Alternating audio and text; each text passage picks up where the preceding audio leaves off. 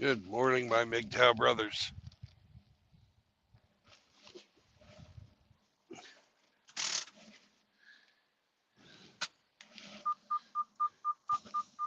Time for the tug test.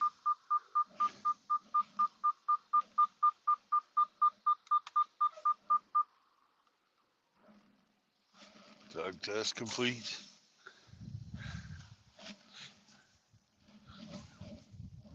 Let's get the fuck out of here.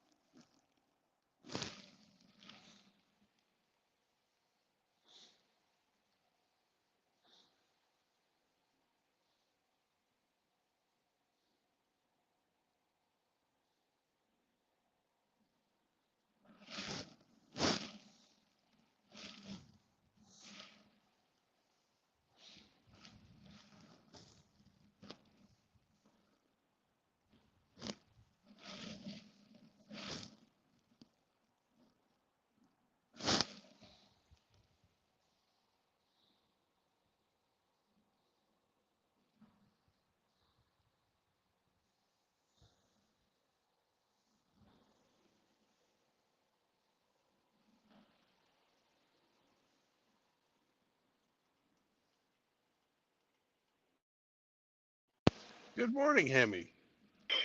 Good morning.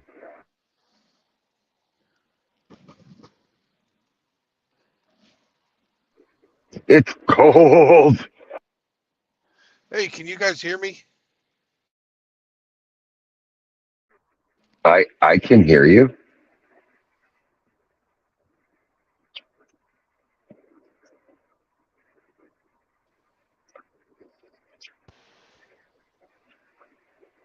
Hey, hello. Hello. Hello.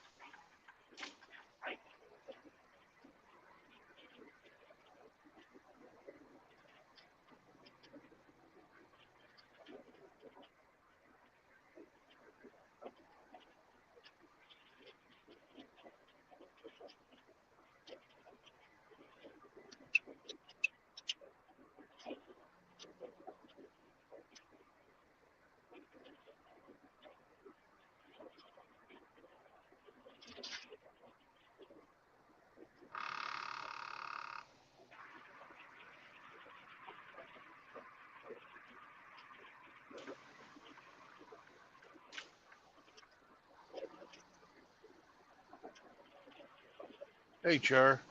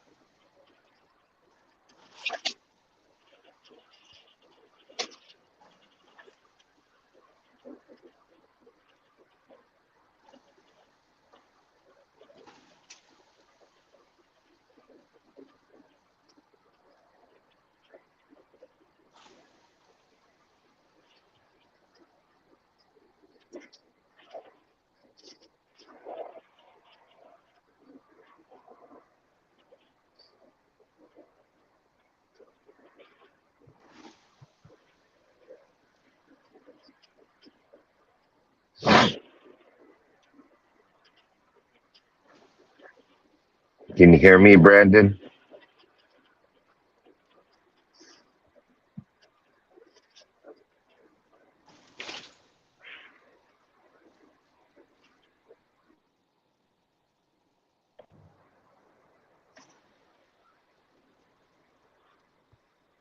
Hey, Brandon.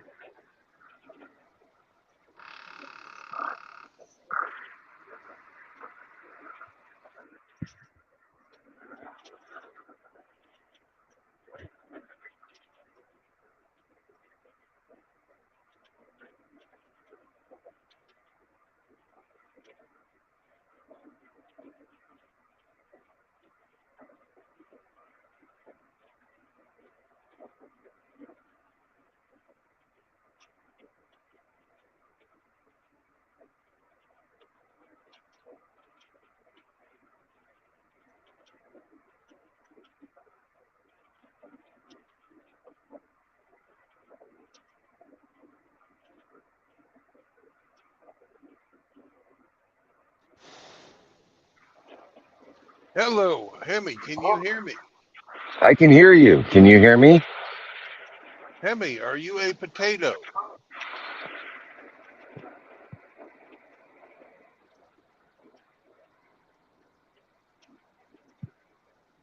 I don't know if my shit's working, but I I have hear you. autopilot, so everything's okay. Yeah. Yeah, I hear you, man. You just don't hear me. So Well, you'll why get don't it you say sorted out that, later. goddamn? Fuck, I am. I can't hear you. Son of a bitch. This new fucking, I'll fucking dick with it when I fucking stop. We're on our way to go, hopefully meet up with Saunders.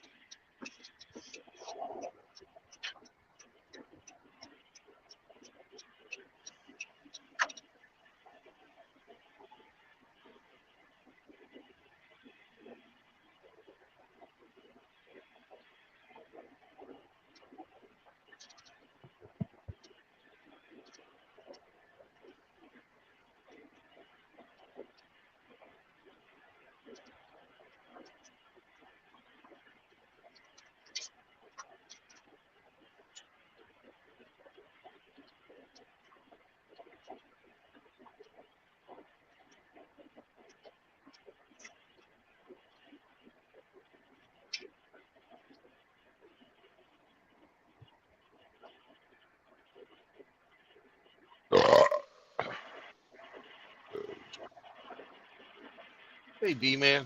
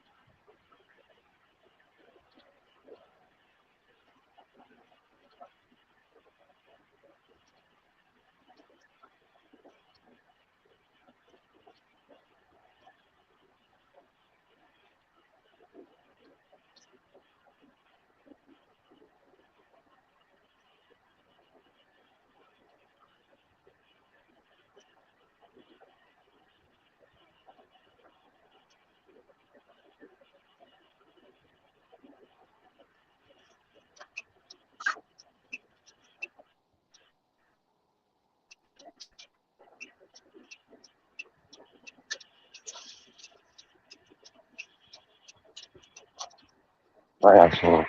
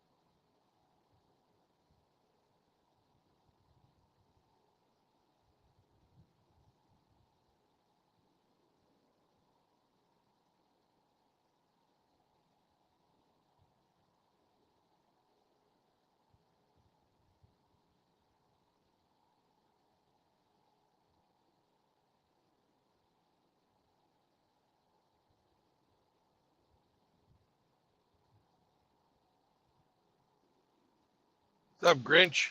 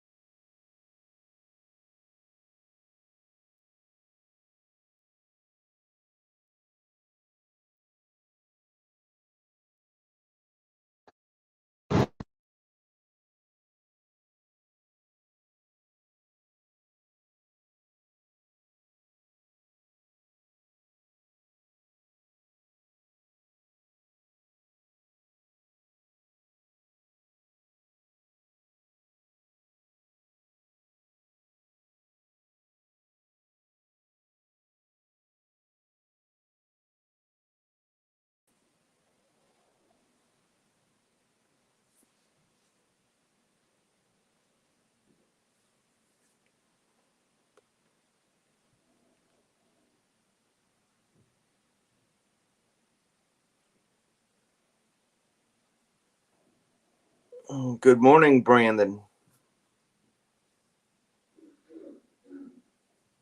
You're muted.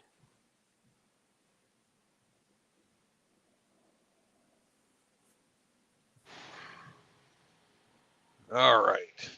There you go. Well, I've been having troubles with it, but I've been fucking pressing buttons, and apparently I've figured out which button to push. Oh well. Hemi was on earlier, and they could hear me, but I couldn't hear them. That's interesting. But now I can hear you. Sorry to hear that. Grinch, can you hear me? Yes, sir. I can hear Son you. of a bitch. I can hear you.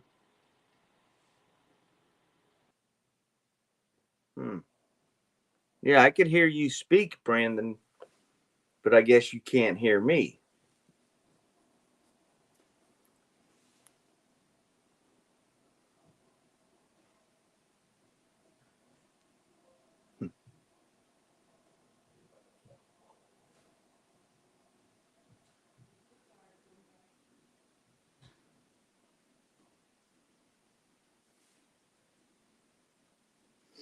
Hmm.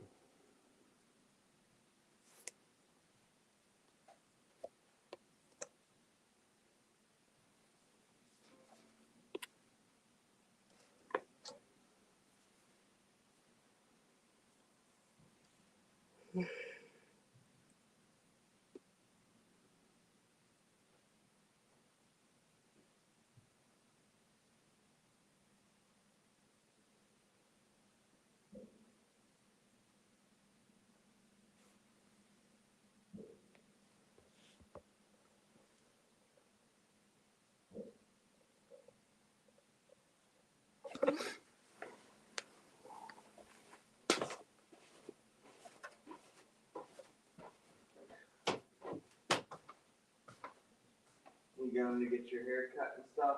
Yeah. Just be careful backing out. The cans are right behind you.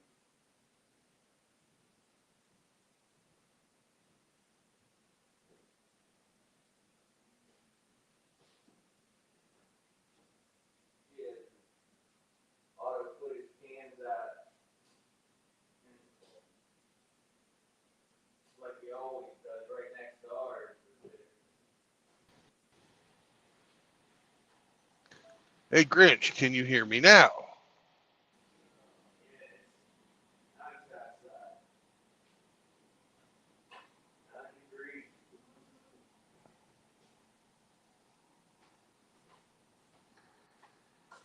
You going to Denny's?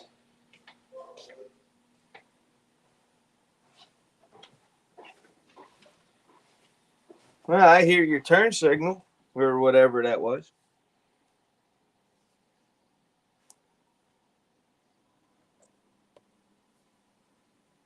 Good morning, Shar. It's a beautiful day. Sun's shining, the birds are chirping.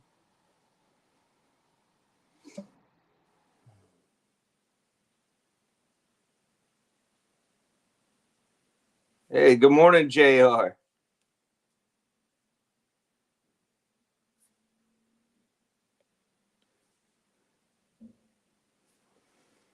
It amazes me, Brandon, that your show has such a strong international contingent.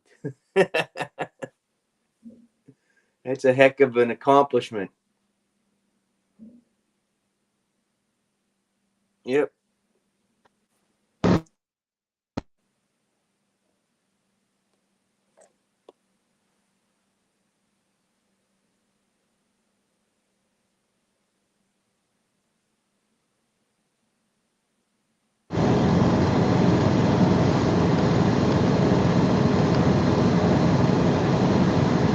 I hear static.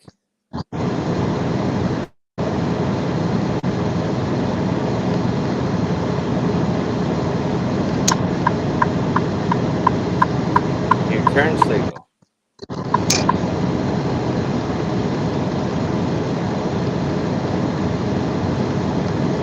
Boy, that's such a beautiful sight there, driving into the sunrise. Is that me causing the static?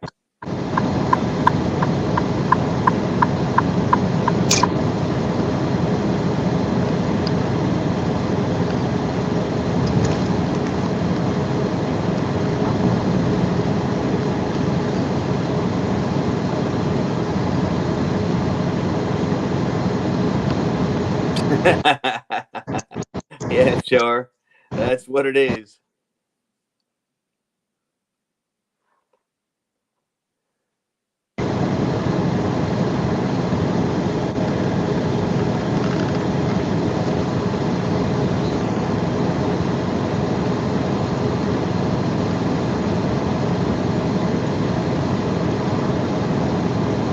Brandon got those new Made in America headphones, and now it doesn't. Now nothing works. It looks like it was made in China.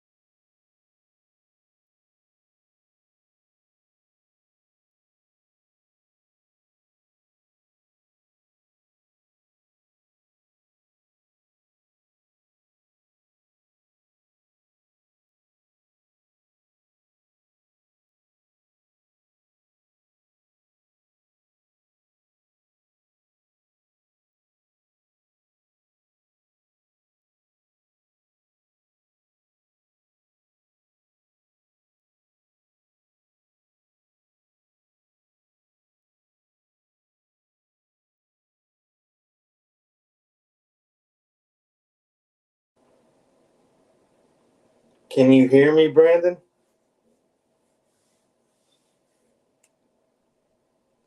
He can't hear us.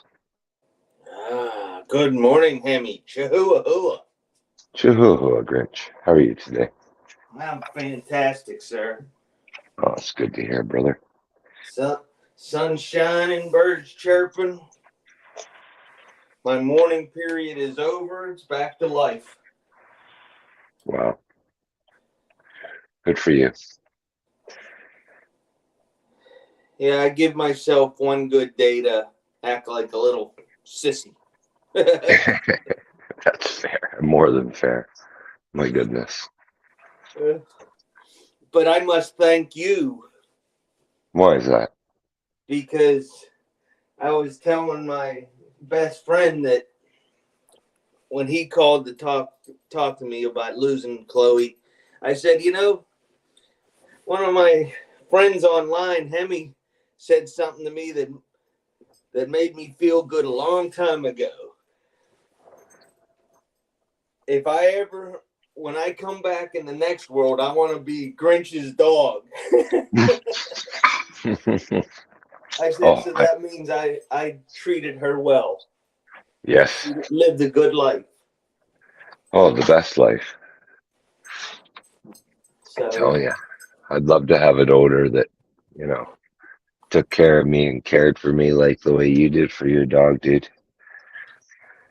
I hear you. Yeah, it was absolutely apparent that how you felt about her. So, yeah, dude, I don't know. I hope it doesn't discourage you from taking on another one. Like, don't get that I'm done. mindset that like she's a one-itis, so to speak. Like Well, she because the was way our fourth dog.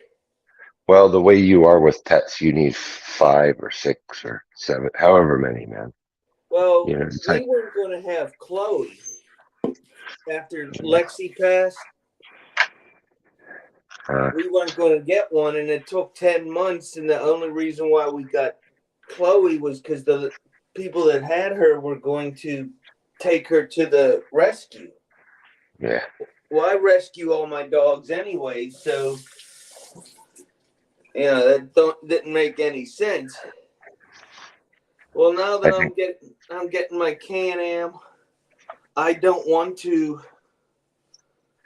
feel guilty about leaving my dog behind. Mm. And if I do decide to go somewhere for a couple days or whatever, and by myself, I won't have to leave the dog just in Cindy's care. Yeah. Because we already help take care of Pappy, so I just don't. Maybe in the long run, this will be best.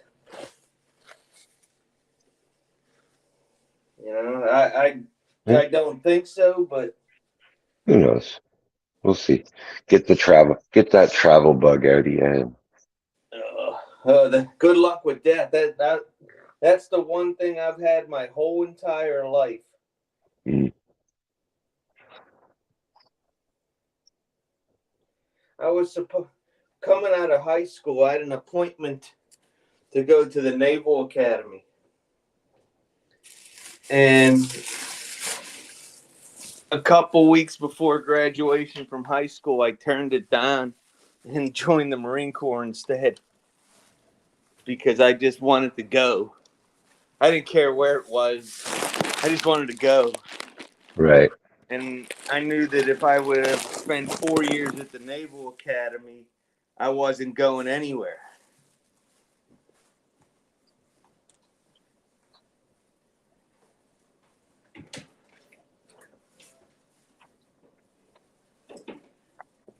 Oh, this sucks. It's cold outside. Yeah. Yeah. At least the sun's shining. It's not gray, but it is fucking cold. No question. So I ended up doing something really stupid yesterday. Okay. It was our annual election for our homeowners association. Oh, and you volunteered to be the new president or something? Yep, I'm the president again. It's Well, sucker written across your forehead. well, the thing is, the last group over the last 3 years has done such a substandard job that it's shocking. The the state of What's their continued involvement? they're done. They're not even on the Okay. board. Oh, okay, good. Because the only way I would say, like go and do that is if they have no longer any influence. Otherwise, they're just going to give you a fucking hard time. No, they shit the bed, and they all three of the three of them that caused this mess are not on the board. They didn't even run. I ended up having to run the meeting yesterday because the outgoing president didn't want to run the meeting, so I had to run the meetings. Well, It was good thing I'm used to doing that stuff.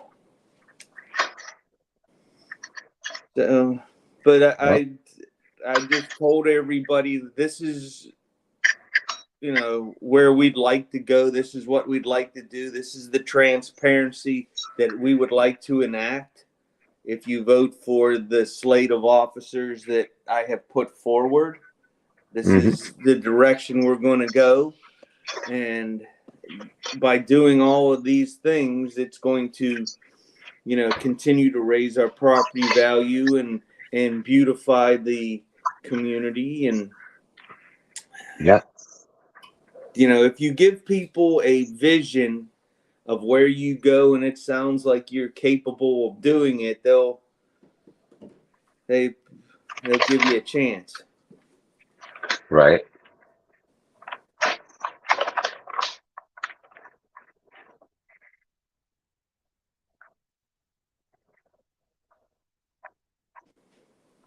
Yeah. Well, that's good. So, me now and you my got a big mouth. hobby. Yep, now you got a hobby.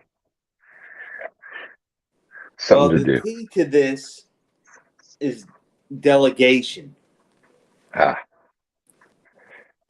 I'm not here to do the work.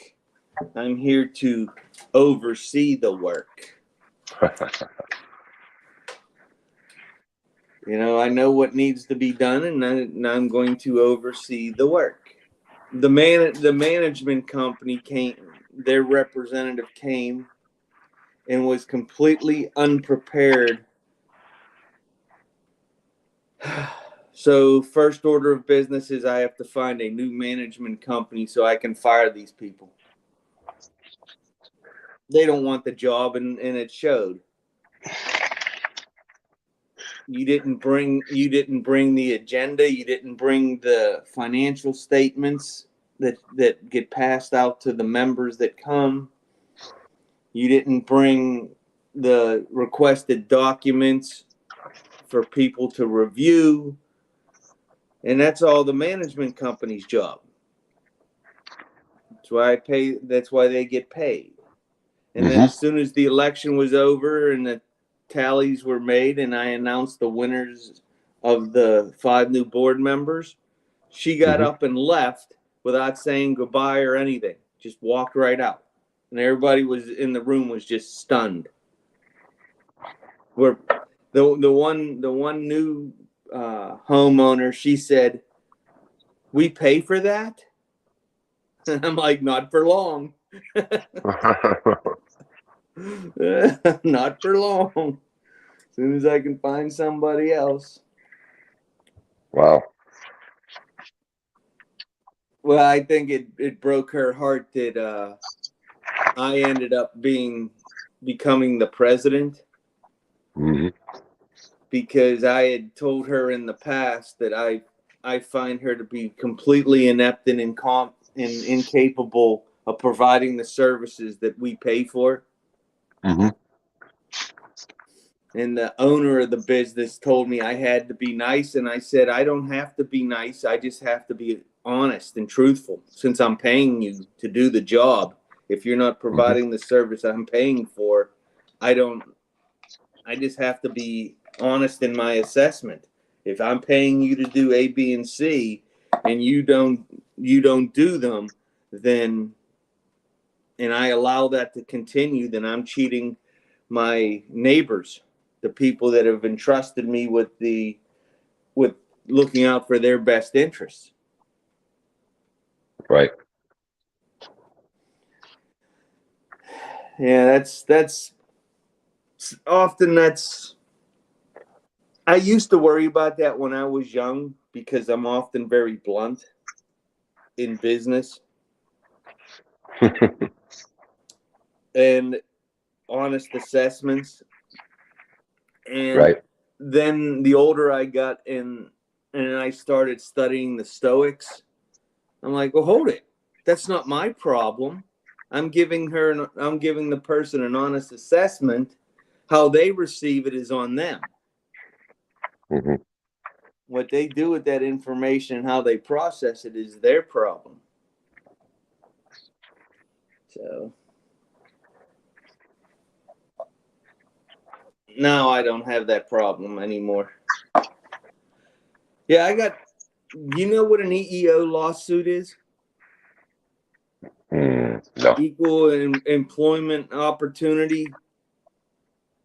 It's Okay. where an employee says that you've done something to disparage them because of age, race, or religion, or gender, or any of that Yeah. stuff.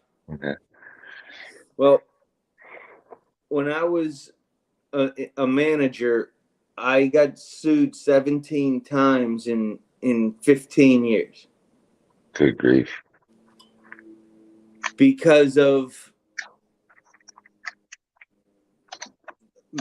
how I would talk to people. If you had an 8-hour job and you were not doing your job, and I told you that your performance was substandard, then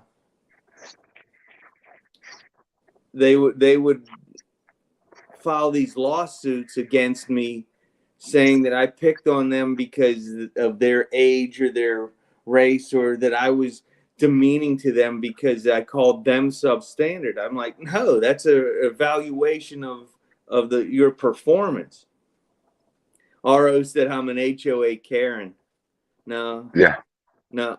My job is to protect the people, not to be a thug. No.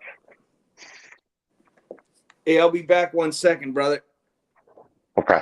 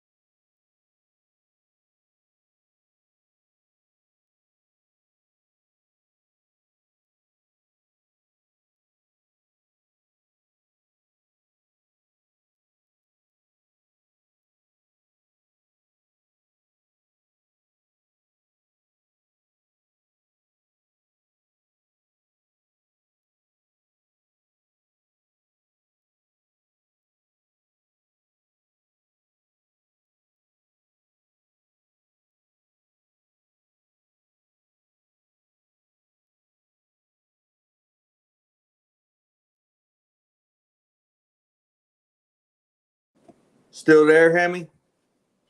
Yes, sir. I still here. Is that a good thing? I got nowhere else to be. Okay.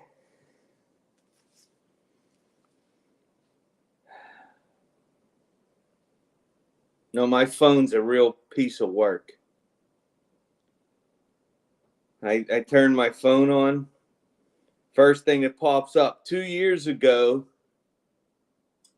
I look back in photos, and it Oh, was, shit. yeah, Mm. yeah, thanks. Yeah, 2 years ago, we met the Chloe.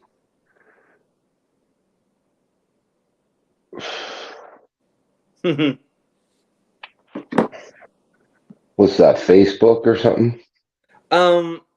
In my photo gallery, So is it it has Google? a feature that if you have photos on a day, it will, Memories?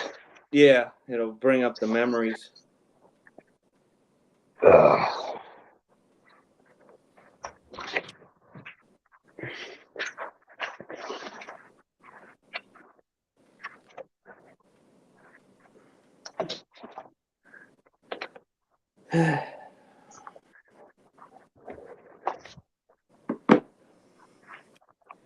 Yeah,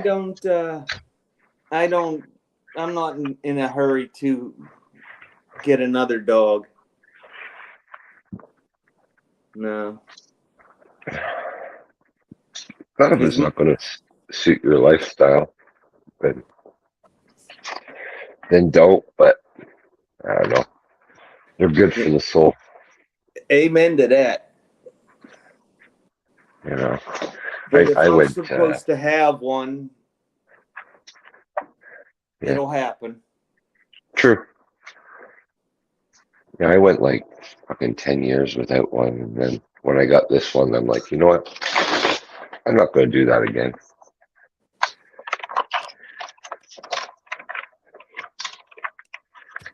You know, I always tell everybody that I like having a nice big black lab with me, because if you think I'm going to let Cindy just kick my ass all the time, Right. you're wrong.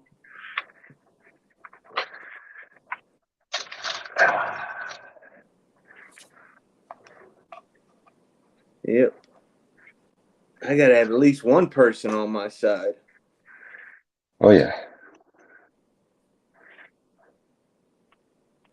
But even all the way up until the first injection, Hmm. Chloe just crawled over to be next to me. Yeah. She knew what was going to happen. I told her.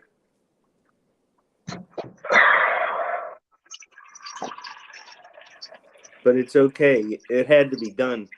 That cancer Oh, yeah. spread to her organs. Yeah. That, it too much pain. Yeah.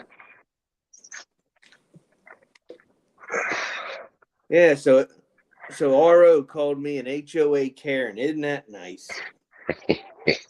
Thanks, RO.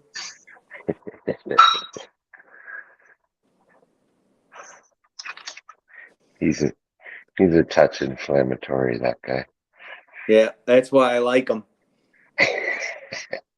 I started watching a lot of Gone with John videos. Okay. Boy, Good stuff. I like him. He's rough. Did you ever see his videos? Oh, yeah. Oh, he's awesome. Oh, yeah. Woo! He gets on them skeezers hard. Absolutely.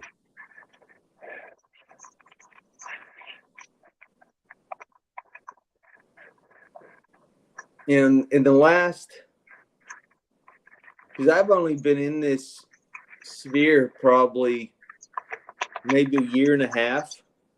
I found it after I retired. At first I started watching all the shorts from Ribby and Sir Yeetus, and that led me to Hammerhand and Warband, and then eventually I found Brandon's stream, and it just wakes your eyes up to the way things really are. Yeah. I wish I would have known this when I was working. I would have been even a bigger prick at work. You would have had more lawsuits against you. Well, I never lost one because because what I was doing, there was nothing wrong. It's just how people accepted what I was telling them. Yeah. Instead of they're just a listening to waste what of I was. time and money. They're just such a waste of resources, though. Well, that's another one of them female organizations within the organization. Right. Yeah. And Not saying that you're wasting you have to defend yourself, absolutely. But it got so bad that other managers that were receiving those lawsuits were calling me to help defend them.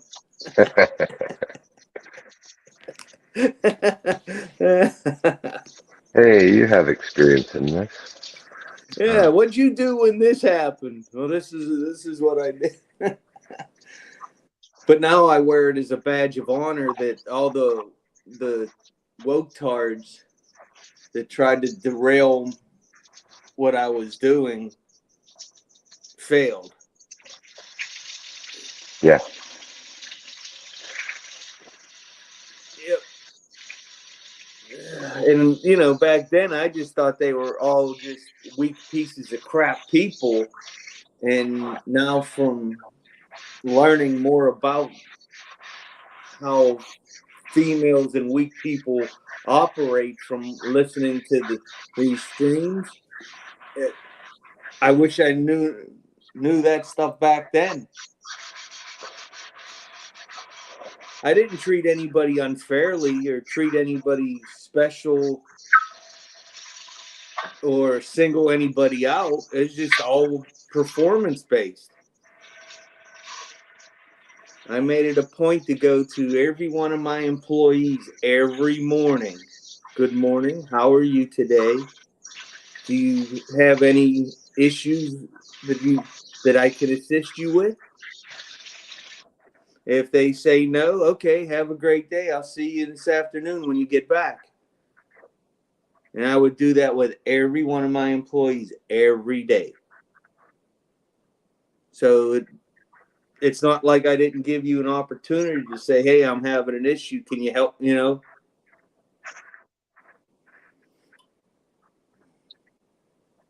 didn't care if you were a good employee or a bad employee. I would talk to you the same and treat you the same.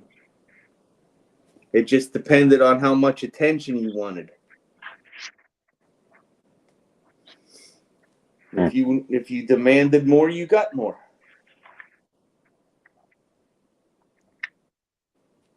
Me, I would prefer to just go in my office and do my job after saying good morning and see ya.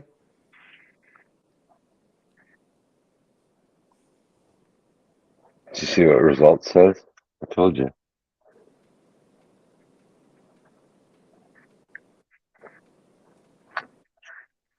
If he had FU money, he'd move into your neighborhood just to troll you.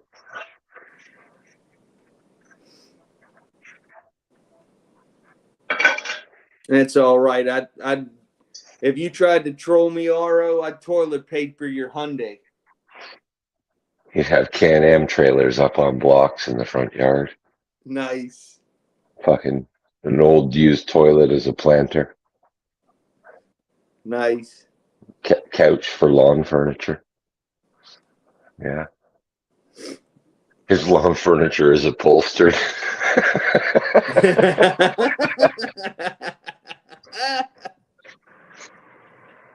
That's funny.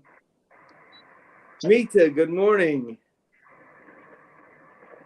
Yeah. Yeah, there's the regulations of our HOA. Our state has inspections, and it's Oh yeah. you have to, because we live in one of the 2 counties in the Commonwealth that require emissions tests. Oh, it sucks. So every year I have to Emissions. get an inspection and emissions in my vehicles. They're brand new. Oh I'm yeah. paying for nothing. Yeah. They went away with them up here. We had them for the longest time. So, well, I know that there's people trying to get rid of them. So it's hopefully it will. Well, here originally we had an actual sniffer test where the probe would be put up the tailpipe of the car. Yep. And it would actually measure its emissions. Yep. That's what we have here. But then what they went to was just, they didn't probe emissions anymore. They just went off whether your car had a check engine light on or not. Mm-hmm. You know? And that's when people knew it was only about money and not about it. Like they finally clued in, it was just about cash, because check engine lights can be on your car for absolute non-emission related things. Like Gas cap's loose. well, that would be an emission related thing, a loose gas cap. But let's say a torque converter clutch failure. That's not going to change the output emissions of the car. It's just going to change its transmission ratios. Yeah. Like the engine's still going to put out the same amount of CO and blah blah blah. Like, yeah, I don't know. It's just bullshit. It is bullshit. It's just another that's $70 a year that they charge to have the emissions and inspection done annually. Mm-hmm. And I despise the nanny state. But here in the village, we have in our bylaws, if you have a vehicle that is unregistered Mm-hmm. and it's just sitting in your driveway, Mm-hmm. you have to, if you have a vehicle, it's supposed to be roadworthy unless it's in your garage. Right. Well, the one guy's got 3 vehicles that have inspection stickers from 2020 or older that haven't moved since 2020. Parts cars. Now, I don't bust his chops. I don't, that would be for his neighbors to bust his chops. I don't care. He don't live next to me. That's the train. That's the tranny. Yeah. He had surgery and everything. Wow. Committed. Yeah. Nothing like seeing a balding tranny. bald woman. So Or woman. last Friday, Cindy and I went to Macy's because she needed some dress pants, and since she retired in 2020, she got rid of all her very nice clothes like that, except for her dresses. But she didn't have anything for this type of weather. So we're in there looking at ladies' clothes, and there's this dude, 6'2", wearing a dress and high heels with a hair pulled back in a ponytail and a beard. The fuck? And I couldn't help it but laugh.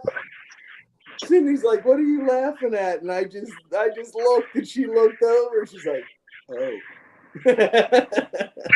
Just So, point. you know, you don't know if that's their lifestyle or if they're just trolling everybody. You know, that's just, it was funny as shit. Had that beard going on. Yeah, nice little hammerhand beard. It's fucked up.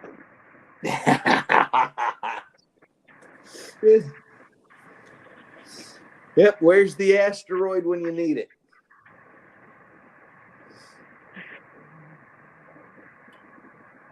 You know, they used to put people like that in a circus. Asylums. Yeah. Yep. Hard to believe it's been 30 years since they got rid of the insane asylums in the United States.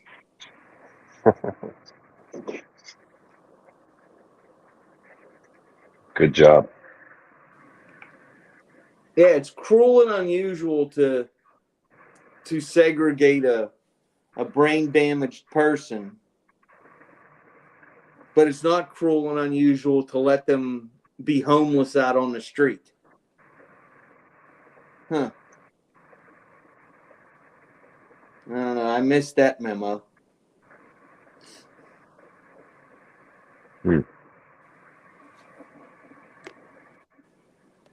Yeah, they did the same up here. They shut down a lot of the large mental hospitals and just flush them out onto the roads. As long as they don't hurt anybody, like, threaten to hurt anybody or themselves, they're just left alone. Wander up and down the road talking to themselves aimlessly. Ooh, you know. Good morning, Kevin Killjoy.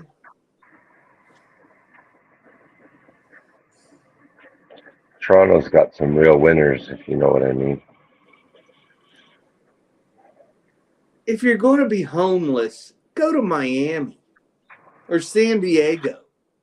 Yeah. You know, somewhere nice. Yeah. It's hard to be homeless when it's negative 30. We're getting a lot of the tent cities popping up in public parks now. There is a lawsuit progressing through the federal courts here in the States that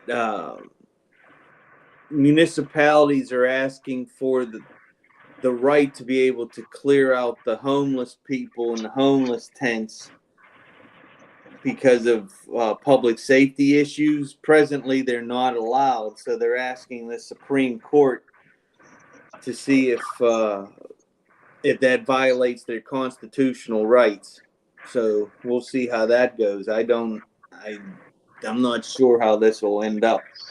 See, like, public vagrancy laws already exist. Like, I don't get it. Like, why you're not allowed to remove them from public parks, because against their rights, there's no right to camp out in the park. Well, here in the United States, we have in the big cities, we have a lot of panhandlers. Mm-hmm.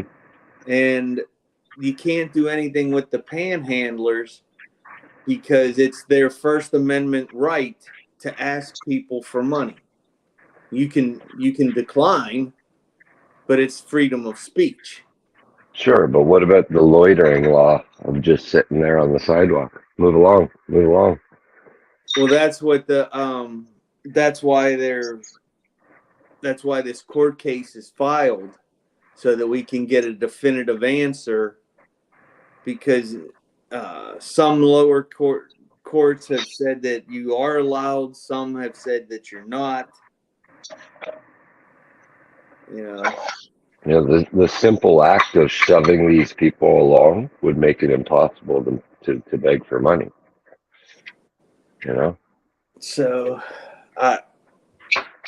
I'm just grateful that I'm not in that situation that I have to make that decision. And that's why you move outside of the city limits itself, so that way you're less likely to incur that situation. Right.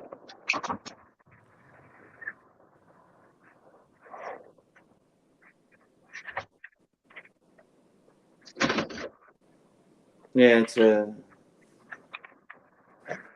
not good. No? You know, that's for the amount of money that the United States spends on third world rubble. Hmm? Everybody could have a home, a college education, and all the medical treatments their heart desired. Yeah. But that's not how our system's set up. You know, the people that ask for that type of system here, that's not how, you know, ours is supposed to be all about personal responsibility and suffering the consequences of bad choices.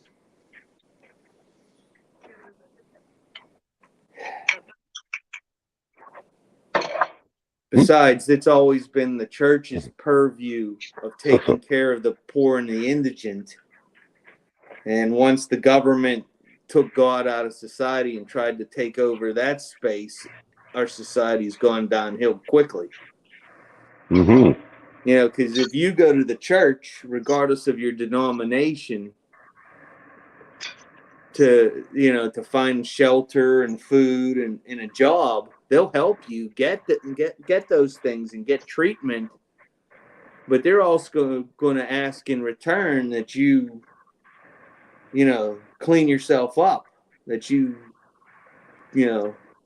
start doing the right things. You're going to get your ear beat. The government just hands you money and go, here, survive. Right. Well, you people in those situations often need direction. And regardless of what people may think about the situation or not, my belief is that if you don't have the Savior leading your life, you're lost anyways. Mm-hmm. Not to say that I'm a good Christian. Lord knows I'm a sinner, and I'm ignorant of a lot of things that I shouldn't be. But I keep working at it every day, a little bit every day. Right. And I must have done something right because he saved my life. So.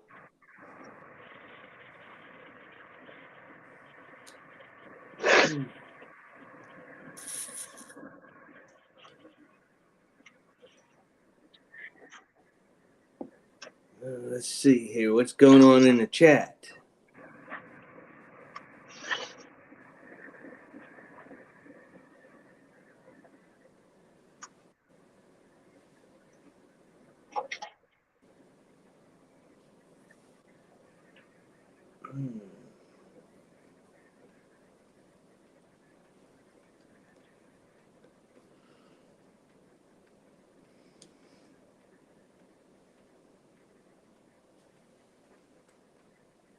Yeah. I must have made Moki Alex mad at me.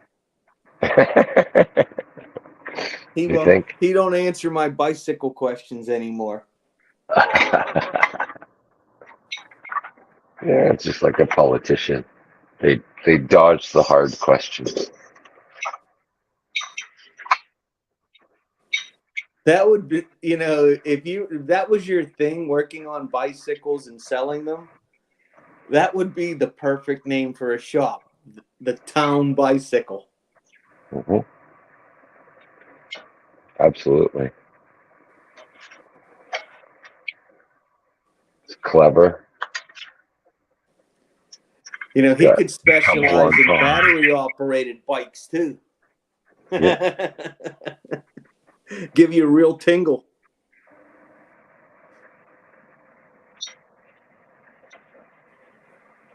I just hope he gets a job.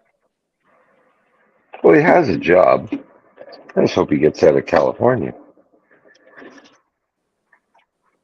You know, Yeah, he has a job. he could go down to the postal service and try to get a job working at one of the mail processing facilities, starting at $20 an hour after he gets off his probation. In 12 years, he'll be making base salary of $75,000 a year at today's dollars without overtime, medical, dental, retirement, the whole bit. 5 weeks vacation, 13 Sure. sick days, and the people at the plant, if they sign up for overtime, they can work 6/12s if you want. They're people that work in the processing facilities that make 6 figures with no problem. Yeah. If you become what's known as a mail handler, and those guys, they're allowed to work 7/12s by their contract.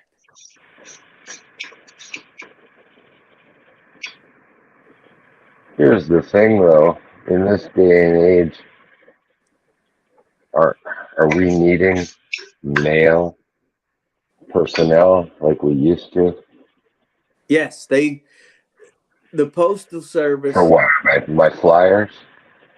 Well, the post office is having a hard time hiring people because nobody wants to do a manual job. Hmm. So, it's really crazy that what was at one time considered a nice blue collar job because of all the benefits, and you won't become the most wealthiest person in the world while you're working, but if you set your finances up properly, you'll be netting the same money or a little more take home a month than when you were working for the rest of your life retired. Hmm. There's not many places that offer pensions anymore. They're all into the 401k thing. Yeah. So with the post office, you have your 401, a pension, and your Social Security streams coming in. You don't, and all you have to be willing to do is a little bit of work. Now, I'm not saying that he should or shouldn't become a letter carrier. I was a letter carrier first because I like being outside and being by myself and working daylight. But Right.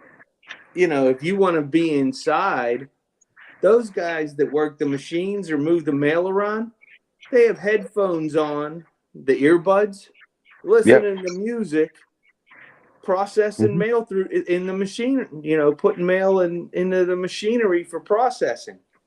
You're not actually hand sorting stuff. You're loading and unloading machines. What?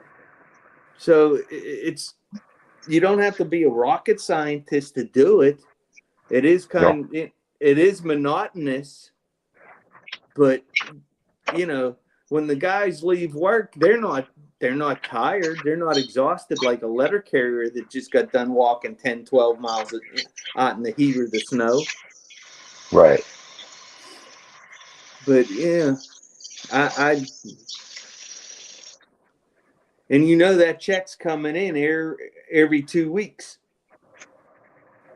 Right.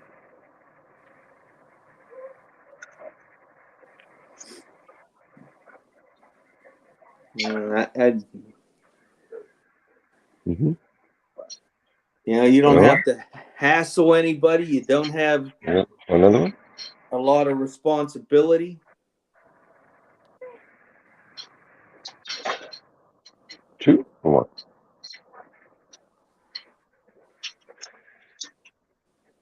RO said Hemi won't shoot the shit like this with me. Hemi discriminates. Or was such a whiner. Well, he's a cat owner. That's why.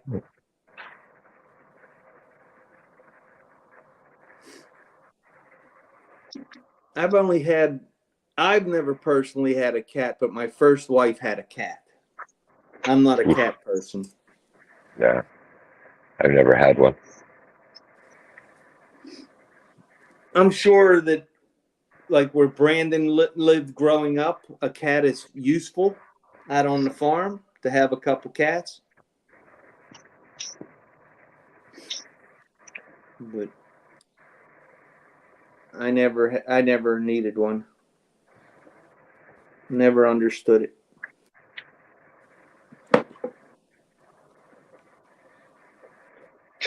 Cats are nice, Mita says.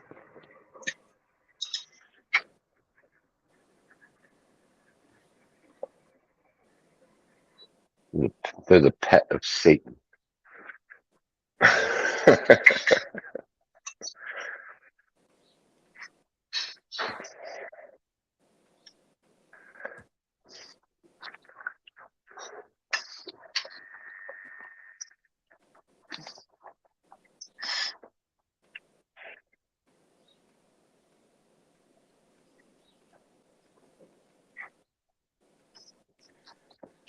Yeah, my new Fitbit isn't working right. Oh no. It's telling you you're a fat slob. No, the second hand. I have a dial Oh. face on it, and the second hand's not moving. The minute hands are working, but the second hand isn't. So I have to change the dial face. Time stands still. That's a good song. I slept good last night. I had a sleep score of 87. Wow. Awesome. Do you have a couple of shots of whiskey before you went to bed? No.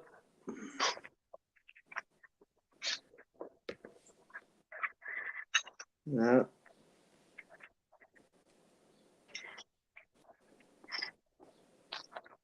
I haven't had a adult beverage in a long time. I'm more of a tequila guy. Mm-hmm.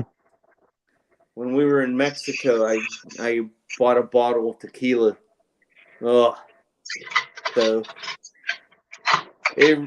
every once in a while, I haven't had one since last summer. I put 2 ounces in a glass with some ice and just sipped on that. But alcohol makes my stomach hurt. Yeah. What do you drink? Don Julio or Patron? No, the bottle I have is from some family distillery down in Mexico. Mm.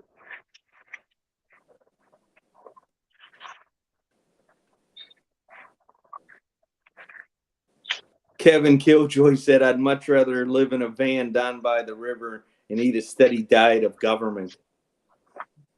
Government cheese? Well, here's the thing, in the perfect world, they wouldn't be handing anybody government cheese. They'd be saying, no. What's wrong with you? Are you broke? No. Go make your own cheese.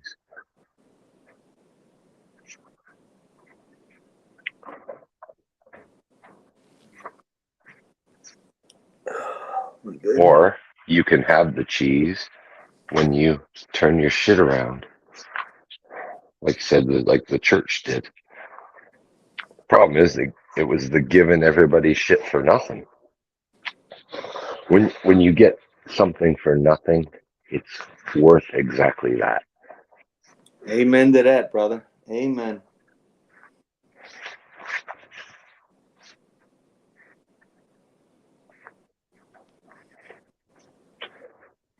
You know, at least when you go to the church, they at least try to save you and your soul.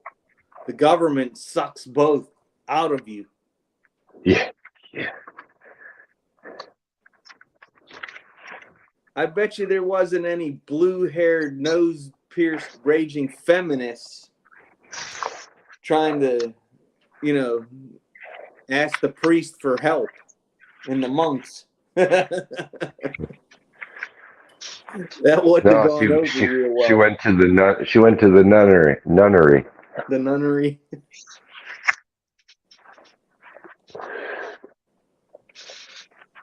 I'm sure them women weren't nice.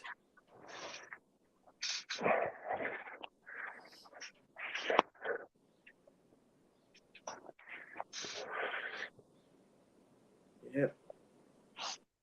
Worst thing in the world is a room full of women and you're the only guy. Fucking hen house. Oh, thanks.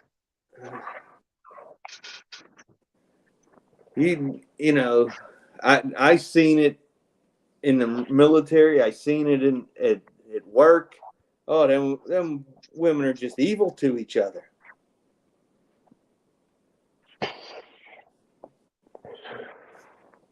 Don't try and understand women, son.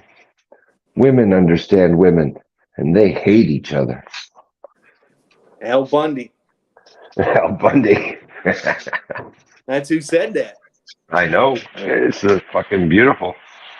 It's like they understand each other and they fucking hate each other. Our neighbor up the street just had the baby shower, and women get all dressed up for that shit because I guess they try to impress each other. You know, I never gave that any thought before, but yeah, is that the truth? They get all made up and get their nails done, their hair's done. What are you doing? You're just going to go eat some canopies and give somebody a box of diapers and say congratulations. What the hell you got to? I don't know. Guys get together, they just show up in jeans and a t-shirt, and hey, where's the beer?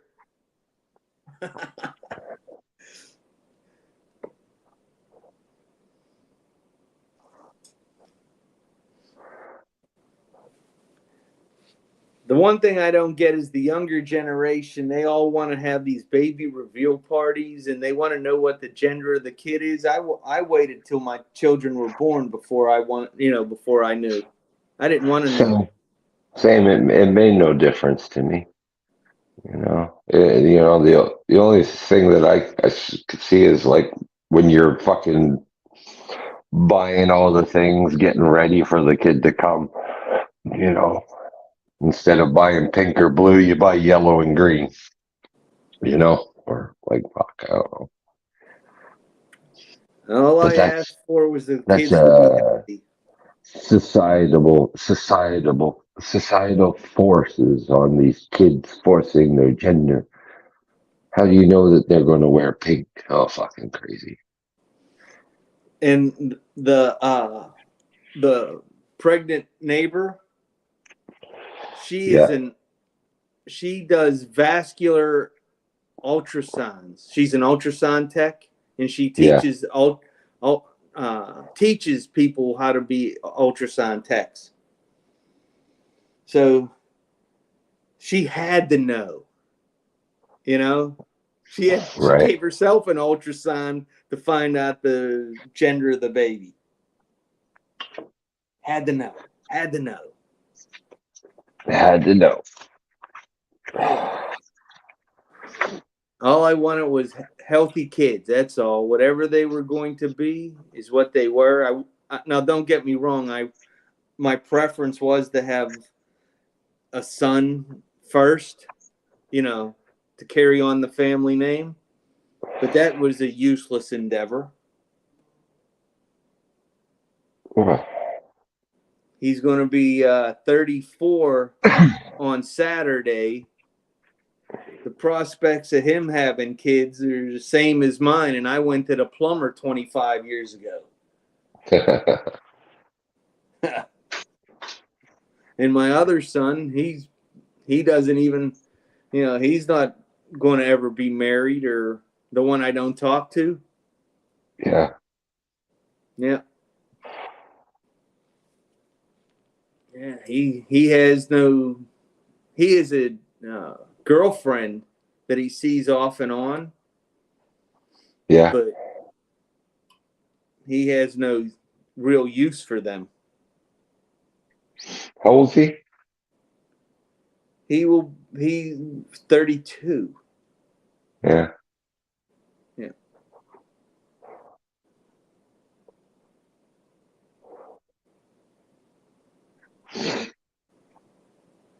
Yep. He's playing Captain Save-A-Ho. Trying to take care of his mother.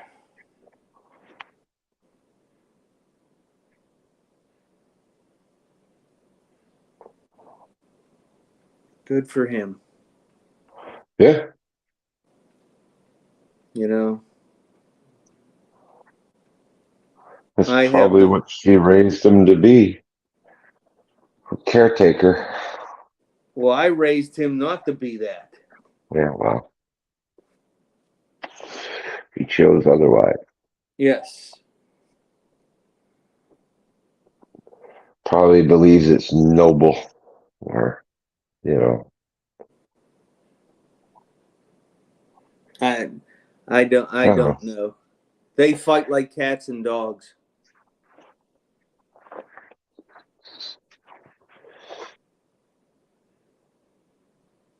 You know, he just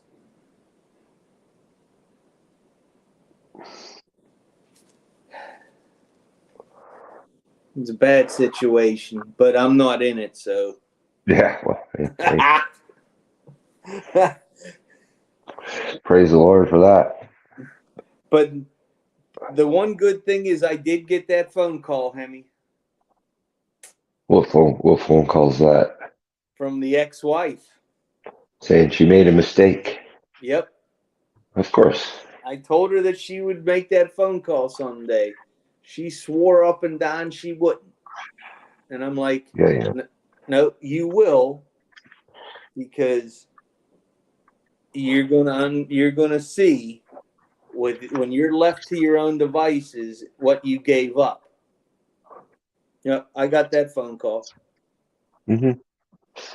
And my response to her was, you don't have to apologize to me. You owe your sons because of the damage that you did to the. Because no kid goes unscathed when the family breaks up. You know that as well as I do. Absolutely not. And I said, the damage you did to your kids, you can never make up. They don't care. They fucking murder them, man. You know? It's a shame that. But unlike her, once I got over my 18-month binge, my drinking binge. Yeah. One of my friends called me up one day and gave me the same advice I gave him when he got divorced. Hey, you son of a bitch, the sun came up. When are you going to start living again? Yep, I put down the bottle and Good. Started putting my nose to the grindstone and started, it wasn't that I wasn't working, but I wasn't being productive. Sure. And Sure. then that's when I became a productive member of society again and start hitting it. Started, rebuilding all that I lost. Right. Except I never bought another drum set. Nope. Never bought another drum set. When the judge took mine, I was done. Yeah. A chapter in your life, you know? I had a $20,000 custom set of drums. And that was the 1980s money. Yeah. I had a kit that Neil Peart would have loved to have played. I think of all the stuff that guys lost, you know, the drums, the fucking Cars, boats, retirement. Yeah. retirement money, yeah. Tools, things like that. But the difference between us and them is once we shake off the pity party and the anger, we become productive again, and we get our ass back in gear, and we continue to live. We don't look back. Most guys are not, oh man, one of the best years of my life was when I played on the high school football team. Yeah. You know? You just keep moving.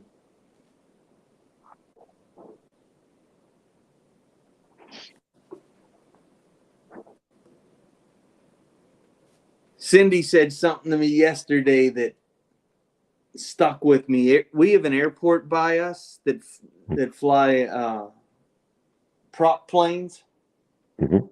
And every time Chloe would see it, she would bark. Hey, I'll be right back. I got to run out, drop this trash into the can. Okay.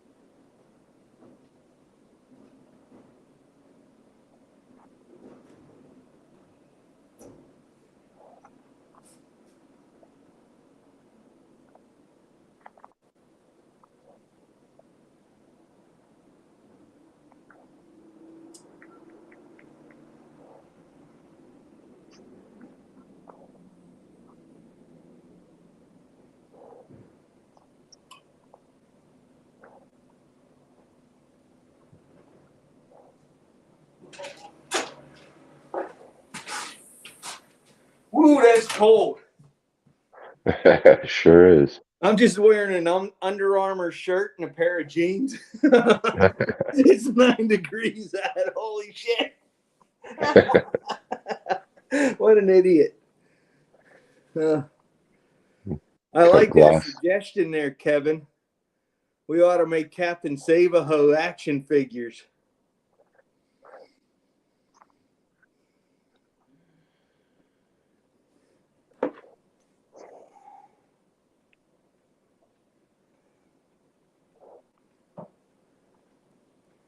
Yeah.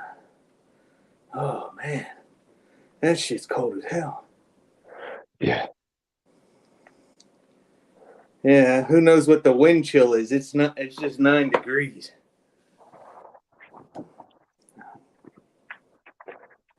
I gotta hand it to you Canadians for enjoying living in this type of weather. We don't enjoy it. You must.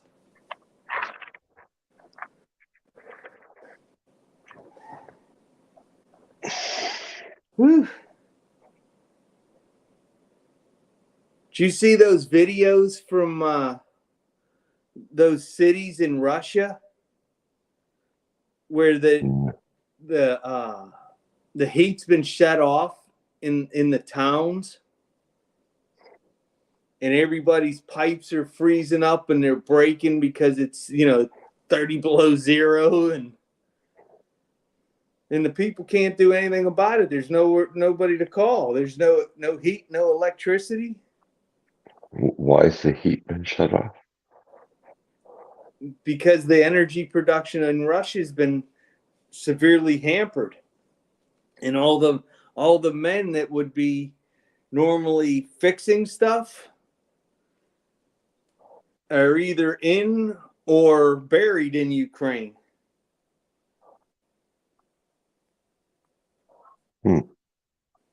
What a mess.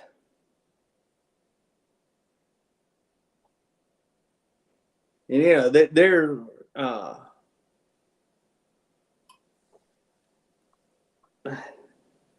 towns, they're not, modern code like it is in Canada or the United States.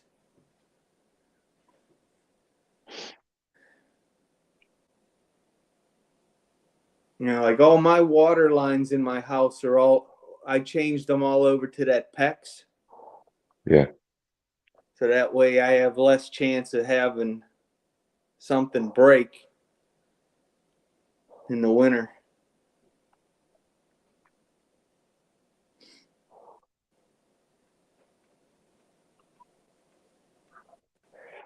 Yeah, the pipes are more resilient. The fittings are still the same story, though.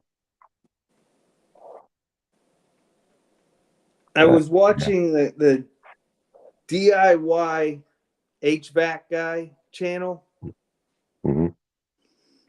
and he was showing there's a way that you can set up at the junction box on your furnace so that you can build the electrical shutoff right there on the furnace, so that portable generator I have, I can just run that right into it without having to put the box on the outside of the house. Yep. And I'm like, oh, man. So now I just have to get my buddy who's an electrician to come do that for me. I don't play with electricity. It's not something that I've ever done, so I don't think I'd want to do that on a brand new, a new furnace myself. Yeah. It's absolutely really simple. I understand the intimidation aspect, but it did look very simple. It was only the 4 wires, yeah. Yeah, if you were to, let's say, have your electrician buddy say, okay, I want to do this. You just, talk me through it. You'd be like, wow, that's it? You'd be like, yeah, that's it. Like, shit. I think I'm more intimidated by the responsibility of fucking it up. Yeah. Because I would never hear the end of it. Yeah. So yeah, it's very, very simple to do. Putting in an outlet downstream of the switch. Yeah, it's right on the side of the furnace. I'm like, oh, son of a bitch, that would be awesome, because that way I could just run the power line under, because I would put the generator out on the back deck, run the power line down through the window down in the basement, plug it in, bang. Even better solution is to take your quote unquote essential services, you know, the things you absolutely need in a power outage, Yeah. and put them on a pony panel of their own, where you just plug the generator into an outlet, let's say outside the garage, and it feeds that panel. And through that distribution panel, it goes to everything you need through the house, like the freezers, the furnace, yada That's yada. what I was originally planning on doing. That's more because what you're proposing, what this guy showed on, I've seen that video. That requires you to run like an extension cord to the furnace. Yeah. But if your generator is large enough, it still has extra capacity to run other things too. So, you know, the more, I don't know, foolproof method is have your electrician guy do a panel with it, maybe a, you know, a 6 slot panel, has your fridge, your freezer, your furnace, and a light circuit, you know, My so you're not in the dark. my Westinghouse generator is standard run is 9,500 Yeah, yeah, and peak is 12.5. yeah. You got So I'm lots easily of able to headroom. run the furnace, the you know, a couple refrigerators. Yeah, that's the I don't know, the more. That's the conventional way of doing it. Yeah, and it's the more, you know, idiot-proof way. It doesn't have cords laying all around, and you know, it's neat, it's tidy, it's professional. I don't know. That's what I That would be aiming to do. that's what I originally wanted to do until I seen this video and I'm like, fuck it. I just need to be warm. Well, absolutely. That's a definitely a low budget way of keeping you warm in a power. Yeah, But it's I beautiful. having the generator that I have, the dual fuel generator, I bought it so that I could power, just about everything. The refrigerator and freezer downstairs, and the furnace, and Like then you could probably even run a furnace on like a battery inverter setup. Like mm-hmm. there's not a lot of juice, you know, taken by a furnace. The blower, that's about it. Yeah. To hold the gas valve open, that's only millivolts. You uh, know. In so the that's old that's days, going to be my spring project. For the old days with the every year I have a project done to the house, and I nice, think that's going to that's be this smart. year's project. The old days with the standing pilot light, uh, they were they were foolproof. You know, the power went out, they still worked. Mm-hmm. But Greta says pilot lights are bad for the environment.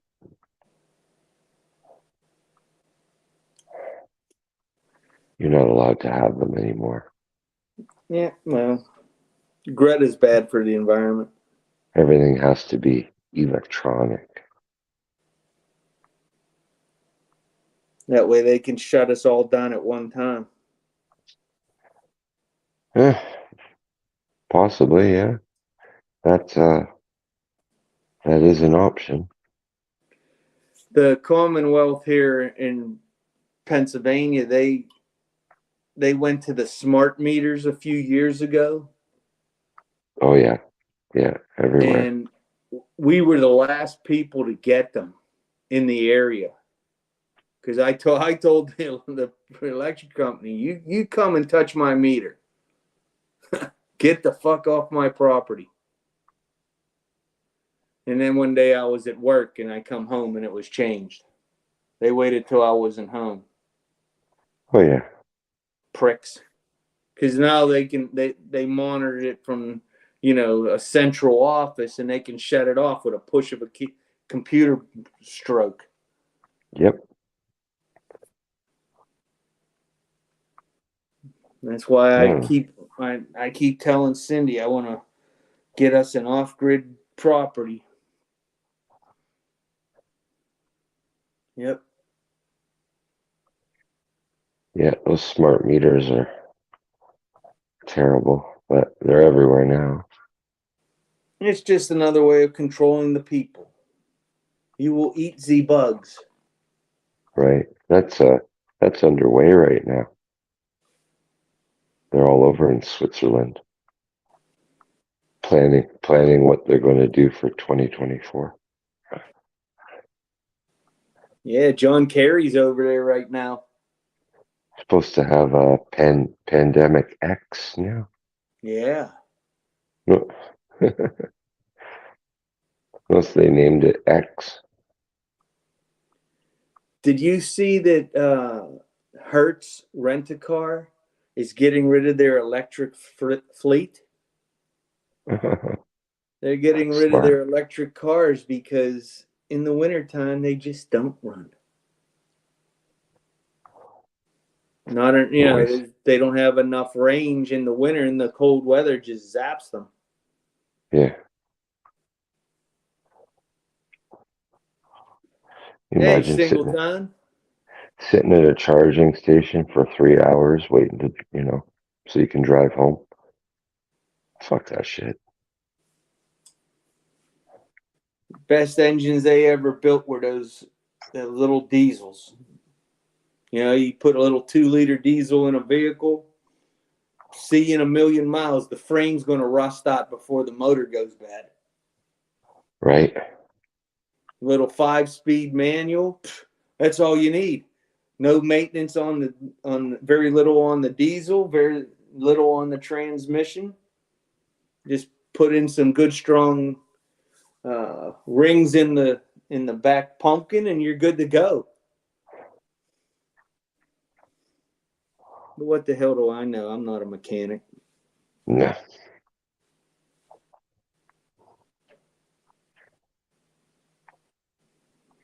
A lot of the guys in the neighborhood were questioning why I bought the V8.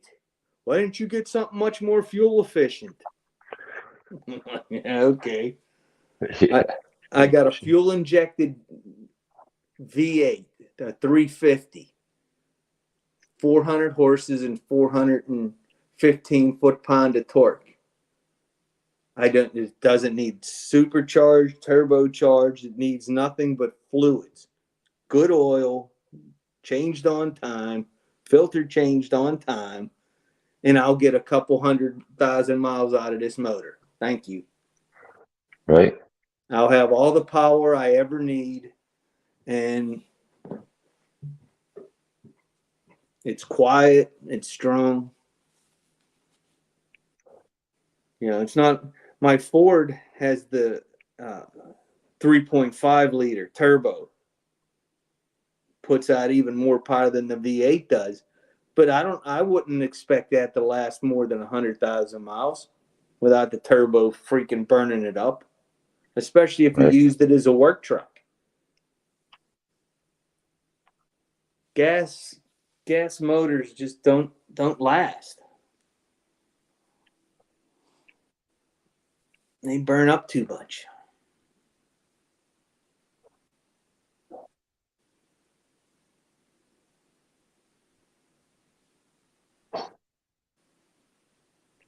Did you see that Stellantis has got in trouble again for their diesels? Oh, really? Yeah, the federal government's going after them for their emissions, just like they did with the VWs. Oh, okay. I guess they were electronically manipulating them somehow. I don't understand how it all works because I didn't read the whole article. I just thought that was bullshit. Huh.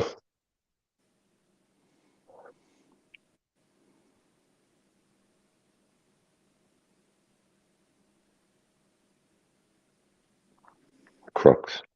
Yeah, that's all it is. Government's the real grifters and the real enemy now.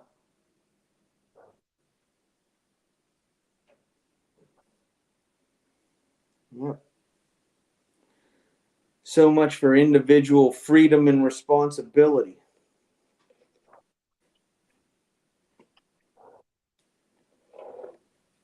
Well, that's because they know people won't be responsible. Well, then they get to suffer the consequences.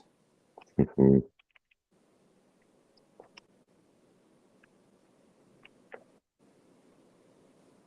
You know, that's what made the American experiment so different from everybody else. Everybody should be living like, what was his name? The mountain man, Johnson. Yep.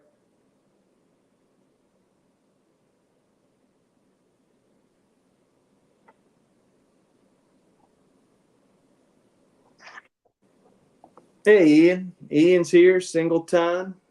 Kevin, the godfather of Ramaldi. What's up, brother? I don't know if RO's still hanging around. He hasn't insulted me in a while. He's working.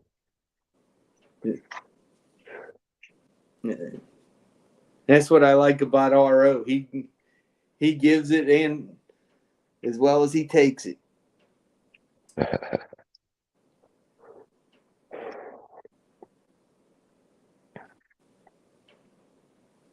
I was saddened to hear that RO and Outlaw broke up. Wow. I really thought they'd have a future together. He'll be back. On again, off again.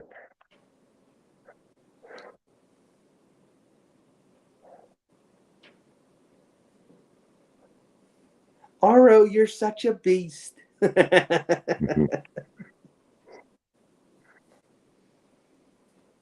Sure, your traditional toxic relationship. What'd you make for breakfast, Hammy? Pancakes today. Oh. And no RO, no American bacon.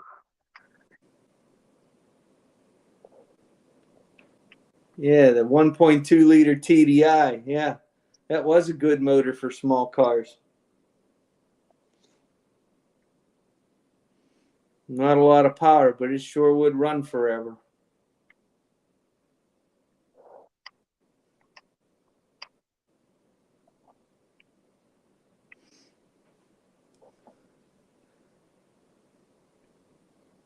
So Brandon's on his way back to Missouri, huh?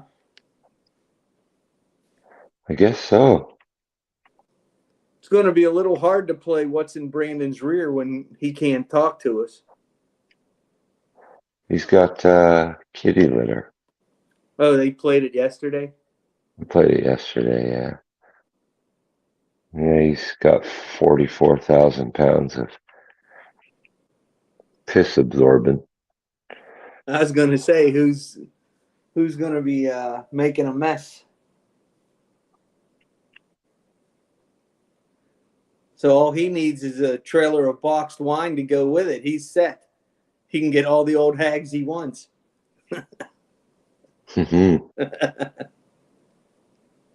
RO's listening. There he is. Here's my man. Grinch has got jokes today.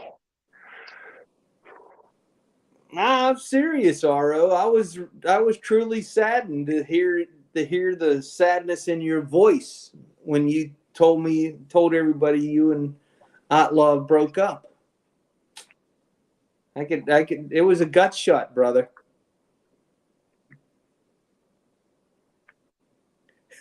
Kitty litter for those crazy ass feminists and single moms.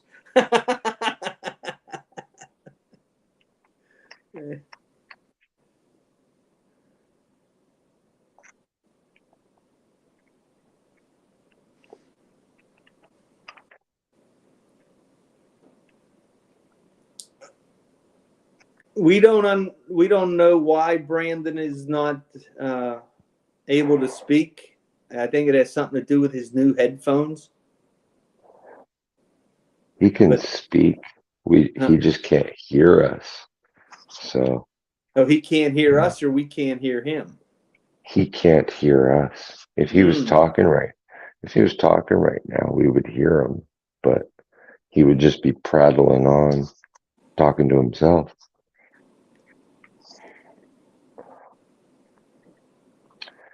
It happened yesterday. He just got them yesterday, and it happened yesterday too. He couldn't hear me for a bit. Changed the setting, and then he could. So.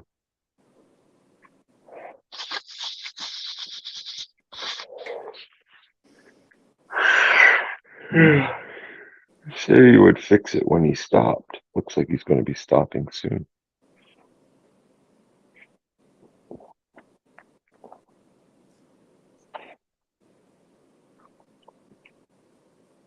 Maybe he's picking up the box wine. Yeah. Single mom date night package.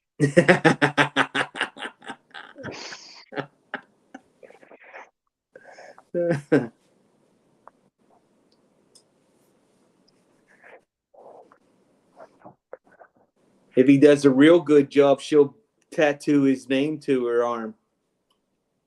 Ooh. That's when you made the big time.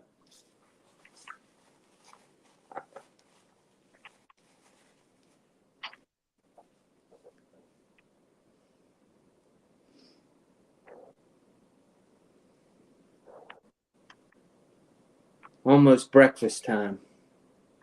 Nice. What's for breakfast? I don't know. Thinking about maybe spaghetti.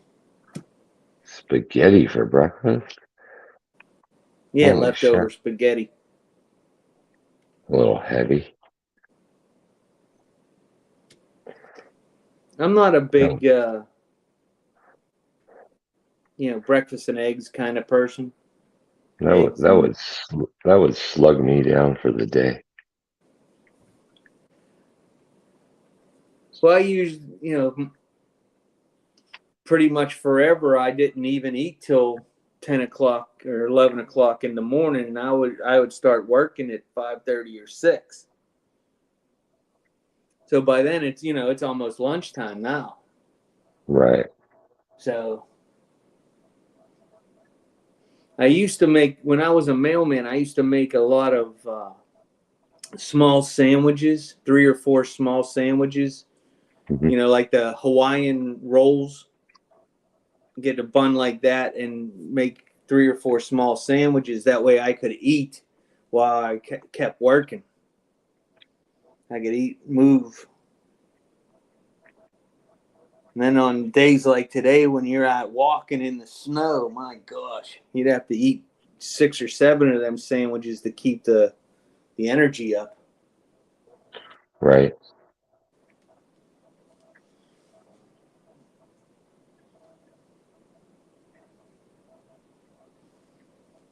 You learn how to stay warm without getting sweaty. Mm-hmm.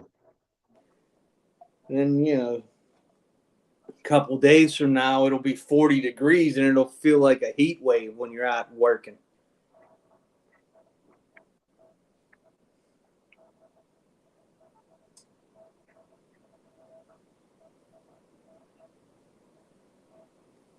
Ian said box wine is not cheap anymore.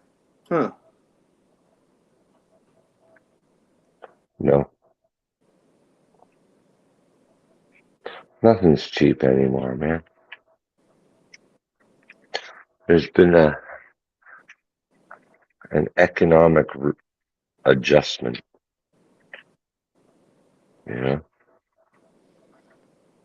Well, if the economists are correct that a lot of the companies are starting to reshore their manufacturing in the NAFTA countries, then you're looking at 10 years worth of build out to make everything that we need that is presently being produced overseas. The good news is once you get done with that inflationary period and everything's built out and the supply chains are built up and everything's made here in Mexico, Canada, and the United States, future generations are going to be self-sufficient, which is good for our grandkids. They won't be subject to the Right. being blackmailed and intertwined with international politics like we have been in the last 70 years. I heard a beep.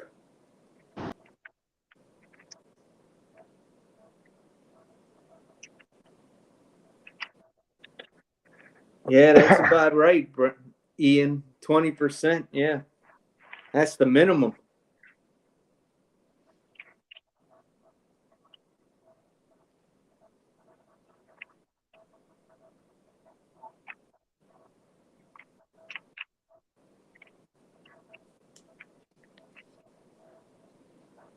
There's the Clobo.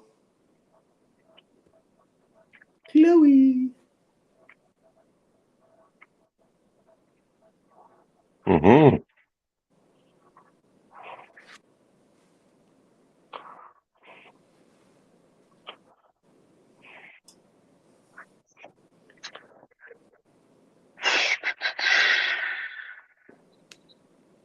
Maybe he's fixing his mic now. Yeah.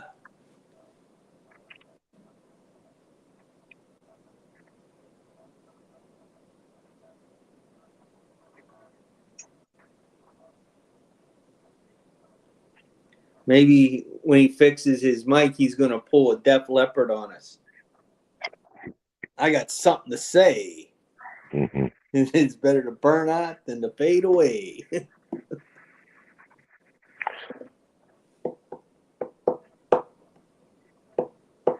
I wonder if he's been listening this whole time. Oh, yeah.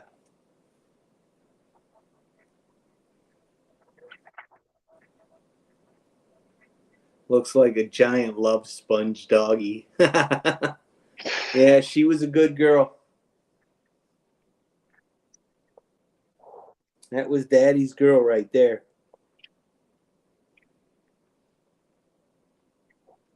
Right on. I'm just glad I didn't buy the Ural. I was looking at getting a Ural motorcycle. For the sidecar. Yeah. So I could take her with me. Ugh. If I would have been stuck with a Ural and no dog, I'd have been really upset. They build those with a 750 BMW motor.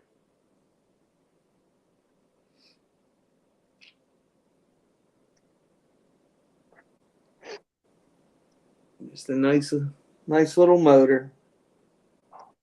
You get them with the one version, both rear tires, the one on the sidecar and the back of the bike turn.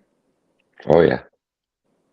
They were originally designed by the Russian military for use in the snow and mud and everything.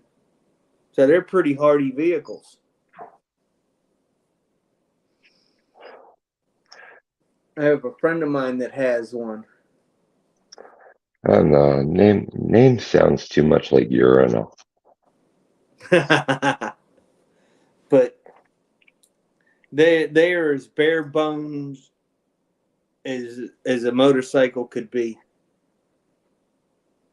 The single seat is one of them spring seats Mm-hmm. from the 1920s, unless you get the extended seat.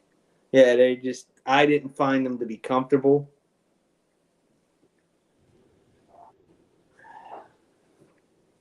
And I just prefer to be comfortable, especially if I'm going to be taking long rides. Right.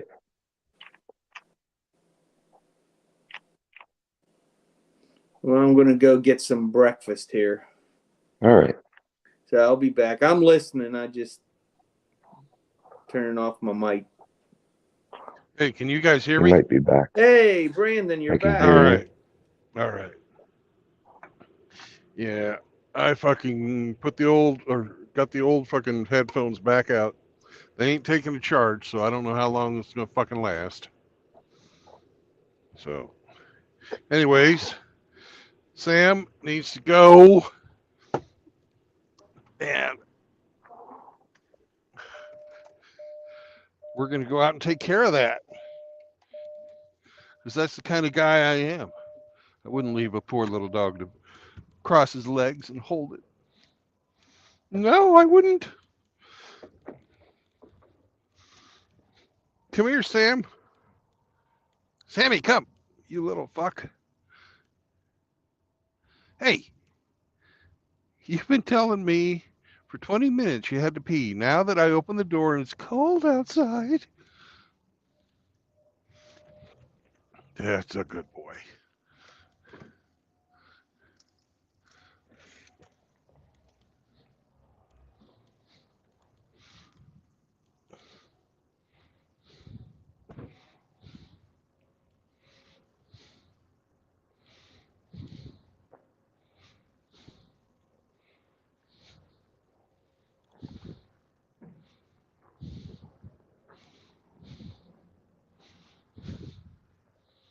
Go potty.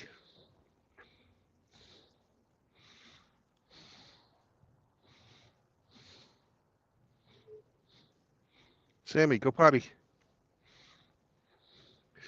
Sam, see, this is what I'm faced with. He wants to go back to the truck. Sammy, go go potty. You just sit there and shivers. It's like, I'm not going to do it. It's too cold. Go potty. Just start walking.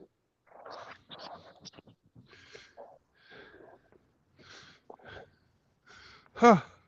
No, we're not walking to the truck. Yeah, just start walking. Go away from the truck. You'd be like, what? That's not where I want to go. Yeah. Now he's going to fucking do this thing where he fucking goes around me, tries to trip me up. Tries to trip you. I'll end this trip right now.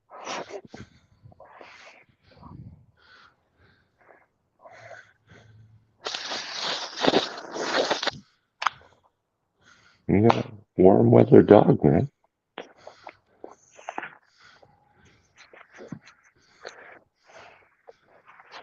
He needs a poncho.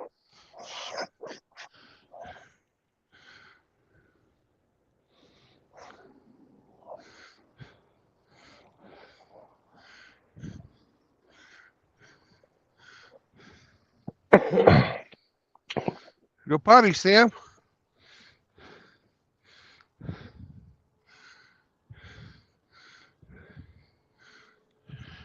It's nice and sunny where you're at. But, senor, the truck is that way.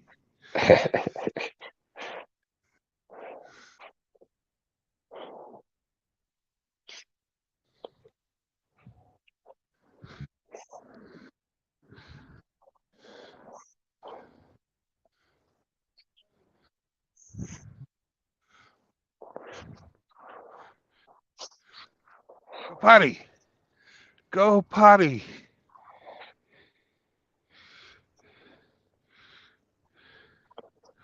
Go potty. No, I will not.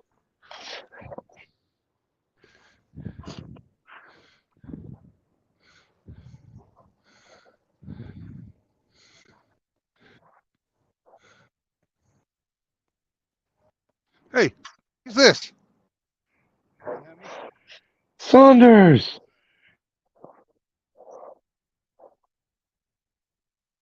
Oh, the old lady car. Oh.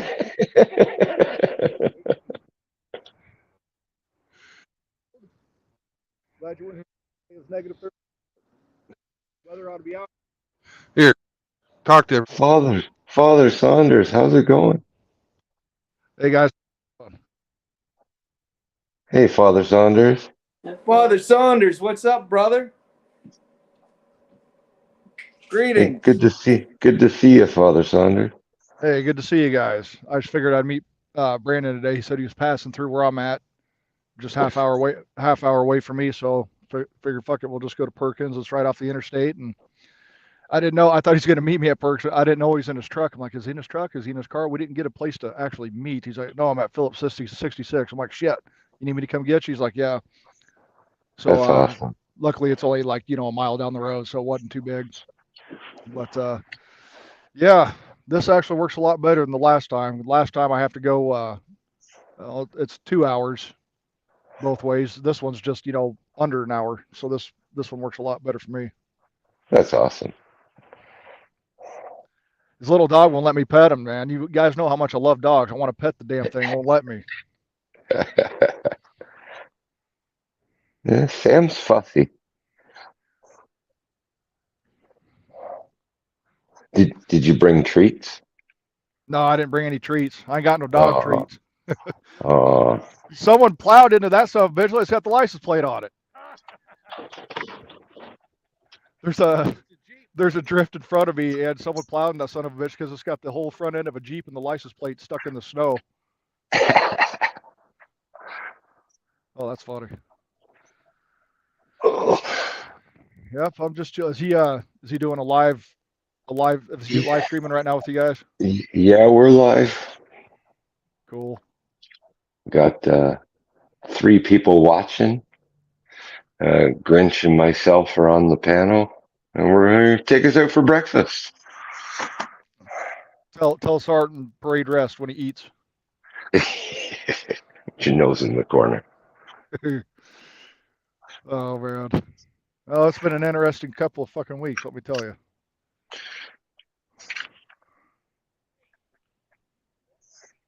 He's trying to get a dog to go to the bathroom and won't go. No, it's too cold for the Mexican dog. Oh, dude, I couldn't believe it last Saturday. -34 here. It was fucking brutal. Brutal. That's bad, man. Weather like that ought to be fucking outlawed. That's horseshit. It was global warming. Yeah. Or cooling, whichever the flavor of the season is.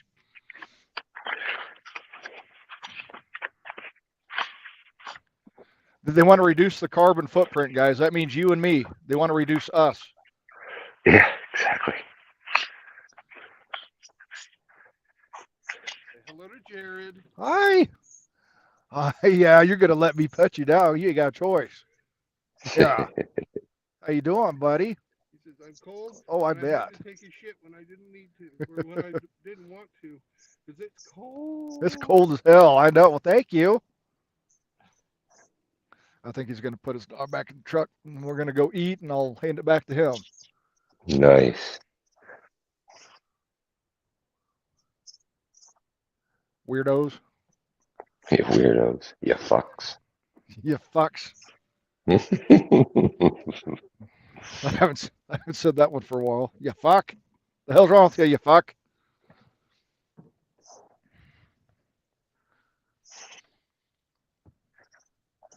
I'm doing fine though. For anybody that is out there asking and whatnot, I'm doing good. Everything's fine. Good. It'll work itself out. Good. Just a big shit show of a deal. And it's not over, unfortunately. So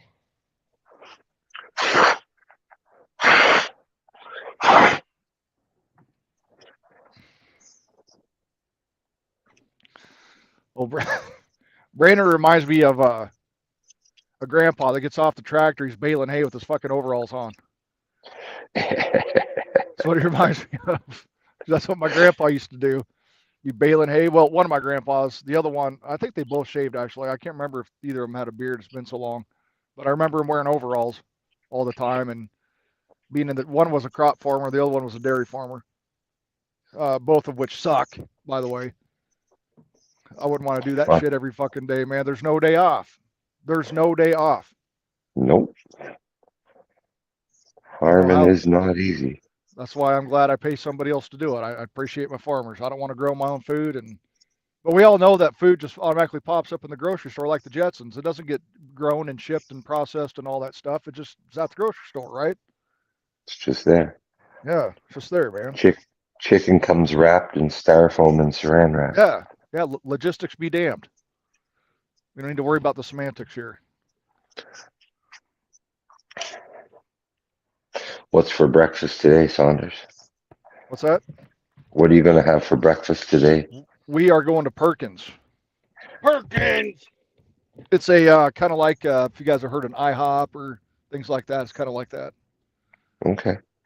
I hear you can really pack it away. Well, believe it or not, my son eats a hell of a lot faster than I do. I must have just been hungry that day. Brandon was impressed with how fast I ate, and I didn't think I was going that fast, but I guess I did. And I guess. how much But you can eat. It's like,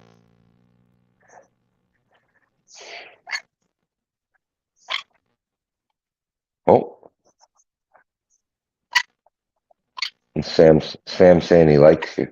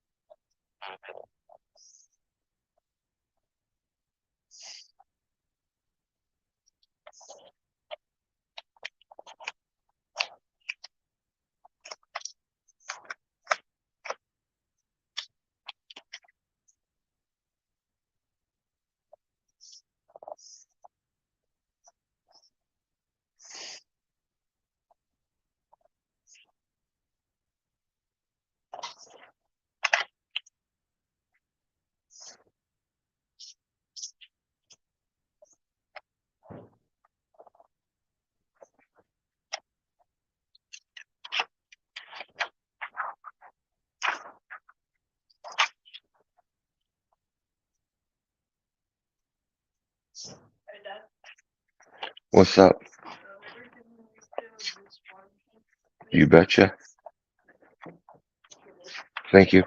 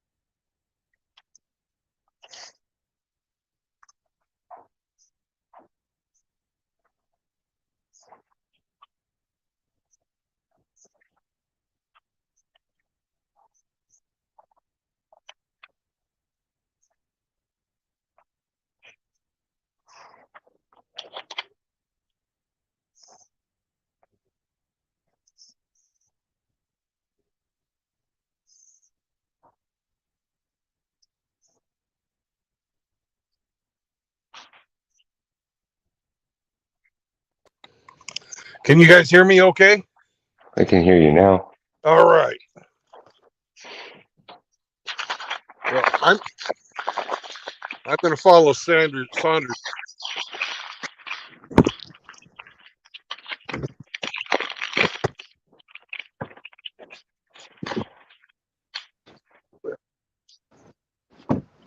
Yeah, buddy. Well, by God. Get it to work. No, my headset ran out of power. It lasted long enough for you to have your conversation.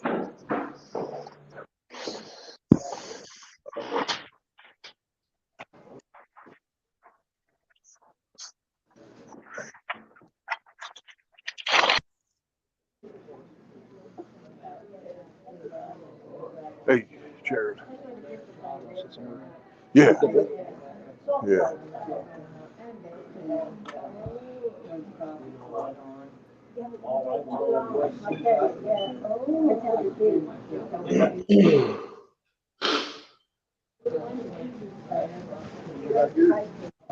Good morning, brothers from different mothers.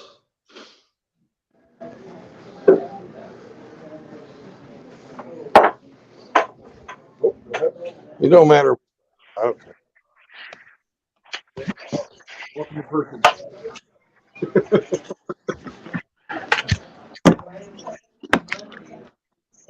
Welcome to Perkins. I think I've eaten in one of those places before. It's like where all the blue hairs eat. There Brandon, tell Saunders I said to fall in. was. Yeah. You can tell him yourself. Fall in, Saunders. Fall in, you reprobate. Negative. You're holding up my formation. I'm gonna hold your formation up. You better hurry up and wait like everybody else.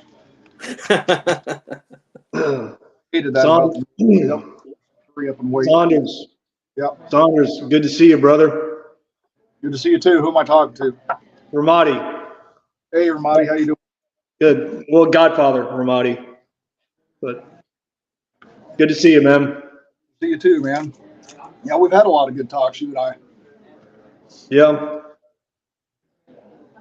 How's the weather up? How's the weather in Nebraska? Got to be outlawed. What's that?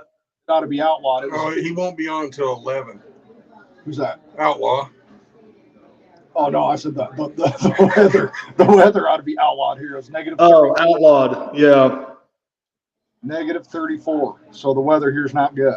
It's not negative 34 right now, but it was this last weekend. It was cold. Snow. Yep. We had a bunch of drifting snow, so that added to it. Yeah. We had a 40-mile-an-hour gust, so if you get like 4 or 5 inches of snow, you end up having like a foot and a half drifts, if not more, fucking wind. Well, there's nothing out there to knock the wind down. So I mean, you're just going to catch all of it if you're outside. Pretty much, the only thing you have is, if you're in a town, other houses and whatnot, because this is pretty flat state, just a bunch of hills. We don't have no mountains and all that shit. Mm-mm. You got Scott's Bluff. 4 hours that way. Scotts Bluff is really neat to drive through. It is very pretty. If you don't drive through there, then Nebraska could probably be a very boring ride for you. Scotts Bluff's nice to look It's really pretty here along the river. Along the river? Yeah. Down by the river. I might have to go let them know that we moved too. Because they always have their seat charts and shit. Yeah.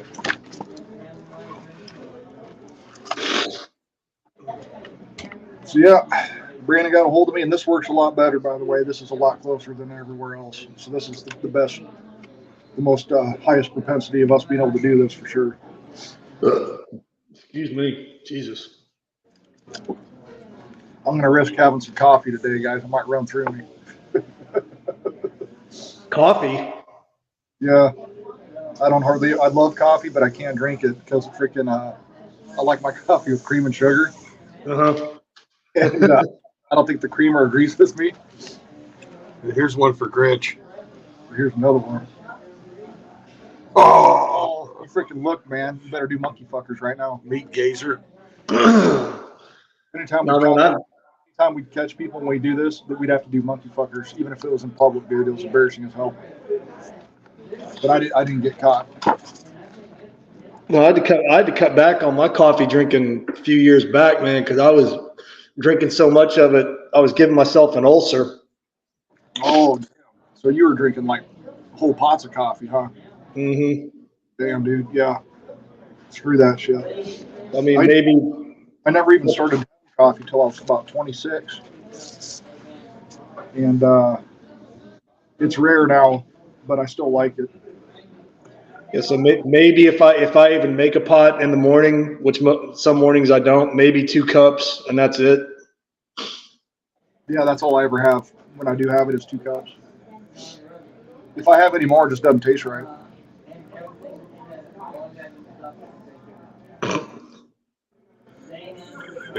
You guys in your fucking threes. Everybody still doing the three shit? Yeah. One, motherfucker. There you go. 2, 3. Well, good to see you guys too. Good to see you, Blades, Seraphim. And I'm not even trying to pronounce that last name there. Mika. Mika. Or Mita. Mita. Okay. Yeah. Lovely Rita. Mita made. What do we got here, Brandon? We got breakfast. It's been 4 years since I've been here. Yeah. 4 years. 4 years. I'm going to have that. Yeah, that's always good. That's always good. This is supposed to be my fast day, but fuck it. Well, this will be my only meal for today. Those are fucking delicious too. Yeah, they look it. They're good.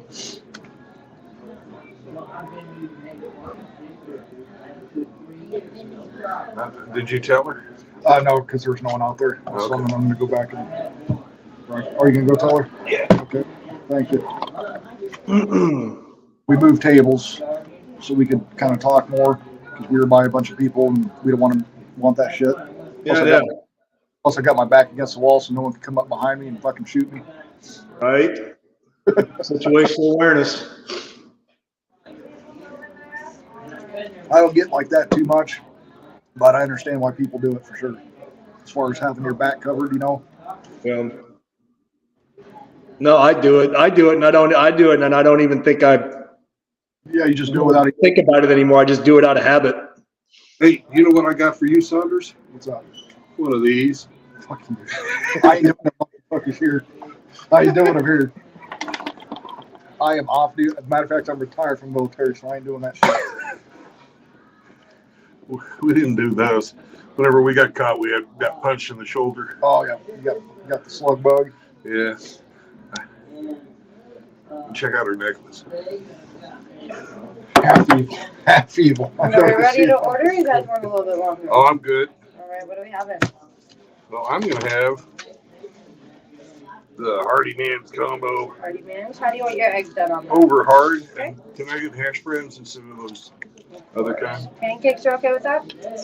What kind of toast you got? Wheat, white, sourdough, and rye. Rye, please. How about over here? I'll have the triple egg area. Alrighty, how about your eggs? Over medium. Okay, hash brown to breakfast potatoes. Breakfast potatoes. And then that comes with French toast and pancakes. Oh, both? Yep. Holy shit. I know. All right then. I guess I'll be taking some of that home. Alright, sounds good. I'll grab up those menus from you guys and I'll run back and bring that in for you. All right, thank you. Holy shit. French toast and pancakes?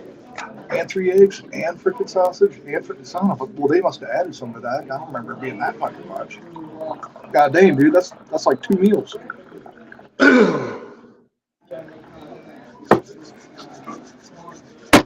I'll be right back. I'll be left front. Well, if you can't finish it all, don't force it, man. Just take it home, save it for another day.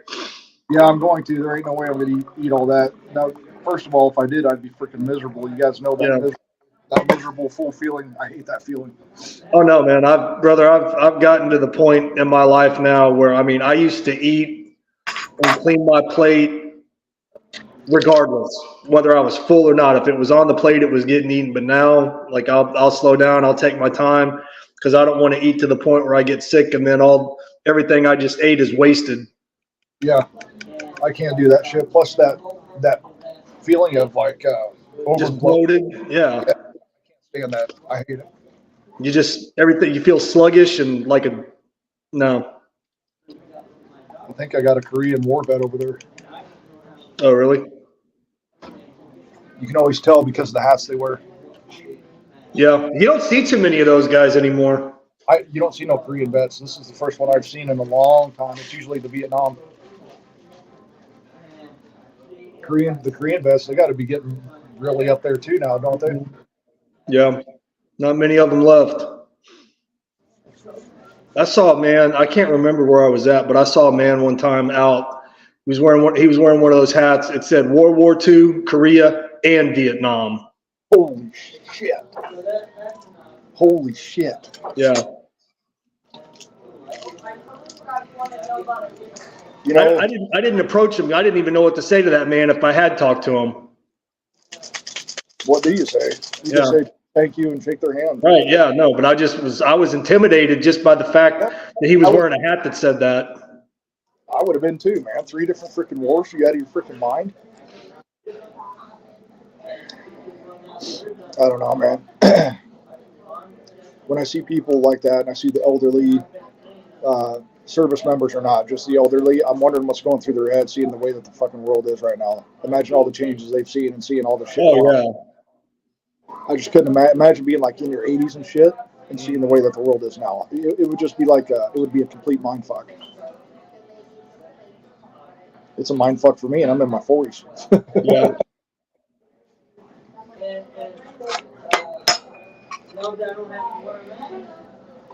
That's like when you were little, you know, when your grandparents used to say, well, I remember when and you'd sit there and you'd roll your eyes and you're like, oh, I'm thinking to yourself like, oh my God, shut the fuck up, Grandpa, or shut the hell up, Grandma. I don't want to hear this story again. But now, you know, as an adult, I'd love to sit down and talk to some of these people about stuff like that. Oh yeah, absolutely.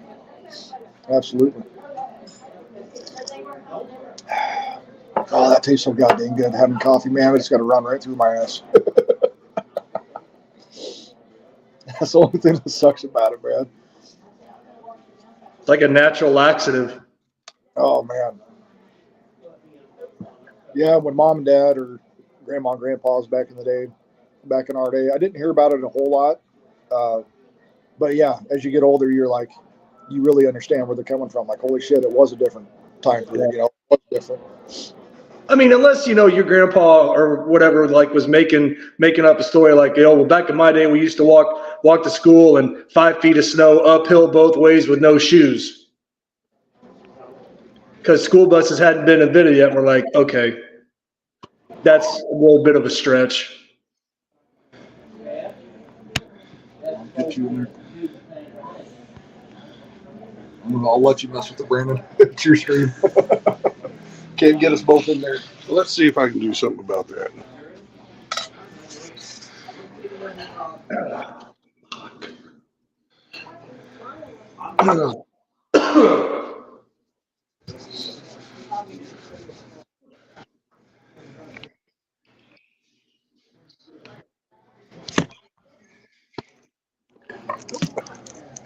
Fuck.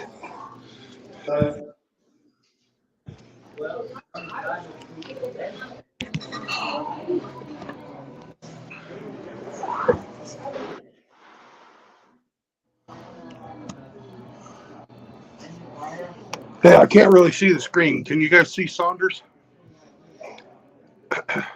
You guys see me? I can see Saunders. You're having to lean into it, True Blood.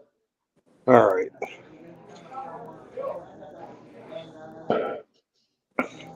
What about up against the window? Yeah, I'm thinking that'll work better. Right.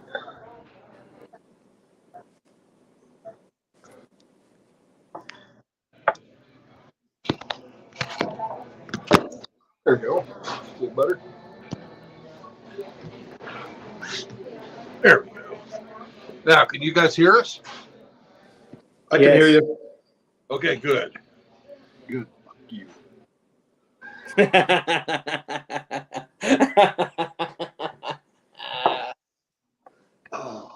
Oh, always bringing up the rear, Saunders.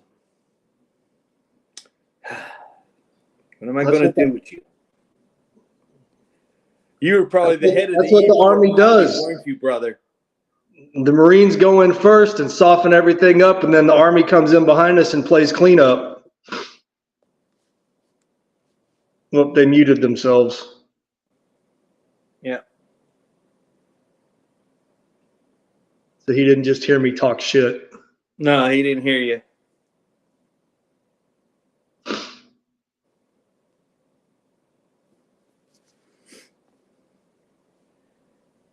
Yeah, you know he was leading the pack at the E4 Mafia.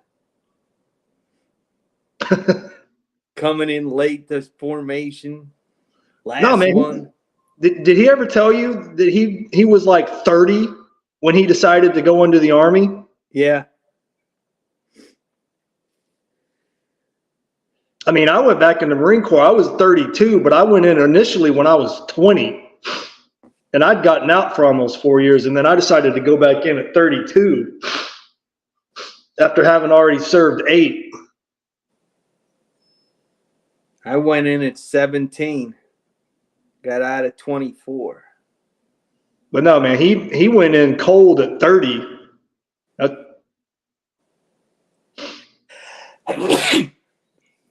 Yeah, that's crazy. Hey Grinch, how you holding up, man? I'm good, brother. Morning period's over. Yeah. You know, I was talking to Hemi this morning. Told him I was thankful I didn't buy a Ural motorcycle. I don't know if you ever seen a Ural. Is that like one of those traveling bikes? Well, a Ural comes with a sidecar. Oh. So I was looking at one, thinking about getting a Ural so that my dog could go with me on rides. Right. But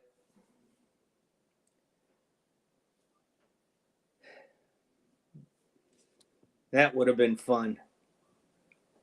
Now, Chloe, I mean, I've heard you talk about her a lot, but I don't think I ever heard you describe what type of dog she was. Can you see my avatar? No, all I can see is True Blood and Okay. Saunders talking. Talking So smack. That's your dog? Yeah, my avatar is Chloe. She was a 65-pound black lab mix. Oh, okay. Yeah, we got her 2 years ago Friday. Oh, you didn't have her that long. Was she an we got older her. She dog? was already 7 years old. Oh, okay. So she was a rescue? Yes. Well, the family that had her was going to take her to the shelter. And I couldn't let that happen. Damn, they're already getting their food. That's fast. Damn, look at all that food, Saunders. Man, that is a lot of food. I think I've heard of Perkins before. I think when I was stationed in Virginia, there was a Perkins, and I think I ate there once or twice. I think. Can't remember for sure, but I've definitely heard of the place. Can Hemi tell them that we can't hear them? Yeah, we can't hear you guys. Can't hear a word you're saying, Brandon. Can't hear you. So, But no, my dogs are Black Lab, Shepherd, and Blue Nose Pit Mix. Chloe was a Dalmatian, Akita, and Black Lab. She was freaking nuts. But at the end, she, the cancer just went into her organs. Yeah. Well, I mean, man, it's, like I said, I was talking about having to rehome one of mine, and they were brothers, and I literally had them since they were born. And he went to a good home, and he's, doing real well, by all accounts from what I've been told. But no, man, it's never easy to have to let them go, regardless of the circumstances. No, I mean, if you genuinely care, if you genuinely care about them. I mean, I've had people, like, oh, I'd fucking leave my dog on the side of the road, if it became too much of a pain in my ass. I was like, well, then you fucking suck as a person. Yeah.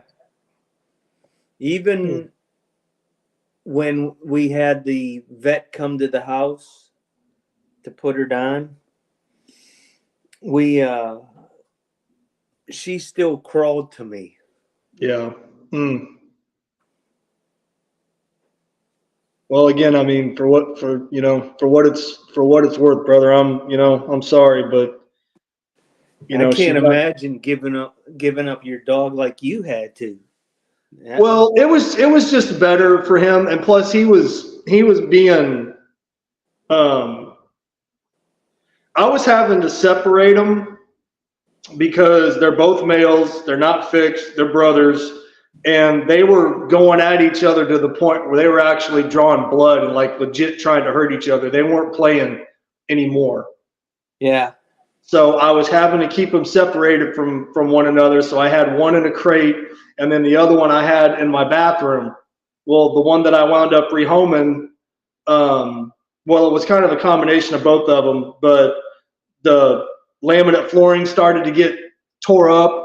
So then I took the one I have now and I brought him out and I threw him in the kennel, and I took the other one and I put him in the bathroom. Well, next thing I know, the flooring's getting tore up more and more. And then next thing I know, the drywall's starting to get tore up. So, I mean, I've had damage done to my bathroom, which I've told the place I'm staying at about, and they're going to work with me on that. But I couldn't keep two anymore. Yeah. You know, it just wasn't working, and I wasn't getting rid of him because I didn't want to deal with him anymore because he was being destructive. He was being separated and he didn't like it, and I don't blame him, but I was just trying to keep them both safe. So now he's with a family where he's the only dog, he's the center of attention, and that's what he needs. And I wasn't able to give that to him, so now he's getting it. Yeah, I get that. That was a really good choice on your part. Yeah. They're still talking and looking at us like we got dicks growing out of our foreheads. No, we can't hear you, fuckbags. Nope. No, we surely can't. Nope, can't hear you. Can't hear you. Can't hear you. Hey, a chihuahua. Little chamois. That's chamois. But no, man. They can probably hear us. Oh, that's funny. Yeah. Well, no, it's a good thing that they picked a booth way away from other people, so we don't have to be censored. Because I can just imagine what that sounds like sitting in a restaurant, coming out of someone's phone.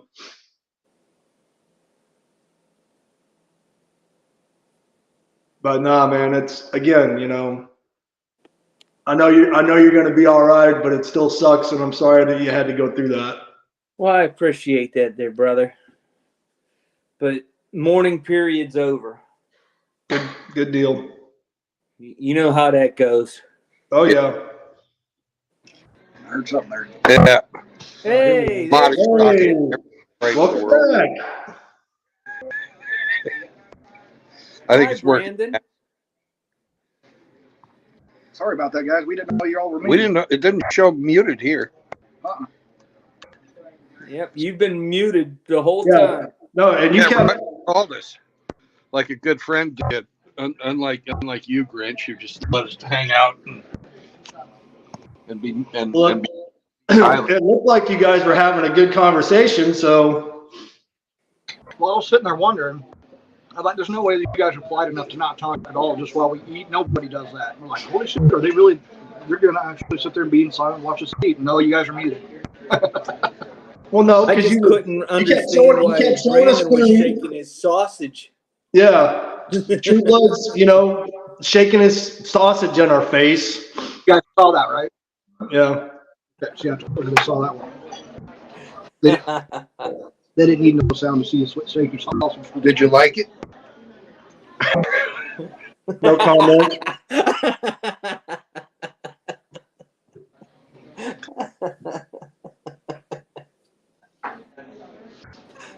Oh my gosh.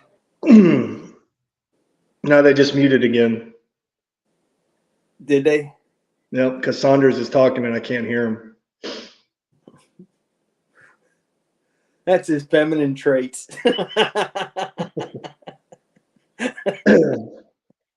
Yeah. Okay. I think they're figuring it out. No habla. Can't hear you. I think maybe it's the shitty internet in Nebraska. That's what I think.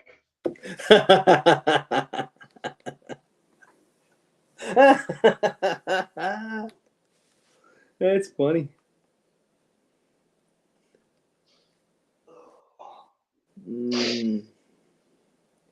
Hey, it's a whole 13 degrees now. Woohoo. Yeah, where I'm at, when I woke up this morning, it was 20.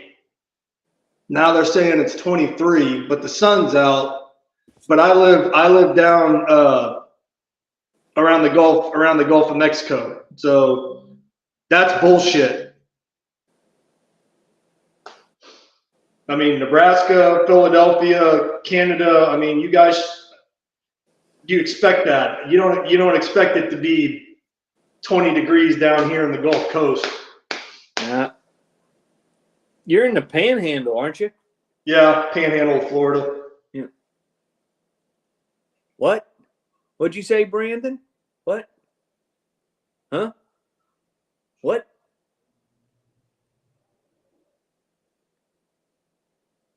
No, I can't hear you. No. Is No, the chat telling them that we can't hear? Can you should even have see? bought some Chinese headphones. They would have worked.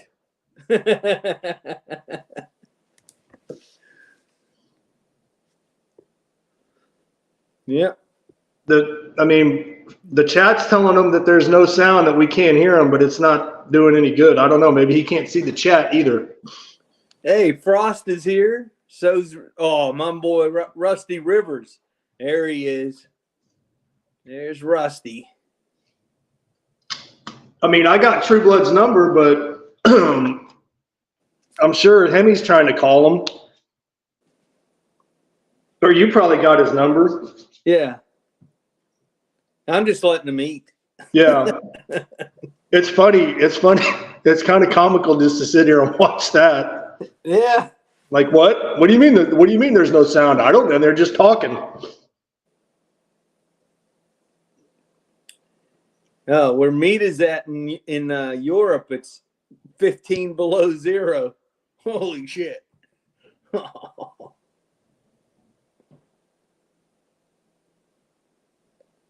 Hey, Seraphim, what's up, brother? Sonic Viper's here, too. Good morning. Minus 26. Damn. It's cold. Screw that. Did you ever make it to Bridgeport for cold Yes. weather training? Yes, I did. No. Oh. Yeah, I went through that shit. Hey, digging a snow cave though, man, that shit works. You wouldn't think so, but it does. The nice thing was I was up there more than once because the helicopter unit I was in, you know how they always had at least 3 helicopters up there? So a lot of times we would go up and spend like 2 weeks up there with a couple planes. And, you know, we would be dropping off training units and picking up training units. And, you know, the pilots are getting cold weather training, you know, flying in the snow and everything. It was a good time. There's Brandon. See if it fucking works this time. Hey. It keeps fucking muting itself. We were just letting you guys eat. Not because we're polite, because we don't have a damn choice. You didn't get an option either. So okay. Yum yum yum yum. You know how they can start fucking with us now, just being quiet and thinking that it's So what'd you get, True Blood? The hearty man breakfast? What's all that about? It's about half the size of Saunders breakfast.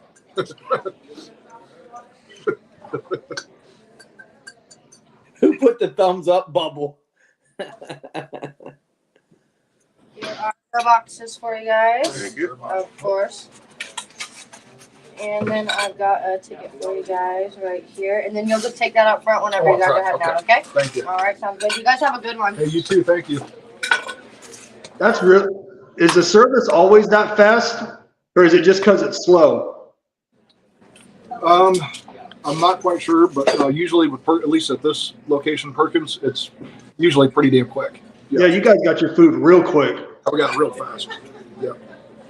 But It's about a quarter of the way full, maybe. Yeah. I mean, it's a bit. It looks like it's a big place on the inside. I mean, I'm sure they can seat a lot of people.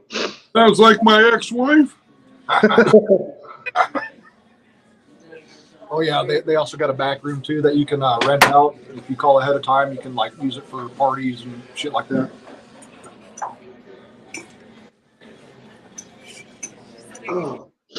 Do they have like out in front? Do they have their sign? Is it like a oval shaped sign that says Perkins? That's like green and Yes. white. Okay, so no, I have eaten in one of those in Virginia. I remember now. They're actually, when they first came out, everybody wanted to go to them because they made pie. Mm. And they still do. It's basically like your Waffle Houses or your IHOPs With pie. with pie. But with pie. But no, they serve breakfast, lunch, and dinner, right? Yeah, And pie. and pie. Can you get order some breakfast all pork day? chops for Sam? What's that? Did you order pork chops for Sam? Oh, he's got sausage for Sam. Oh, there we go. Hey, is that the kind of sausage that's gonna light his little ass up? No, the kind of sausage grandma could eat, which is perfect for Sam. Sam didn't have a choice today. I got to pet him. Well, when you said he went nosing through the trash and licked those pepper seeds, that he kind of sealed his own fate with that. Pepper seeds. Ooh, Yeah, he was crying, shitting that out. I bet. He'll probably never look at a seed the same again. Well, Hemi thinks he's not going to put two and two together. I don't know. If I'm crying while I'm shitting, I'm going to be careful what I eat. Well, your brain might be just a little bigger than Sam's. Just a little bit. Let's not get too crazy here. Just a little bit.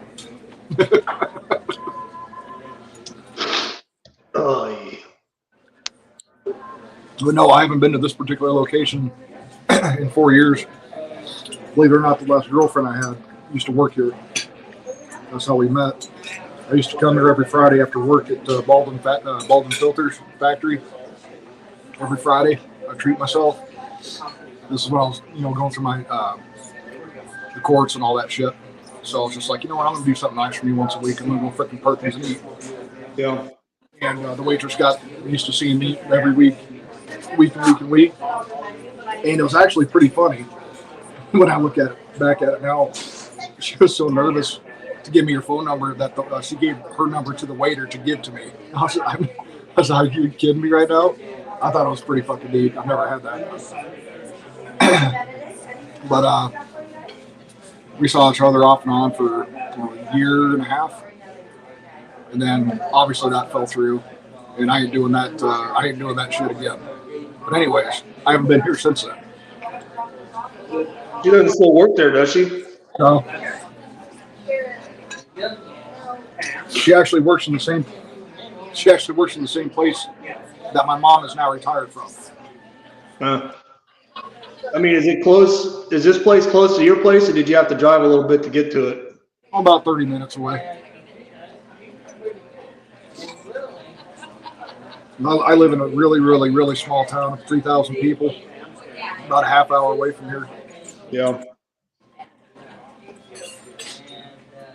And I like the small town because people usually leave you the fuck alone. Everybody knows everything about everybody, but it's quiet. That's what I like. The only thing that kind of sucks when you're in a small town is they don't have any. There's nothing's 24 hours. You got to go to the cities to get that. Yeah. No, it was I kind of experienced that when I was living in South Carolina before I came down here. Yeah, they had hours, and sometimes they couldn't even keep those hours just because there wasn't many people around. And if they weren't doing any business, they weren't going to stay open. We have a Casey's, and it's called a Fill and Chill now. It used to be called Uncle Neil's. Where I'm from, they tried the 24 hours, not enough business from midnight to like 6 in the morning, so they stopped doing it. I was like, damn it, those are the hours I'm up. Open Yeah. back up. Well, you know what you have to do. See if they'll sell you the, or rent you the leash of the store for that period of time. Be a part owner. You're gonna be up anyways. They wouldn't do it if I'm not making any money. They should be like, get out of here. I think that's why they could. I don't know if it was a staffing issue, which that could have been too. It was either a staffing issue or they just didn't make enough money. Or both. Because the turnover rate there, you're going to see it in a small town. And I try not to go there very often. But almost every time I do, there's someone new in there working. It must be cheery to work for. Must be.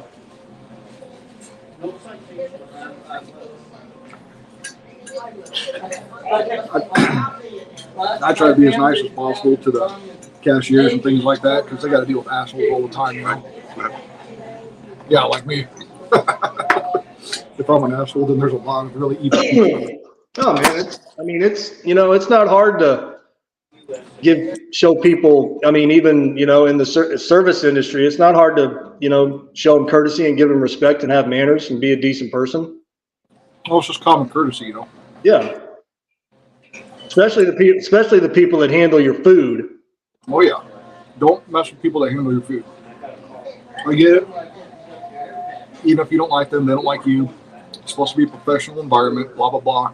But I'd be lying to you guys if I didn't think about it wearing my MAGA hat, people spitting in my fucking food. Right.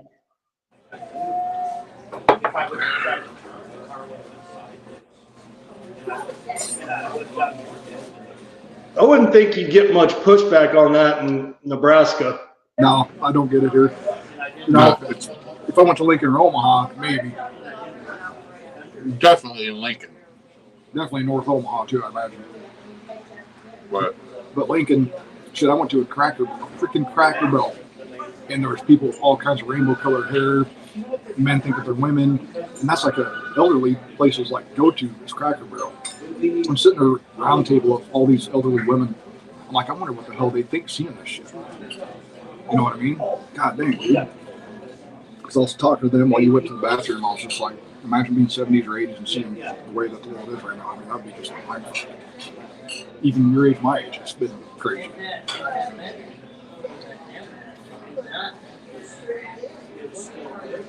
We used to have that big ass American flag. I mean, it was huge. That used to be flying right around here. Huge American flag. It looks like they took it down. I don't even see a pole. They must have took it down because it was a big sucker.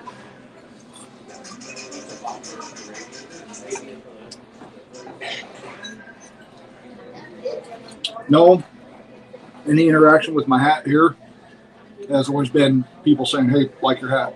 I haven't had anybody. I've had some like dirty looks, but I've never had anything outside of that. I'm just like, it's a fucking hat, dude. It's a hat. Yeah. What if I said it? What if I said make America great again? Would anybody give a shit? Nobody would give a shit.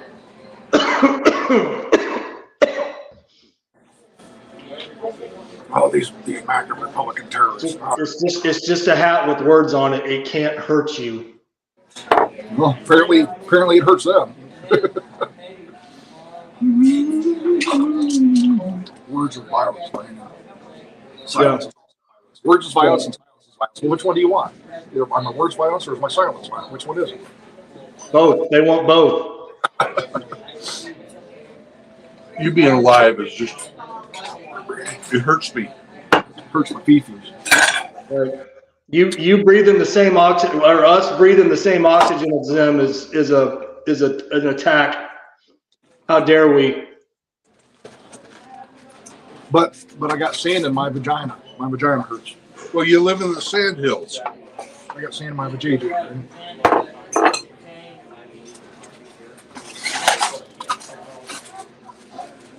If you have the time, I'm going to have you another cup of coffee. I'm just going to hurry, Brandon. I am not in a hurry. All right. I have another cup of coffee. Yeah. A cup of Joe. There's enough left. I think there's enough for about 4 cups. And that's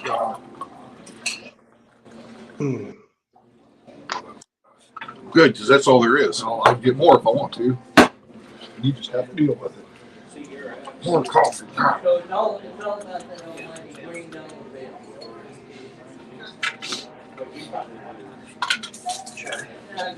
Usually clean up. That's right.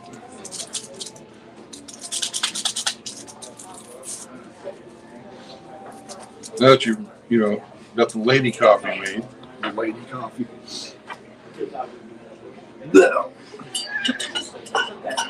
That's what my dad drinks, just plain black. Yeah. A lot of people I know drink it just plain black. This is how Hemi likes his women.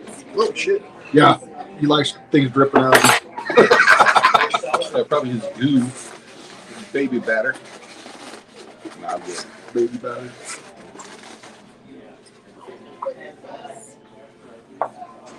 My population pudding. There's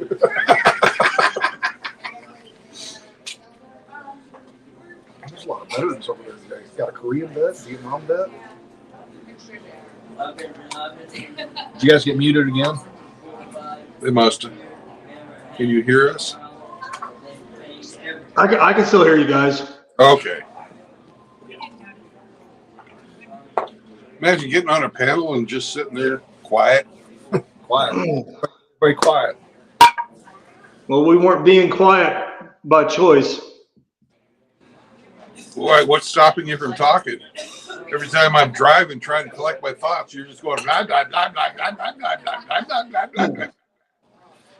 What was that sound again, Bernie? Blah blah blah blah blah blah blah. I love it. You don't want me waffling, man. You never get your thoughts right. Dude, do you do anything else? No. Not really. Guess it depends on the day. I've had talks with Sean St. George. Oh God, He's been on my. he's a professional. He's been on my panels before and whatnot. And he's like, dude, you were really super quiet. So I'm like, sometimes I just don't have a lot to say. Well, you guys are the only people I really talk to on a consistent basis. I mean, I don't really associate with people in person, so I get most of my talking out when I'm streaming with you guys. Well, glad to have you. If we didn't give you shit, it mean we didn't like you. So Oh, I didn't. Oh, you can't hurt my feelings. Fuck you. Good deal. Eat a dick. Yeah, eat a dick. Full bag of them. 2 bags. Party sized. Yeah. You fuck. I'm not the only Marine in here. I'm just the only Marine that's talking.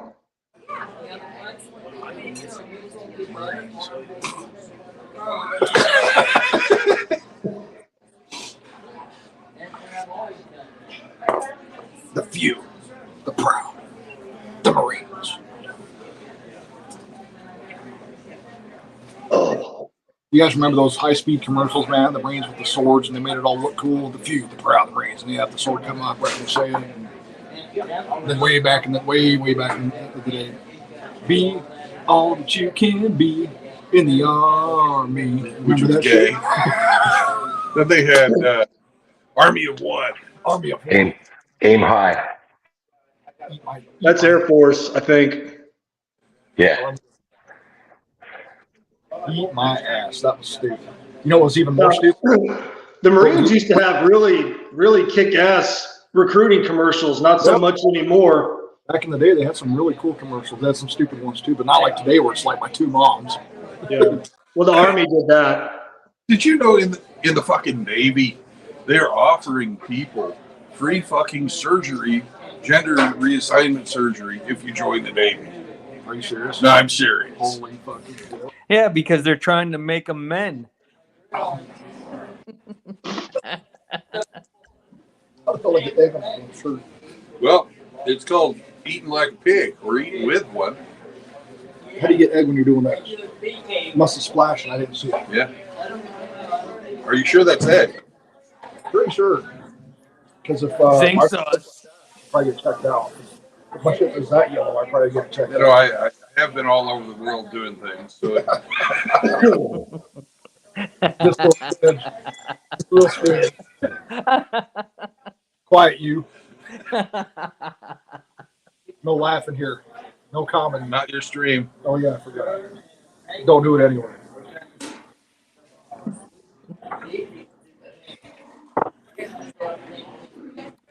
They I had just have a question for you, Father Saunders.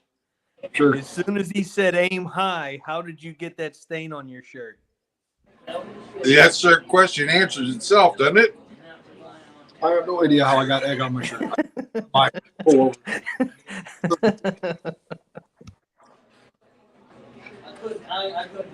Weirdos. Weirdos. Hey, What did they have? Wave it, Little Miss 333, if you would. See her anyway. What do you need her for? More coffee. You want more coffee?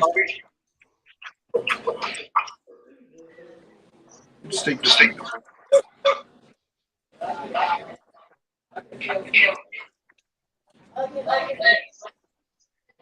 See? I got me a little.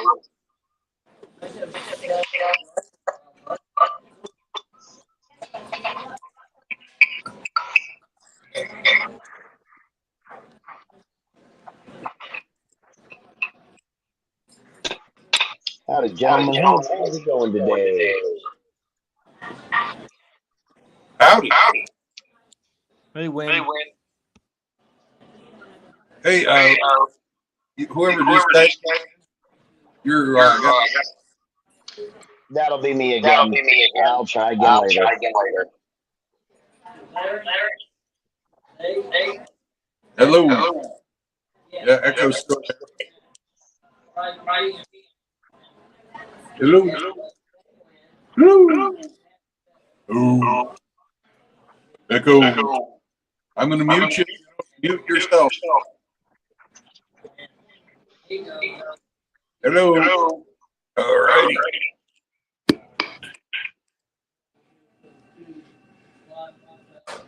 Who's the echo? Hello. Hello. It was Ramadi. Oh.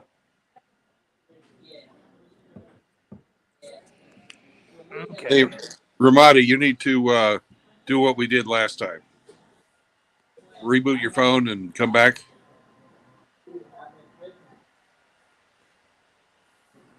Oh, our waitress is on break. So another one's got to bring it. Oh, you got a troll back in the chat, Brandon. Riggs kissing cousins back. Oh, really? Yeah.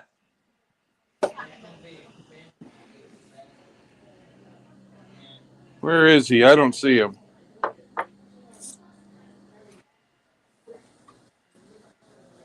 He's five comments up from the very bottom.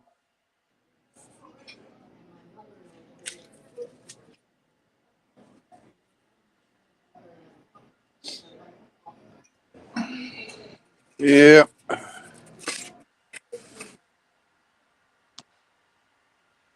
There we go. Ed, you back? Am I echoing? It wasn't you. It was Ramadi. Oh, I thought it was me because the earpiece I was using was almost dead. It does echo when it gets all low battery, so. Yeah. And of course, as soon as I get it set back up, somebody wants to come back in. There Who would that be? That's fucking Rusty. Hey, Rusty. Uh-oh. Good morning. Good morning. Good morning. Over for audio, so cover your ears. Hey, Rusty, what's up, man? Testing. 1, 2, 3.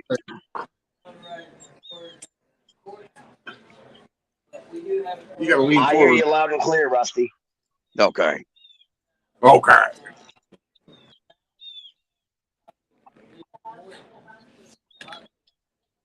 There, now I gotta lean. You got to leave.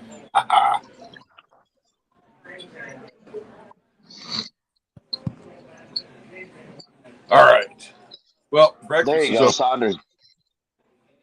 Breakfast is over, but we're going to have another cup of coffee here. Hopefully, sometime. I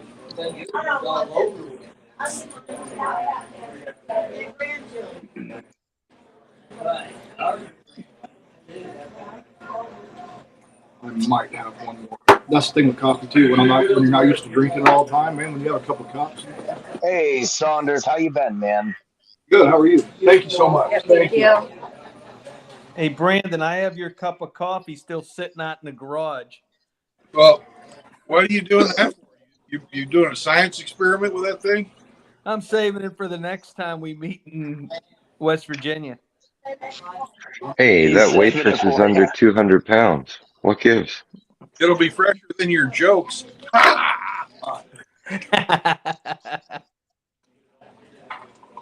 One more cup of coffee. I know as soon as I get home.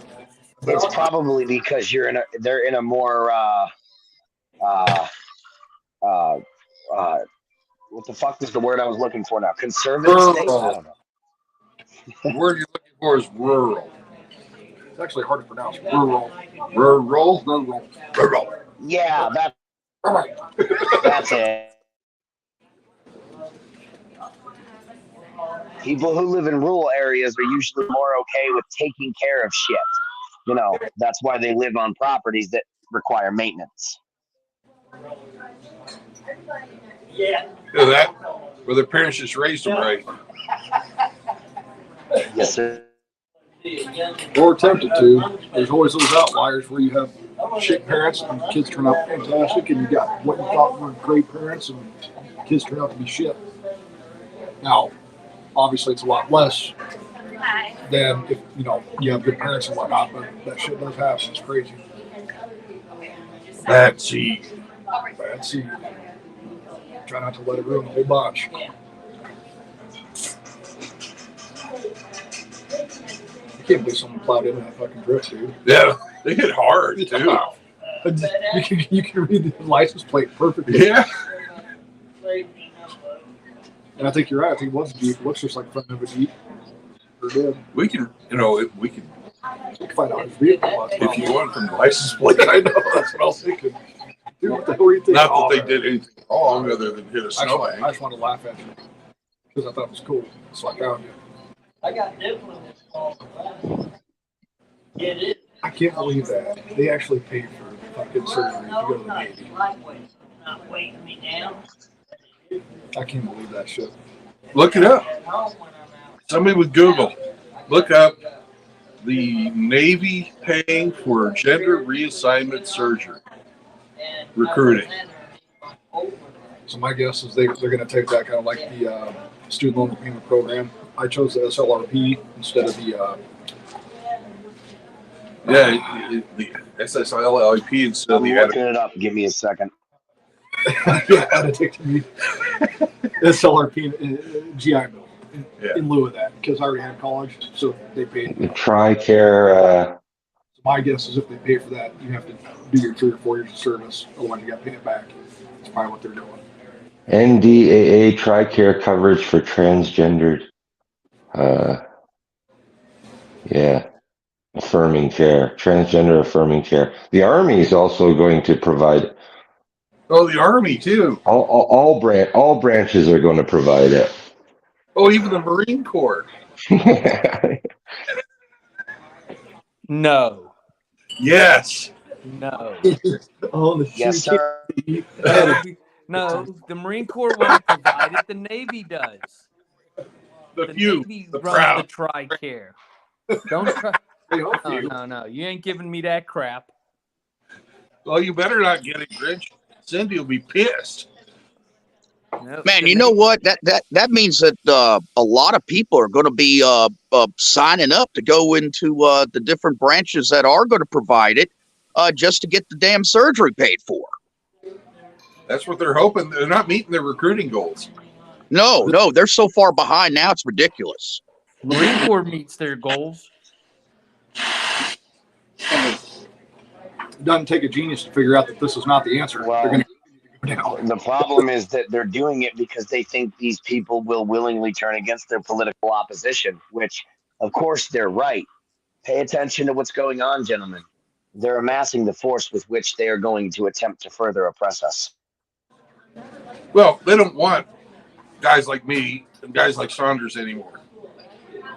We're a dying breed. They want Alphabet Mafia. That's who they want.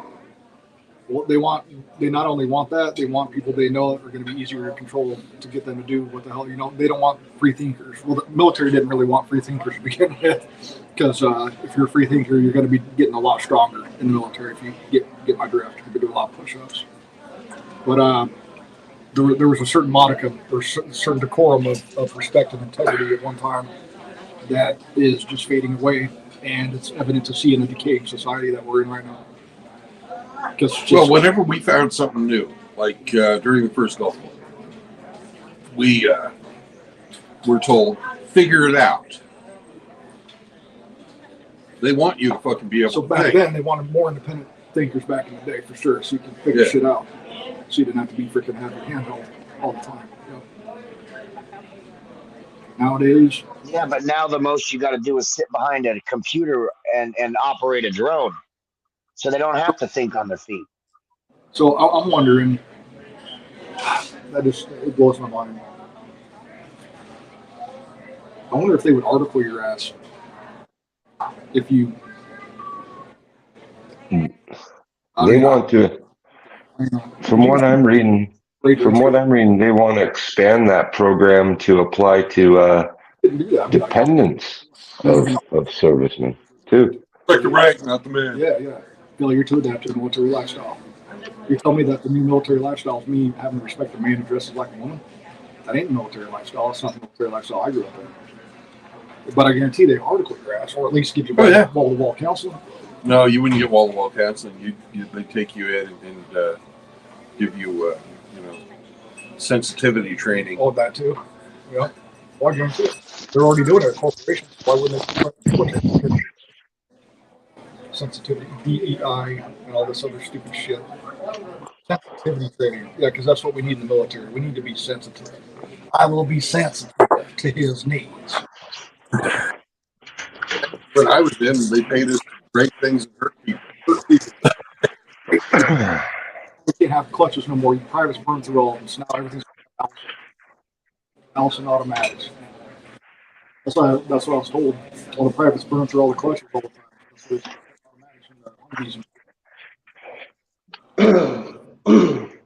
True Blood, do I sound better now? Yeah, echoing. We got somebody else trying to get in. Already let him in. Oh, you did? Thank you, Yes. Yeah, no, I forgot to close the. I forgot you told me to close the YouTube stream tab when you're in StreamYards. I forgot to do that. Yeah. Always get that echo from YouTube. Yeah, Char's in there. Char, he's been keeping in touch with DMs on Discord. So good to see you, Char. So everybody's question is, when are you streaming again? Well, shit, guys, it's only been a week. They've been only been 9-10 days. Well, I was doing it pretty regular there for a while too, but you guys got to know that when I was going like recently, shit, there was one week I think I streamed like 4 times in 1 week. That's not normal with me, guys. It's not very normal. I don't know when I'm going to stream again. I will stream again. I just don't know when.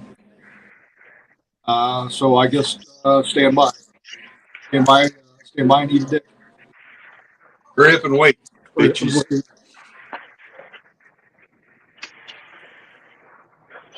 No, I was actually surprised if you told me. I appreciate it. Hey, whoever that is, you put some new battery in your flashlight. We can get all of the scenery going around. Yeah. Someone's got it sounds like a wind echo. I thought they were just like, an overload of Jergens in the flashlight. Use My around. mic has been muted. I'm sorry, I didn't mean to blow your cover. We blew something. believe that. I never thought that'd actually go through. They pay for the fucking surgeries and shit. Yeah. Hormone therapies and everything. I don't know how that. Does anybody thought that was a good idea? That's our tax dollars paying for it. Yeah.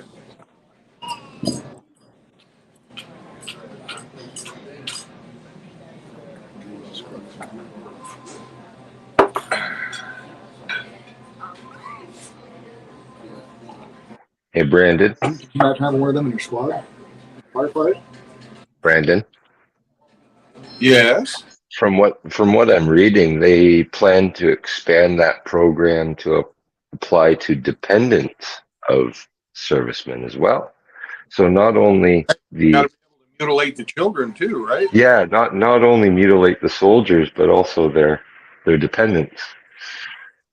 I suppose if you're married, and you get your junk whacked off, your wife is going to need a cock. Yeah. Could you imagine that?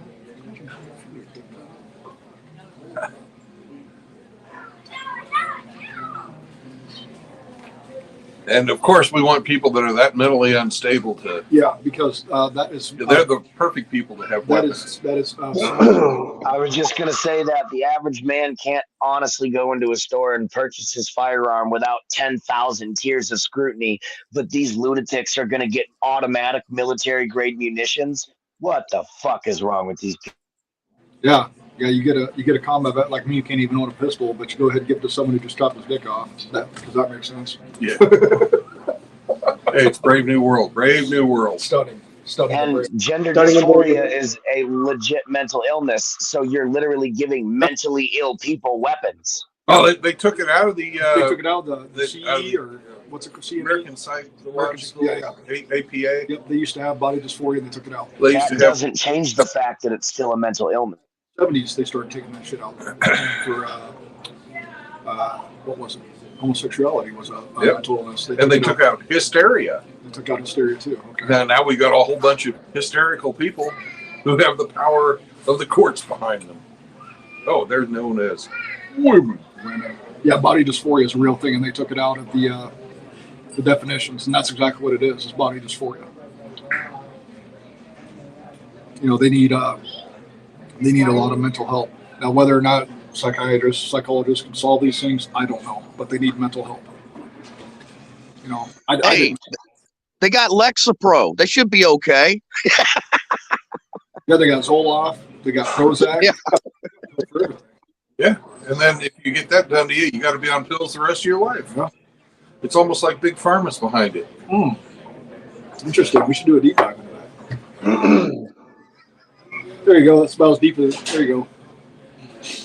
But yeah, no, they do that because I used to be on Zoloft for a while for depression and anxiety and shit like that. But I think I just take heartburn pill right now. I still do have my Zoloft if I want to re-up it, if you will, and then I go to the VA every year for my vision and overall blood work and shit like that. But I'm afraid. Bet you a woman drove you to it. Well, yeah, one of these days, you know how they still do this masking shit. The VA's terrible at this. They're still doing the masking. They're still masking. And I'm going to get to the point where I'm like, I'm fucking mask. Now the doctors that I'm with are really cool. They're like, you don't need to wear that shit in here. It's just optics when you walk in, pretty much. But I still don't agree with that. So I do that, and then I take it off when I go back.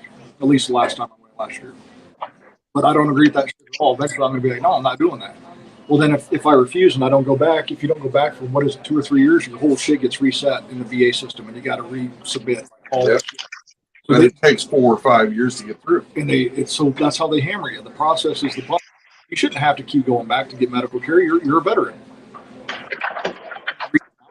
Reaching out, giving you a call, giving you mail once a year. Hey, time for a check. Whatever. But I bet they won't make the troons keep going back.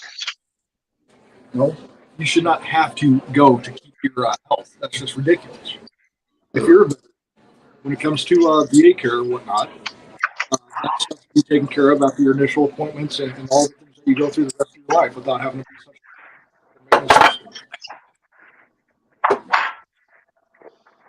a Isn't it like 2 or 3 years they'll purge you from the system? I think it's 3 years. 3 years, yeah.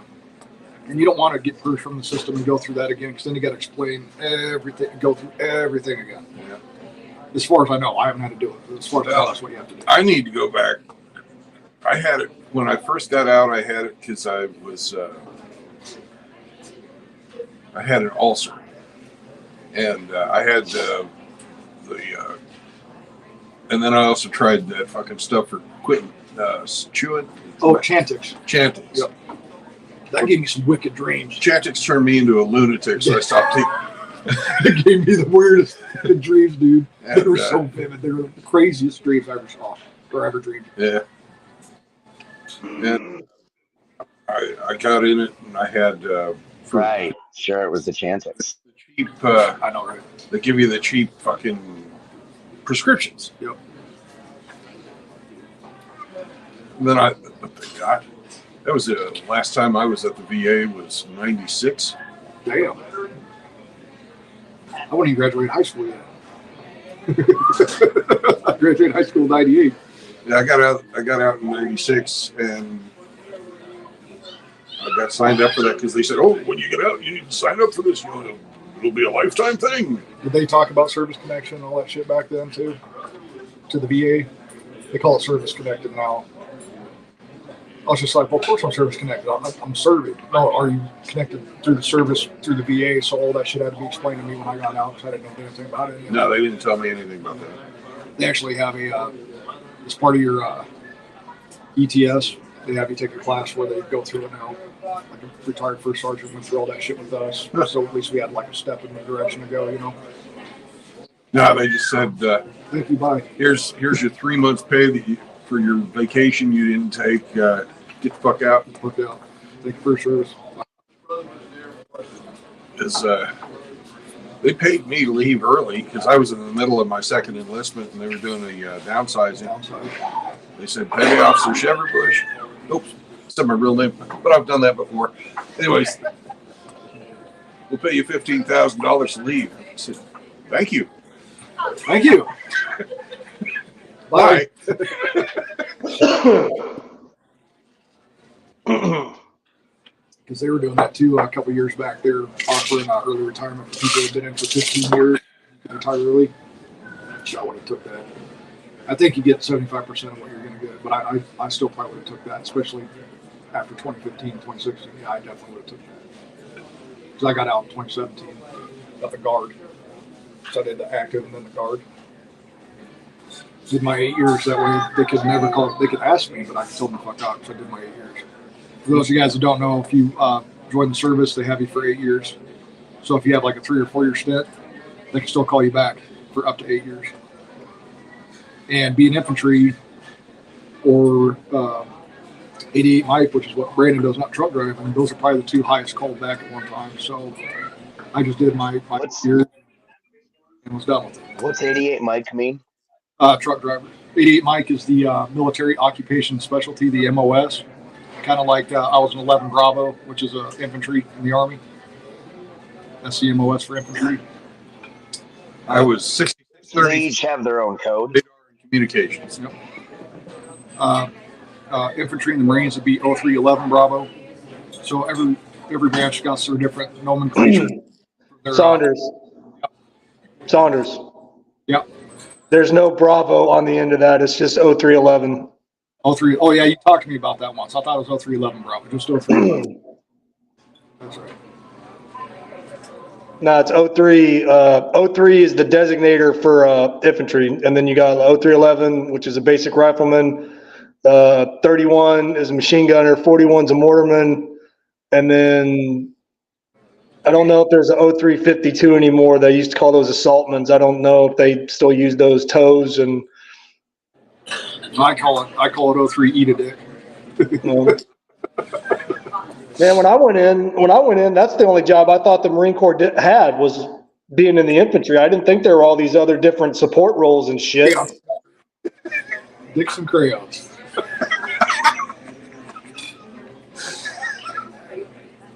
You really thought a whole military unit or military branch had no support roles? Where did you think their logistics and shit came from? I wasn't thinking about that, man. I just wanted to kick some ass. Yeah. Usually You how know long. what? Fair enough. I like that. That's awesome. Well, there's a lot of kids out there that they don't know that the military offers all these different types of things. They just think it's shooting, fighting, and communicating until they get there and they're, oh shit, there's actually all these other jobs I could have done.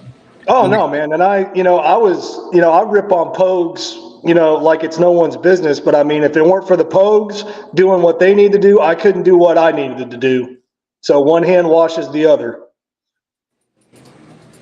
Still, fuck folks. I'm messing with you guys. It takes boots on the ground to win freaking wars.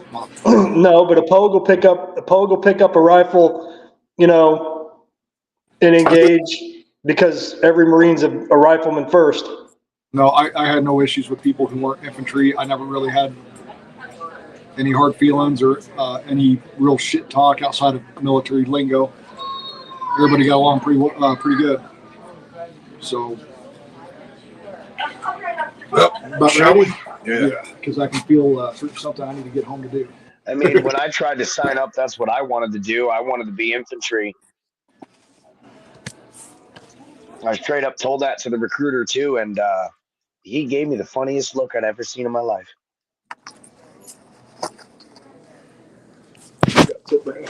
Yeah.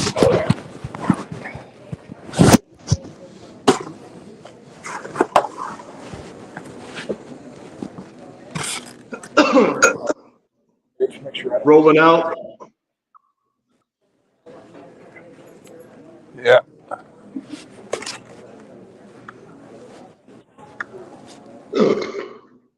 Well, they haven't made their recruiting goals for any branch for a couple of years now, even the Marines. And if the Marines say they have, I don't believe it.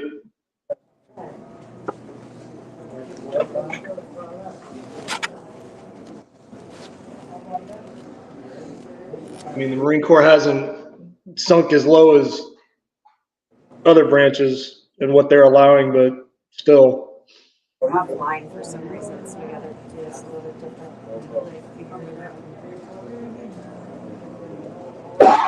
Reading at 62, I typed it right. Hey, how are y'all doing today?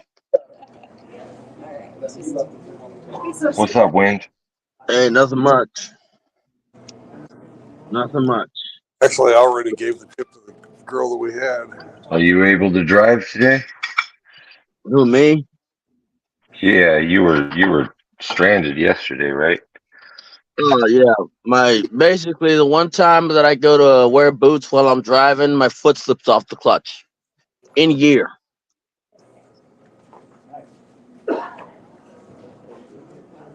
So I'm stranded for a couple more days. Oops.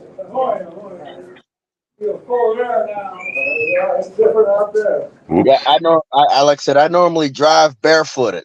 Thank you.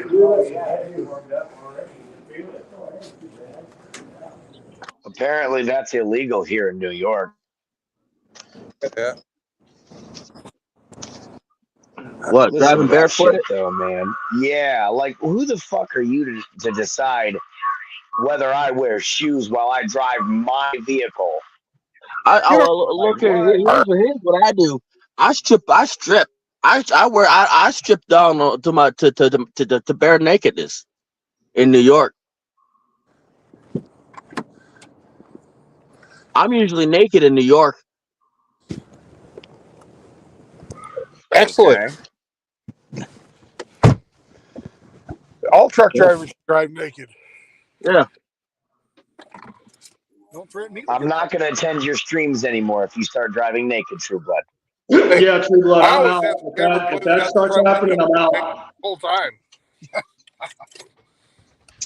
It was I very mean, you'll never be able to tell. We'll see when we look down. Most 4-wheelers won't be able to tell. That's why truck drivers don't look when we're passing on the right side of the left. When we're passing, we don't look into each other's cab. We already know the deal. Oh, we know better. Yeah. So you guys that truck drive, you're hoping that when a little hottie drives by, you can look down and see her cleavage. Yeah, and you're already naked, so you can just jerk off while you keep going right. down the road. Yeah. Keep your left hand on the wheel. That's right. You guys are fucking wild. That's right. We fuck get wild up in here. Like I said, it's like as long as you're able to keep your concentration and your left hand on the wheel, and you don't gotta slow down if you're driving a manual transmission, you're fine. Yeah. Hey, I'm not saying it like it's a bad thing. I'm just saying. Well, sometimes you gotta pop that clutch to reseat your butt plug, though. Why has it got to be the butt plug? Why has it got to be the butt plug? Why not? That's what my question is. Why not? Oh, big flag. Well, it's just preparation. All right, guys. It's just for preparation when DOT decides to fuck you. Yeah, preparation H. Make sure you keep that around too. Yeah. My headphones are about dead, so I'm gonna hop off and charge them up. I'll be back later on. You guys enjoy the stream. I'll be listening in from the chat. And appeal, yeah. And it smells nice too. Yeah. Smells like a nice banana. Why is your hand smell like banana? Why are you smelling like? Like I said, that's the prepare you for when DOT decides that they're gonna fuck you over. Every square inch of your truck.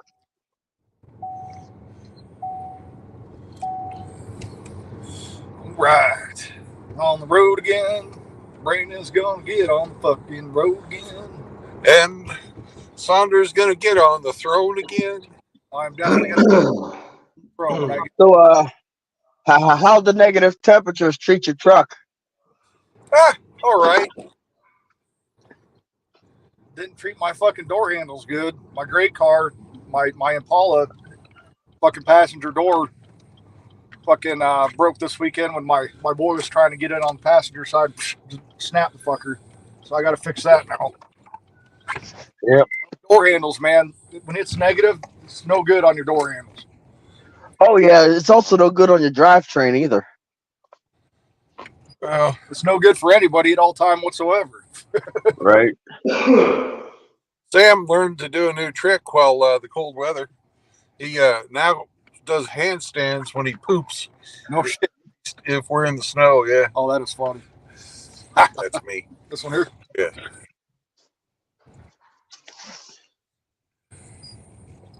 Oh yeah. Well, all right, man.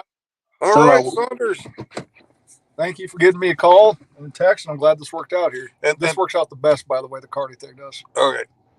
So when's the next time you're gonna be on the East Coast? Here be better. What's that? It's like Otis or Odessa. It's got the Sapp brothers. Yeah.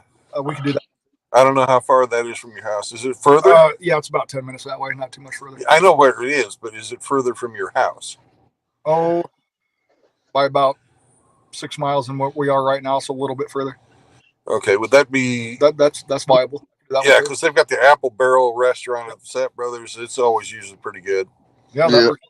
Yeah, that's just like 6-7 miles down the road, so that works. A hell of a lot easier parking than this. Yeah, I bet so. I bet so. Like, yeah, you gotta come get me. Like, where are you at?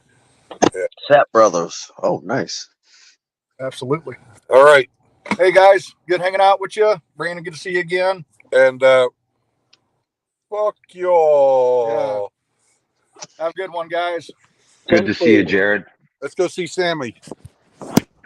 Give Sammy all the pets. Will do. All righty. Take care, Saunders. Oh, be careful. It's icy out there. Oh, it is. Yeah. When you gonna be in Tennessee?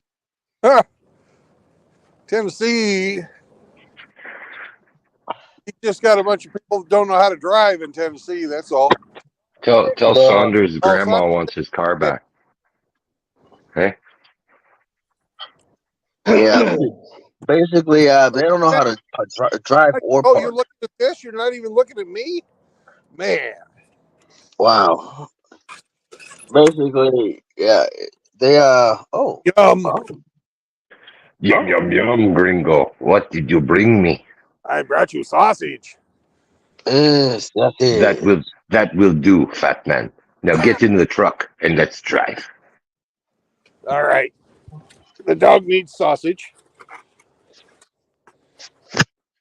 Yeah, and the thing is it's not just the people that don't know how to drive. It's the truckers that don't know how to deal with a truck stop that is icy as fuck. They don't know how to sit their asses down and stay safe. You know? Yeah. Oh, Sammy, you need water.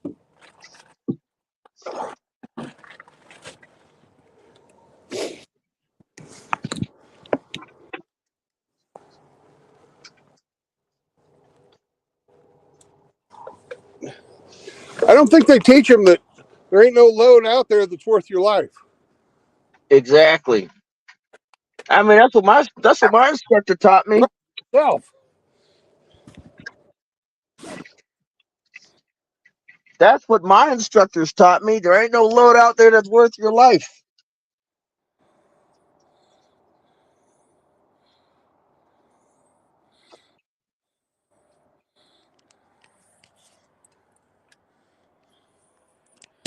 Well, when we get going, I'm having problems with my headsets today, so I'm just going to go on mute. You guys talk amongst yourselves. You need to get in and out. Tell Hemi. 10-4. So you can't hear us at all? Yeah, I can hear you, but I can't really communicate by, leaning forward and on and offing the fucking mute button. Oh, And there's that's so what you much have to road do, noise. eh? I don't have it Okay. on. Nobody will be able to hear each other. Oh, you're going through the speakerphone right now, are you? Yep. Okay.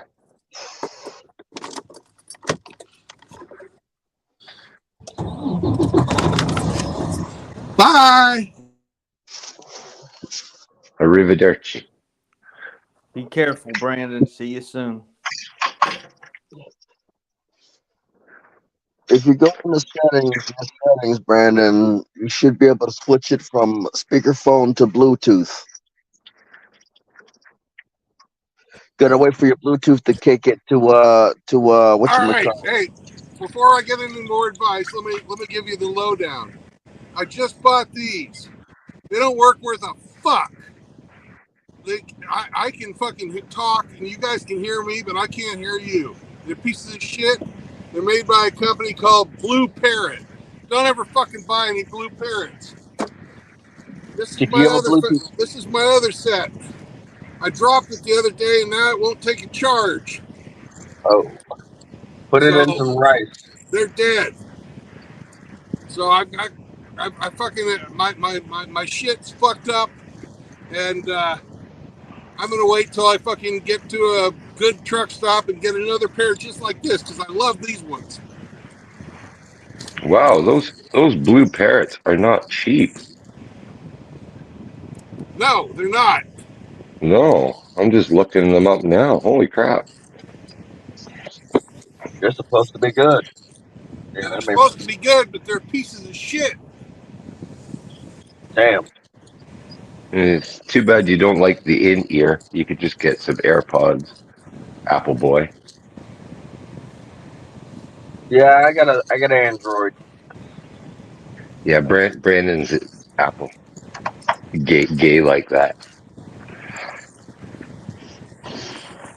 So, well, what's the word in the manosphere?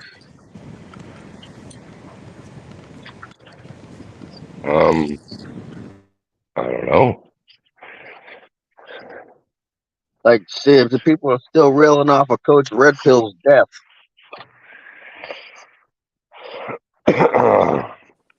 When And did he pass away? When? I know it was. I don't know. It was a bit ago, but we we get our news late. Yeah, it was confirmed last week sometime. His father confirmed it. The thing is like they tried to pin him on some bullshit, you know, and he knew they were going to come after him because they needed a scapegoat, you know. Rusty says he died on the 11th of January. I never seen any of his streams. I never heard of him until he passed. Good I heard of him content. for a You should while. watch it. I heard of him for a while, and it's like, thing is,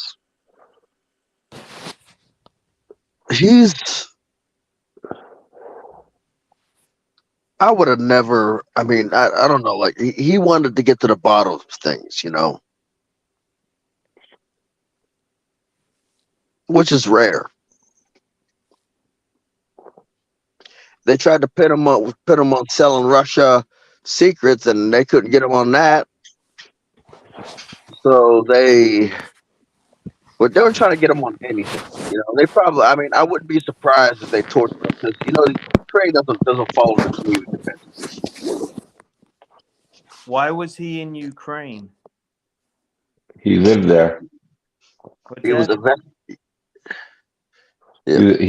He was an expat. He moved to Ukraine. I thought he was an American. Hey, he was in Ukraine because he was fucking being a fucking passport bro. Yeah. Married He was into Ukrainian women. family over there. Yeah. That's why he was in Ukraine. He was in Ukraine for pussy. But I also lived in Ukraine, and you're not in America there. It's a different fucking world, and you're a guest in their country. And on a good day, they'll just fucking leave you alone. Maybe extort some money out of you if you're an asshole. If you're an asshole in the time of war, they're gonna fucking kill you. That's how life is. Life is cheap over there, and they don't put up with no bullshit. Fucking Coach Red Pill should have known better. He played a stupid game and he won a stupid prize. Yeah. That's why. They don't give a fuck. That's why the only reason I have a passport is for business. I got a passport for business only, not for travel, not for getting no pussy, for business. I can't, like I said, I can't afford, not even monetarily, socially, to deal with women of any culture. You know? I can't afford it. You know? It's just like, it's only, like I said, my views on traveling around the world to get a wife and kids and stuff, you're doing nothing more than chasing the sun to watch it come up behind you, you know? I don't know if you listen to Pink Floyd, but there's a lyrics in the song Time. The sun is the same in a relative way, but you're older, you know? Or basically, you run to chase after the sun, but it's... That sounds like Pink Floyd. Yeah, you run to chase after the sun, but it's over, but you're older. Racing around to come up behind you again. Hey, True Blood, I got a different take on CRP, man. Yeah. Let's hear it. Yeah, you know, this guy, you have to have really been with him from the beginning. And if you were, you would figure out, in short, that this man did not do anything that took him by surprise. Everything was planned out. This was one hell of a businessman. This guy, he did everything on a 5 and 10 year plan. Okay. When he first started making his videos, his sole purpose for making his videos was because he had children, specifically a son, late in life. And he knew, and he had good reason, that he was not going to be around to pass along vital information to his son when his son came of age for that particular knowledge, especially about women. And this is why 80% of his videos, they were made specifically for his son. Okay. So right off the bat, we already have a man that knows that he's not going to be around for much longer. Okay. Number two, he did what he preached. You know, was a 50-something-year-old man that married a 20-something-year-old Ukrainian woman. Okay, low to zero body count. You know, and then created a family. Okay, he did what he preached. Okay, he ended up living in Ukraine with his wife and children, and when the shit broke out, he got his wife and his children out of there. Now, here's where I depart from the storyline that everybody else tells that goes something like, he should have known. I don't think the man was in good health. I think the man knew he was dying. Okay?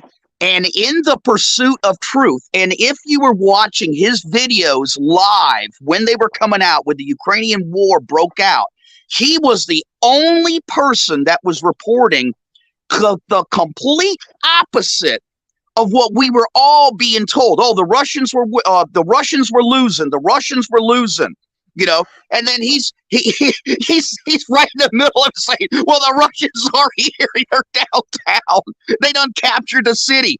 And then all the rest of the Western world is being told a totally different story. He wanted the truth to come out, and he believed in it. But here's the thing I'm really trying to say, True Blood. I don't think the man wanted to die peacefully in his bed, obscured. I think he really wanted to go out this way because I think that he believed that he didn't have much time left. And so he stayed. Like I said, this man was never taken by surprise. He knew the shit was what was going to happen to him. And that's my take. Dang.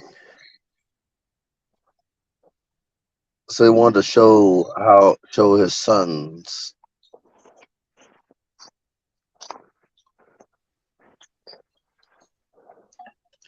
on how he lived and died as a man.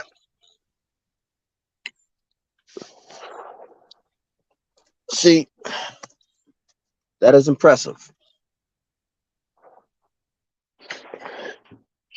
But the thing is, Rusty. I think he wanted to die a martyr.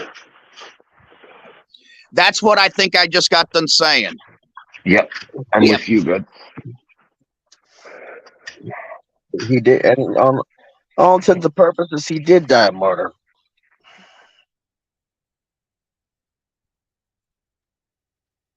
For all intents and purposes, he did die a martyr. Well, there's both. There's, if you you search his name, you'll find two different camps. People saying rest in peace, people saying rest in piss. Yeah.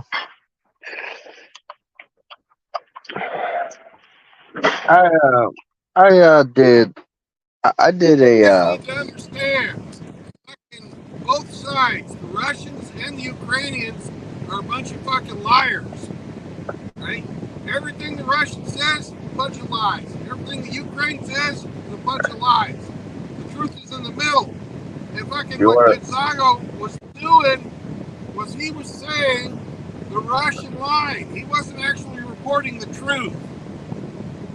You know, anybody who says he's reporting the truth doesn't understand what's going on over there and who these people are and who these governments are. These fucking governments over there are absolute fucking garbage. It's an oligarchy. It's not a fucking democracy. They will fucking spread bullshit until they're fucking blue in the face and expect you to fucking believe it. And if you say it's bullshit, they'll kill you. That's what happened.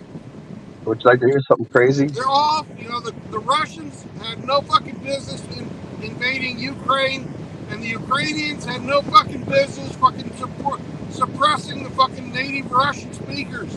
But they'll all tell you they're fucking angels and they're fucking devils. Want to hear something crazy? You gotta be objective when you're over there. Just keep your fucking mouth shut. And he didn't do that. You want to hear some craziness?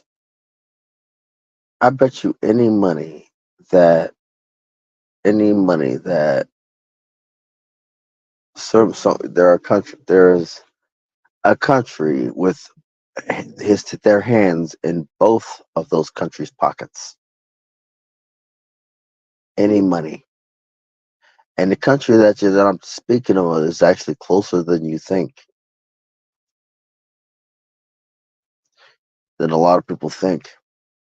The Russians got their hands, got some things from that same country that's supporting the Ukraine. You know, the Russians got their hands on the same thing, and it's shelling out the same amount, roughly the same amount of money. Hey, I remember when it happened. There was a moment where Coach Red Pill was reporting that just one of the reasons that the Russians invaded is that they were coming over the border because we, the United States of America, had biolabs right on the freaking border in Ukraine. And then 1 week after CRP was reporting that, Victoria Nuland, the assistant undersecretary for political affairs under Biden, had a press conference, and then she admitted that we had biolabs over there. That's only half the truth. We probably have a biolabs in Russia. The thing is like, I think you're missing the point. I understand the point. Hear me out. Since before World War I, the United States have had their hands in both sides of the battle. Now, the only reason they picked one side or the other is because up until, let's say, even through World War One, or even through World War One and Two, they got attacked. One of their boats, one of their passengers, one of the carriers, one of their boats or troop carriers got attacked, either on accident or on provocation. Let's look at World War One. How did the United States...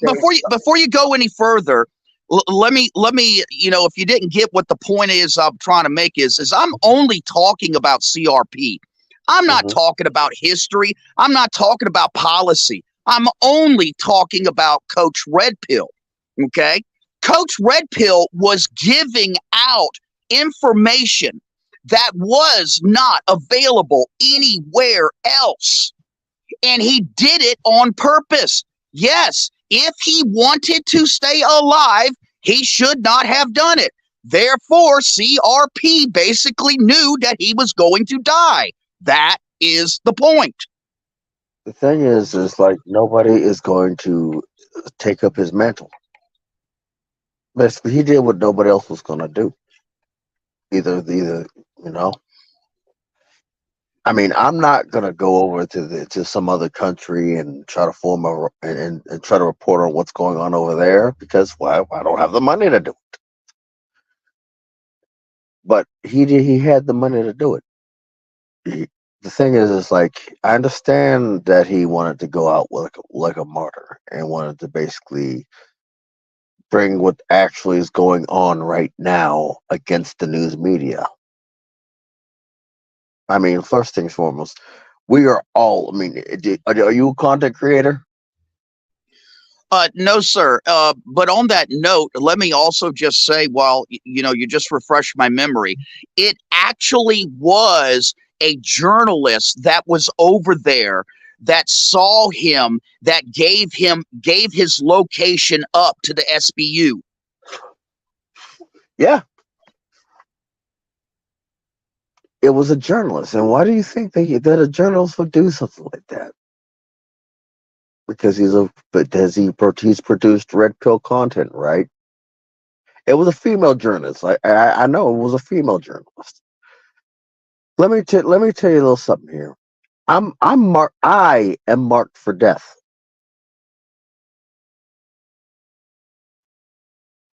I know that I'm marked for death. You know, Coach Red Pill was marked for death long before this, long before I even started content. And the second I started Red Pill MGTOW content, I was marked for death. The second I started saying what I understood, spelling what I understood, I was marked for death. He was marked for death before the first Russian attacked the Ukrainian. You know, because who runs the news? They picked the most? They picked women to be a journalist. Why did they pick women to be journalists? Because they can get in people's emotions. What is the one way to get a man to jump? To get a man to jump to attack something. Let that man hear a woman crying. Let that man hear a woman screaming. With this, I mean, believe it or not, if you want to say that the content that he made the before the Ukrainian was it basically it ruffled some feathers before the Ukrainian thing, before the Ukraine Russian conflict. It ruffled some feathers. This was just an excuse to get rid of him. It was just an excuse to get rid of him. Nothing more, nothing less. They'll look here. I mean, I'm marked. I know that I'm marked for death, and I'm okay with it. You know, because if I'm here until this craziness happens, and one of these countries lose their mind and decide to put boots on ground over here, I am pretty much marked for death. But when that happens, I'm probably going to be one of the people that take out. I'm probably going to be the last one. I won't be the first one, but I definitely won't be the last. He was marked for death. He knew that he was marked for death. He knew that if he would have stayed silent, and nothing would have changed the fact that he was marked for death.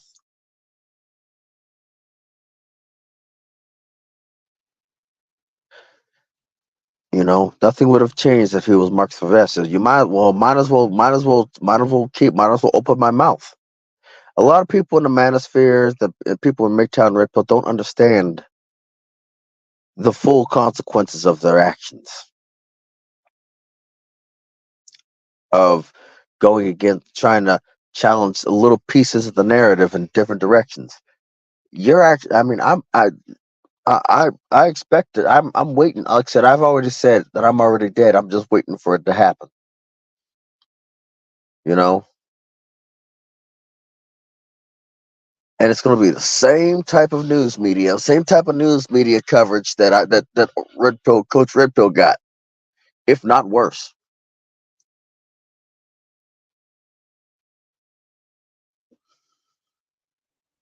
Oh, he was selling information to the yada yada yada.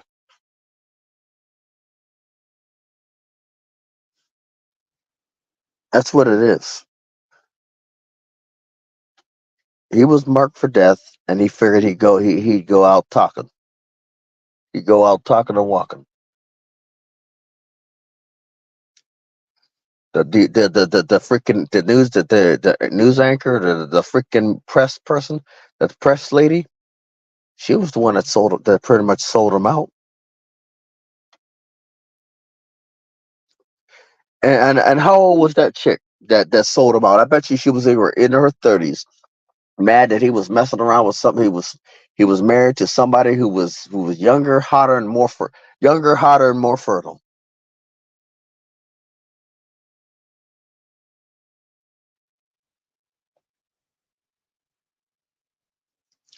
In fact, give me a second. I'm gonna look it up. So now, actually, I already know. I understand. I bet you she was in her 30s. You know. You know, I'll bet a way to piss women off, Western women off, is to like wait once you turn 30 and you're like 40 something, you mess around with a freaking 20 something year old. That'll piss them off real good. What have you done to be marked for death? Talked about nature of women and men. So basically, I basically said that marriage is a scam. Basically, it's nothing more than telling the government to put that it's okay to put your hands in your goddamn genitals, not in the pockets, straight down the pants into the genitals. That's what marriage is. Like, especially when you go down to the courtroom to get it blessed by the judge. Now, in my experience, a person's words do not get them automatically checked off and marked for death unless they have developed a cult of personality. Have you developed a cult of personality? What is that? I mean, I've been hearing that word for years and I still ain't figured it out. Well, it's not actually a word. It's a theory. Not in, I mean, I'm using the word theory as in scientific. It's where you develop a following. I want my subscribers to think for themselves. I don't want them to think like me. I want them to think for themselves. I want them to go out and figure out more themselves. No, I understand that.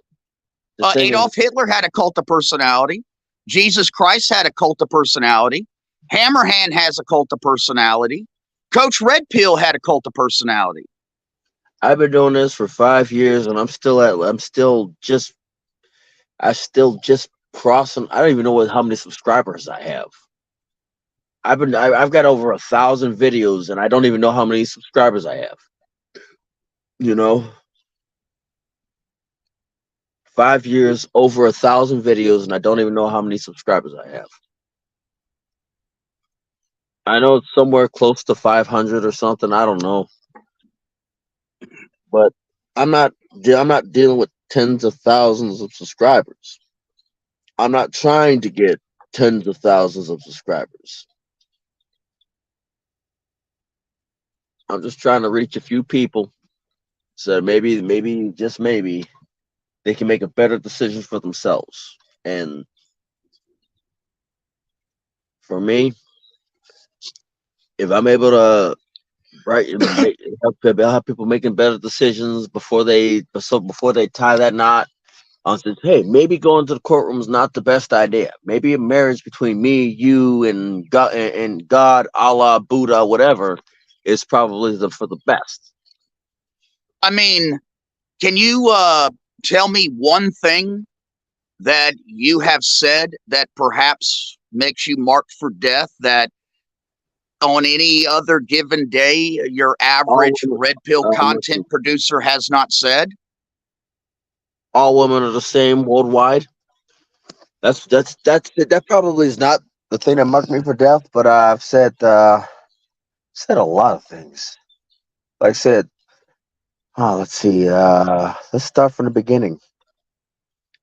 No matter what, I've said it's not about public health and safety. It's about control. It's not. They don't care about the kids. They don't care about you. They don't care about your family, because they're set. Their pockets are full. They get their fridges are full. Their clothes are never going to have holes in them because, well, they got all these other things going on after outside of the politics. These are not public servants. These are politicians. The difference between a politician and a public servant: a politician makes a profit off of the problem. A public servant wants to fix the problem. Like I said, I've also said, welcome to the USSA, United Soviet States of America, which is slowly becoming. like which it is slowly becoming. We like depending on who gets in, will maybe it'll determine whether you got 4 years or you got 4 days. It's like you got 4 years or 4 days. The thing is, and I said, I'm not a and I am not a marriage advocate. I'm not, like I said, I don't like said the philosophy of MGTOW is like no child, no marriage, no children, no cohabitation, no joint bank accounts. I mean, No, no, I'm missing a few. no, you're wrong. Okay. The 3 tenets of MGTOW is to instill femininity into women, to instill masculinity in men, and to work towards limited government. You can't. That was still limited government. They're not going to get limited. Now, let me explain. Mm-hmm. Now, if you're talking about capital letter MGTOW, capital letter MGTOW only refers back to the MGTOW manifesto. Now, if you're speaking about lowercase MGTOW, a man going his own way, then we can go ahead and discuss all those other things. Hammerhand is the one that's attributed to no marriage, no cohabitation, and no more new kids. But that's not in the original manifesto.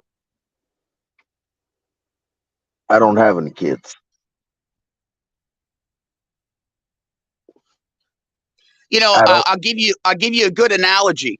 If you're reading in a manuscript the word Catholic and it has a capital C, that capital C word Catholic only refers to the established Catholic Church and all of its doctrines that are written down. However, if you read in a manuscript a lowercase c, as in Catholic, the definition changes and it becomes the word universal. The same thing for MGTOW.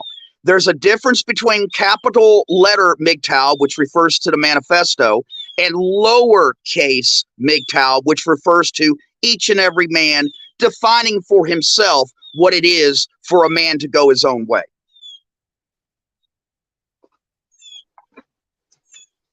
Look, I'm not very good. I'm not very good with no books. I just try to keep it as simple as possible for myself, you know. And it's like I haven't been married. But here's how I look at my life. I ain't been married. I don't got kids. I don't have any STDs. And I never been to, and like I said, you can't get divorced if you don't get married. And I've gotten a lot of things, so look here. I must be doing something right. I don't know what I'm doing right, but because if it ain't broke, I'm not gonna try to fix it. I'll learn along the way, and I'll learn along the way, and maybe I can get across somebody who has a handbook for it. But if I can get a handbook or a manifesto, and I'm able to read, and I'm able to read it multiple times, I'll be able to understand what I'm doing right and what I'm doing wrong. I mean, I came in and look here. I will admit, I came into MGTOW and the red pill blind as a bat with the little knowledge that I had. I had to piece together based on who I think who's not gonna last long. So far, I was right. We lost a lot of people. We basically not to death, but just basically to their own willies. You know, their own willies getting wet. Like, oh, that person screwed up. He got his willy wet, and he went back on a plantation. So let me take that portion off of his BS. Oh, this person's arguing with this person. And it seems to be begging. Let me take this person off. So far, I've eliminated 1, 2, 3, about 3 or 4 people off of 3 or 4 people. You know, because they went back to the plantation. Not just they went back to the plantation, they went back to the plantation and crapped all over it. And crapped all over MGTOW and Red Pill. You know? Like I said, I'll freely admit that I don't know what the hell I'm doing. I'm piecing, but I will piece it together in my videos. Look, I mean, I should call myself Franken MGTOW because I'm literally just pulled together by a whole bunch of random shit that I try to piece together. Like I said. Hold on a second. Hold on a second, Wind. Let me address a couple of things in the chat. This is what happens when we start talking about the MGTOW manifesto. Frost, you say, I just go by no marriage, no cohabitation, no kids. I believe the manifesto is where it started, but there's no way we're going to be able to instill femininity in women. Okay, sir. I think that this is something that, this is why I'm trying to find the correct platform to really dive deep into the manifesto instead of this topical treatment that it has been given so far. Number one, I have two daughters, and I instilled femininity into them. I talked them out of college, and I talked them into getting married to two men that I chose for them, and they allowed me to do that. Today, in probably maybe 2 weeks, I'm getting ready to have my 4th grandchild because I instilled femininity into my daughters. Here's another example. You show up at your local school board meeting and they're discussing fucking Transformers having access to your daughter's bathroom in school, and you vote to say no to that. Well, that's instilling femininity by default, by proxy. Okay. So how you vote, what you do in your life, how you are. If you are acting as a man around women, if you are in your masculine, there's a chemical reaction that automatically happens, even with some of the most hardened feminist fucking women, that in itself is instilling femininity into women. I mean, I could just keep going on and on and on how we can instill femininity into women. Okay. Now, Seraphim. Seraphim says that he disagrees with me about Hammerhand is not a narcissist. No, Seraphim. Number one, narcissistic personality disorder is one of the 4 main cluster B personality disorders. Okay. Now, each of us as a masculine man, we have natural narcissistic traits, but that does not mean that we actually have the disorder. There is a difference. Okay. Every masculine man that leads other men, okay, that is a spokesperson, and then people take him at his word, okay, by default, he has to have narcissistic traits, but not necessarily the disorder. Also, to give a little bit more information about the cult of personality, the cult of personality is just describing the effect that a person has on other people. And in this case, for example, Ronald Reagan had a cult of personality. He was able to lead men.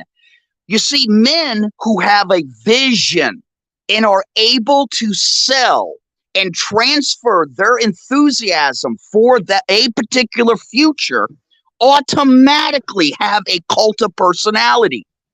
Just by having a cult of personality, that's not necessarily denoting evil or good. It is just the ability to win the confidence of everyone around you and to lead them into the future and vision that you have. That is the cult of personality. I got a question. You Yeah, go say ahead. you're older than me, right? I'm only about 36, 36 right now, right? I'm 54. Now, I don't know how in the world. Well, it's taken up and it took up to the point where I bought my house, and I literally like when I bought my house, I I had a bit more respect from the rest of my family, or from like when I find out that I actually have a house. But the thing is, like, how much work am I going? I mean, it's not the fact of like, am I questioning how much work? It's the how, you understand what I mean by how much am I going to push into trying to instill femininity in women that I don't know or don't even exist right now? Well, that's understandable. And see, Frost agrees with you. You know, he said, well, not everybody has kids. Well, the part about instilling femininity into women, it's a case by case basis, and it's not going to apply to every single man, obviously. Well, Hey, true. Rusty. Never mind. What I want another thing I want to say is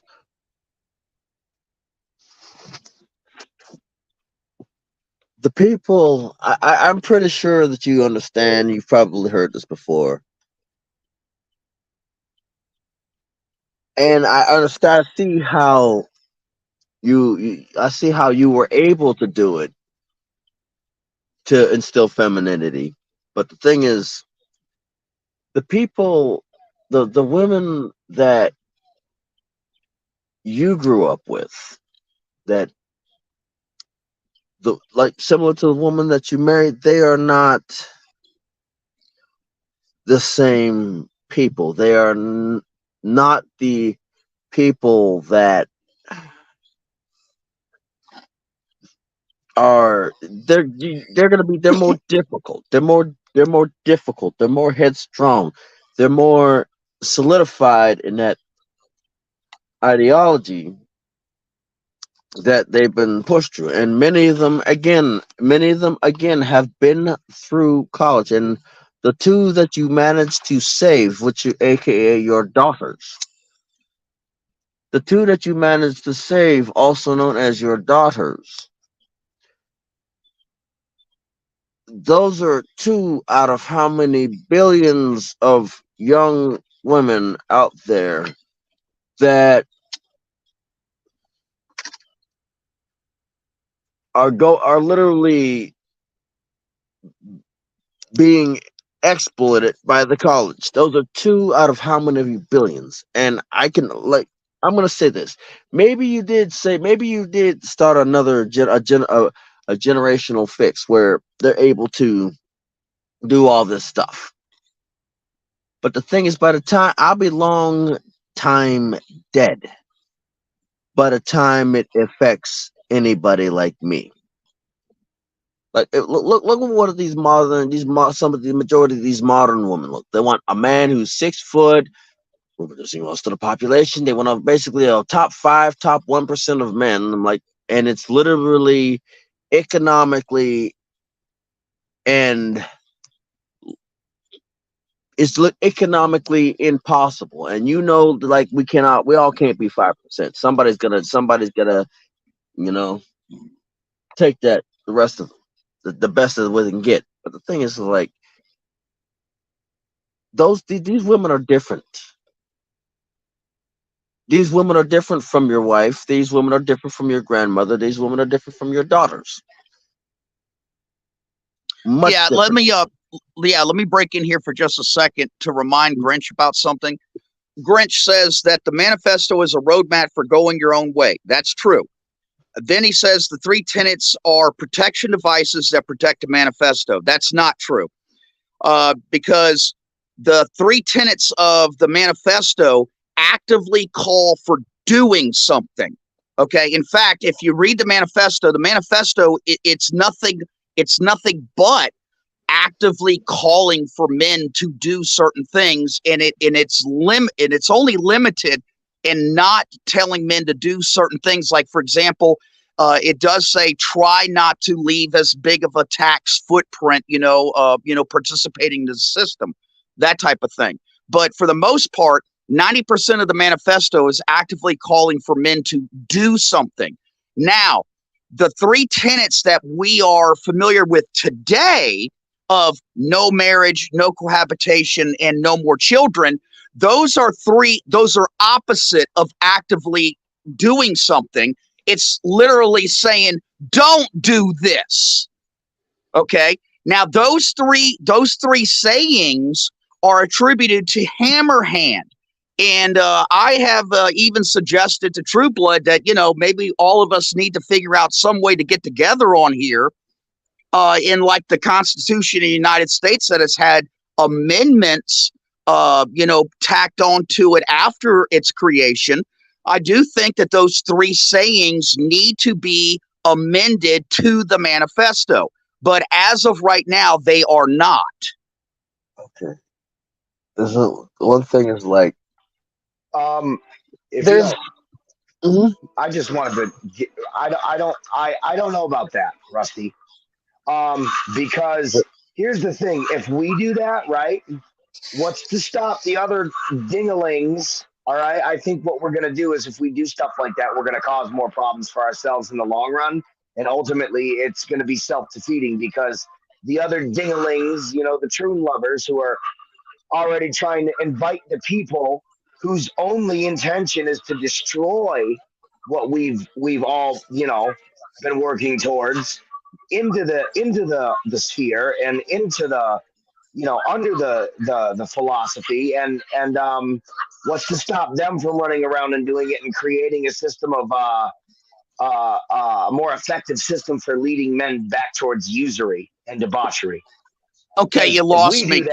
Could you lost me? Could you simplify your question or your concern? All right. So if we decide that we're going to amend to add, what's to stop those other the fucking bullets for teeth and the iridium cushions of the world from deciding we're going to do this too and use it to the detriment of other men, because the whole point of MGTOW is to help move men to everyone as far as I understand, but specifically men more away from usury.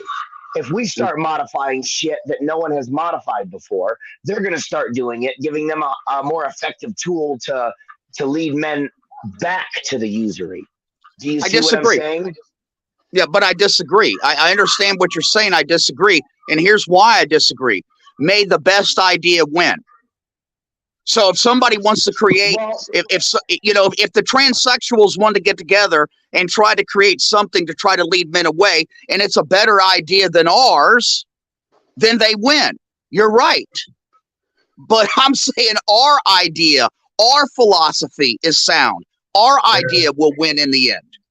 Rusty, you're right. I'm not disagreeing with your logic, and you're correct. Better ideas win. But unfortunately, you seem not to be taking account that in this lunatic world, logic doesn't matter.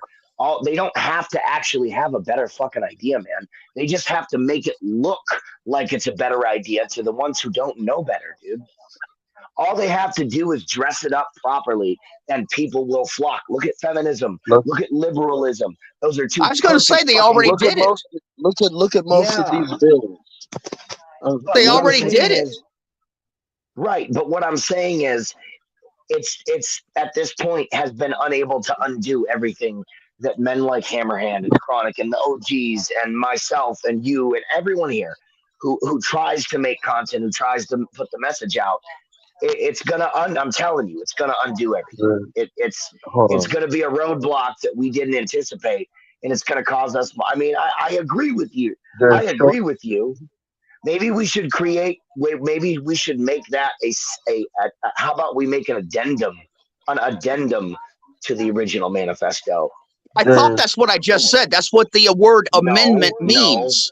No, amendment means to change, to amend, to alter. addendum means to place with or add to in such a way that it alters none of the original thing itself. For example, an No, amendment. usually like for example, the amendments to the United States Constitution. They did not alter the original format of the Constitution. Instead, what they did is they specifically clarified. That's what amendments do. Okay, but that's not an Okay, addendum. I got this. If I have 10, okay, here, if I have 10 pictures to post on a post on YouTube, right? Okay, let's use your And I word can only addendum. post 5. Hold on. I'm explaining to you what an addendum is right now. If I can only post 5, right? I'm going to enable my next post addendum and post the other 5 because it's not changing the original thing. It's what was not thought of or could not fit in the first place. I We're have a not question. amending by Who has, clarification. Go ahead. who has read The Animal Farm? I have. I used to teach it in school. All I have not. animals, I have. All animals are equal, right? But some animals are more equal than others. Right? You see where I'm going here? No. The thing is, I don't. I think every man should have. Every man who decided to pick up. I basically had to piece together my own thing. It's good. It works for me. I'm not going to say it's going to work for everybody, but I've managed to Frankenstein my my version of this is my manifesto. You know, not yours, not anybody else's. I've had to literally make my own manifesto to the best of what I know and the best of what I saw. You know, Well, I here's the thing. I'm sorry. Go ahead. I've had, like I said, I came into MGTOW 14, 15, 16, 17, 18. Actually, no. I was going to start had a YouTube channel. I came into MGTOW 18, 19, 20, 21, 22, 23, 24. I came into MGTOW about 6 years ago. And 6 years ago. And 5 years before that, or 5 or 6 years before that, I said I'm going to go celibate. And when I finally caught a hold of MGTOW and Red Pill, everything was it was already at its peak. I've literally had to scramble and pretty much piece together my manifesto based on what I've seen and based on what I knew. There was a whole bunch of MGTOWs that knew how to use that posted angry content. I had to pick between the angry, loud people and the quiet, calm people with low subscriber counts. You know, I had to pick between the angry people, angry vocal people, and the quiet, calm people. How many here of you have ever heard of a man named Quiet Earp? I do. I know him. Me. He's a truck driver. Yes. And you see, I would religiously listen to him. I don't know if he still makes content, but his content was delivered quiet, calm, Yes. clear, and concise. Yeah, he just actually he just put some stuff out not too long ago. He disappeared for a little bit, but yeah, he's still producing content. But the thing is like I managed to catch the tail end of Venture MGTOW. I managed to catch the tail end of the Liberation Y. And I've had to take all of these people whose content I've even had a drinking contest with Seafood Black Irish. You know, I don't know if you remember him. No. I Like don't know that one. yeah, he was a wild old man, but his knowledge was how should I say it? His knowledge was deep and insurmountable. That and he interacted with a lot of people. He was very tech savvy for an older man. Very technologically savvy for an older man. But his knowledge was deep, well thought of, deep rooted. And the thing is, I said, I've had to piece together with the people that I've watched and the people that I've interacted with on YouTube. Like I said, like up to the point I thought Mr. Elite was right. Was all it was right. And the thing is like after a while, I'm like, hey, this doesn't make any sense. I've had to adjust. I've had to adapt. I've had to readjust because I had to basically say, hey, this is not working for me. Let me adapt, let me adjust, and let me make sure that take what the best of take everything that worked for me and put it into my freaking book. That's the thing. I can't. That's fine. Nobody's arguing against that. Oh crap! You're a man going your own way. My battery's almost dead. But if you don't mind if I jump in real quick, Rusty, I've actually been Ooh, I waiting barely to made address it. this with you, Yep. man. Well, it's dead. You said Who is that? Godfather? No, it's Sam. It's Sam. Oh, Sam. Hey, Sam. Yeah, man. You had mentioned about the cult of personality, right? And the way you made the distinction was like he was trying to pass his enthusiasm off to his fellow men for his cause or whatever, right? Man, that's not a cult of personality. You just described inspiring your fellow men. So by that definition, when a coach gives a pep talk, he's got a cult of personality. Yes. No, sir. A cult. Yes, I don't think so. I will argue that some of our most esteemed coaches that we have had in the history of the United States have developed a cult of personality. You're 100% right. Well, I'm going to have to disagree with that. I would say that that's not a cult of personality.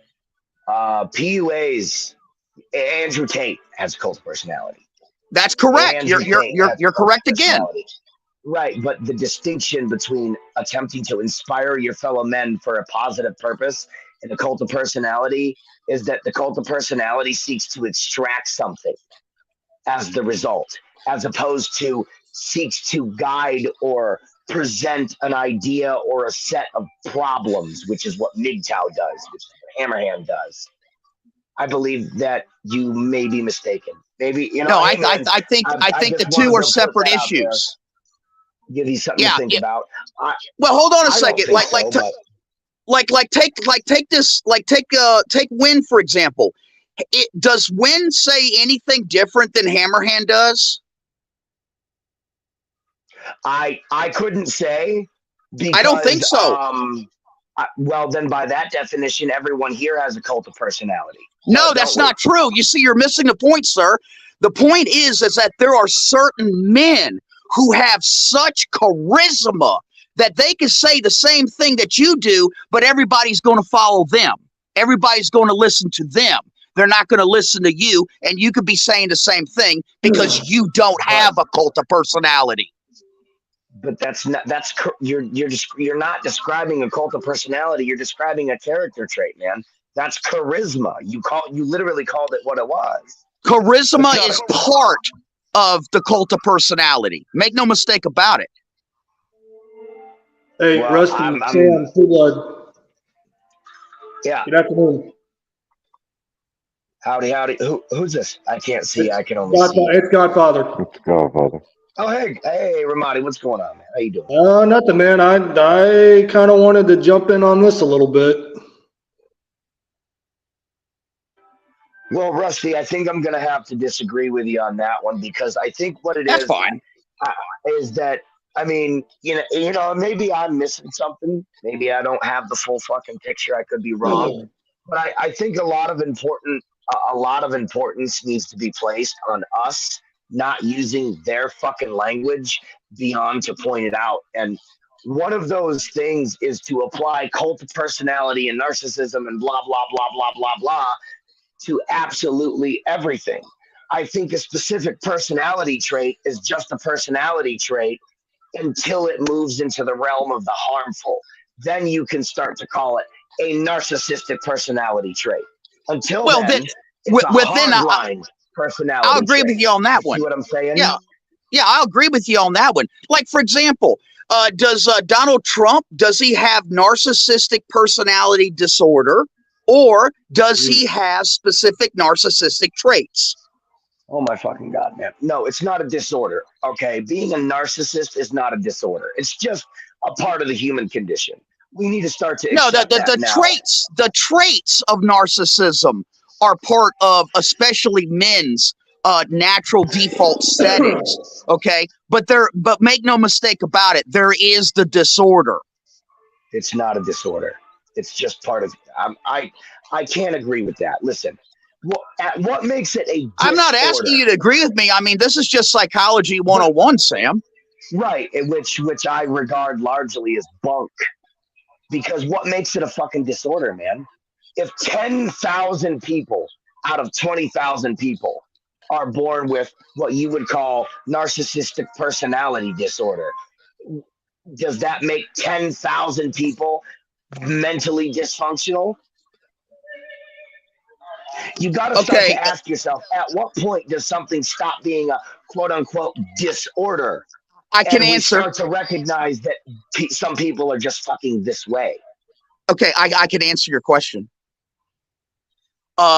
Cluster B personality disorders. Okay, borderline, narcissistic, histrionic, and antisocial. That's the 4 cluster B personality disorders.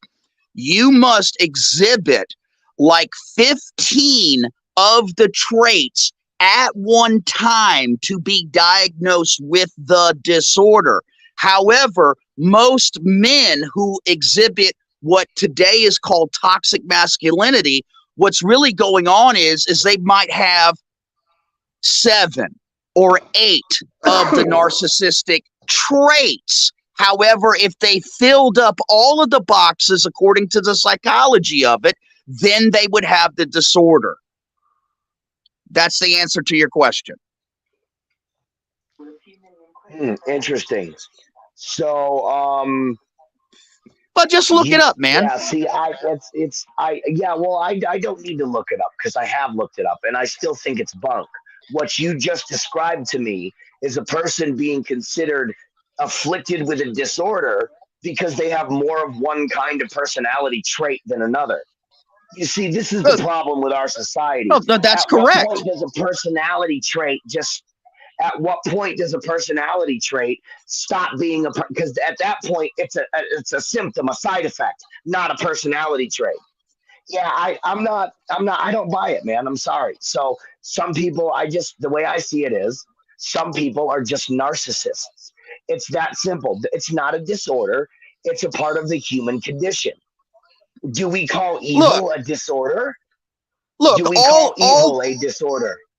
No, evil is not a disorder. Evil is a creation. Is being a rapist a disorder? Is being a rapist a disorder? I think that there's a lot to be said about that one. I don't. No, the answer is no. It's not a disorder. It's something that some vicious people do to cause harm to others. That's who they are. At the end of the day, that's the person they are. They're not doing it because they're sick. I think that you're denying that there's a such thing as called early childhood trauma, which is where most of these disorders originate from.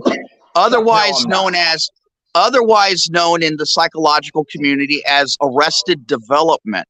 Okay, where these people experience such harmful, usually of a sexual nature, growing up with abuse, and then they just have a hole in their soul that they try to fill later on in their adulthood, and that's where it becomes a disorder.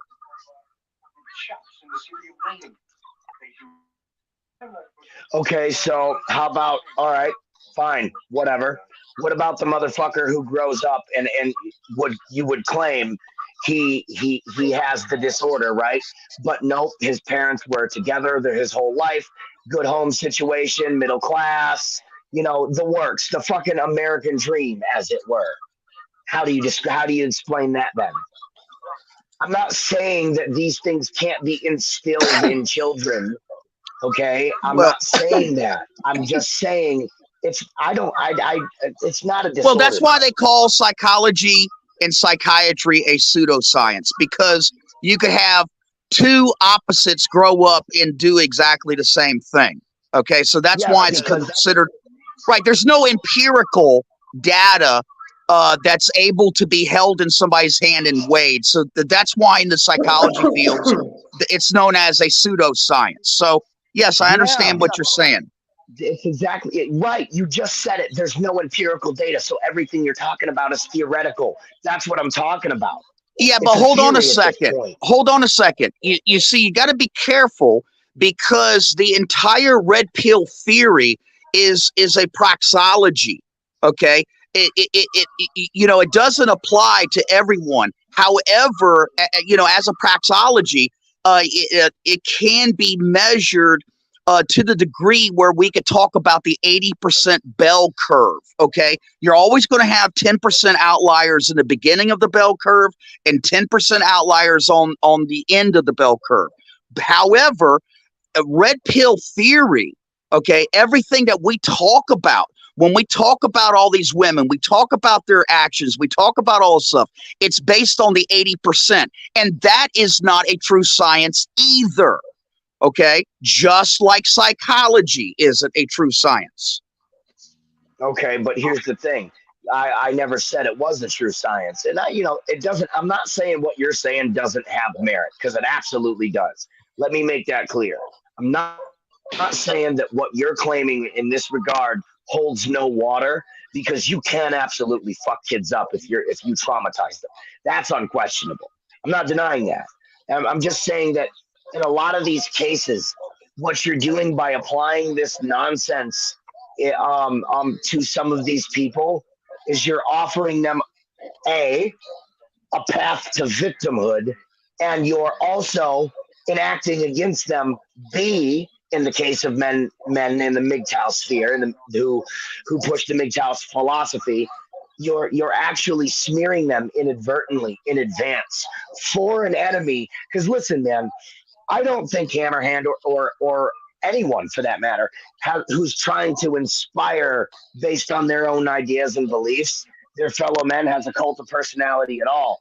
In fact, I think that their level and measure of success doesn't actually have anything to do with their charisma at the end of the day either. No doubt it does in some way help with their method. It doesn't, dude. Bullshit. Okay, Cult of personality.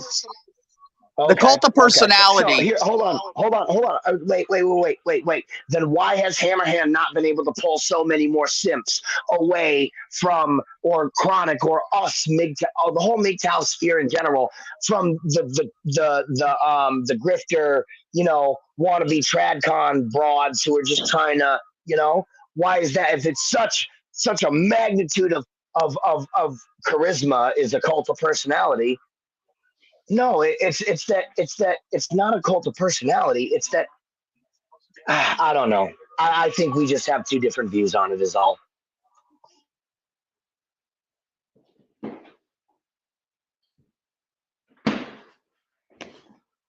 I mean, I'm not shitting on you or throwing shade at you or nothing. I just I think you might be taking a really hard line stance on something. And maybe you're inadvertently complicating it when it doesn't need to be. In the case of the whole cult of personality thing, because I don't know. I just personally view it as like a PUA, man, or them fucking pickup roaches. I'd say that like the fresh and fit.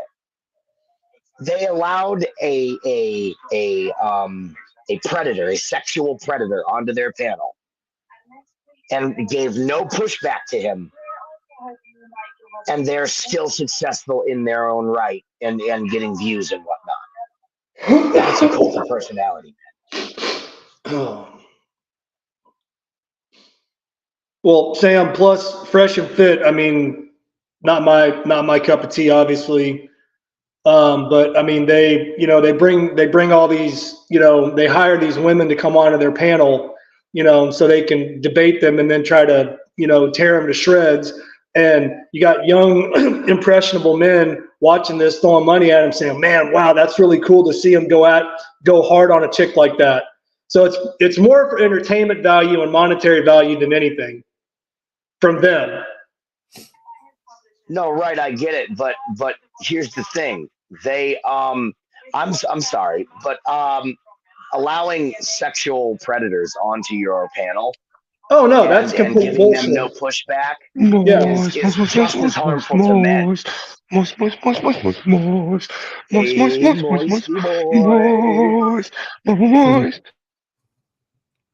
Moist. Outlaw. What's going on? What's going on, good Going man? on?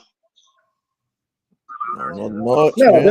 them having that, and I don't remember what the guy's name is, but I know you're talking about them having him on there and just letting them talk, like they're back on the block, like everything was cool. No, that was bullshit. Yeah. No, they didn't get Here's the thing, man. They also pay those those OnlyFans prostitutes. Yeah. Okay, let's make no mistake. That's what they are. The OnlyFans girls are online prostitutes. Period. No, most of those chicks on panels like that, they're getting paid to be there, not because they want to be there. They're getting paid to be there. Yep. And I guarantee you, if they weren't getting paid, if they were invited as guests, they wouldn't be so compliant with the feds there on the panel. And of course, I'm talking about fucking Myron and that other fucking ogre he calls a co-host. Timon and Pumbaa. Yeah. Didn't one of them dudes fucking Shrek JP's daughter? Peterson's daughter? Yeah, Jordan Peterson.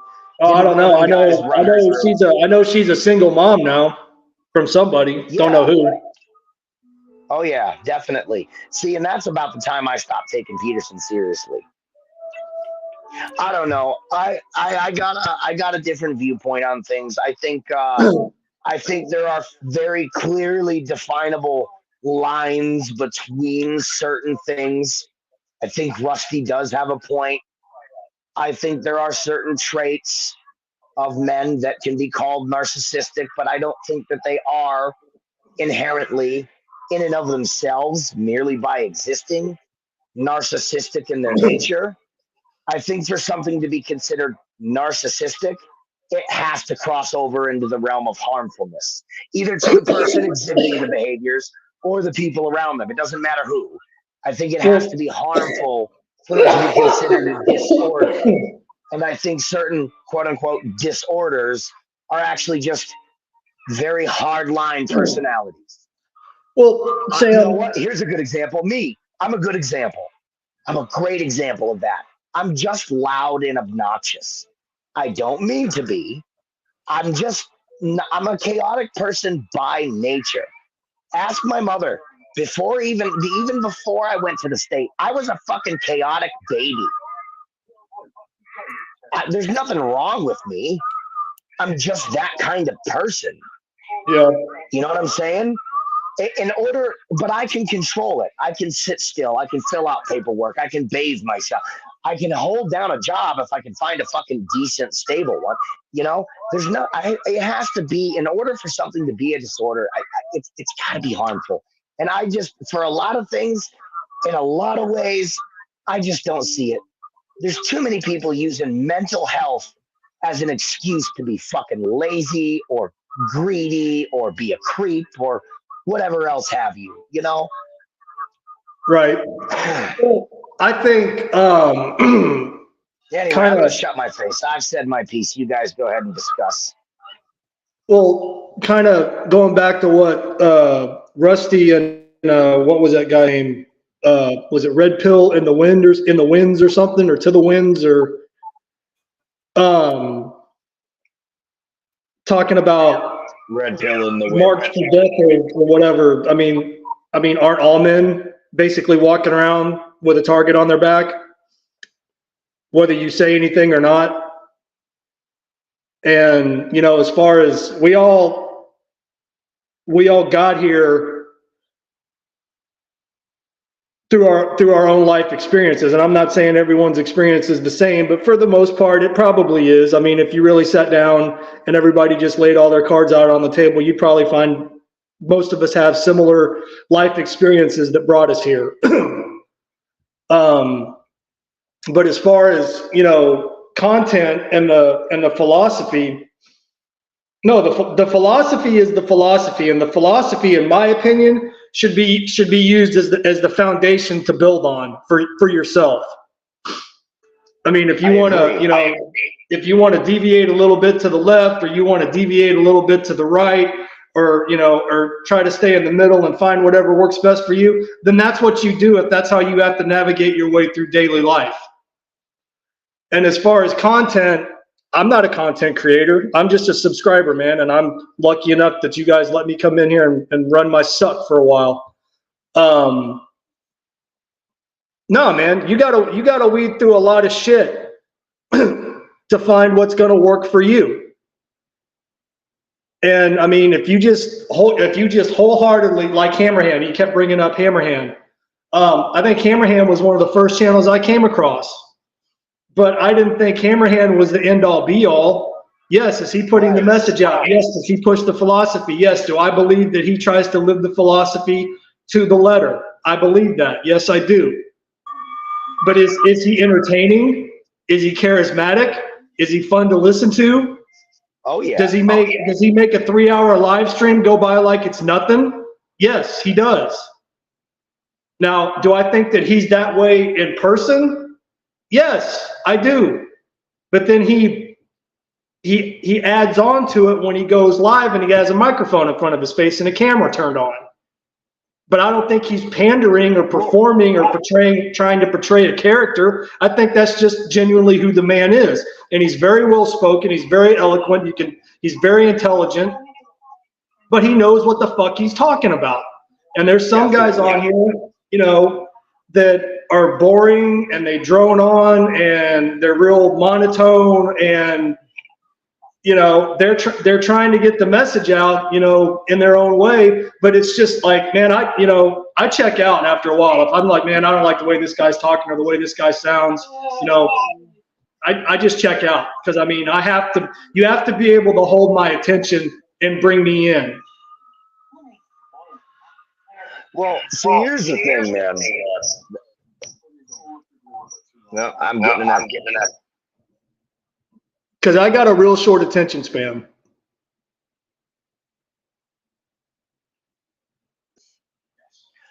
All right. Well, all I know is, I'm going to say this quick, but I think that before it can be considered narcissistic or a cult of personality, or before it can be considered narcissistic, it has to go into the realm of harmful. And to be considered a cult of personality, it has to go into the realm of narcissism. Rusty, you still on, man?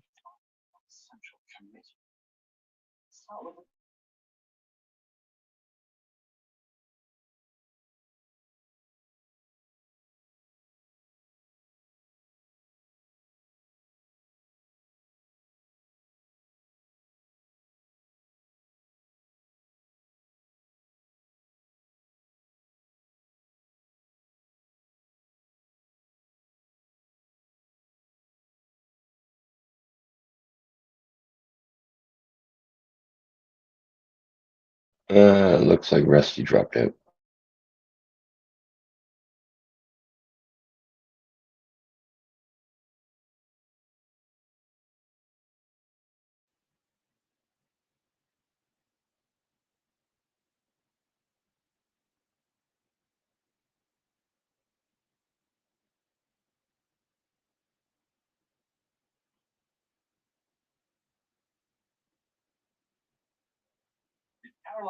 Did Rusty drop?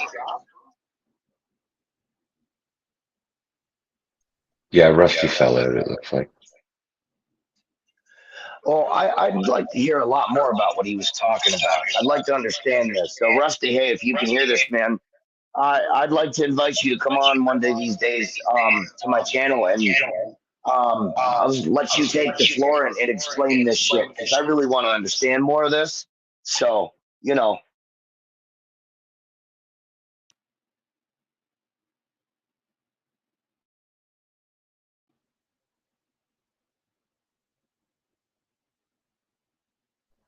Now Sam just fell off.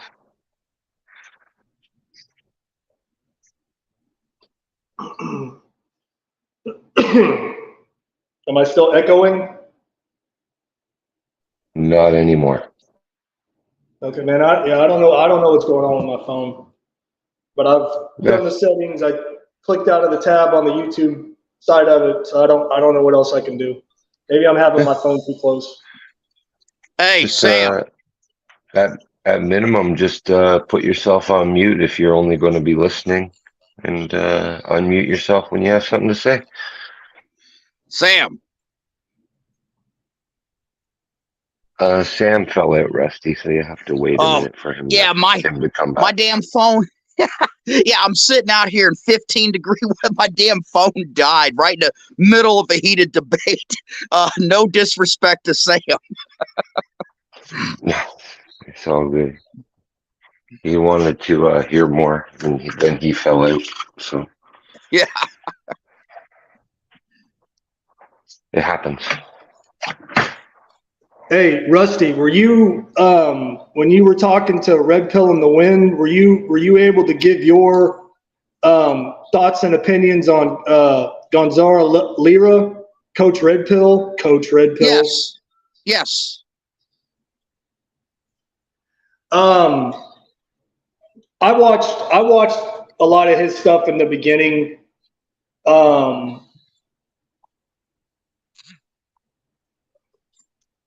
I don't know. You know, an American or having, I don't know, I think he might have had triple citizenship because I think he was also had double. Yeah, it was Chilean and American. Chilean, yeah, Chilean and American. But I mean, okay, you're living over, you know, in that part of the world. You're an American. Everybody knows who and what you are as far as being an American. And I think the content that he was producing over there,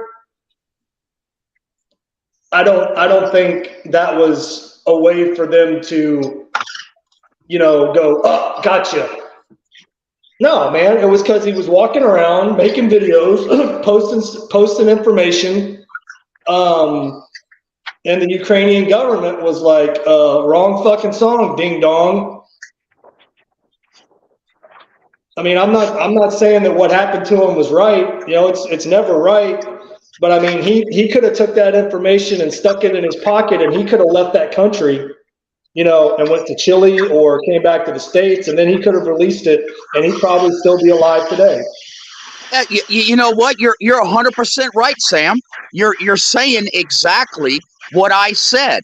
No, it's the man Godfather. had. That's Godfather, Rusty. Oh, Sam's not back Godfather. yet. I'm sorry, Godfather. The man had heart problems. So yeah, you're right. He could have taken the information, gone to a different place, broadcasted the information, and died in obscurity. You're 100% correct. So you see, I'm arguing that he did it on purpose. Mm-hmm. Well, I don't think his intent was to die, but he did what he felt he needed to do. I will agree with you that I don't think that his goal was to die. I don't think that he was purposefully and intentionally committing suicide, but I do believe that whatever he thought could happen, he was going to go out in a bang, and he was going to be talked about from that point forward because of what happened to him, instead of dying in a hospital unscared, you know, in Chile. Mm-hmm. Well, I mean, if that was his goal, then I mean, I guess, mission accomplished. But Yeah, we're talking about him right now, aren't we? yeah. Yep. But no, it's just I mean, I know he was married and he had a young son. I heard him talk about, that in his videos, all the while, bitching about women, which I always found ironic. You remember how many people were talking about him when he was missing? Yep. Like, apparently his Telegram channel gained 44,000 subscribers after he resurfaced. You know? Do you think maybe that was intentional?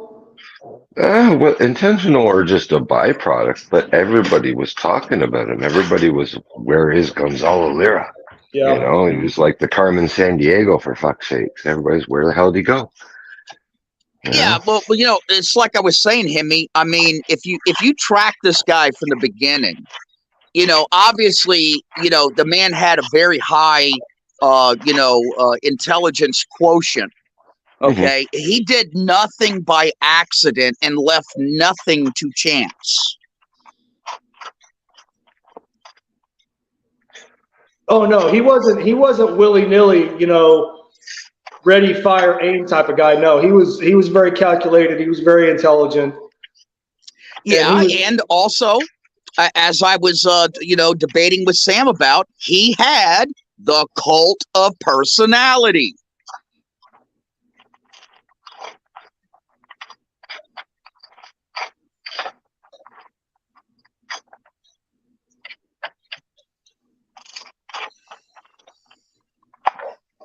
There was a young woman that was interviewed after one of Adolf Hitler's speeches. And they were asking her questions about what did she think about what Adolf Hitler had said. And you know what her response was?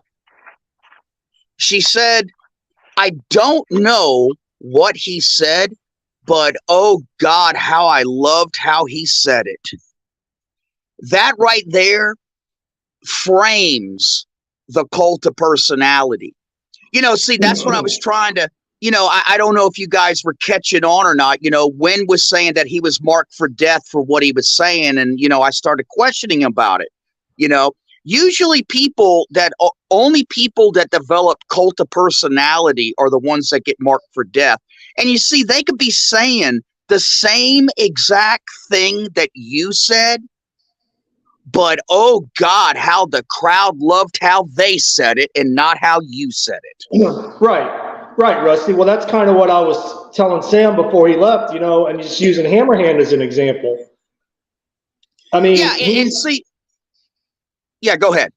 No, he's basically, I mean, he's really, as far as the message, just the message, he's no different than,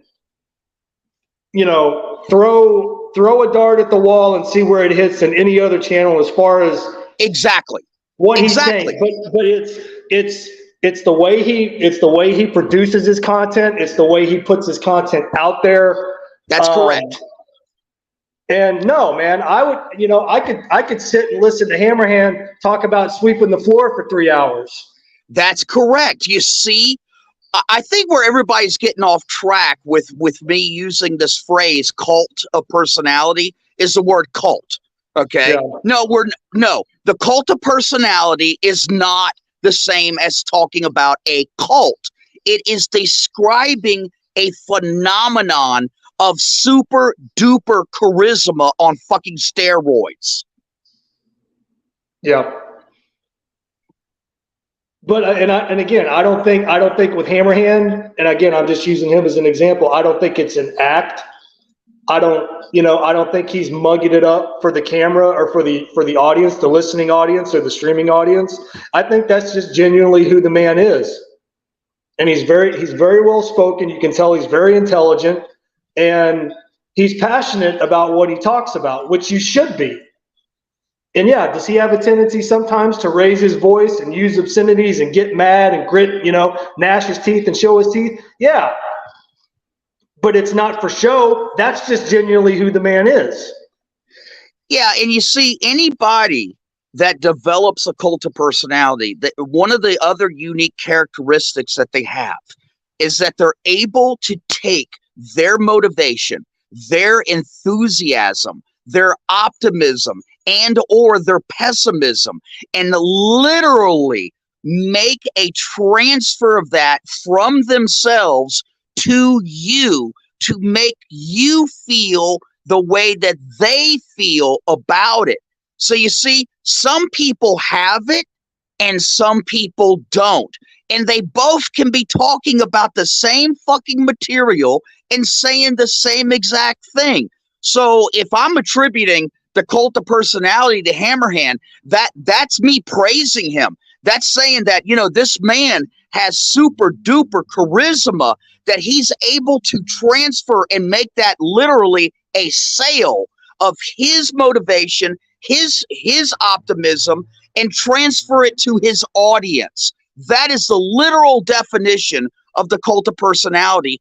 And it can be used for good and it can be used for evil. My God, Winston Churchill during World War II developed the cult of personality and marshaled the English language as one of the most instrumental, weapons of the war that helped win the war, all because of his cult of personality.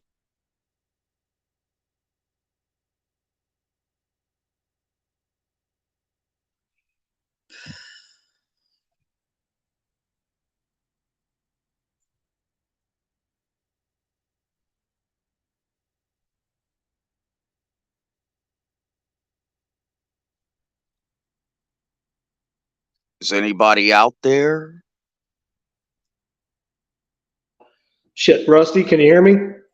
Yeah, just not if you can hear me. Sorry, man. I was on a roll, and then I realized that I muted myself. But no, going back to what you were saying about Adolf Hitler.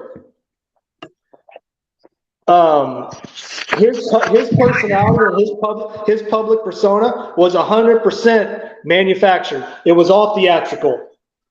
Yes. He was taught and schooled how to do that, how to move, how to enunciate, how to stand, how to use his hands. When he was really trying to drive home a point, how to raise his voice and use inflection. It was all theater, man. I mean, his German was horrible. Yeah, motherfucker wasn't even German. He was Austrian. Yeah. But see, that's an example of using the cult of personality, for evil. When you start talking about Winston Churchill, Ronald Reagan, Rush Limbaugh. Oh my God, the cult of personality, Rush Limbaugh. I'm gonna say it right now, and maybe this might get coined, but Hammerhand is the Rush Limbaugh of our sphere. Yeah. But no, Hitler could go to a rally and have 100,000 screaming, foaming at the mouth Germans eating out of his hand. And like you said, that lady said that was interviewed. I have no idea what he said, but I loved how he said it.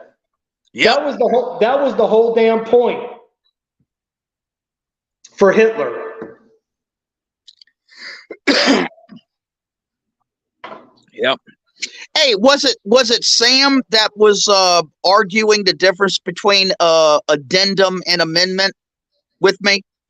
Yes. Yeah. Let me just say to Sam, if he's listening or listening later on, hey Sam, I'll take your addendum. I'll take it. And Char, he brought up, he said, well, we're going to have leaders in order to change anything or make addendums or amendments or something like that. And there's no way that's going to happen. Let me tell you guys how this could happen. Okay. Let me lay it all out for you really short and succinctly.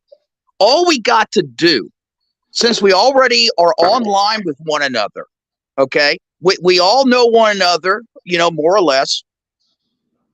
All we got to do is just have 3 months of campaigning of like say 50 guys that want to be representatives of the manosphere.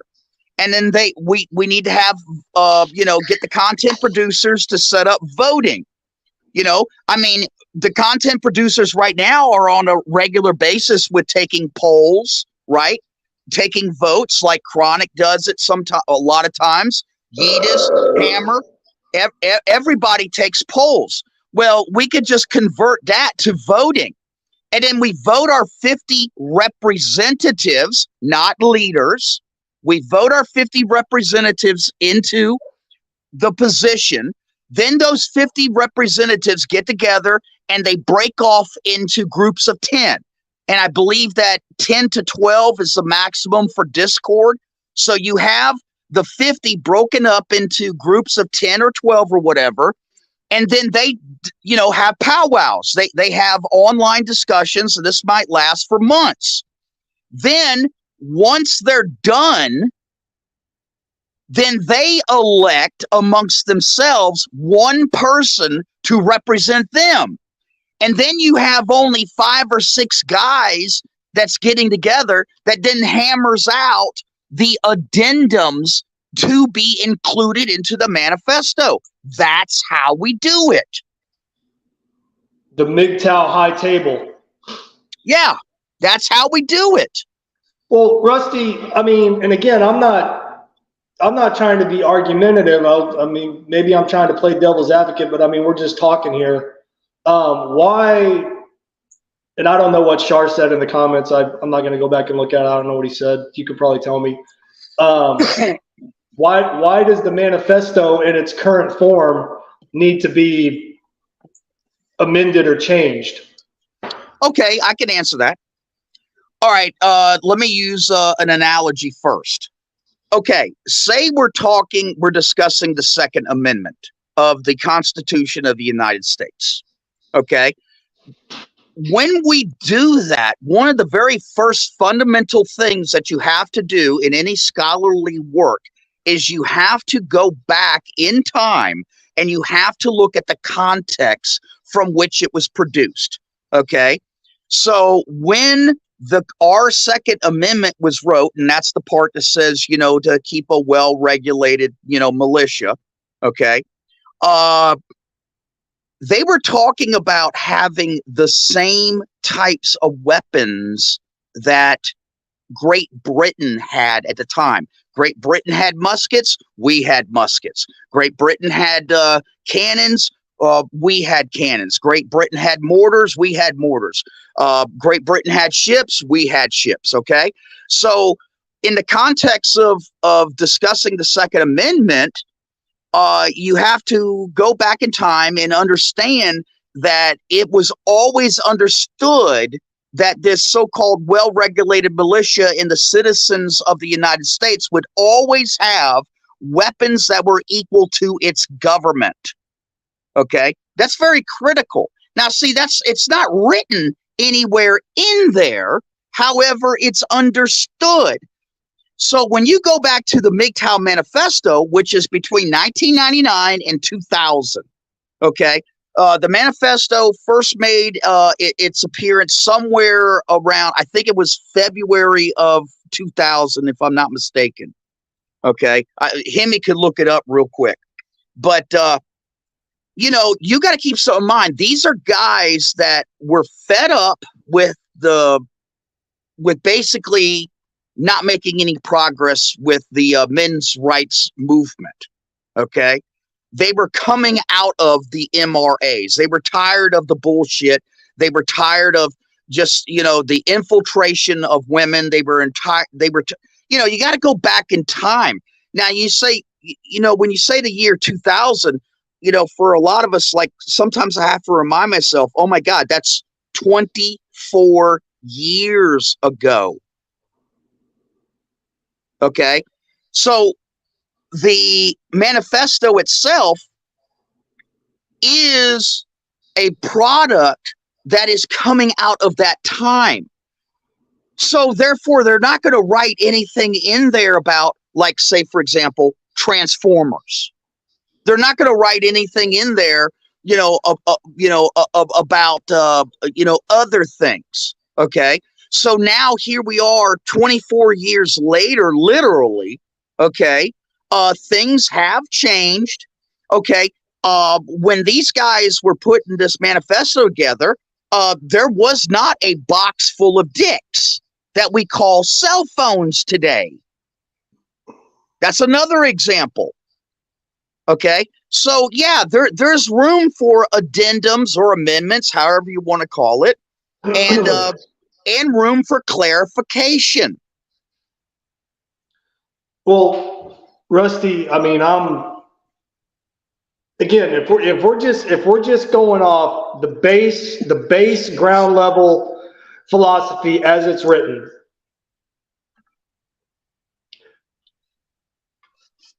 there it is. I mean, there's no misunderstanding. There's no need for interpretation or explaining. I mean, either you understand it or you don't. Having said that, well, hold on, I'm getting there. If you choose to accept the philosophy, and you choose to walk this path, use that as your individual foundation for navigating your way through life. Like I was saying to Sam, if you got to deviate a little bit to the left, or you got to deviate a little bit to the right, or you got to try to stay in the middle as much as possible, whatever you have to do to make it work for you. But for the most part, you stay true to the philosophy. And yeah, individually, there should be a little wiggle room, but I don't personally think that it needs to be updated or amended or additional groups added talking about the fucking trannies. Well, hold on a second. You are you telling me that you would not like to see an official addendum added to the original MGTOW manifesto that includes no marriage, no cohabitation, and no more children? What would the addendum be? What I just said. That is, you understand that those three things are not in the manifesto, don't you? What's that? No marriage, no cohabitation, and no more new children are not in the manifesto. I would like to see them included as an addendum. Oh, okay, man. Okay, hold on. My bad. I thought that was the whole point of the manifesto. No,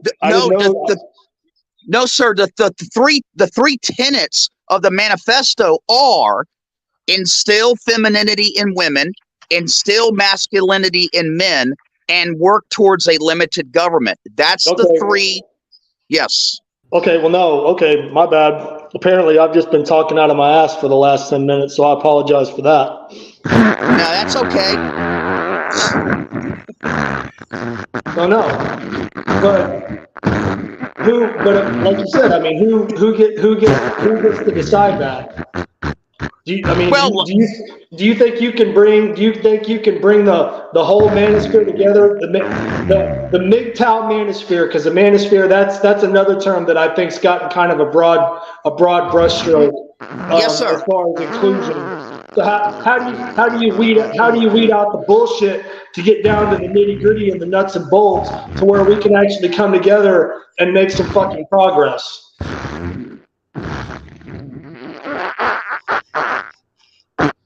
Hey, I just admitted I was talking out my ass. Okay. Cut it out. Well, sir, as I said, I've given us a great deal of thought.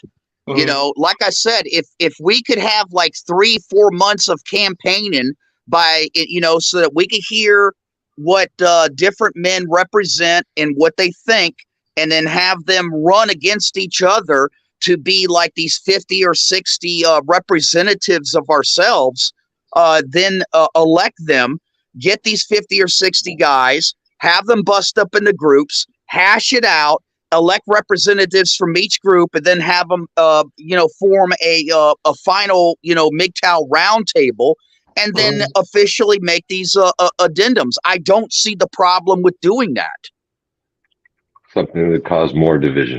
No, Rusty, that sounds good in theory, and I'm not saying that couldn't possibly work, but you got guys, that want to stay under the cloak of anonymity. Then you got other guys, that don't have any problems coming on here and showing their face because they want to try to, Well, they don't have to show their face to do what I just said. No, I know that.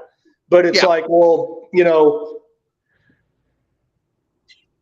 eventually, if that were to happen, again, more like what, God damn it, what's that guy's name?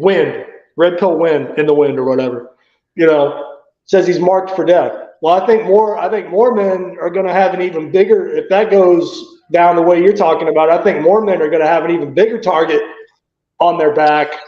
And if they can actually put a actual face to our philosophy, I don't know, brother. Well, I only have one response to what you just said, and my response is that's why John Hancock signed his name the biggest on the Declaration of Independence. There's always risk. Why are we as men so risk averse? Why? We're supposed to be masculine. We're supposed to have fear, but yet put one foot in front of the other. I don't buy into this risks thing. We're either going to do something or we're not going to do something. Okay. Yeah. And I'll tell you another thing too. Here's another little point about the original manifesto. I was listening to a content producer, I won't say his name, and he was analyzing, the first parts of the manifesto, and he had a real problem with the fact that in the manifesto, it doesn't define what masculinity is. And you see, I really wish I could have talked to him, which I offered to talk to him. Oh, it's toxic. Huh? The definition is toxic. Well, here's the thing, and you have to understand this. When the original guys got together, that issue it came up. Trust me, it came up, and they argued about it probably for a very long time, and they realized that they could not define masculinity. And you see, let me give you an example. If we got 20 of us together in a room and we said, okay, our purpose here is to define masculinity, I guarantee you that we would not be able to define it. But something that we could agree on?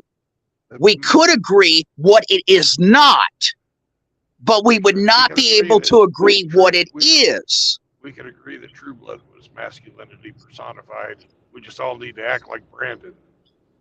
Well, that's true. No, I'll agree with that, Rusty. Look, I'll even give it even more specific. Like down here in the South, because of our culture, instilling masculinity means that we have a gun in our 6 and 7 and 8 year olds' hands, and we're teaching him how to hunt, and we're putting a fishing pole in his hand right behind that, teaching him how to fish. And if you're not teaching your son how to hunt and fish down here, you are not instilling masculinity. However, and play ball, right? But up north, in some cultures, that's not even on the fucking table. So you see, hold on. I'm sorry. I gotta correct you on that. That's wrong. That has been taken off the table artificially. I would like to point out that our ancestry up here is just as laden with all of that stuff as yours down there. It's just that more or less here in the more northern areas of this country, we have allowed these lunatics to take more hold than they have any right to. Well, that's why I said some. On my family's behalf. That's why I said some places up north. That was my exact words. I'd like to make an Yeah. addendum to what Rusty's saying because he's not correct. There's just as much liberalism and all that kind of shit in the big cities in the South as there is in the North. That's true in the big cities. And that's the same way in the North. The liberalism is in the big cities, but there just happens to be lots of fucking big cities. Oh, there really is. That's correct. And villages too. No, I agree with what you It's no said, longer True just Blood. a big city. True Blood. Say what? It's in the little. It's not just the big cities up here anymore. It's the little towns, hamlets, villages, and all those other little bits. It's everywhere here now, sir. It's not just in the big cities. I understand that, but that's where it began, is in the big cities and spread like cancer. That's true.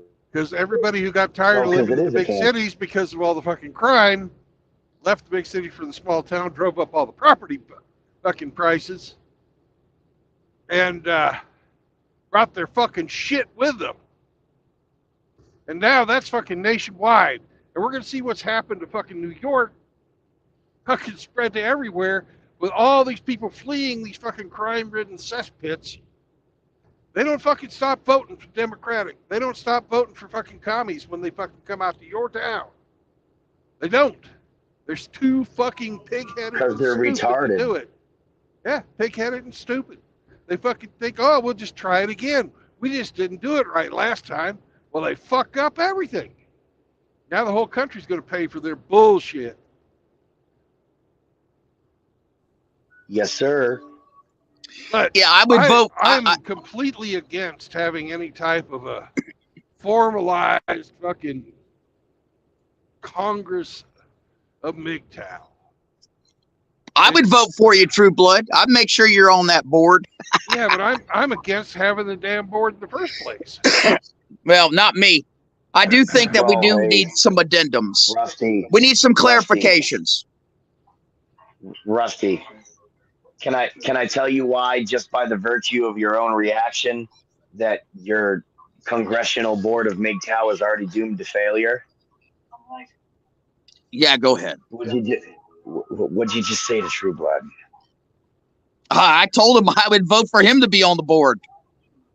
Yeah, that's sort of a special interest reaction, isn't it? You're damn right. That's because I believe that True Blood reflects what I believe, 80% plus. So yeah, you're 100% right. I would vote for him in a heartbeat. Yeah, but what you said was the way you, okay. So here's what went down in my eyes. Okay, let me try to give it to you from my perspective. True Blood is disavowing, which I actually do tend to agree with in a way. I have a little bit less of a hardline stance. I think if we were to do it, it could be done properly, and I would have a lot more trust in, men like Hammerhand or True Blood or Chronic or, any of these other guys to actually not do something selfish with the opportunity. But I think when he disavowed it and he's saying, "Oh well, I would make sure you were on that board. I would vote for you, right?" Even if it's a subconscious thing, your reaction indicates that you could possibly believe he would disavow it because he wouldn't be part of it, which shows that right there is a door to already having been opened, just even if it's unconscious. Now, I'm not saying you're doing anything malicious or anything, but that already opens the door for snakery to come in, because somebody who might not maybe have as pure intentions as you will see, oh, okay, well, I'm going to go over here and I'm going to be successful in my special interest behavior, right? Sort of like the whole, when I said interest balancing becomes a standard against which we measure the validity of a right or a privilege. That's when our Congress and our electoral process really started to go under. And I see that same thing already right here. And I think the reason, and correct me if I'm wrong, True Blood, but I think the reason that True Blood would be against it would be for something similar to what, I forget who said it, but it would give them a face to go after. Also, No, you know, that's if we not have correct. any formalized, That's okay, not correct about me. well, I was going to say, if we all have any formalized, you know, whatever, it could be construed as, you know, now it's a political thing. But if You I'm know, wrong, let me hear your take on that.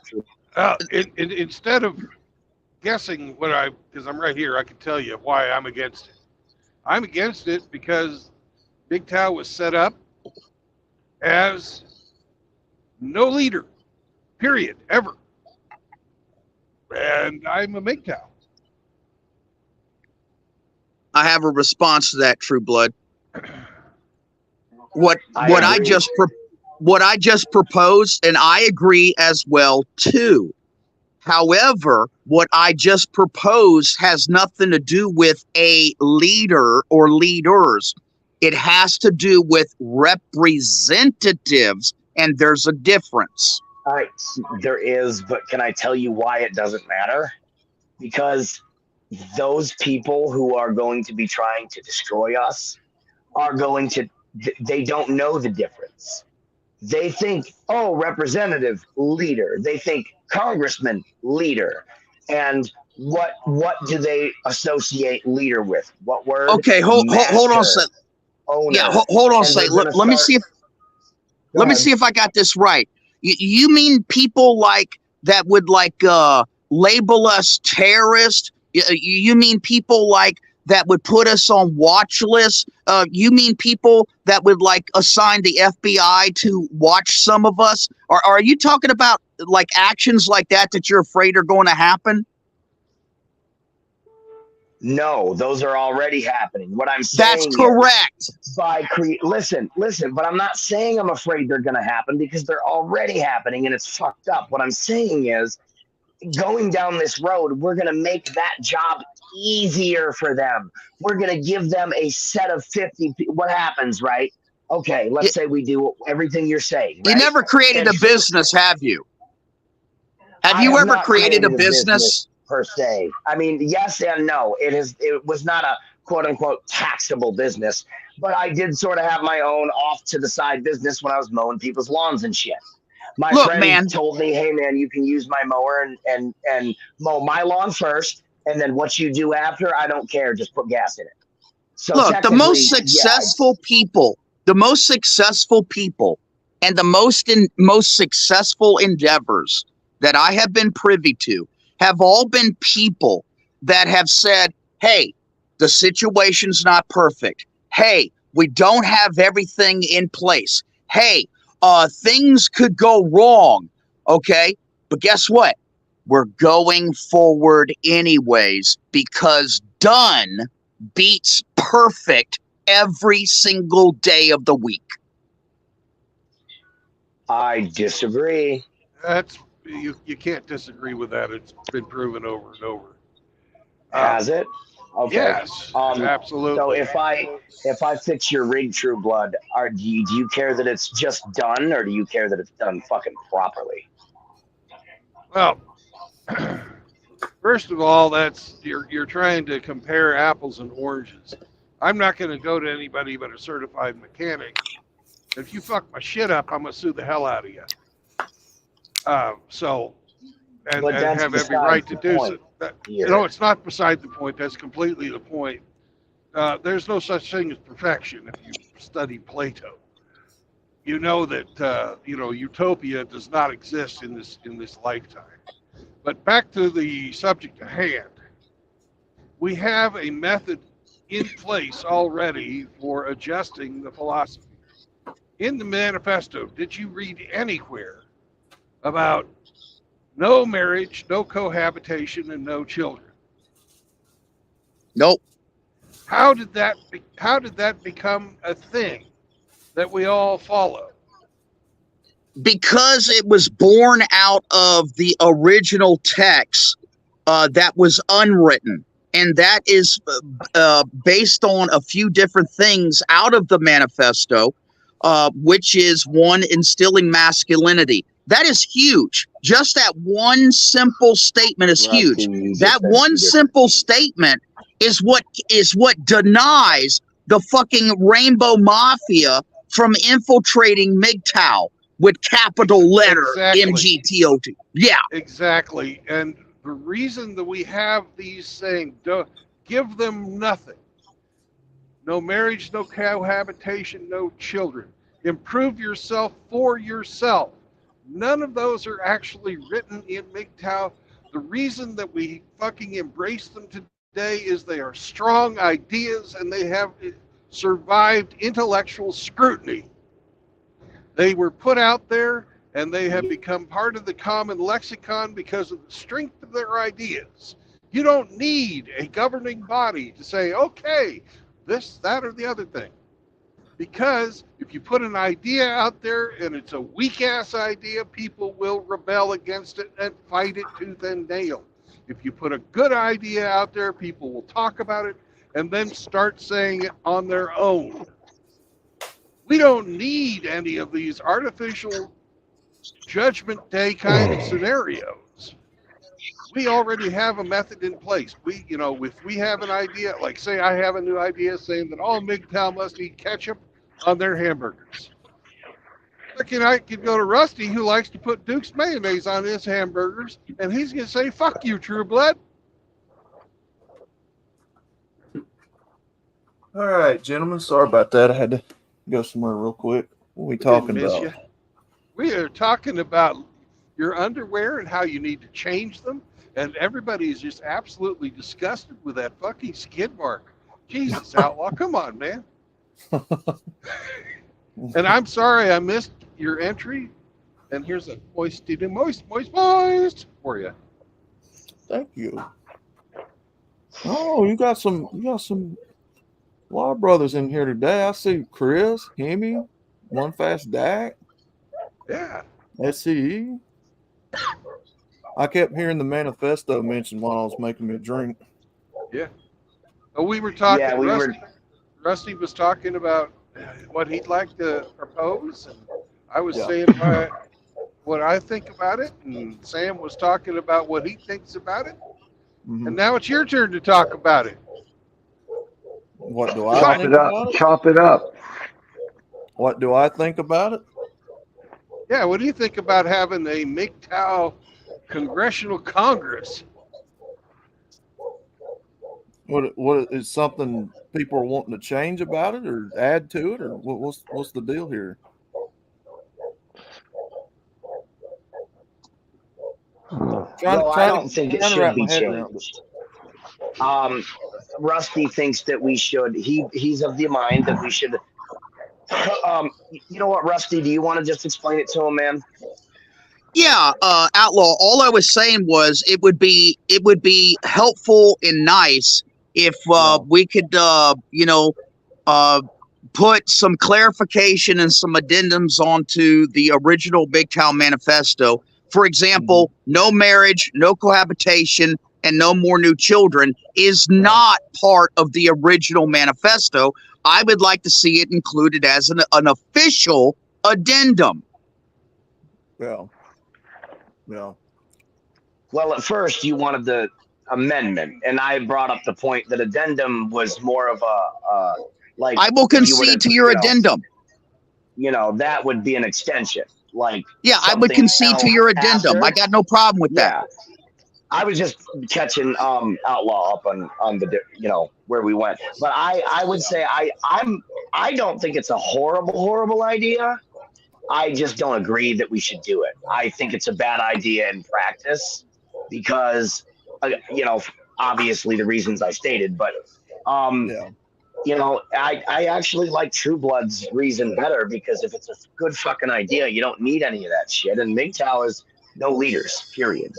The whole point is to instill masculinity in men, and one of the most common indicators of masculinity is individual autonomy, to be able to make your own choices, not having someone else hold your hand and dictate your shit for you. Well, let me ask you a question. What would your response be to a man, let's say somebody that you know for quite some time online, and you get to talking about the manifesto, and then all of a sudden, out of left field, they come, oh, wait a second. I'm not going to have, what's this manifesto shit? I'm not going to have no man telling me what to do. I'm a man going my own way. Would you say that he's uppercase capital MGTOW, or would you say he's lowercase men going their own way? I'd say he's uppercase because it's absolutely acceptable. If the manifesto does not match what his standards for his own personal life is, he's absolutely free to reject it. No one's going to be forced to live or accept the doctrines of anything. Well, hold on a second. Opinion. See, now you're familiar with Coca-Cola, right? Rusty, Go ahead, True Boy. Hang on a second. What Rusty is trying to point out is he is definitely a man going his own way, but he is not using, because that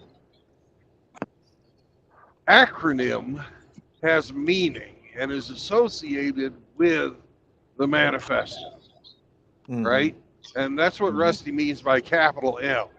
I see what you're saying. All right. Well, in that context, I would say that he's not MGTOW in that regard at all. But all right, and the manifesto actually addresses that, and it says if you don't want to be an adherent to the instilling masculinity in men, femininity in women, and small government, that's fine.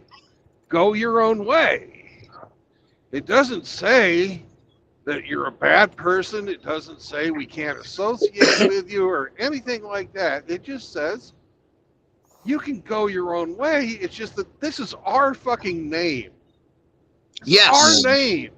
Yes. And you cannot appropriate our name and can claim to be one of us when you're not. Yeah, can I say it in a different way, True Blood? Sure. I guess I misunderstood the intention of the question. Yeah. Okay. Listen, you're familiar with the brand name Coca-Cola, right?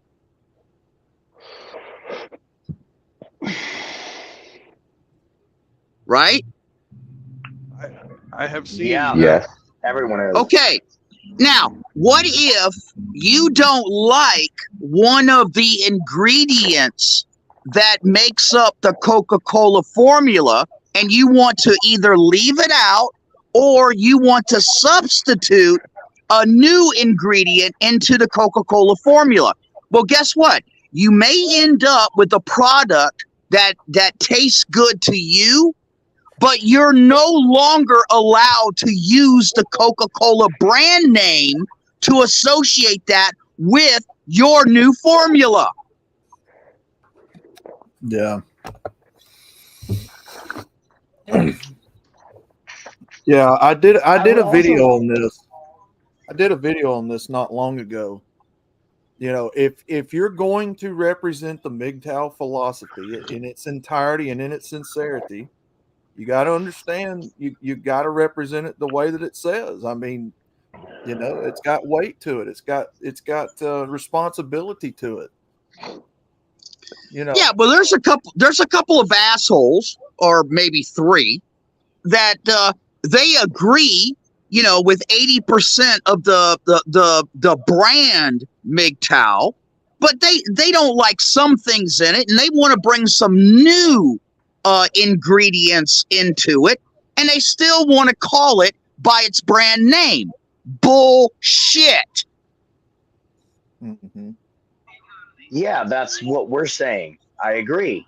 But I also want to point out, isn't the whole no marriage, no cohabitation, no new kids specifically because Hammerhand talks about monk mode, which, as I understand it, is his own personal kind of way to deal with the philosophy itself, isn't it? Because that's where I see that as sort of the monk path, because there's many ways you can live your life and still be true to the manifesto. Absolutely. And monk mode is one of those ways. What Hammerhand and myself and quite a few of the other brothers out here have realized myself is included. you don't even know what I'm saying yet. Now, I thought is you were that talking. if you'll let me finish my thought, you won't have to think. You'll understand. Um, what we're, the reason that we have chosen monk mode is to prevent usury. And the easiest way to prevent getting fucked over by the state, by the women, by, the family court systems and all that is not to play. That is why monk mode exists. Mm-hmm. Exactly. That's exactly Now, it too. if you're into Yeah, that, great. yeah, But and yeah, and let me say this also, dovetailing on what True Blood just said. Now, see, I'm not monk. I never claimed to be monk, but I have followed the MGTOW ways. Especially the directives of the original manifesto, which, by the way, actively call for men to support other men. And see, that's something that a lot of brothers don't know, that it literally says, please support other men to the best of your ability. Okay. Yeah. Now, even as now, see, I'm just regular first level, entry level MGTOW, and I have fucking gotten in trouble. Okay. And I have followed the rules. Yeah. And SCE, True Blood, and Hammer. When I got in trouble, those guys helped me out, man. Monk mode is ultimate protection. Make no mistake about it. Mm-hmm. Yes, sir. Because you can't have someone or something destroy your life if you don't let it in the first fucking place. Yep.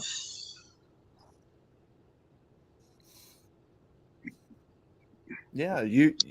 Again, this is what I keep talking about. This philosophy has responsibility to it. It has weight to it. This is what a lot of these people that are trying to change the formula don't understand. You're representing it as it correctly states. I mean, it's just like the Bible. You don't take the Bible and pick it apart and add what you want and take away what you want. Exactly. You have to. You have to teach this philosophy in its entirety correctly, because it works. It's proven to work. Yeah, and actually, True Blood, just to refresh your memory, True Blood actually came up with, which I think might be a really good fucking addendum to the MGTOW manifesto, no long-term relationships. You remember that, True Blood? Yes. Yeah, I did. But I'm not the first to say that. Have you guys ever listened to the Liberation Why? I've heard of him. He's been saying that for at least since 2014. Mm-hmm.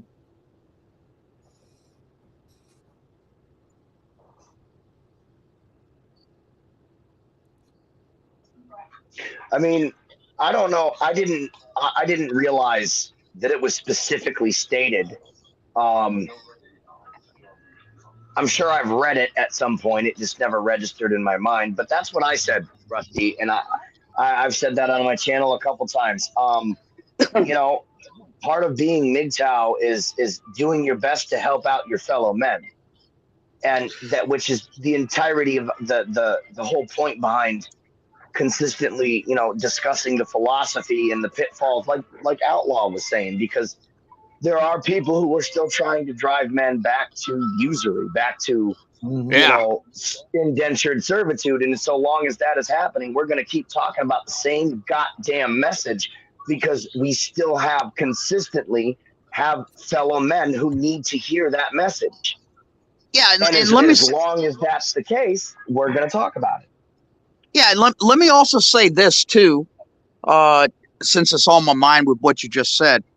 In the manifesto, it actively calls for men to maintain content producing channels to disseminate our information.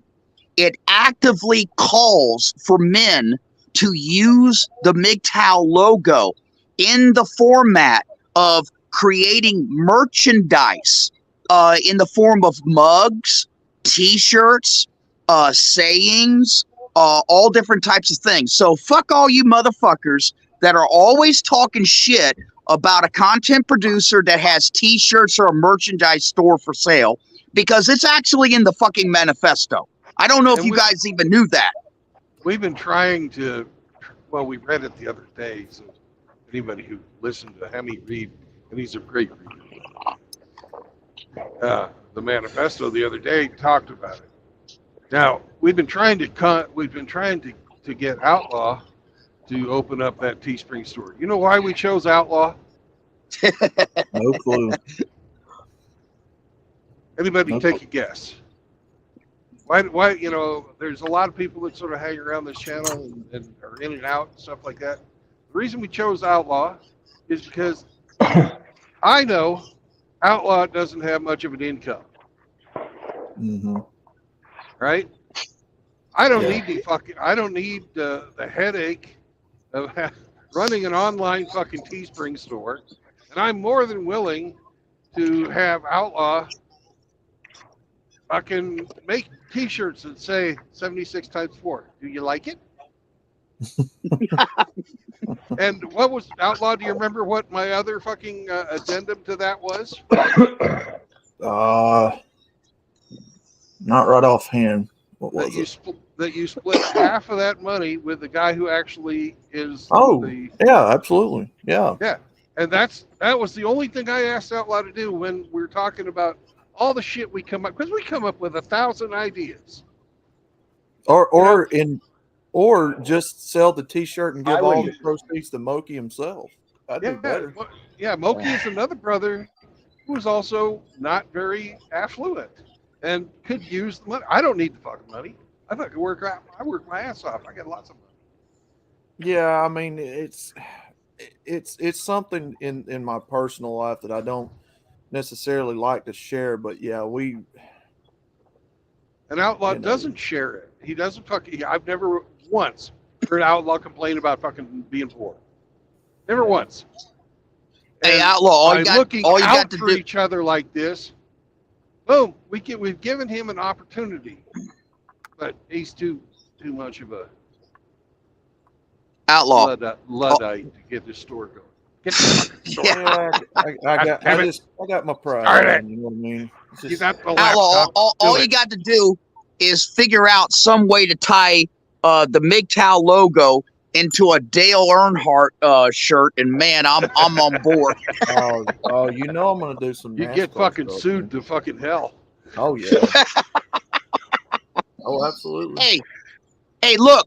On that note, let me just share this with you guys. Mr. Pliskin ordered that like Captain Morgan pirate mug, MGTOW. He's holding a MGTOW liquor bottle, and the name of the ship is MGTOW. And he sent me a shirt, and that was from Frost's merchandise store. And then, I opened it up and everything, and it's some quality merchandise, and I use it. And then later on, Mr. Pliskin said, "Did you look in the mug?" And I said, "No." And then I went back and because I didn't take the mug out completely. I left it in the box and everything, because you could just see the mug, but I wasn't able to see inside the mug. You know what that motherfucker did with that mug? What's that? He stuffed it full of $100 bills. Oh shit! Oh shit! Can I get an Earnhardt shirt that says on the back, "The wall defeats them all"? Oh my God, that would be so cool.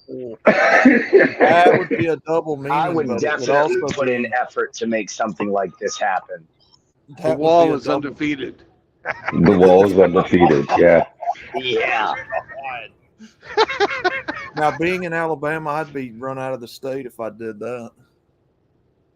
these Earnhardt fans around here take him as serious as they do Nick Saban. Yeah. The intimidator ain't afraid of the wall. Well, he should have been. Yeah.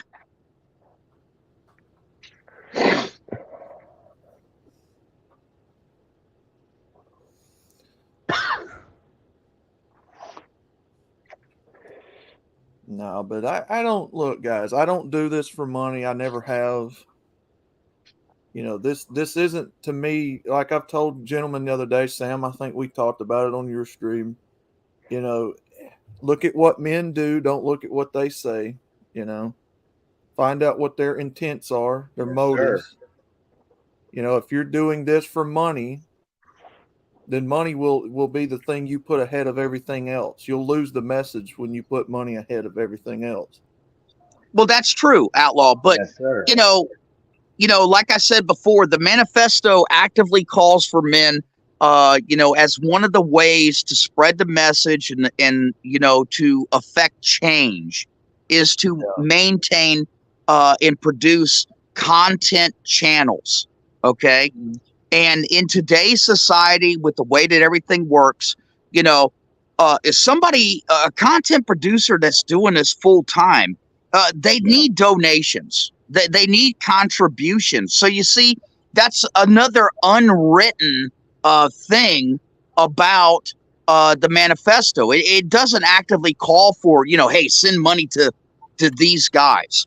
But if somebody is going to maintain a full-time channel and put out content for all of us guys, by default, without it being written in the manifesto, you should support your fellow man who's doing this.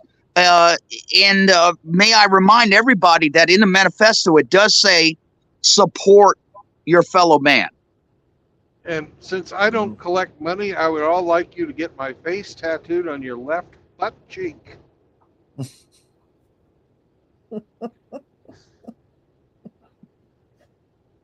How about a testicle instead? That'll work.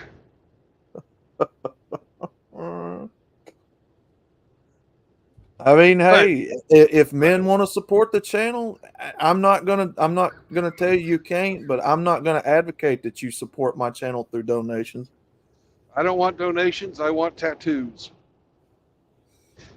But send all your pictures to Rusty Rivers. I mean, Brace yourself, Rusty. I'm gonna state for the record here, because I know the haters are watching. Do not associate me with wanting you to pay me for what I do here. I've made that loud and clear, and I don't want people contorting my words. Yes, sir.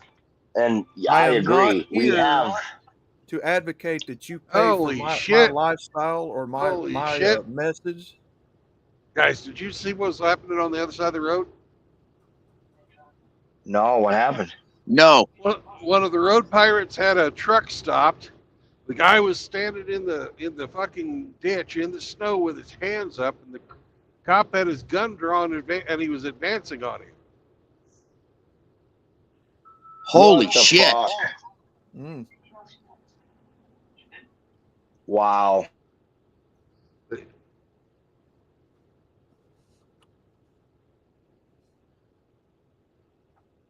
I'm old school, man. I believe that the message speaks for itself. I believe that, if you do an eloquent enough job in your content, your streams, whatever you do, it speaks for itself.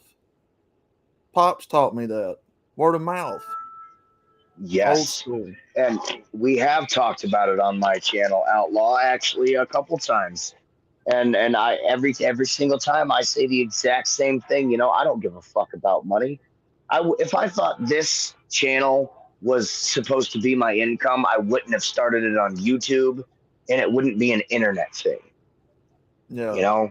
I would be trying to go on the radio or something. I'd apply at a fucking, I would try to be physically somewhere. Yeah. You're roboting, Sam. Roboting on you?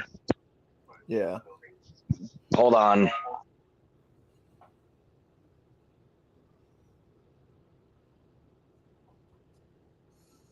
Well, boys, if you want to know how to promote and if you want to build stuff, look at Papa Smurf. How many of you guys know who Papa Smurf is? I know who the cartoon character is. Are we talking about MGTOW Smurf or Papa Yeah, Smurf the cartoon? MGTOW Smurf. Okay. Yeah. Yeah, All Smurf right. was here earlier. Smurf gives stickers. Mhm. You write Smurf an email, he will send you some stickers for free. Nice. Right? That's how I get the stickers that I put on my trailers. Smurf just gives them to me. All it cost me was going down there and buying him a chicken fried steak. Oh heck yeah. Well, Yeah, I need to- is that better? Am I still roboting? No, you're not roboting good anymore. Okay, I moved closer to the router.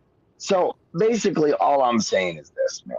I don't think about trying to broadcast myself and promote myself. In fact, I don't even know if I've ever rightly promoted anyone subscribing to my channel. I don't remember. I may have, maybe not. I don't know. Point is, I usually try my best to shout out other channels, and what Rusty was saying was precisely why, because it was my understanding, even though I didn't rightly recall it being legitimately written. It's honestly been a minute since I've legitimately reviewed the manifesto, but the fact is that was my take as well. You're supposed to, be supportive and encouraging to your fellow men and do what you can to help them. Mhm. I mean, I can't do basically shit, but I buy memberships to channels now and then. I try to donate now and then when I can. I do what I can to push the message and endorse your channels. If I think you've got, other channels that, I think have a good message, I do my best to endorse it. People who, beyond that, I can't do shit. I try to be as encouraging as possible as well, but the money thing should never be, because you're right, Outlaw. You're going to lose the fucking message. You're going to lose the message, and then what's the point? You're at that point, you're just grifting. Yeah. But if somebody wants to, add a freaking, what do they call it, super chat function to their channel, and you feel like donating, there's nothing saying you can't.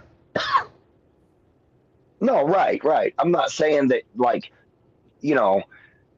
if you want to donate, you can. And if you want to put because I buy super chats sometimes.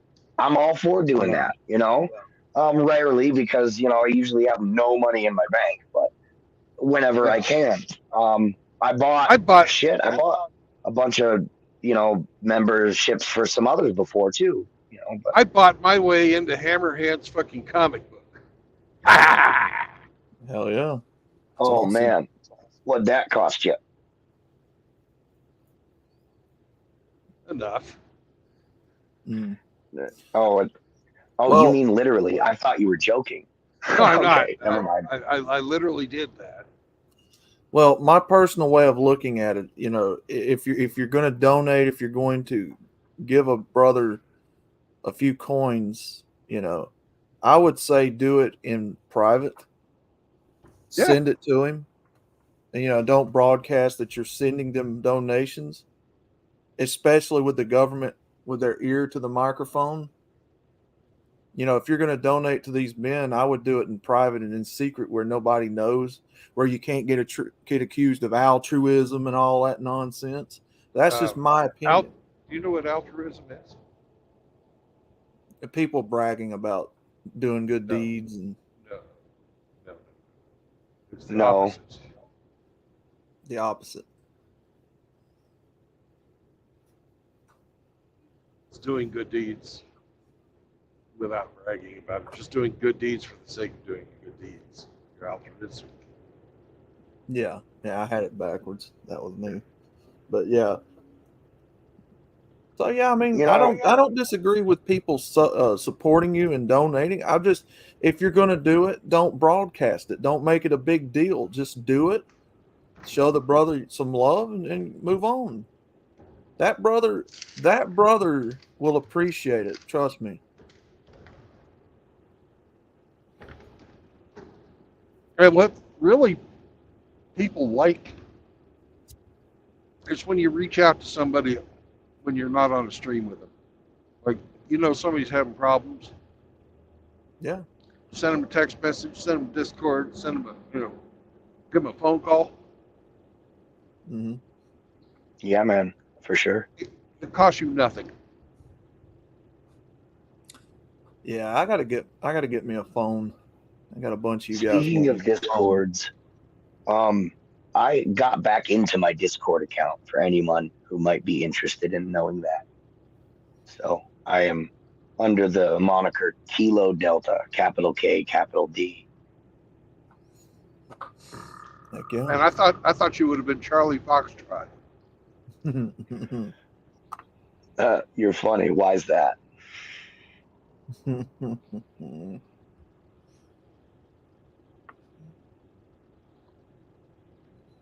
Why would that be, True Blood?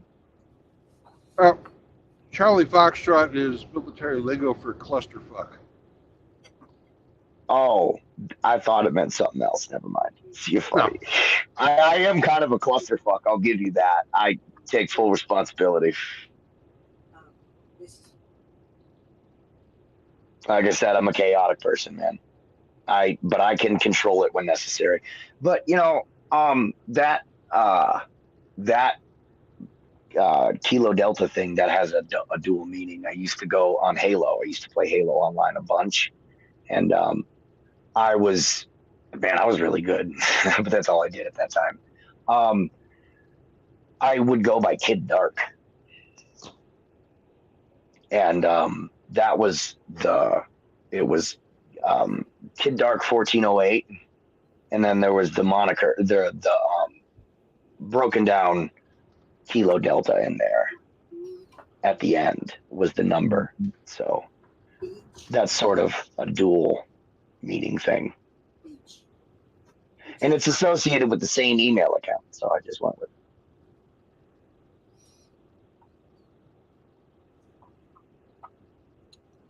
Heck yeah. If you got the link, post it in here, brother.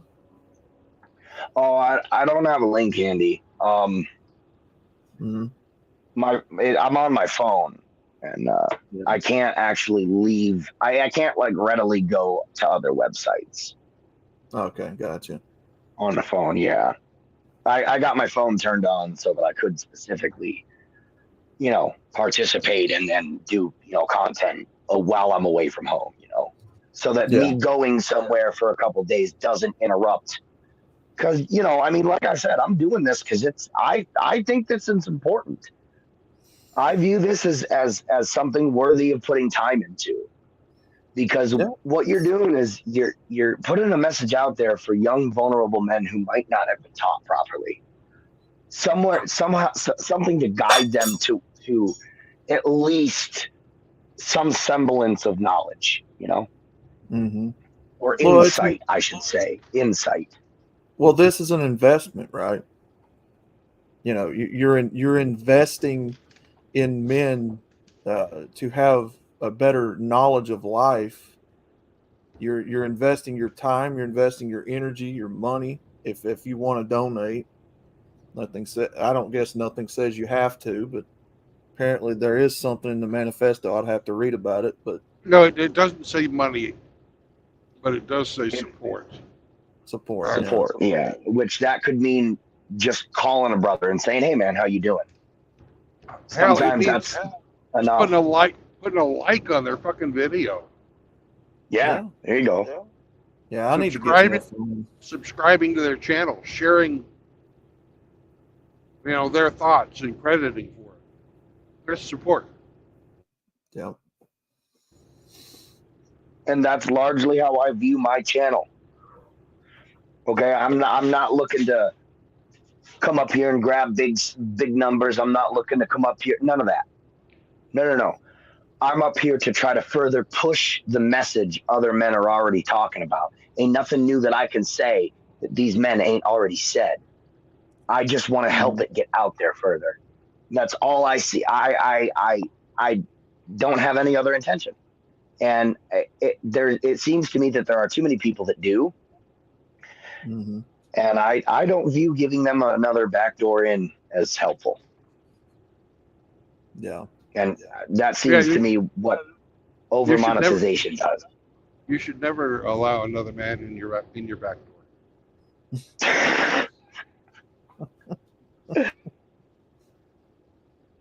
Oh man. You might get too much sunlight, then there'd be a burn. Outlaw knows about sunlight in the back door. Oh man. No good. Outlaw getting sunburnt in the woodshed. Oh shit. Yeah, it's an investment though. This you got to see the value in it. You got to see the value in men. Say it all the time. You know, this ain't a waste of time. If people are here, you know, and they're not getting out of this what they want, then I don't know what to tell you, man.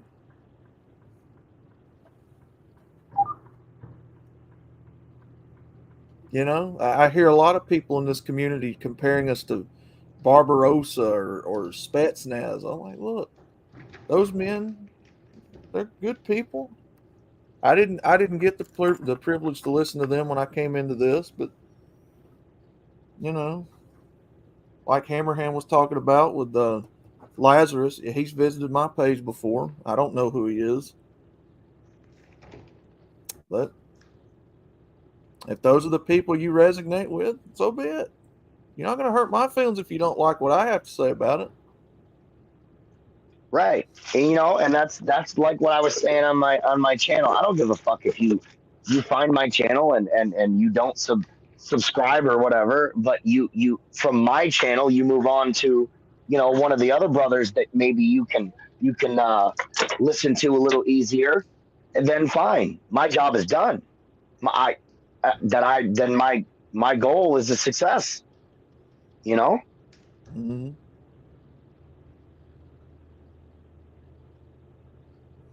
It's fine if not everyone listens to your specific take on something.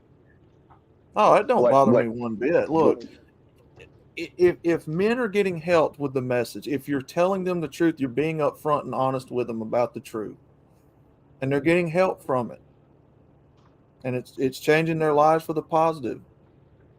Keyword, you got to tell them the truth and not bullshit them.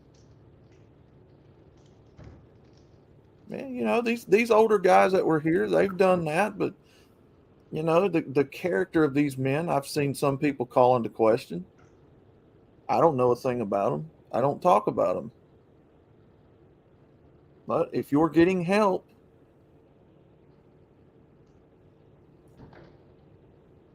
you know, you can't get mad if somebody resonates with Hammer and they don't resonate with you. You know, if you're a content creator and you're getting pissed off because, you know, Undead Chronic's reaching somebody and you're not, or Better Bachelor, or Sandman, right? If you're not reaching them, they are. Why are you pissed off for? I thought we all had the same goal of helping men here. Well, that's an indication of envy. Mm-hmm. Jealousy. Envy comes from external validation. Yeah. No, go ahead. Oh, sorry, True Blood. No, I was just gonna add to what Outlaw was saying. I mean, and I don't have a channel, man. I'm just a subscriber. I guess I have a channel, but I don't have enough subscribers to be able to create content yet. And even if I did, I don't know how I would do it because I don't really consider myself to be that interesting. But I mean, I can take a man and I can lead him, you know, to our philosophy, but I can't hold his hand and walk him through our philosophy. He's gonna have to walk that path on his own and figure it out. Now, if it's, you know, with me or with you or with, you know, anybody else on the panel or whatever the case might be, you have to find your own way to figure this out and work through it. And if you got to pick and choose from one, okay, I'm going to take one from column A and one from column B, and I'm going to leave the rest behind. It's an individual choice, man. It's a man going his own way individually, making his own decisions and choices. Yeah. Yeah. I mean, Yes, it's in sir. the acronym, men going their own way. Which, by the way, and I'll add to that, but which, by the way, promoting other men is exactly all about what MGTOW is about. You should be openly, in my opinion, you should be openly cheerleading for these guys to help other men. Yeah. No. But don't wear the outfit. Don't wear the outfit. No. But Metaphorically cheerleading Hammerhand for does these the same guys. thing. He'll say it in his stream. He's like, "Hey, man, if I'm not your cup of tea, here's some other content creators that you might want to go take a look at. Maybe that's more up your alley." It doesn't hurt his feelings. He doesn't care if you like, share, subscribe, donate. You don't donate, tell him to go fuck himself. He doesn't care. He's going to keep doing what he's doing because he knows what he's doing is right. Yeah, it shouldn't hurt people's feelings if you don't get, the attention that you thought you was going to get. You're not supposed to be here for attention, number one. You're not supposed to be doing this so that you can get glory and recognition. That's not how it works. I told people on Sam's stream the other day, you're not in this for a popularity contest. You're not going to be popular telling the truth.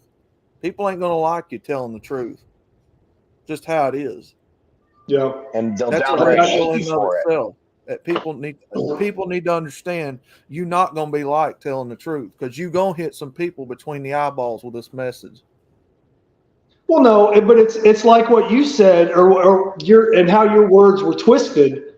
You're gonna have to sacrifice some parts of yourself to come to the truth. But that fuck bag, incel X or XY or whatever the hell, Two different it seemed guys. like you were telling men to go and just delete, check out, Well, literally.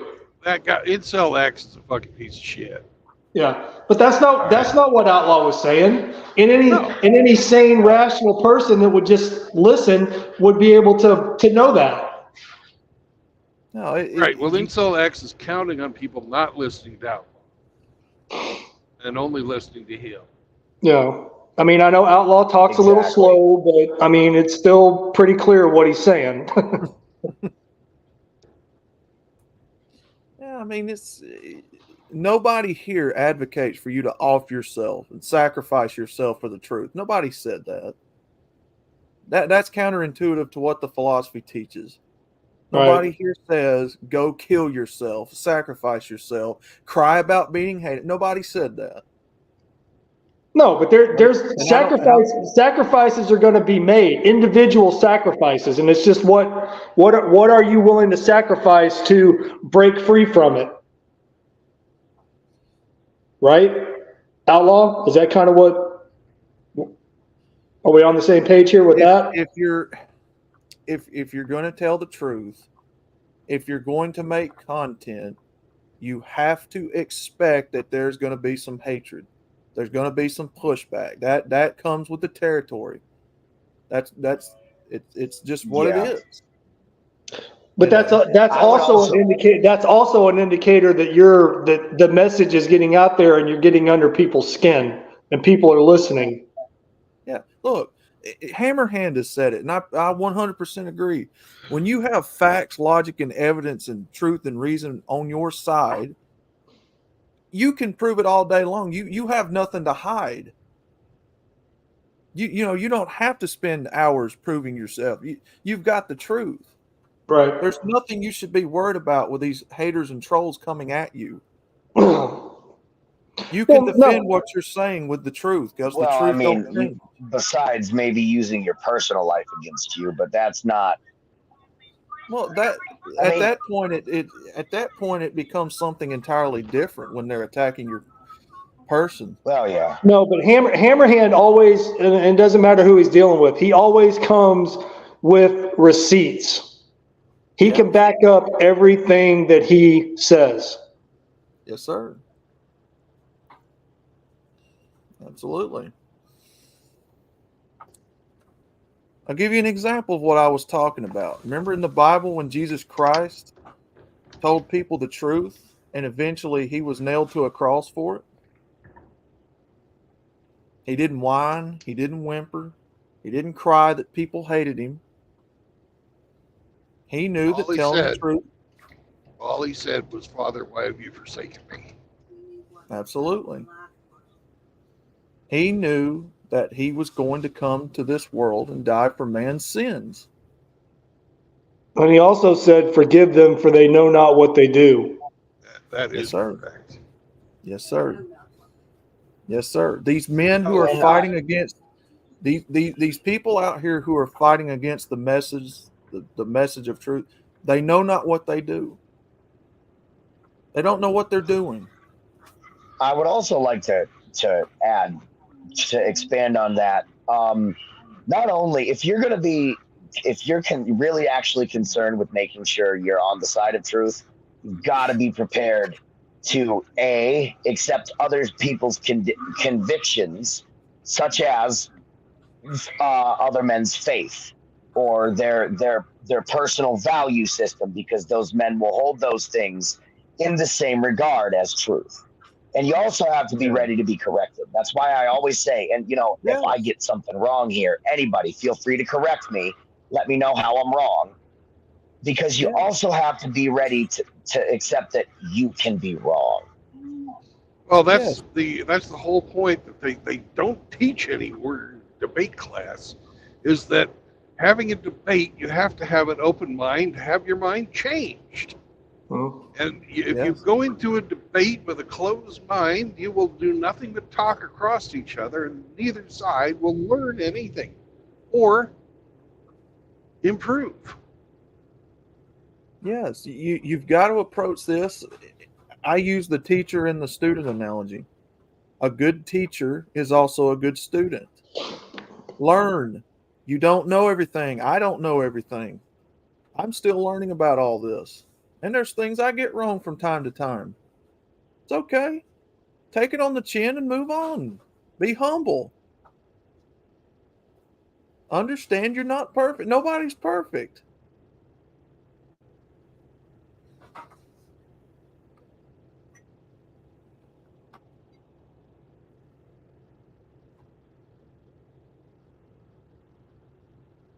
But the point, Godfather, I was trying to make with that, telling the truth cost Jesus his life. It cost the Lord his life. Now, if a man here is going to tell the truth, expect that eventually it's going to cost you at some point. They're going to come after you. They don't like you. Look at the FBI going after the men here. You're hitting too close to home for some of these people. What's the old saying? The hit dog always hollers.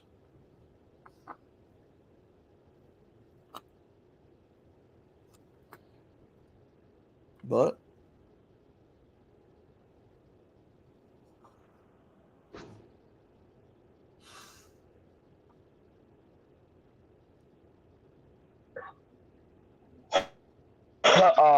I kind of see that the same way as they cry out as they strike you.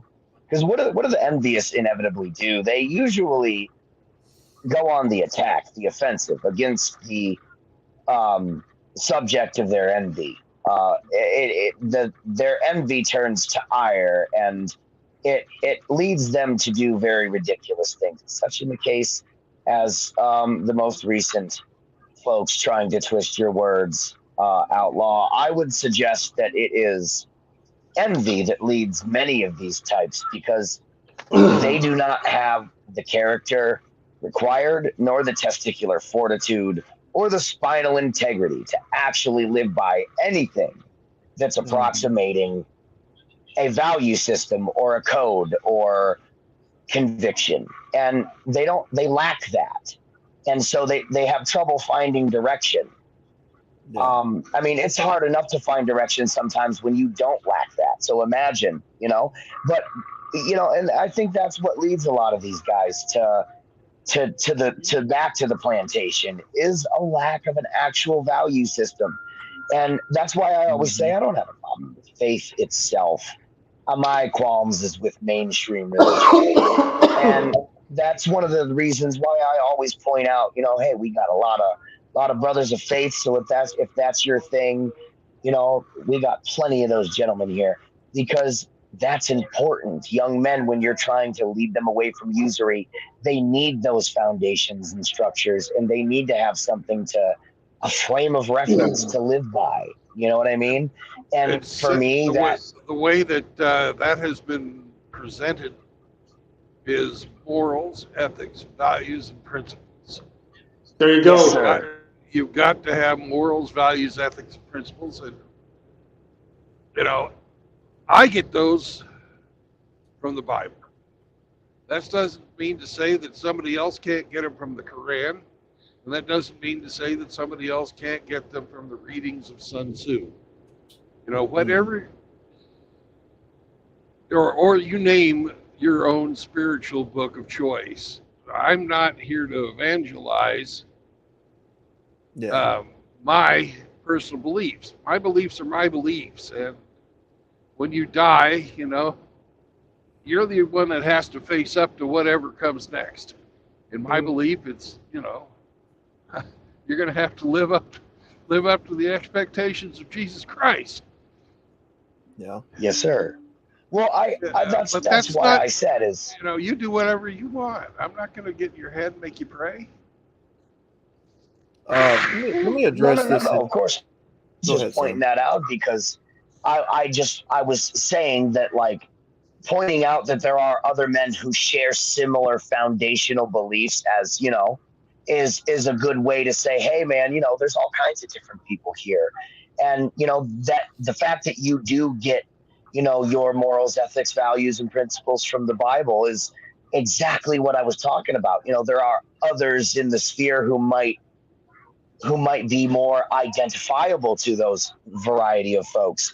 I personally share some values with gentlemen such as yourselves, though I myself am not a believer. So I was just saying, there's all types, and wherever you get your personal code of ethics from, your code of conduct from, I'm sure you can find someone in here who shares some of that common ground. And I think a lot of the usury is exploiting that lack of common ground or code of conduct, which is provided by some of the philosophy. And in a lot of the ways, like you said, you get yours from the Bible. I have I use the phrase, I find it cringy, but I use the phrase code of honor for a lack of a better term. Because a lot of the values, when I lost my faith, I looked at myself, I said, but I still believe a lot of these values. I'm not willing to give these up. And so I kept those, and I just reorganized my belief system. No one has to do that. I'm just saying we believe all kinds of things, and that structure is important, and that's why I mention it, is all. Brother Ian, Jesus was not married. You don't find anywhere in the scriptures where Jesus Christ ever married a woman. No, sir. But he asked also another question saying, I see some Americans say Jesus is God. How does that work? Because the Bible teaches that he's a triune being, the Father, the Son, the Holy Spirit. He's one and the same.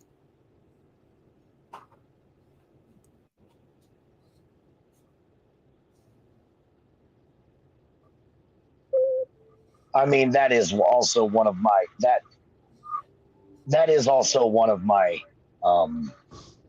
discrepancies.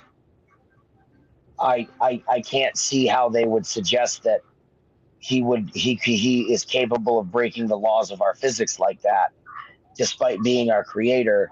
In order to maintain his creation, would he not, when interacting with said creation, be required to obey such laws as he has written them? Yeah, it's I struggle with a lot of that too, Sam, to be honest with you. Well, again, not knocking men of faith, but the mainstream church here, I see that as a backdoor into the subconscious of the people, of the masses, in which you can normalize the rules for me, but not for thee variety of behavior. Mm-hmm. I think when God was among us, either he was among us in human form, and that's why he could not be killed, and why Christ, because Christ was God personified, and it was No, God's son, no, quote unquote, right? Christ was not Rob, God personified. Christ okay, was I'm not a making these. man. He was a man. Yeah, that's what I meant by God personified. He was God made into a person. I did not mean personified as in practice per se, but I meant as in physicality. But so then at that case, he could also claim to have been quote unquote the Son of God, because for God to put himself in our world, he had to do it through immaculate conception, through a virgin bride, right? And because of his doctrines, you could explain the reason he chose a virgin. And so thereby he had an avenue to put himself in our world, right? Without breaking the laws that exist in this world. So once he was no longer human, he could reascend to his heavenly realm, again, leaving ours. So I don't think necessarily that, I mean, I don't believe in this stuff. I'm just saying that's a different way. That's a way I could see it being done. Because I don't care if it's a god or not. If a god violates the rules of the universe he creates, that universe is going to collapse. He wrote those rules so that they are as such. If the universe's laws are not just so, it will. The Christians, the evangelicals of the church love to point that out. I'm not going to say Christians because they're not Christians. I don't believe they're Christians. The evangelicals of the church. They taught us in the missionary Baptist church that I come out of that Christ was literally God in the flesh. He's a triune being, the Father, the Son, the Holy Spirit. He's the Son of God. That's what we were taught. He was God on earth made flesh. That's how the Bible described him being able to do his miracles. Rose on the third day. Cast the demons out of those people. Break bread. Turn water to wine. But that's what they taught us. Just saying, I'm the same, Sam. I'm the same, brother. I don't know. Well, Sam, it was a miracle, all right? And if you're expecting miracles to happen by the same rules you live by, then I don't believe that you have an understanding of what the word miracle means. Well, all right. maybe not. If you expect, miracles to just be commonplace, then they're no longer miracles. Miracles do not have to violate the laws of physics to exist, though. A miracle is an example. Here's a good example of a miracle that can be explained by a statistical anomaly. Say I develop tomorrow the most incurable cancer in the world, okay? And I'm getting treatment. And by all rights, I'm on my deathbed. And then suddenly, for no fucking reason, it just goes away. Technically, that's not something that is against the laws of our natural universe. It's just most likely never gonna happen. Not to say it can't happen, but once you get that cancer, if it's incurable, you're done. Right? Would we not call that a miracle? We I don't might know. call it a miracle. But I'm thinking more along the lines of raising the dead with a prayer. That's a miracle. Yes, And again, that violates the laws of physics, violates the laws of nature. You know, to bring life it back doesn't, into a though. dead body. Yes, it does. Oh, to a dead Name body. one Okay, yeah. Name once where any doctor has ever brought somebody back from the dead when they've been dead for 3 days. Okay, here's a question though.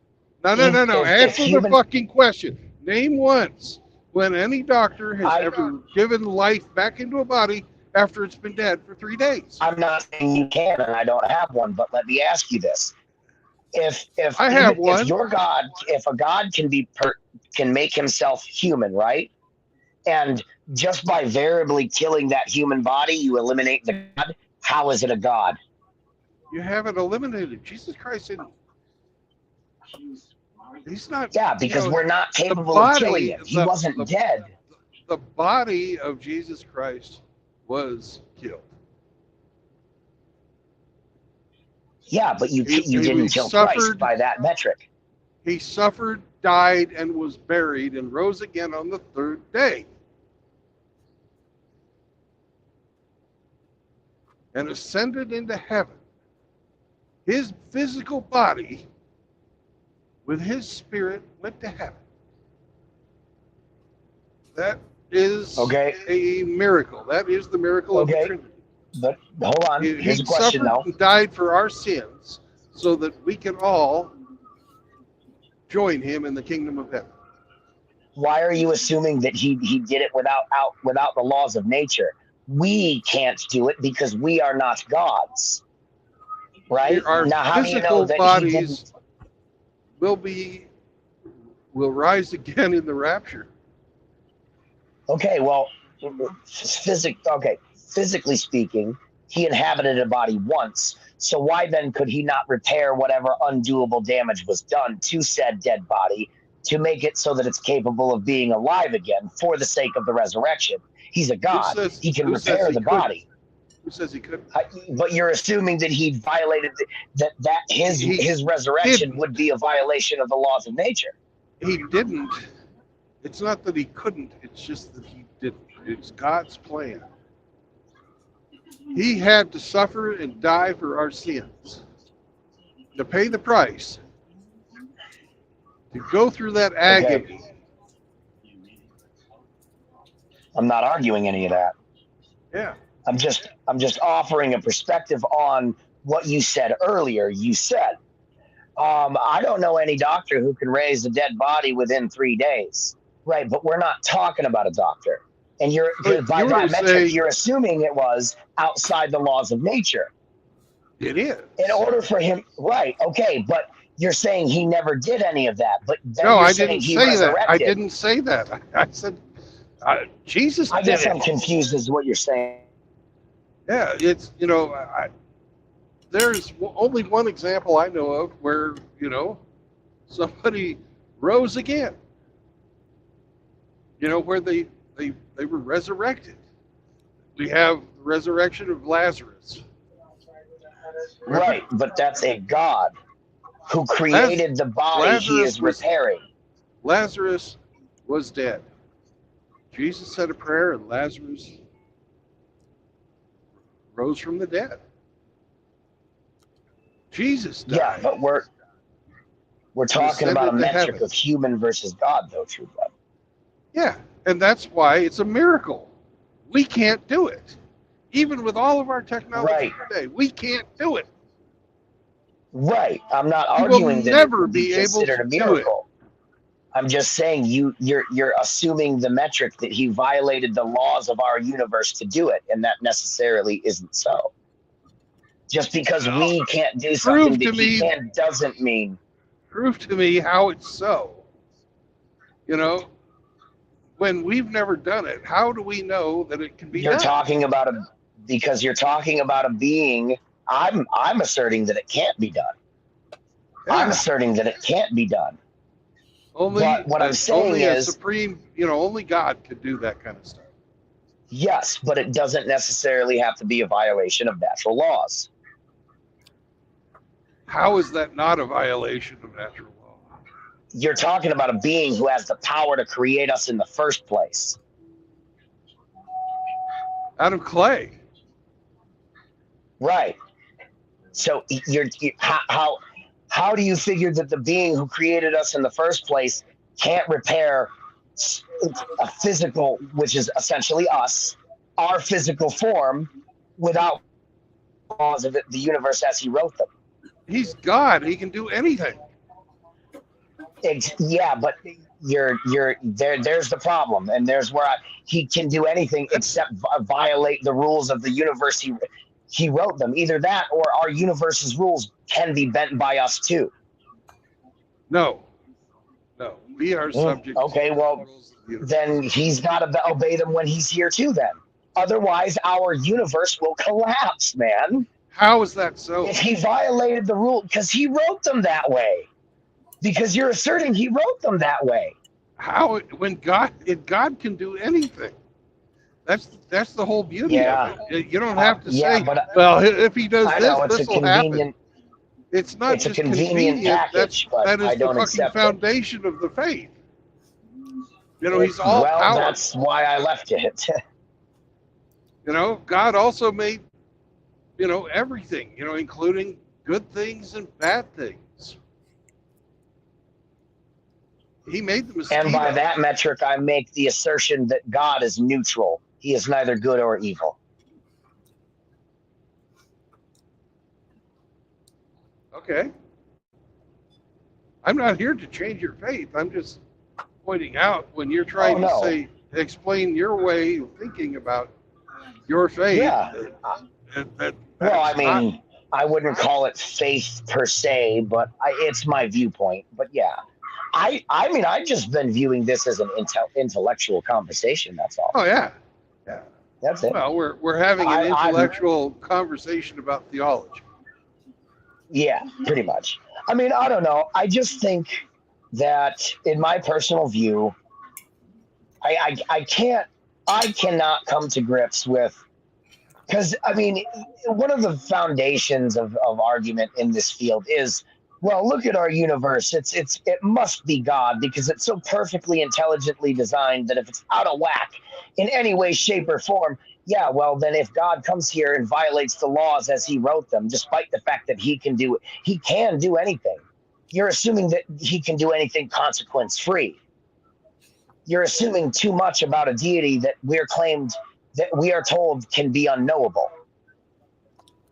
We can never understand anything about God, but I'm supposed to just accept that the people who are telling me that I should tithe their lifestyles, and also that there's the rub. The rules of our universe don't, and I don't mean with money either. I'm not just talking about monetary.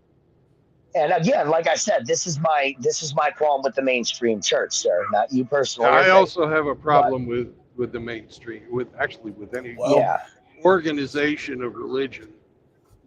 Well, Sam, go ahead. Sam, this is why I personally believe that we need to separate God from religion. Religion doesn't prove God is real one way or the other. God is God no matter what religion says. I don't believe that a book is correct about the Almighty. I don't go by what man says about God. I believe that religion is wrong and God is true.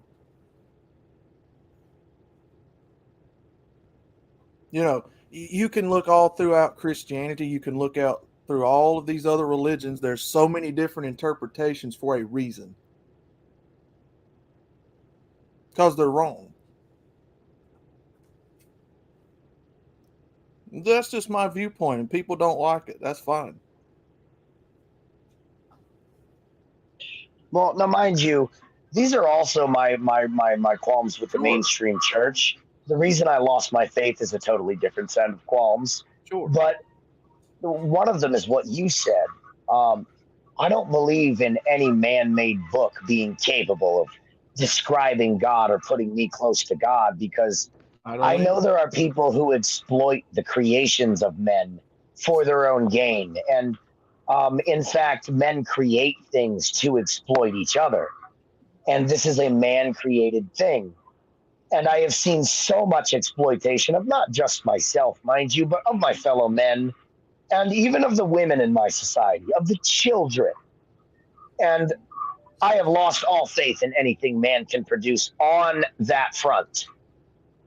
Okay. I'll still trust technology to a degree. I believe, I'm not anymore, but I would have told you in the past, I'll still trust men to make an airplane not crash.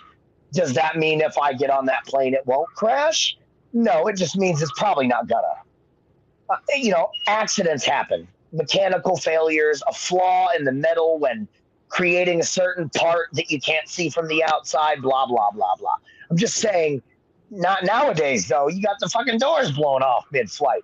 But when it comes to my quote-unquote faith or I do believe humans have what we would colloquially call a soul, or in literal terms could call a soul. So would I trust that to other men who I know it's about a 50-50 shot they're going to use it to exploit me? Fuck no. And I don't condone other people's doing either. I would say that if you do, take it with a grain of salt. And good luck, sir. But I'm not going to knock someone for their beliefs. And mainstream church exploits that.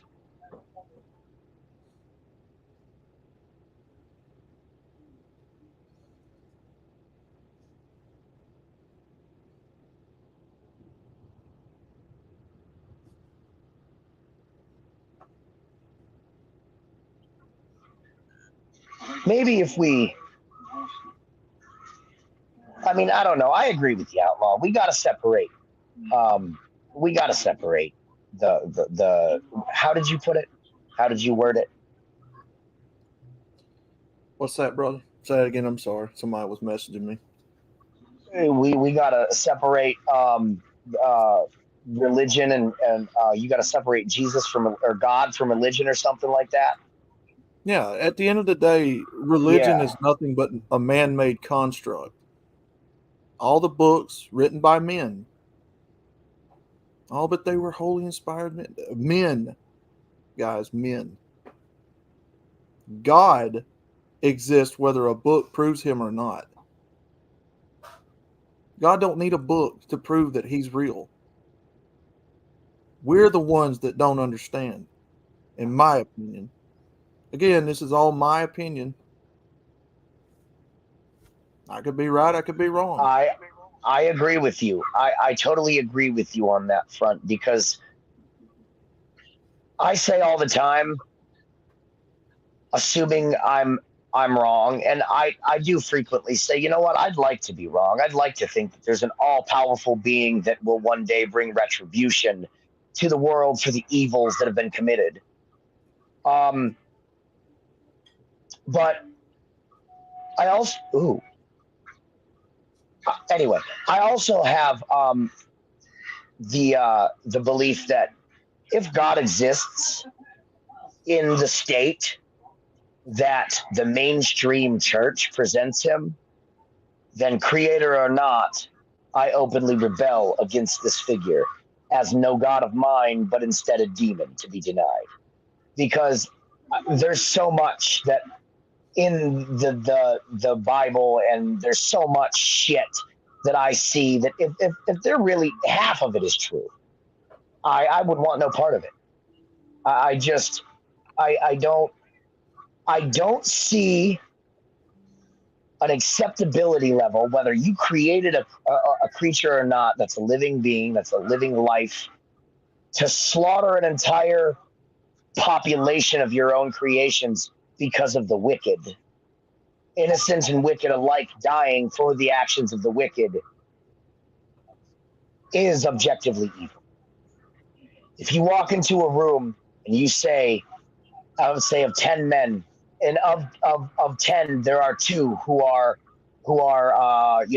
overtly violent and predatorial, and you say you unilaterally decide, and you're the creator in this instance, that they're all going to die. Whether or not the innocent ones knew about the activities of their brethren or not is irrelevant in this instance. You're killing them all. No, absolutely not. I would see if they were passive, if they knew about it and did nothing, then yes, they're guilty. They did nothing and they could have. But I don't know. That's another one of my qualms with it. No God creates beings just to slaughter all of them, innocent and guilty alike, for the actions of those who are amongst the vile. That's not love. That's, you don't love them at that point. You view them as ownership, in a state of ownership, as property, as not living at all but things. Right. And that's by the very definitions of the universe's laws and reality as they have been created. Because by that standard, he created me, right? He knew that I would view it this way. He knew, and if he did that anyway, and he would call me wicked for holding these stances, then I happily suffer for an eternity. I truly believe that within the depths of my soul. I will never come up off of that. Life is sacred until that life itself has chosen not to be. For example, if you're willing to die to steal another man's TV, because I believe everyone has the right to protect their property to the maximum degree. And if you break into my home, I'm not going to wait to find out whether you just want my TV or you're here for more malicious purposes. I'm dealing with the problem. And if that means they lose their life, I didn't choose that. I'm not going to put my life and the lives of others at risk for the off chance that he might not, in fact, have materialistic intentions. So that stands to reason, right? That life should only be taken when there's no other choice. And I would say refusing to flee before protecting what is yours and your family would not be a choice at all.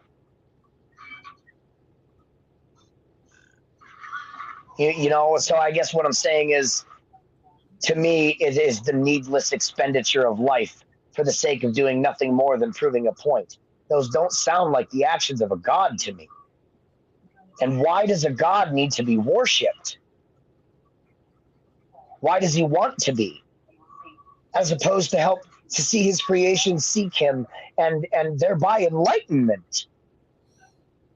I don't know. It seems like a god would want his creations to question him because he would want them to know him in the maximum possible degree.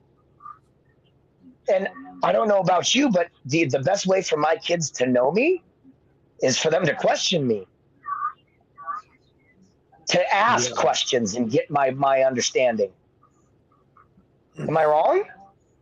I don't know. I'm missing something? Tell me.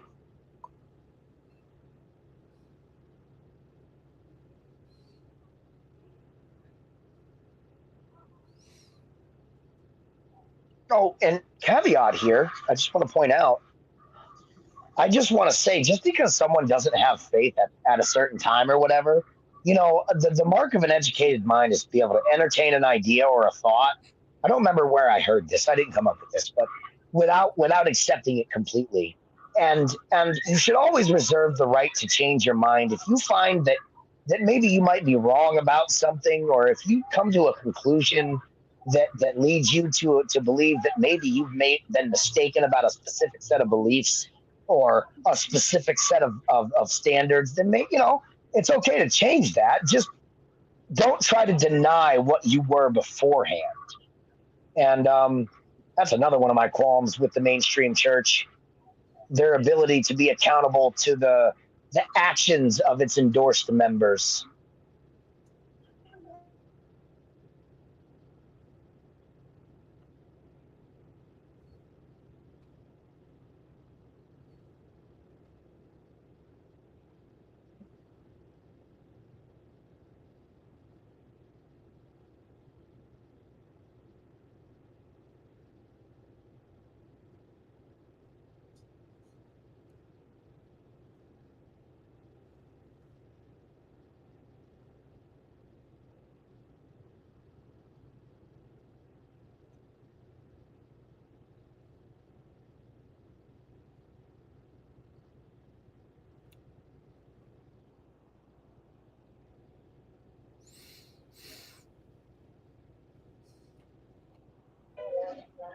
All right, gentlemen. I think I've had enough internet time for today, though. I'm gonna maybe do something else for a bit. True Blood, thank you for putting up with my wild speculation about things and my waffling on. Gentlemen, thanks for listening. I hope you got something useful out of what I've said. You gentlemen enjoy the rest of the stream. I will see you next time. Hey, come back All right, anytime, brother. Sam. Yes, sir. Thanks for having me, True Blood. You guys take And care. like, it's a free speech zone, so I let him go. Absolutely. And I don't want anyone to think that I'm ever like personally attacking their beliefs. I'm only ever offering my opinions. You don't got to accept it. You don't got to agree with it. But I do appreciate you indulging. Have a good Hey, one. anytime.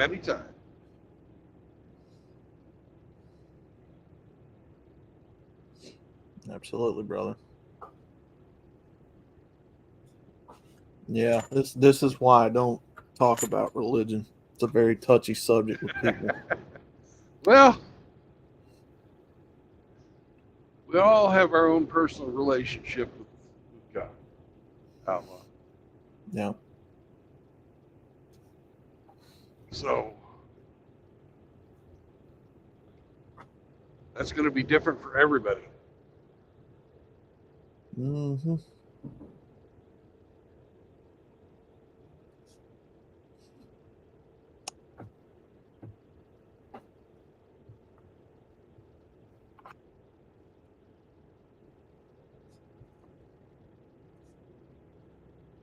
Hey, what's up, Frost? What's going on, brother?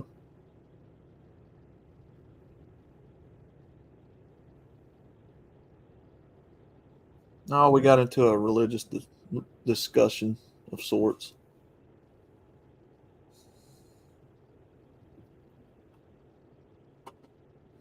And you saw how we could get through that without criticizing each other.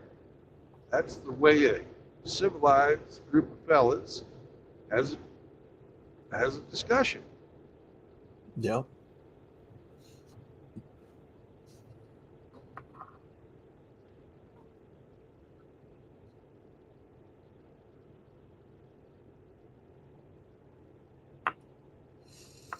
Yep. Attack ideas, not people.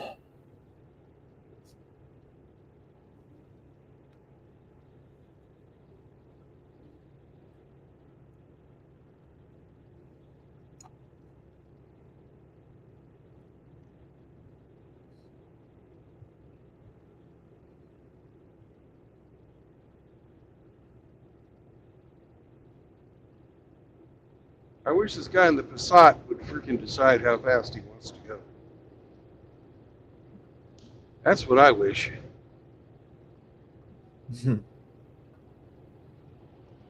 Just get to passing him, then he speeds up.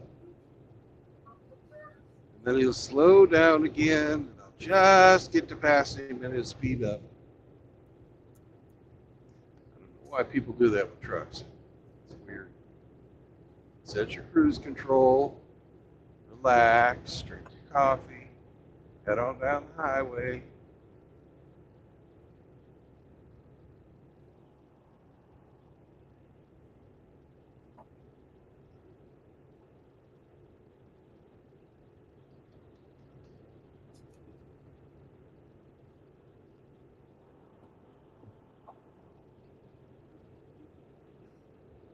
Now I'm going to have to speed up, burn more fuel than I want to get by him. But I've been playing that little game with this guy for 10 miles. Oh, excuse me, this lady. It's one of them short-haired 60-year-old ladies.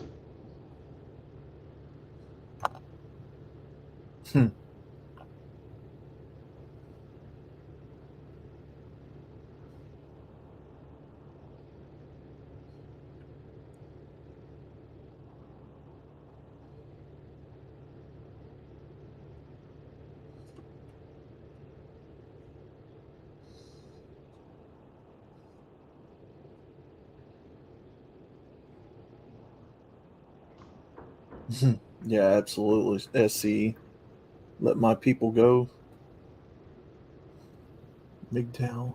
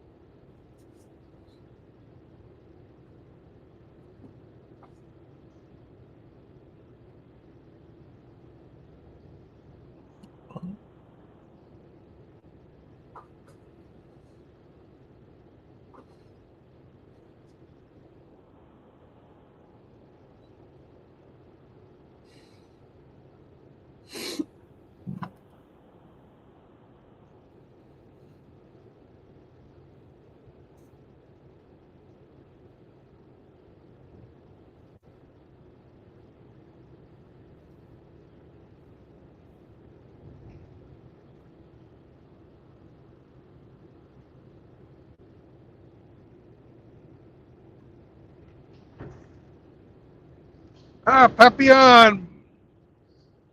Emmy, we have a town named after your dog in Nebraska.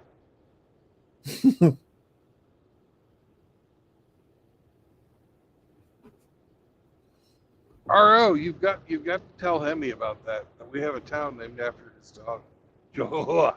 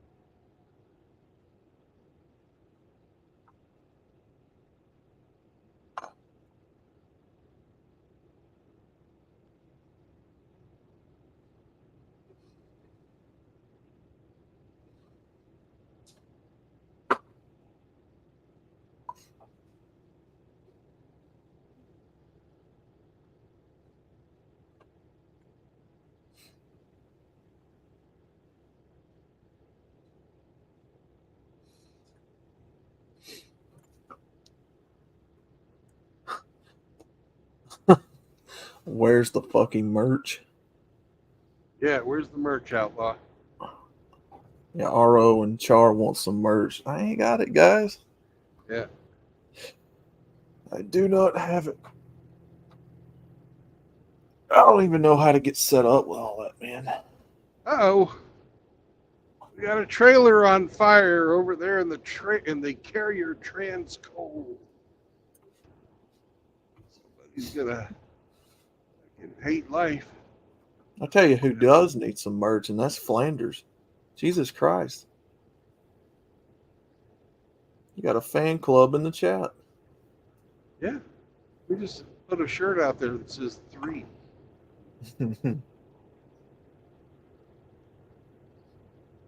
You'd have a lazy 3. Look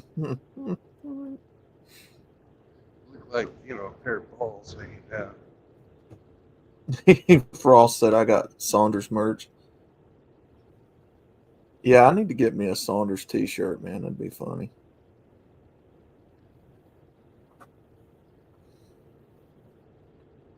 Hey, Frost, you ought to put Saunders in the bathtub in the cornfield on a t-shirt, man. A picture I made a couple of weeks ago. Fair use. Go ahead.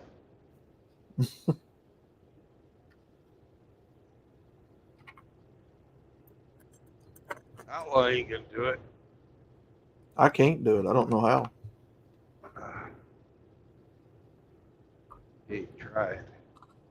You ain't tried, no. son. Oh, I would love to. I just don't know where to start. Well, you got a Teespring. They have a webpage. Yeah, I'll have to get up. Frost has done that. He can teach you. Heck yeah. He's pretty good. He'll help share information. He's a good guy. Heck yeah.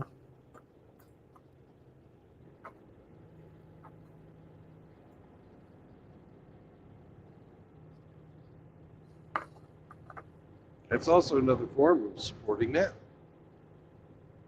Yeah. Absolutely.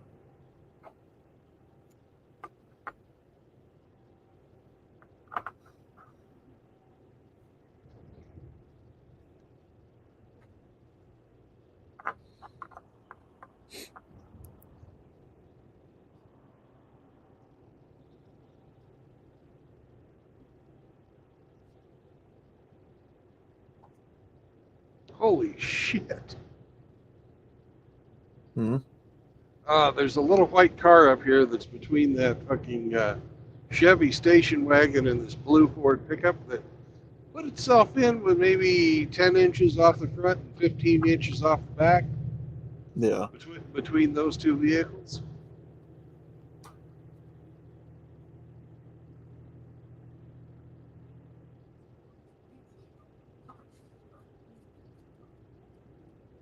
not cool. Mm.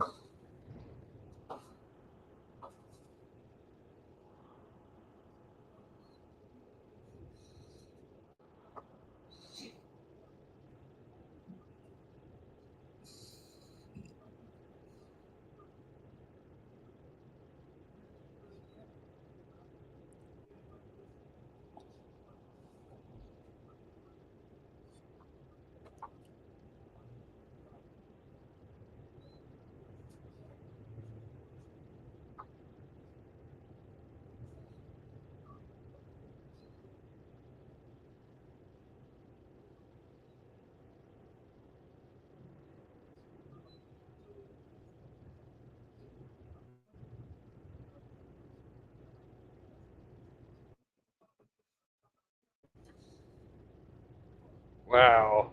That truck is completely full of fucking garbage, inside and out. Mm. No,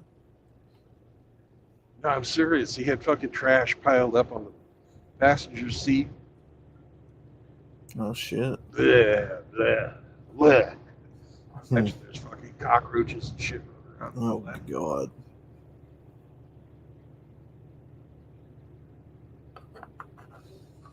I hate them fucking things.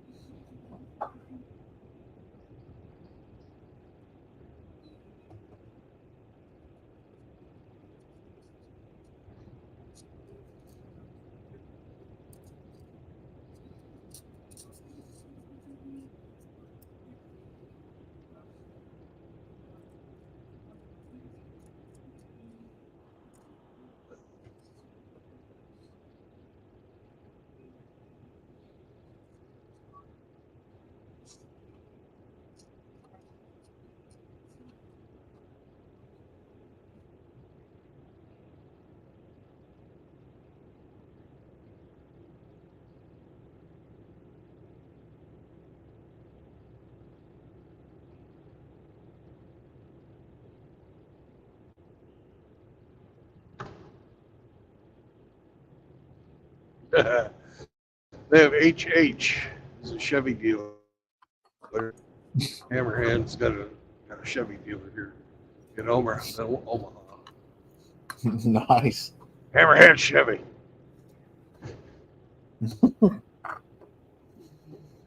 Speaking of, I do wonder what kind of car he drives or truck. Hammerhead drives a car. You can see it in his videos when he does his car videos.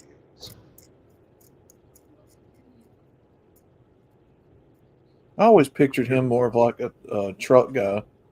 Well, he was a truck driver. Well, like driving a big pickup truck, like a diesel or something. Oh.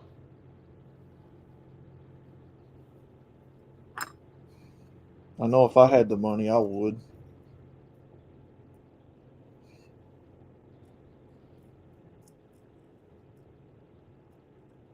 You'll get me an F-450 probably. Hell, I'd go broke just thinking about filling that thing up. Oh God. Get like a custom flatbed on it, welder's bed or something. Yeah, that'd be sweet. Oh, dude, that'd be awesome. With the toolboxes hung under. Oh yeah. Chevy And, just doesn't make a truck right now that looks good. Neither does Dodge or Ram. Rather have that Ford.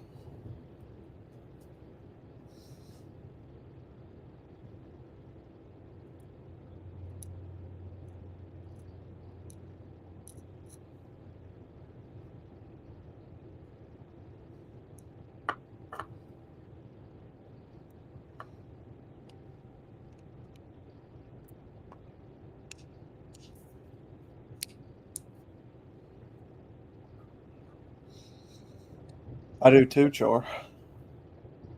I actually miss those vids. I don't know why Hammer don't do them anymore.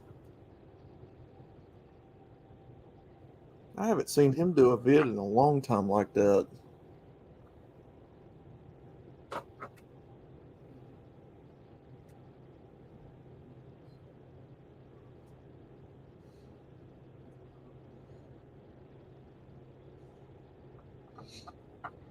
Oh, look who it is. Father Saunders. What's up, brother? He finally got off the toilet. Man, where you been, sir? You didn't catch my stream earlier, did you, Outlaw? I did what now? You didn't catch my stream earlier, did you? I don't believe so, no. I had breakfast with Saunders this morning. Ooh. Nice. Is he just as big a weirdo in person as he is on stream? Bigger.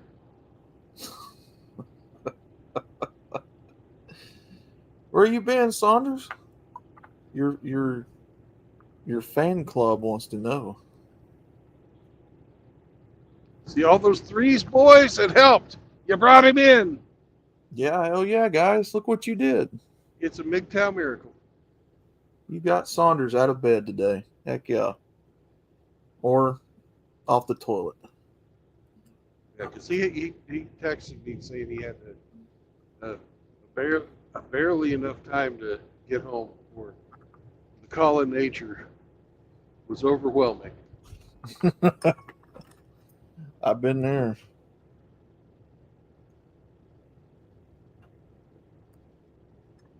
That ain't no fun experience, let me tell you.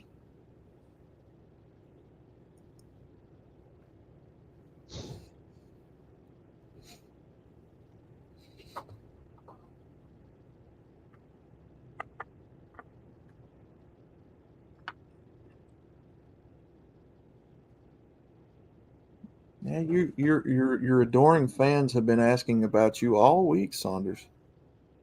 You're quite the popular weirdo around here.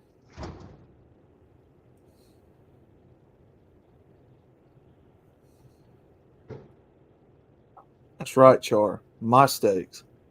Yeah, Saunders, them are my steaks, son.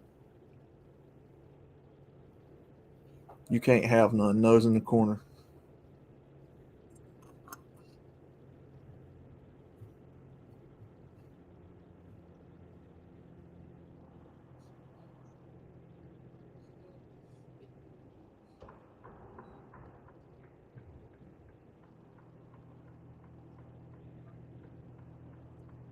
$9 days.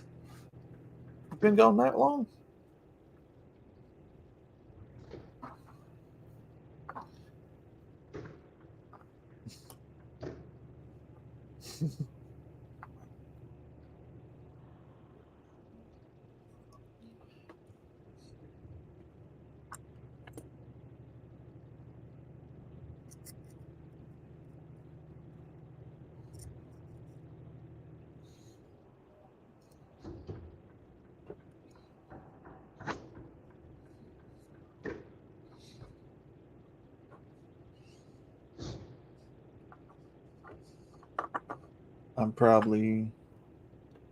Frost says I'm probably going to be taking a little time off YouTube. Yeah, I don't blame you, Frost.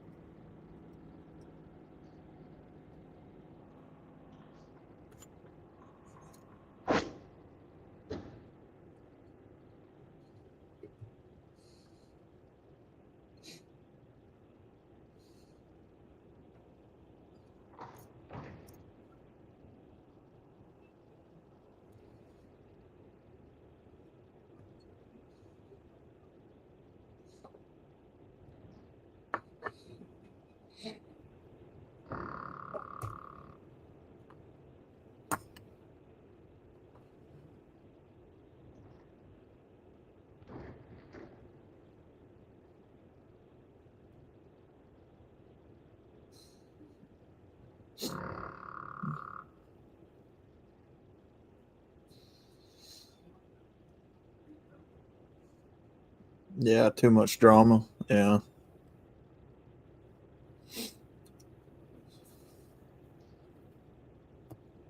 Yep.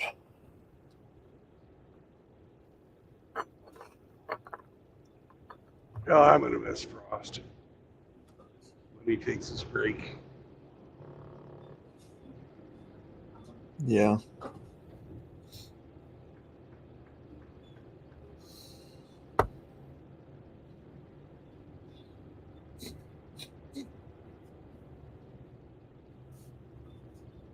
But you know what else I got to say, Outlaw? What's that? Welcome to Iowa, motherfuckers! Welcome to Iowa, guys. Yeah. Who lives in Iowa? I'm trying to remember.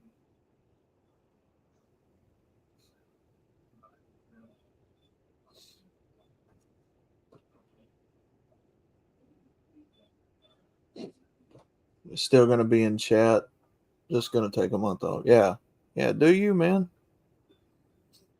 There's times where I feel like I need to take a break from all this, honestly.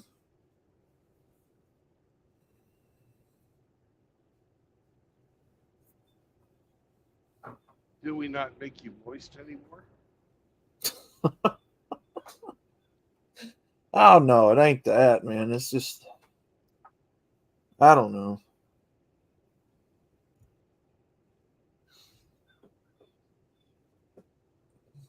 We sing to you every morning. What more do you want?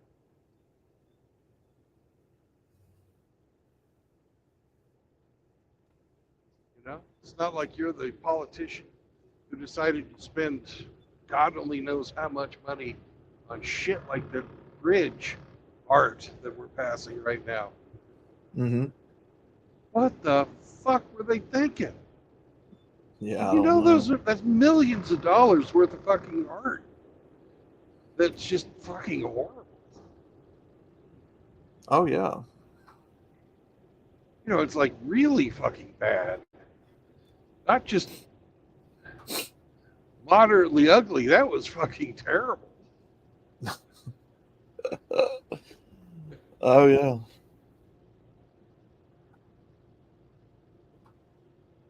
The city fathers of Sioux Falls, or no, not Sioux, what is this, Council Bluff? Yeah, Council Bluff thought that, oh, that's beautiful. We'll spend $30 million on that.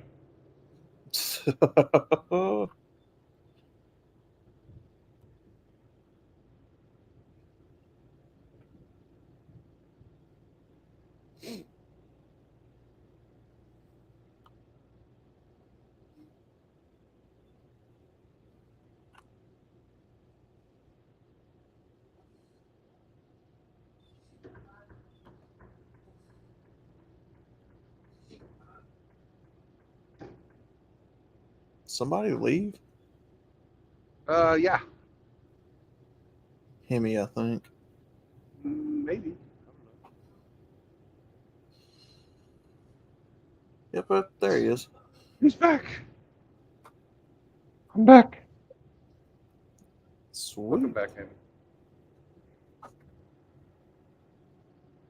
Yeah, heck yeah, man.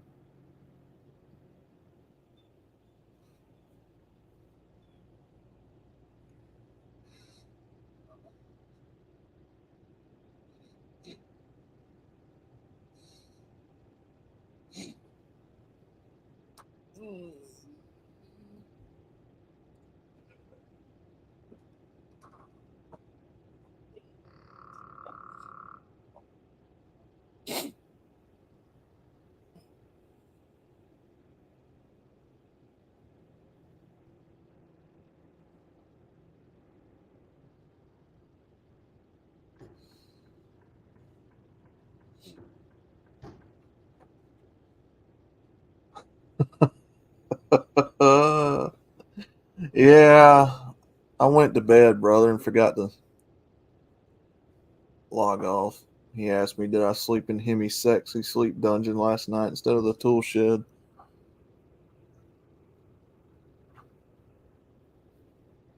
Goodness, did Hemi know? Mr. Hemi, did you know anything about this?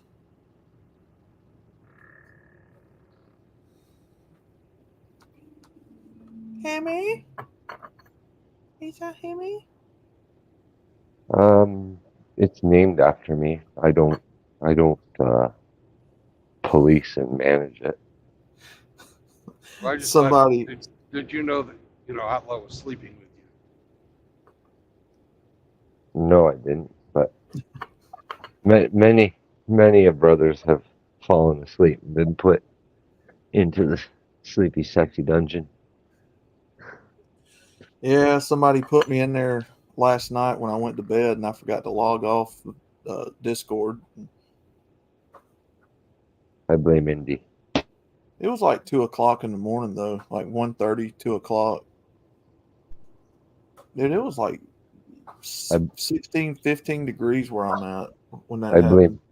blame Riggs or Indy. Probably Riggs.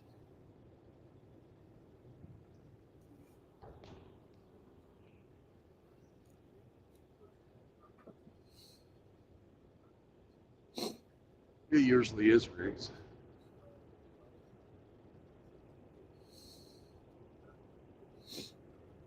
Chaos is the dungeon keeper.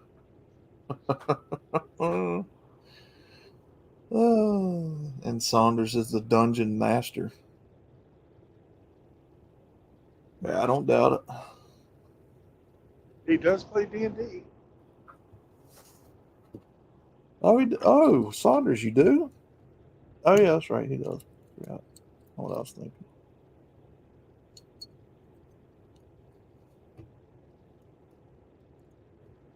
I don't know what I was thinking. Yeah, I've heard him say that before.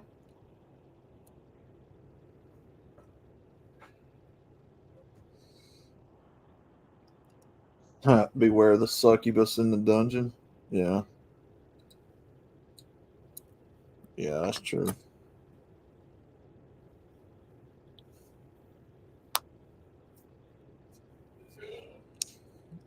Well, heck yeah, brother.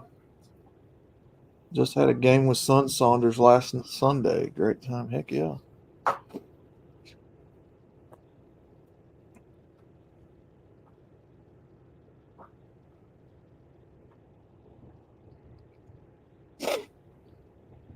Freaking sinuses are taking a pounding in this weather.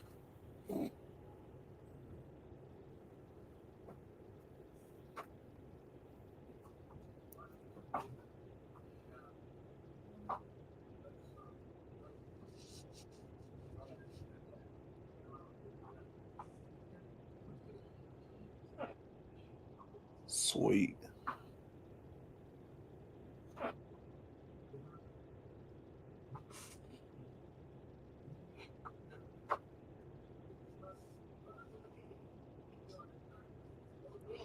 Negative 34 degrees. I mean, guys, you know where I live, man. We don't see blizzard and winter weather hardly at all. Not used to it. Now, That if was I a moved, place I want to fucking go work. Moorhead Trucking. oh shit.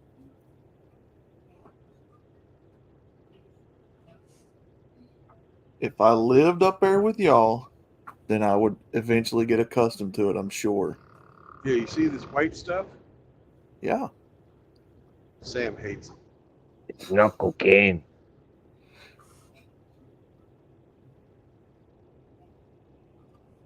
I told Polska Bob the other day, I was like, yeah, at least I don't have to shovel white shit out of my driveway like you do. Shaw, fuck you, outlaw. You fucking squirrel. Fuck you. Saunders is correct. Nobody's accustomed to negative 34.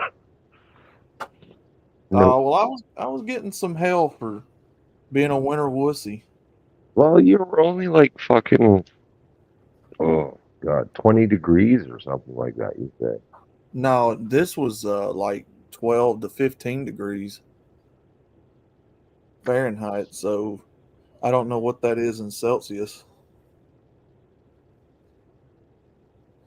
But that's the coldest I've ever seen it around here in a 15. long time. That's only -9. Yeah. But you know, That's tolerable. honestly, The it weird- wasn't really. It really wasn't all that bad. It hurt my joints. You know. Other than that, it wasn't that bad. The weird thing it was in Denver, it started out at -11. Oh And then God. by noon, it was above freezing. That was Yeesh. fucking weird. Yeesh.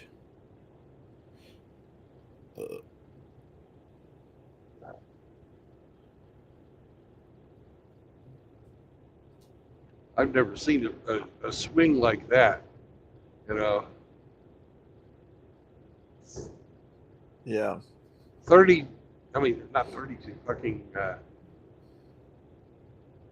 43 degrees. Fuck.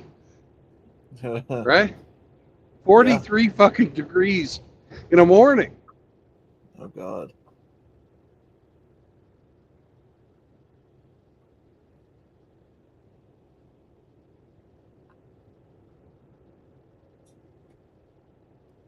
But my truck was much happier after it got warm.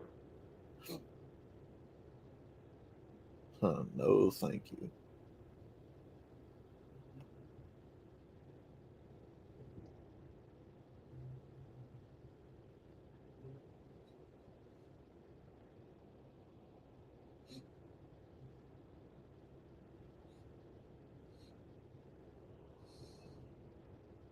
All right, Sam. I will start looking for a stereo. I think we have one up here really soon.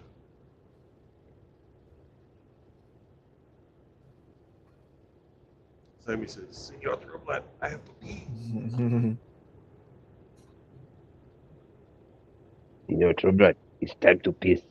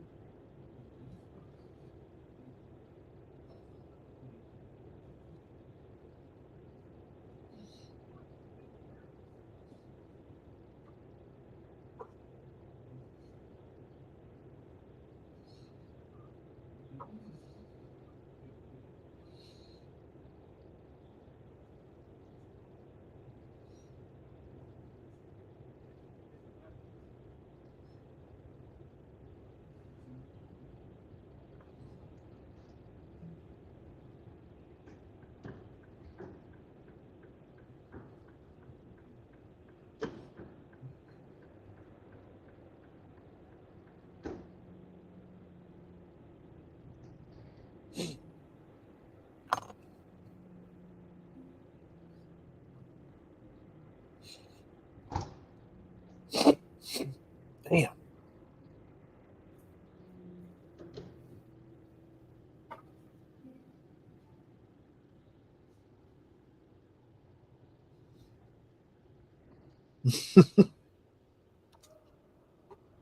No, you put your nose in the corner, Saunders. Right, meow.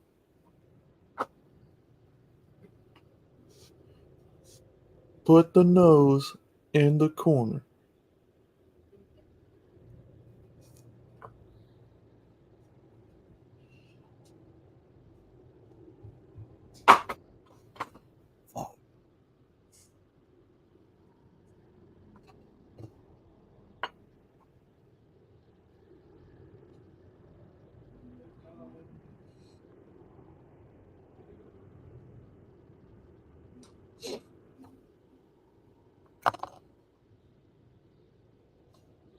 All right, brothers. We'll be back in a few. Saunders, put the nose in the corner. You know what you did. Saunders, you don't have to listen that long. You know what you did. He's just a guest on the program.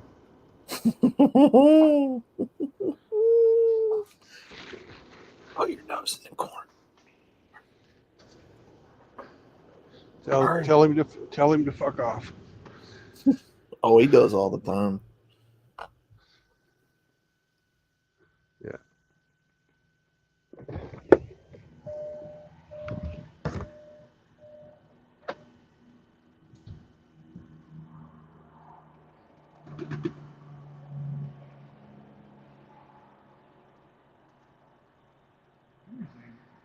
Come on, man.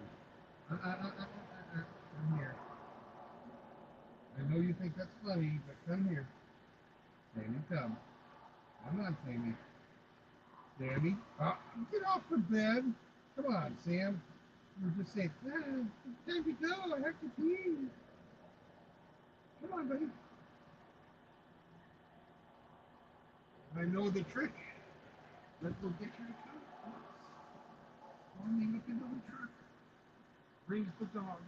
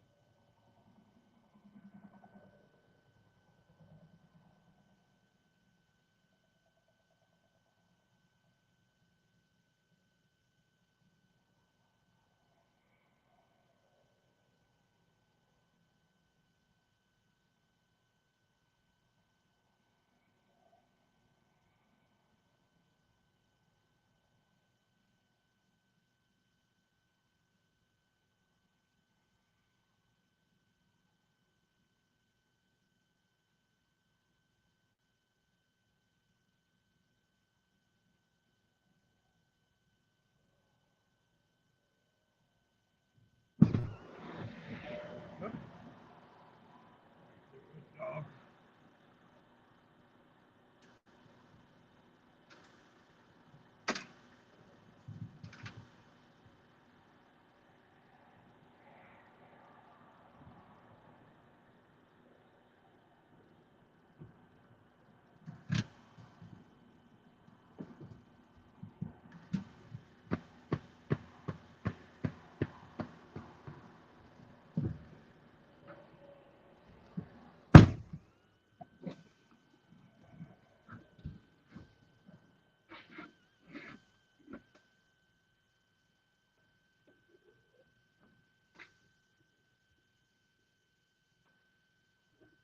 Is there any reason why I even bother making the bed in the morning? You're gonna get up there and rearrange all the blankets.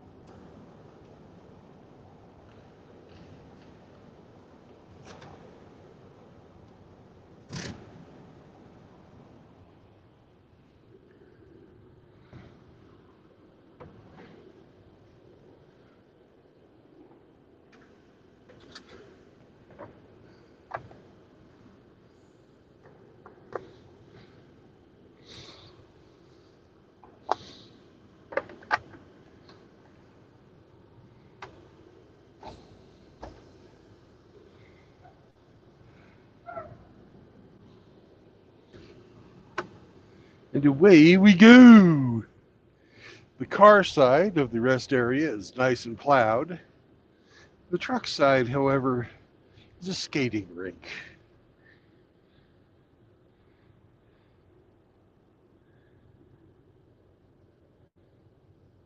I love it. The truck says, caution, watch for ice.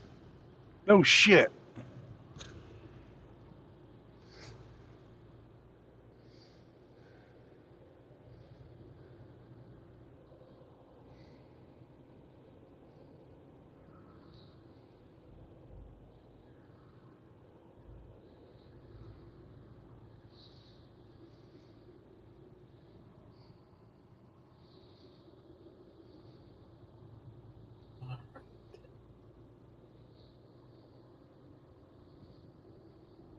In the spirit of Frank.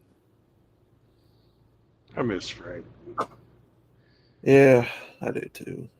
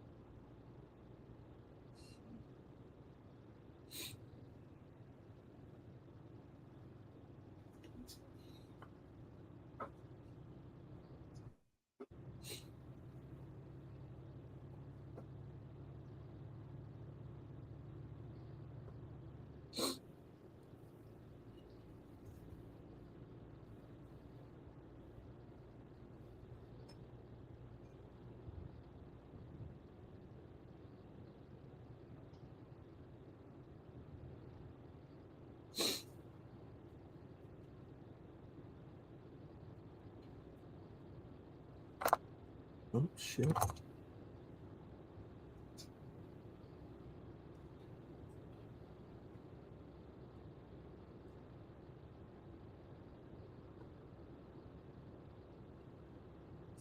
see.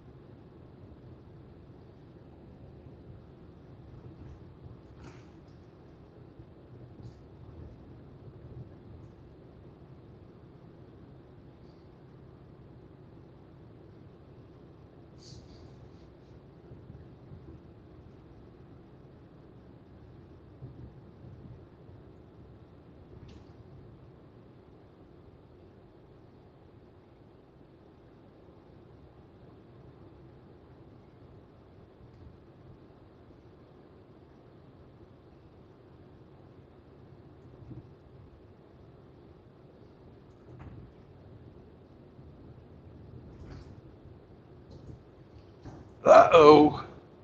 Looky here.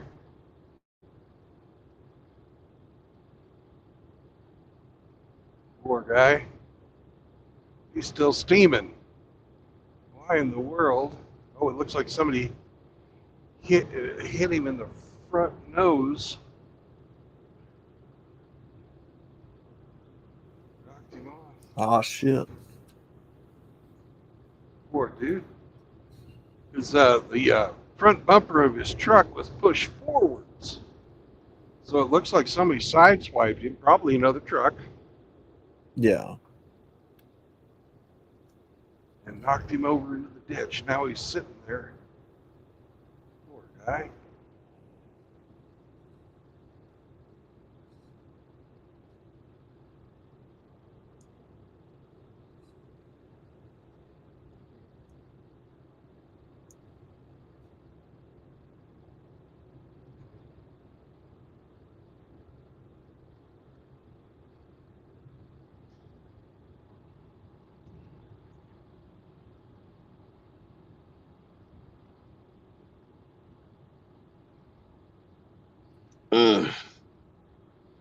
What's up?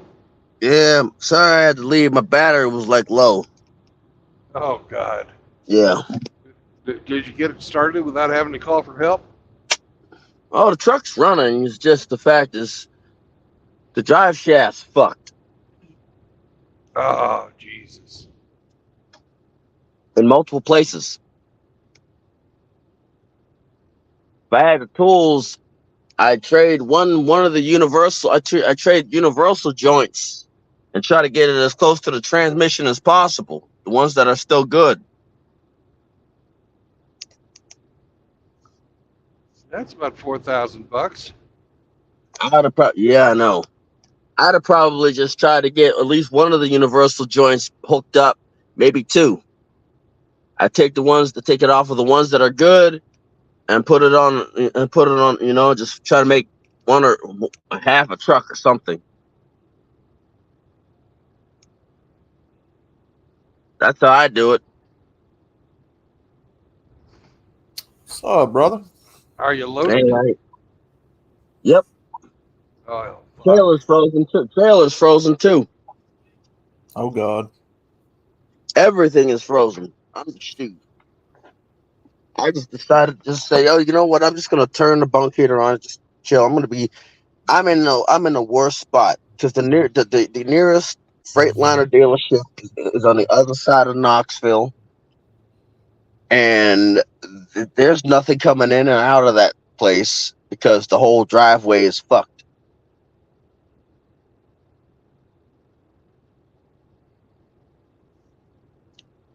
You know, Yeah. it's an incline to get in there. I've never been to the Freightliner dealership in Knoxville, but I've been to the one in Nashville. Oh, nice. Nah, they suck. I know the one in Pennsylvania ain't too bad. FIDA. Yeah. Nicest I one might I've been in is the one in Joplin. Their waiting room, they have about 10 leather Lazy Boy recliners. Oh. It's fucking awesome. Also, I spent an afternoon there. I didn't I'm even like, bother me. oh, you're up here. You're up here talking. You're up here. They're up here whispering sweet nothings in my ear. Yeah. The worst one I've ever been to is the one in Atlanta, Georgia. Oh, look here. Everything Atlanta touches sucks. They've got fucking folding chairs there. Look, let me tell you something. Everything in Atlanta is terrible. Yeah. Except for the nightlife. Of course, then again, I've never been to the nightlife. I wouldn't know about that either. I mean, I'm only guessing. But I know I've been around Atlanta, and I've been to truck stops near Atlanta.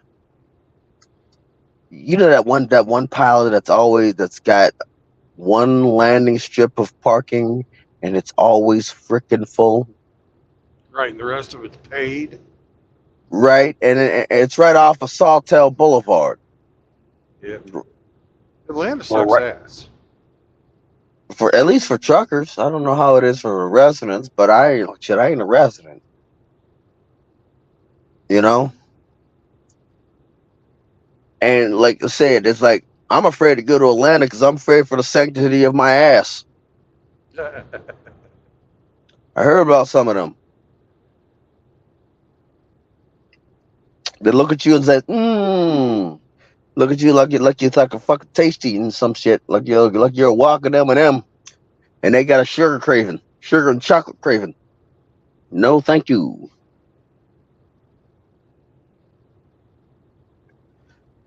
You know, no, thank you. I had to lock my doors in Atlanta. Like exit only, exit only. We should wear overalls. They would never figure out how to get them off you. That's a good point. They also think I'm some sort of freaking hillbilly, a black hillbilly or something. Well, there's a lot worse things in life. Right, true. Overalls. Oh, I'm pretty sure some of them know how to get them overalls off. Plus, it's really fucking comfortable to drive in. True. Yes, they are. Hey, look, so I would be surprised if some of them carried scissors. That's what the belt's for.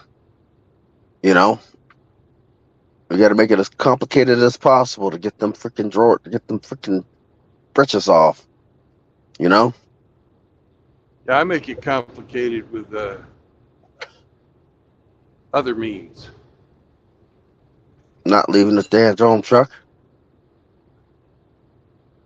Oh. First of all, I don't go anywhere I'm going to get fucking rolled. Ever. Look. And second of all, if anybody comes inside, they got to deal with Sam. He'll rip their balls off. Won't you, buddy? Yeah. I sleep with a hammer. I sleep with a daggone hammer. Mm-hmm. We gonna see. We gonna find out what a 5 pound mallet will do to the forehead or whatever it touches at high speed. Remember that one video that was popular a couple of years back? This crackhead's reaching through a mail slot to try and open up a door. Yep. And the guy whacks her with a baseball bat. Yep. That was the greatest. Oh, well.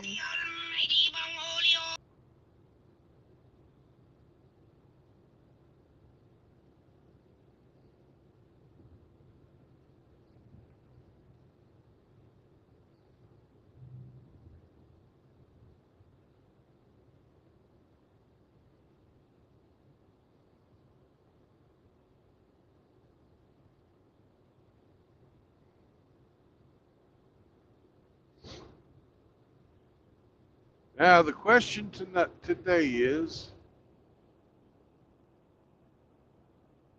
I got 5 hours left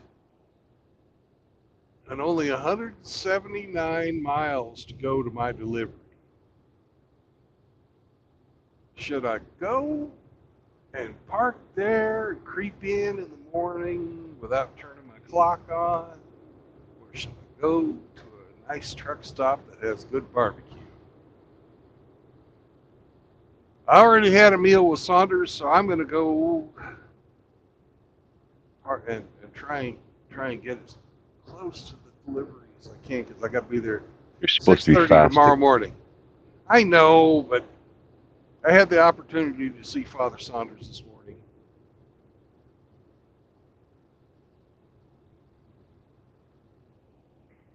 So I took one for the team and I'll fast tomorrow.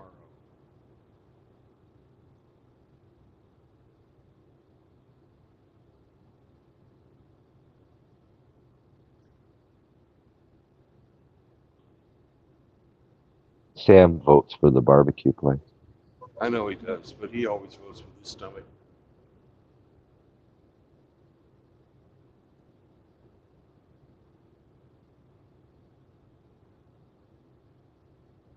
Another guy in the ditch up here. What the fuck is up today?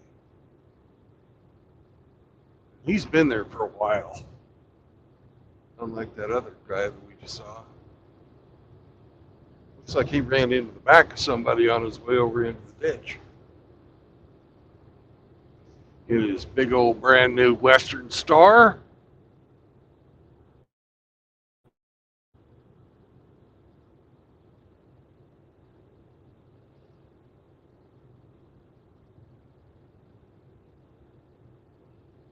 Now, I would listen to Sam if there was tacos.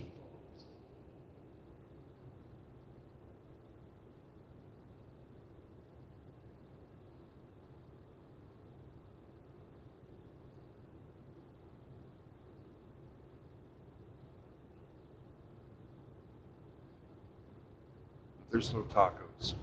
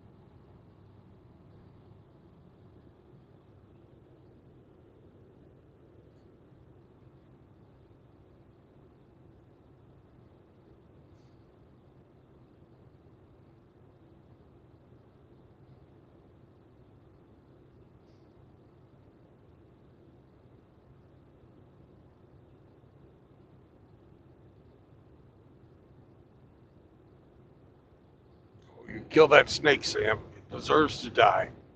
Kill it. Kill it.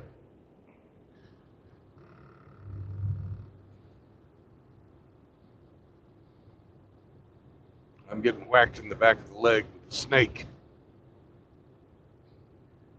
He shakes it to death.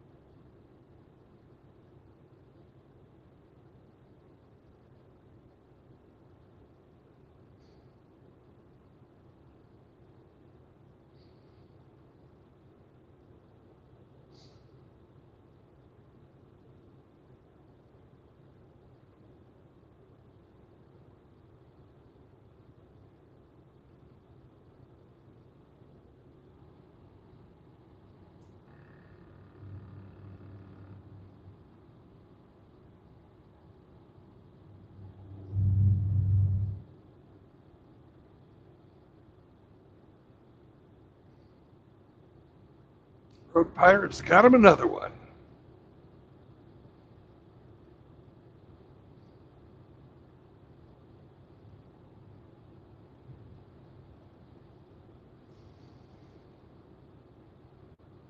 Got him a swift driver this time. He must have been going too swift. Or swiftly.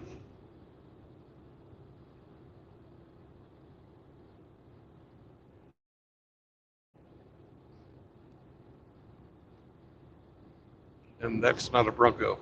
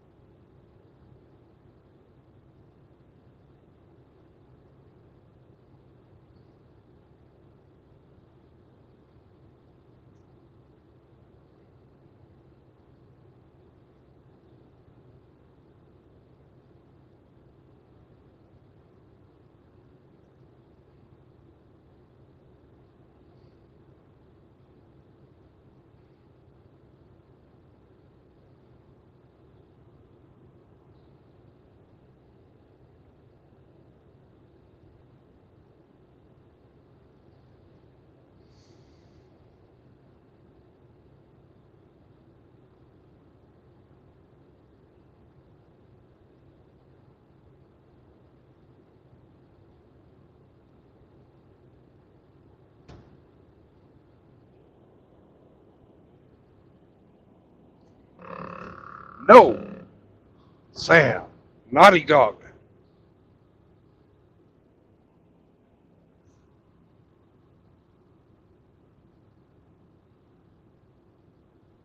That is my computer cord for my work truck, Sam. That is not a chew toy.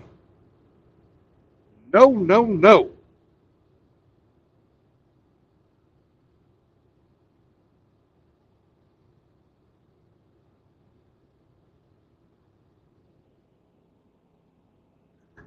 God damn it.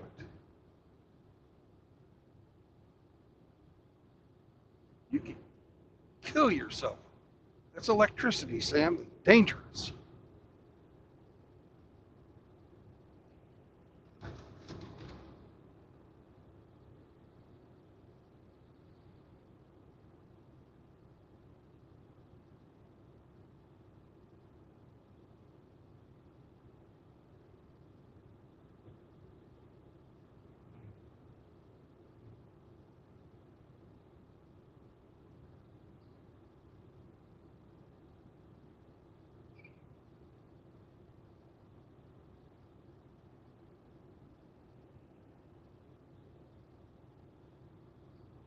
Hey, Hemi, are you there?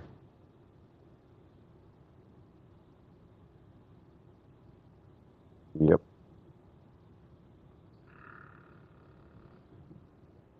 You know Yes. what I got to say? You know what I got to say? No, what? Wait till we get to the top of this bridge. And I'll tell you.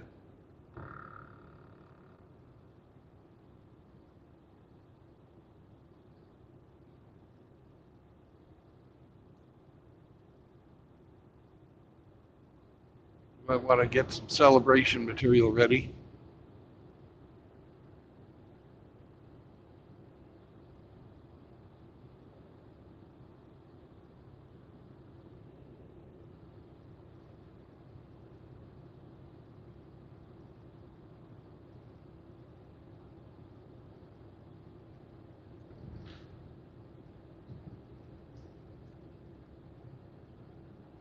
Oh, we got to be around the corner here.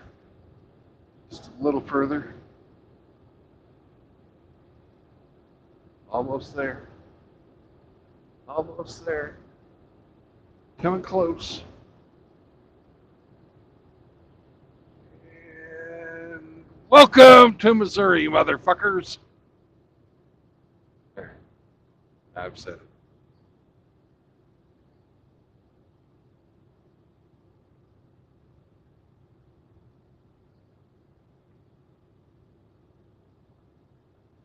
Ooh, and it's 4:20 at your place. Close to it. 4:18. You betcha.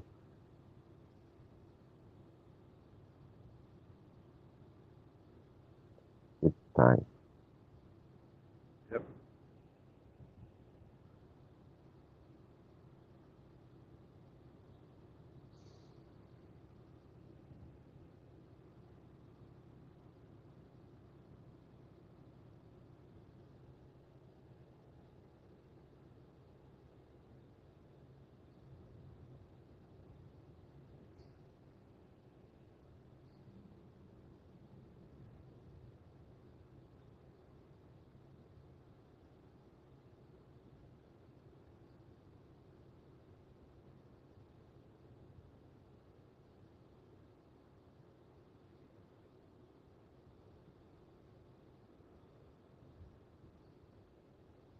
And the way station awaits.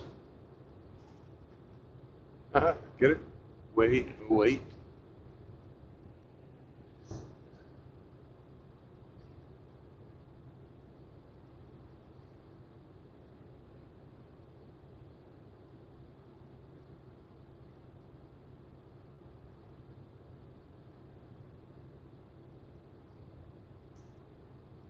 And they are closed.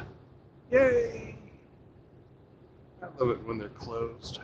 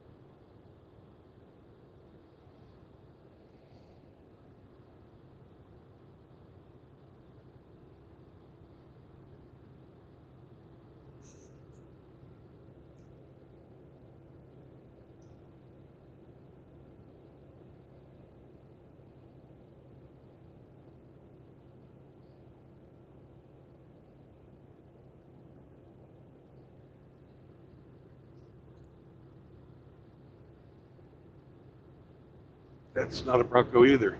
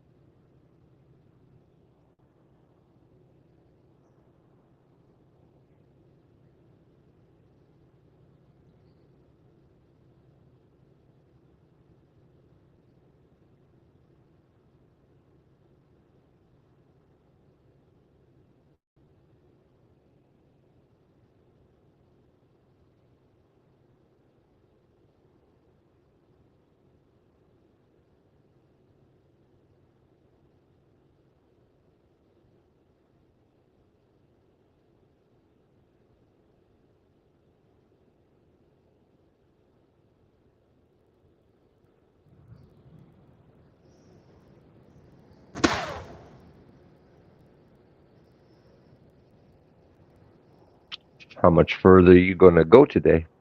I've got 64 miles until I get to where I'm going to drop. I'm planning on taking it all the way.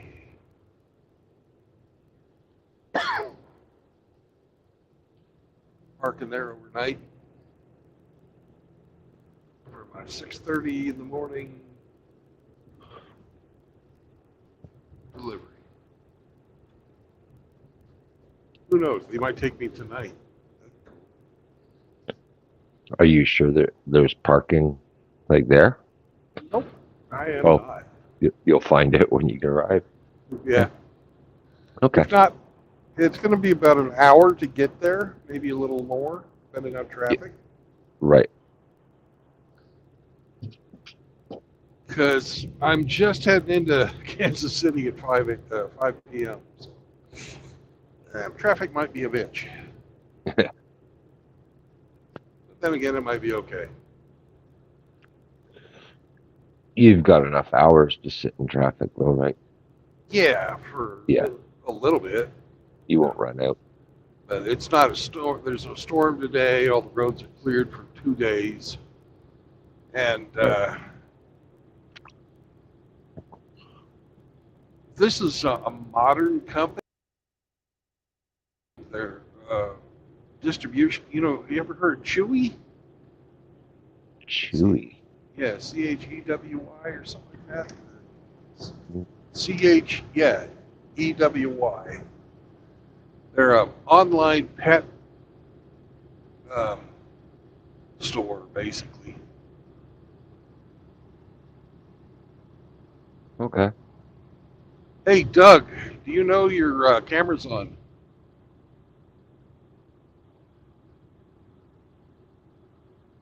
Give me a thumbs up if you know. If not, everybody's going to see your face. All right. Hey guys. Hey, Doug. Hey, Doug.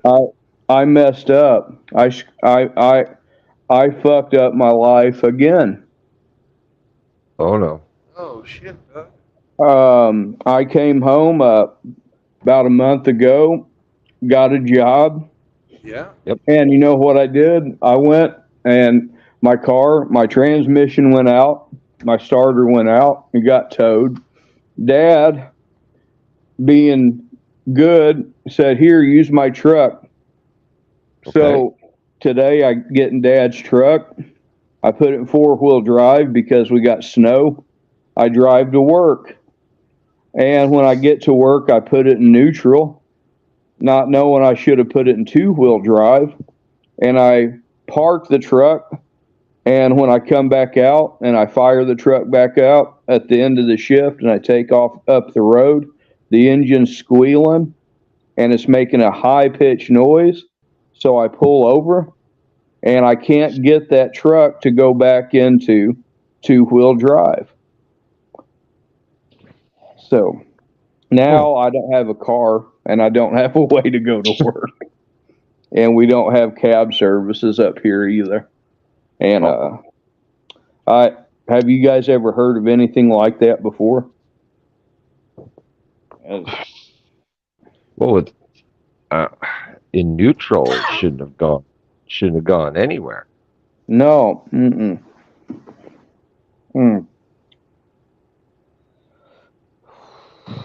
Yeah, I don't think that you leaving it in neutral had anything to do with your 4-wheel drive being messed up. Okay. Your transmission being messed up. Yeah. I think it was something that was there that was waiting to break, and it just broke today for some reason. Okay. Perhaps. Yeah. Okay. What kind of truck is it, Dougie? It's a Chevy Silverado 2010. Now, is it an automatic or is it standard? It's automatic. It's automatic transmission. And it's like a switch or a button you push to put it in 4-wheel or neutral or 2-wheel, or is it a shifter on? Is it have a shifter on the floor like the old school? Yeah, it's a shifter on the floor. Hmm. Yeah. So I'm going to call, and I've already left a message with my boss. I'm desperately trying to keep my job, and I'm hoping that they'll understand, at least for this week. Maybe they'll cut me some slack. Does anybody live in your general direction?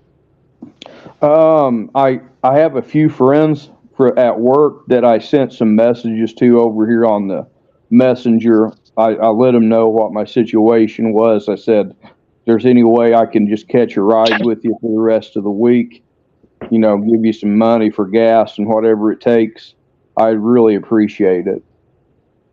But I haven't heard back yet. Oh. Anyway, it's nice to see you guys though, and thanks for letting me come on, Brandon.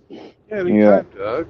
Yeah, I appreciate you and him, and I've been laying low for a while, but it's not anything that anybody did. It's just, you know, I just been, you know, trying to sort myself out and get everything going, and then I go and do something like this.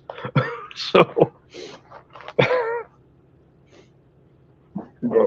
Doesn't sound to me like it was your fault, Doug. Yeah. Oh, yeah. Oh, man. How's your travels today, Brandon? Pretty good? Oh, yeah. Yeah, I saw Saunders this morning. Oh, that's awesome. I'm sorry that I missed you that time in Sioux City. I'm sorry about that. Well, I'll be driving through the boot heel one of these days. Okay. Yeah. Oh man. But all right. I think I'm gonna go. Dad's back, so I'm gonna go have a conversation with him, and I'll holler at you guys later. All right. Good luck with that. Thanks. Be calm. Oh yeah. Thanks, Brandon. See you, Hemi. Peace out. Bye, bro.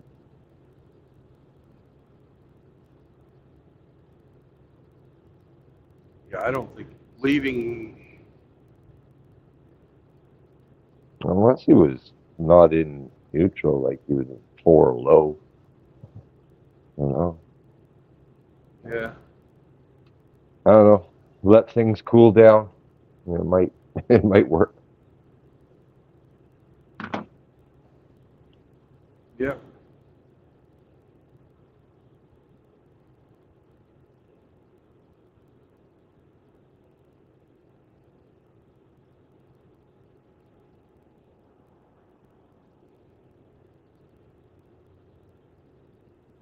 I know with some of the Chevy trucks, they have a electric solenoid that shifts the transfer case, and they're a known failure point. Yeah. You know, but he says it has the stick on the floor, so that wouldn't be when those fail, don't they usually pop out and you can't get it into 4-wheel drive? Yeah, usually they won't go in the electrics. Yeah.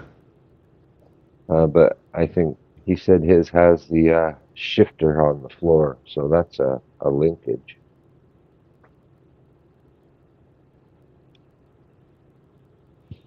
It's hard to say.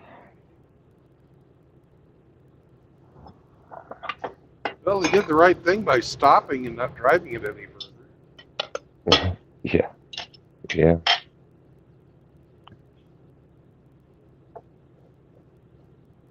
You lose man points if it's fucked up. You know it's fucked up, and you continue to fucking drive.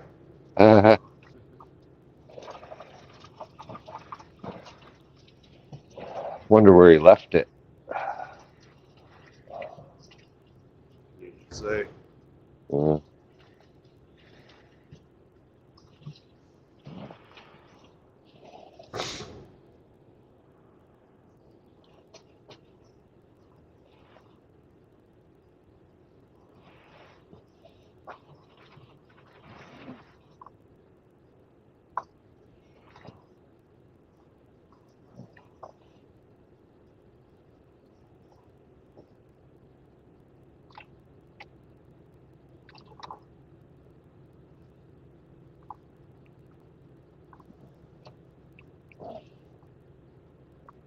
I got a wire that goes from my company logbook GPS piece of shit. Qualcomm is what it's called. Yep. And Sam was fucking chewing on that. Uh-oh. I gave him a naughty dog and then told him he could kill himself on that. He hasn't come back out from under the chair. I think I hurt his feelings. Good.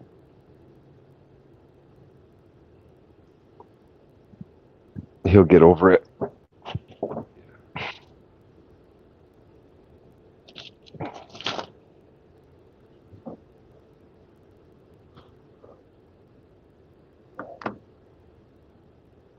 Hamsters in the chat. All right. And Grinch is back. Grinch is back.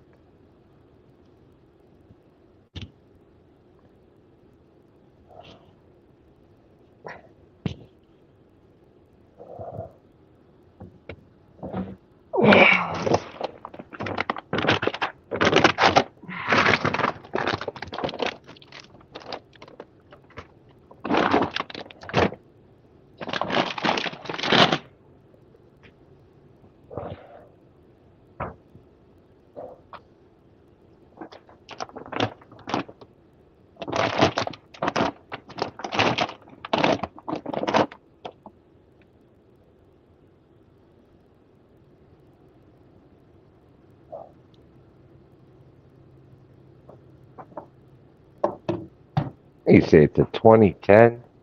Fuck, that's fucking 14 years old now, man. Anything could happen. 14-year-old truck. Yeah.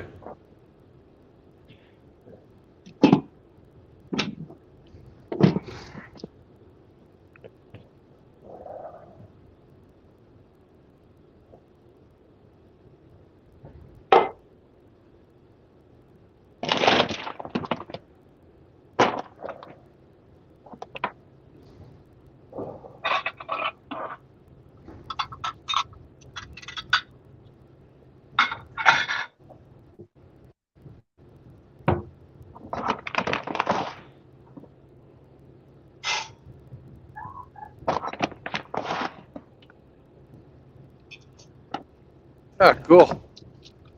Saw a group of boys skating down the river. Wow. Kids actually do play outside. Yeah.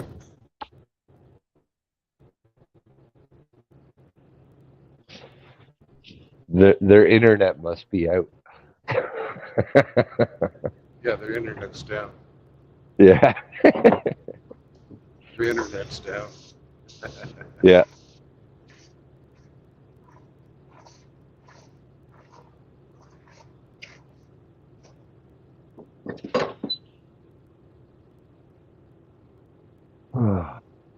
Teriyaki chicken tonight. Mm-hmm.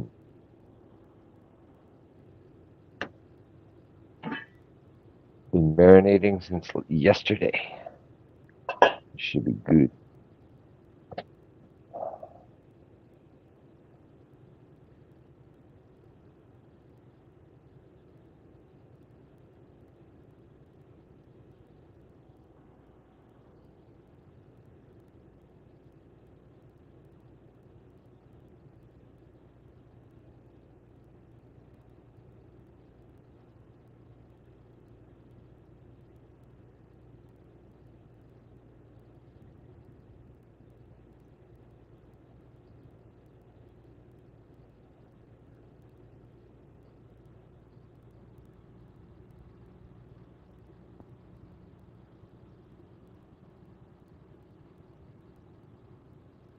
Agape.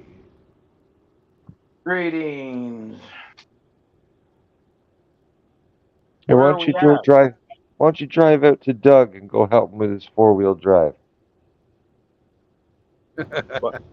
Why don't I do what? Why don't you drive out to Missouri there and help Dougie with his 4-wheel drive?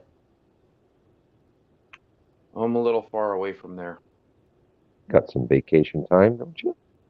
Yeah, I'm burning it right now being fucking sick. So, yeah. Abe, are you feeling better? I am. I've been taking some Mucinex the last 2 days, and that's really starting to hack up the bad ones. Getting it cleared out. That's good. Oh, Did you get the herpaderp? I think I got an upper respiratory infection or a really bad flu or something, but Oh.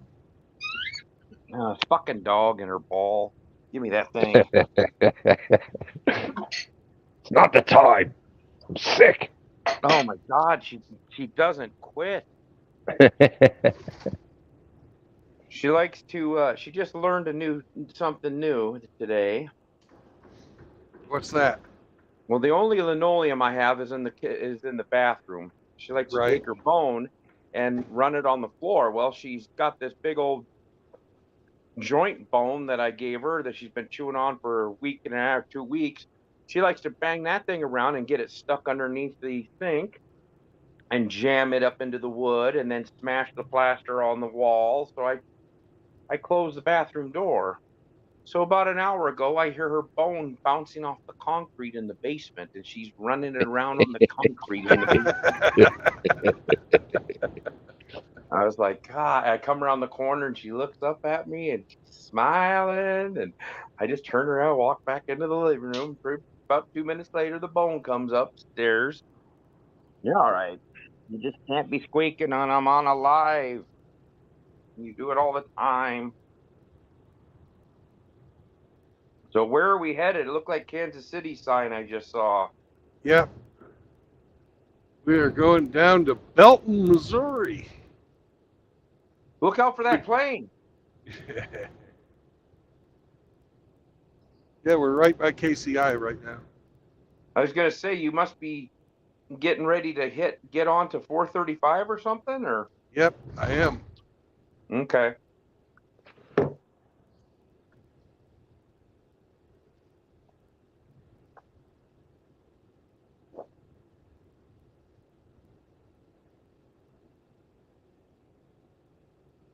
What are you taking? Where did you pick up at in Denver then?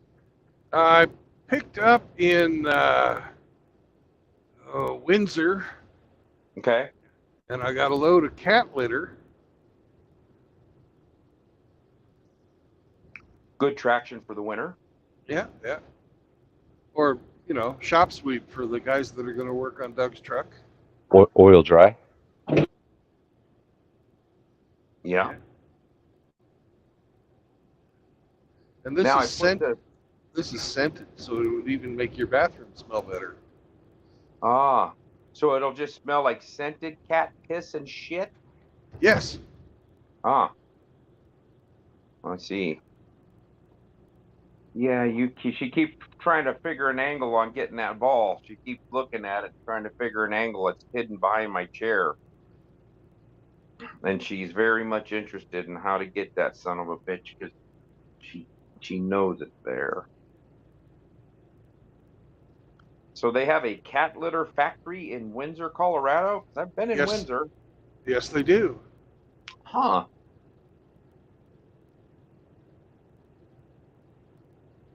Do they have a boxed wine facility nearby too?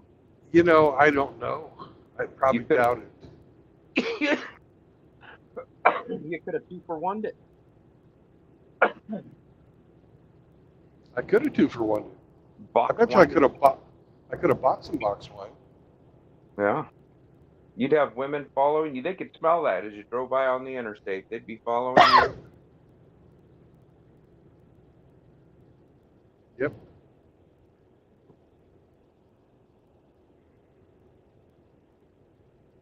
Get out of there. Went down and saw Saunders this morning. Oh, you did? Yep. Cool. We met up in Kearney and yeah. Ate at the Perkins. Yeah. And I paid this bitch waitress fucking $20 to fuck with Saunders, and then she never did. And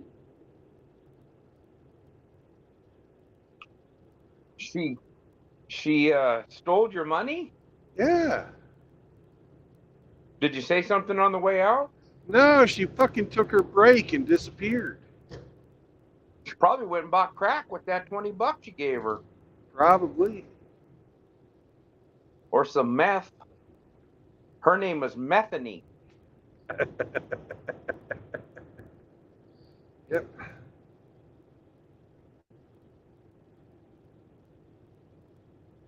Well, Dak's doing a stream in another hour.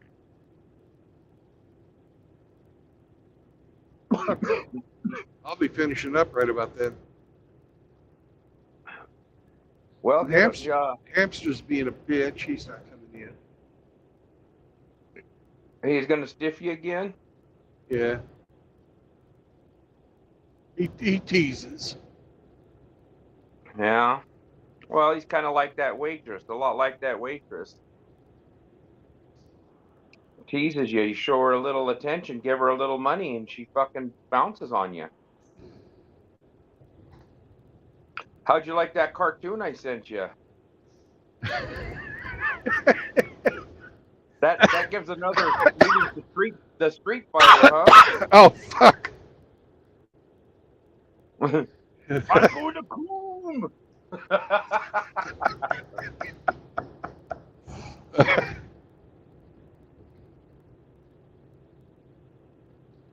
God.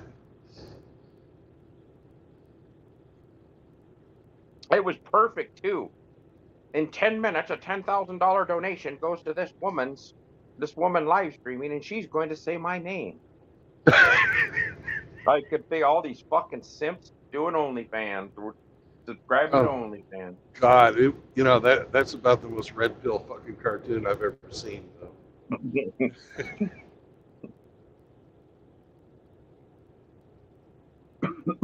I still can't believe you requested that I make that fucking monkey video.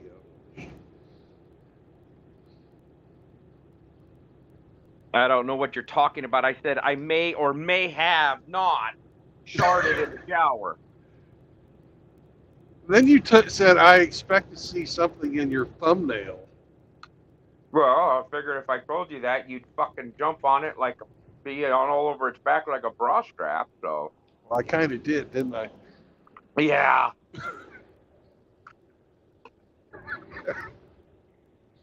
It got quite a bit of views, it looks like. Yeah, I don't know. I haven't checked. Are we over 100? I don't know. Last time it was like 80. But that was yesterday.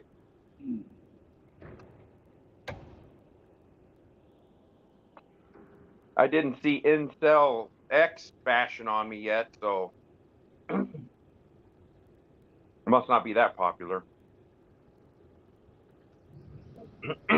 You're nobody until he makes a hit piece on you. Yeah, he made fun of Hammer for being sick.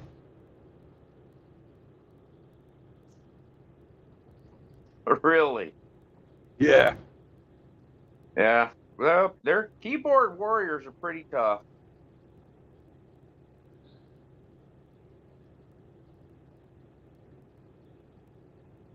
What a pussy immunity.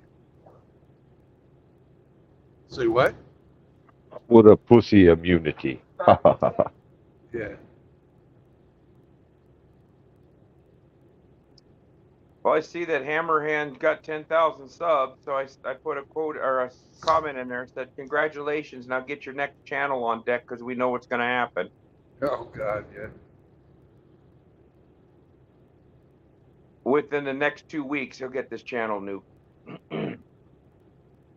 That's my guess. It's highly likely. Well, it seems to happen about 10,000. I think he had, 16,000 or 14,000 subs on like 2 channels ago. They let him go that long. But they're restricting his sub count tremendously. Oh God, yeah. You don't have 1,000 people show up at your fucking stream and only Right. have 10,000 fucking subs. Oh, I've seen a perfect example of, and I don't understand why that would be like this, but for some reason, some video just popped up in my feed. Lay down. And there was it's just a logger, and he's standing on the side of this clear cut, and it's steep down there, and he's cutting. It takes it's a 10-minute video. He's cutting this huge tree. You know, he's got like a 48-inch bar or even longer on this chainsaw. Right. He's cutting the tree down. So he's got 4,600 subscribers. The video's been out for 5 days.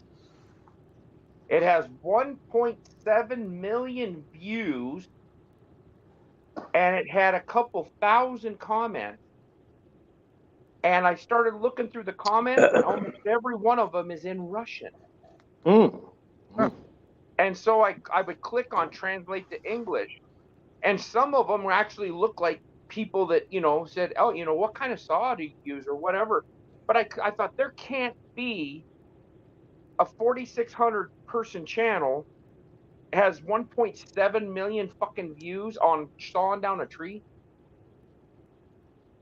You know, and Speaking of crazy, ape sharding video has 1,400 views. Really? Sharding. Yeah. Yes. Yes. Sharding. I fully support sharding. It's a good thing. Yeah. Well, sometimes you just got to let her rip, man. You can't hold back. You just got to go. If it's gonna happen, it's best to happen in the shower while you're taking a shower. Mm-hmm. Yeah, just spray down the stuff that sprays up on the walls. Hey, I've been there. I know. I'm with you. In the case of Hemi, because he drives Dodges, he might have to get a fucking cement scraper or something. Who knows? Because he's hardcore.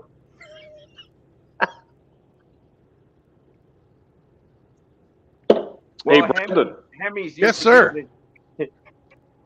Hemi's used to getting his shit packed in by he went there. He went there. Oh, no. Oh, no. Oh, wow. No. I wouldn't even go there, Agape. And you, oh, my God. What illness do you have again? Let's hope it's fatal. Fuck you. Oh, boy. Well, right to the fucking point. Oh, that hurts. That hurts. Hey, Brandon, can I share something? Would you like Of course. Let me share my screen because it's really.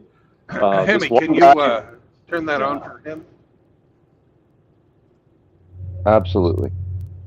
Now, we all know Trump kind of kicked ass in Iowa last night, right? Yeah. So little did people know I was actually there on scene to report the situation. On-site journalist. Oh, yeah. So I would like to play you my report that aired on every broadcast outfit all over the world. I'm famous. Are you ready? Are you ready? We're ready. This is Ginger Hamster reporting live from the Iowa caucuses. An extremely large orange man was declared the winner in the most one-sided primary in recent memory, said one Ohio native. A recently freed Florida man was seen crying in the corner. This man was seen screaming that the lamestream news had robbed him of his victory. Before storming off like a child in his extension boots.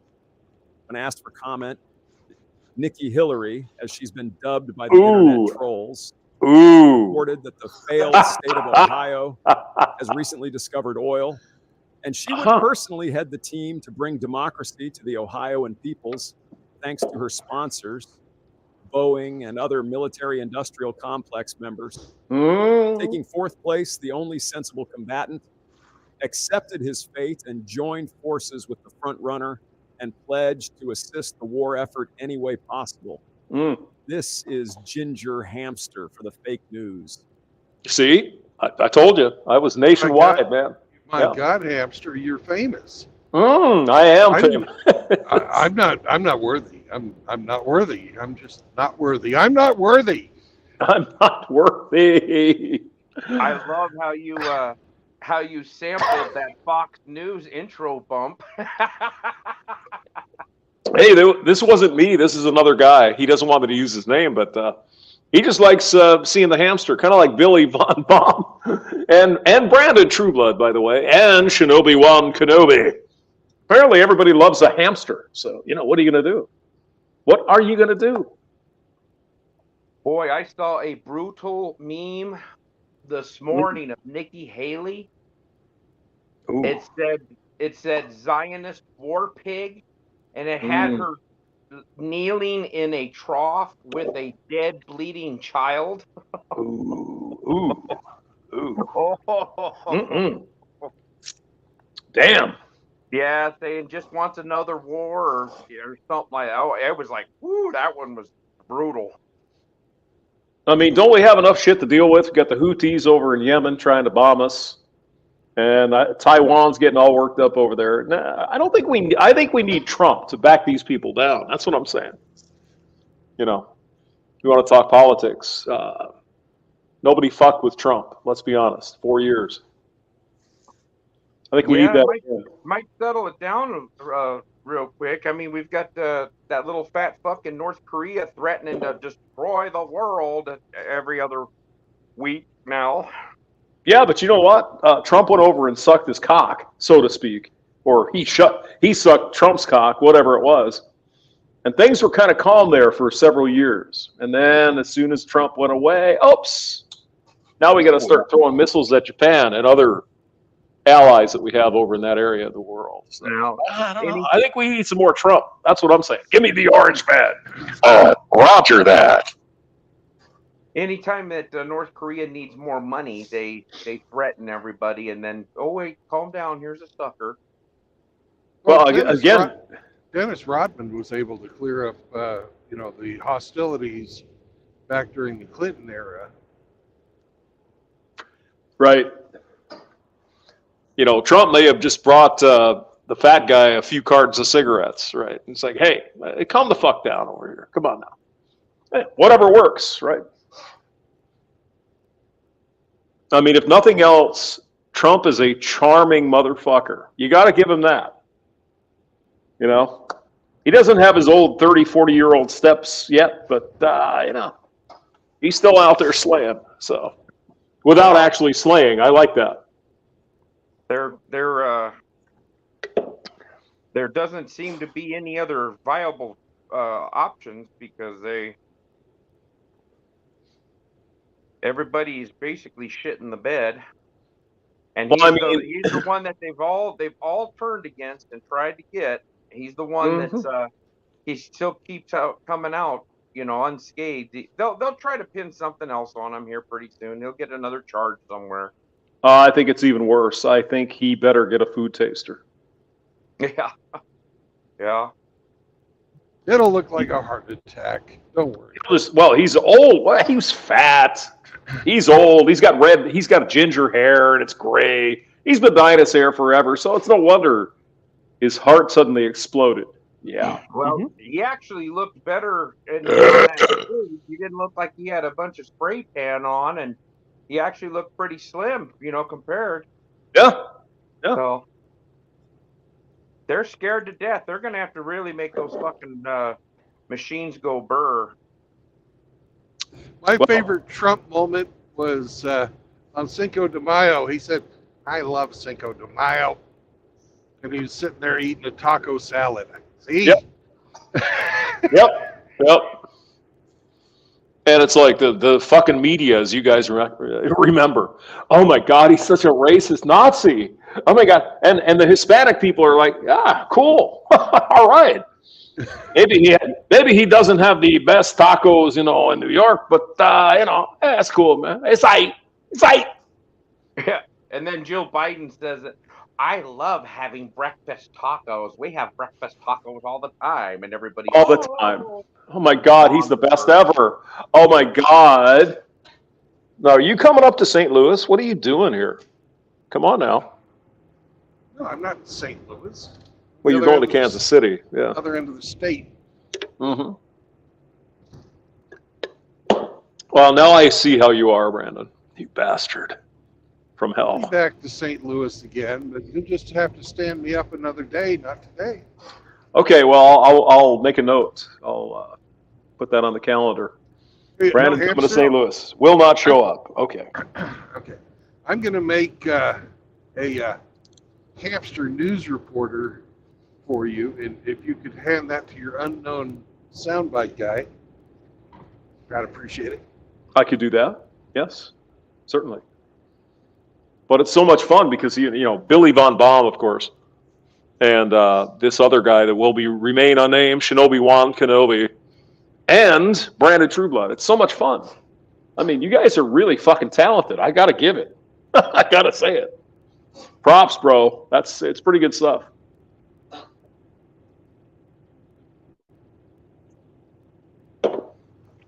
And you do it just for me. Oh my god. What Yeah,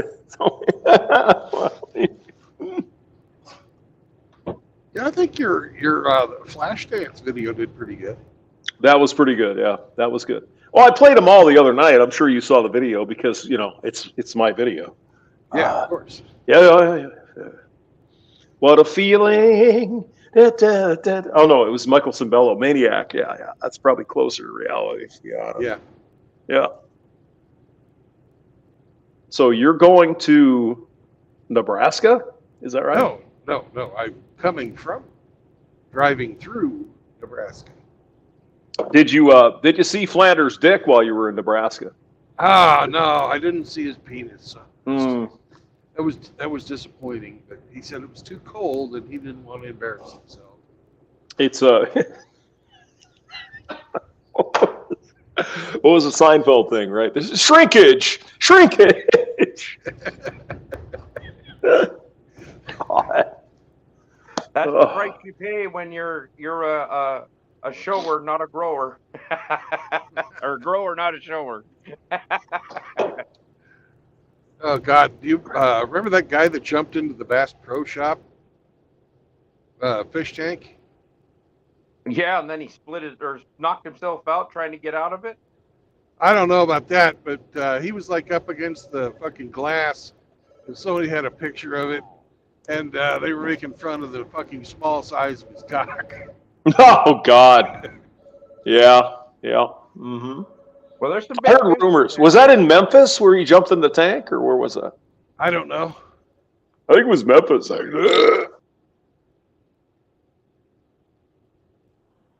Yeah, he jumped in there, and then the cops tried to get him. Tried to walk up the stairs, and he swam over to the other end, I guess, and bailed over the side. Well, he slipped and busted his ass and smacked his head on the floor and knocked himself unconscious. So then he was laying there. And his dick fell out? Is that what happened?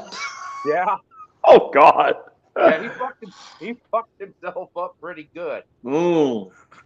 Those are not small fish tanks. And that's not a Bronco. So. No, it's not. Yep.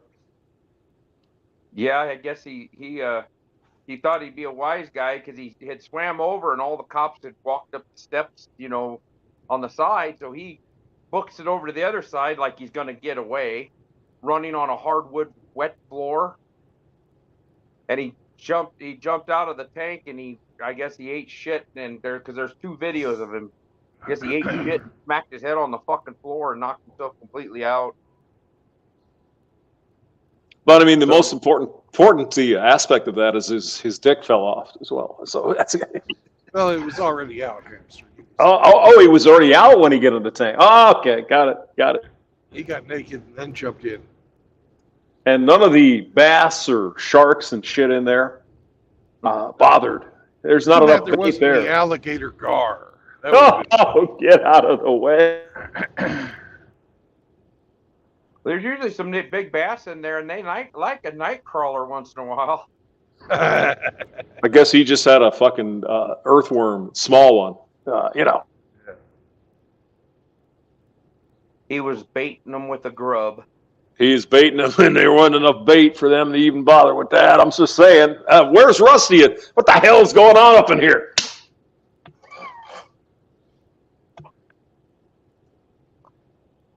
They were all on earlier today. he's a baiting motherfucker. So we got to, he should be here, right? So Are it's you only saying appropriate. that he's really, really good at baiting? Well, think he's a he does have a shrimp boat, and so That's he tuna. knows. That's It's a tuna tower. boat. Tuna boat. Okay, yeah, okay, yeah. So you would say then that he would be a master baiter. He's a master. Yes, yeah.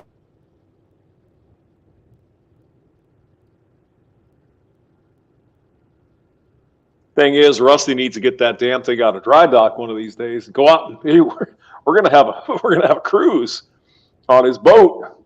That'll be fun. We gotta go down there and talk him into taking us to Dolphin Island. Ooh, yeah. Isn't that by Florida? Or is that by Georgia? Yeah. Probably Georgia. It's not Or is it- Georgia. might be Alabama. Yeah. I think it's Alabama. Hi, my name is MGTOW Outlaw. How you doing?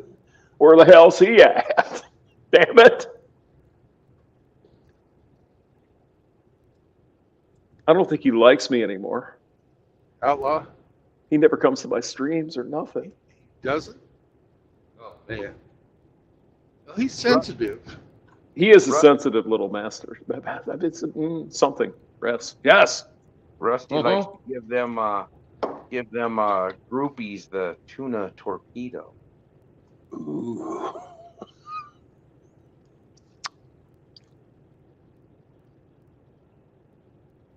Well, I mean, how could he not have groupies? He sings Willie Nelson and shit. So, I mean, the girls melt, right? The panties just come flying off. There's no need to even try to stop it. You can't help it, girls. He's the moist wonder of the world. Oh, he is moist. Oh, my God. Oh, he's moist, all right. Hey, is that a Bronco? No, that's not a Bronco. No, not a Bronco. Nope. It's not a Dodge either because it's still driving down the road. Whoa.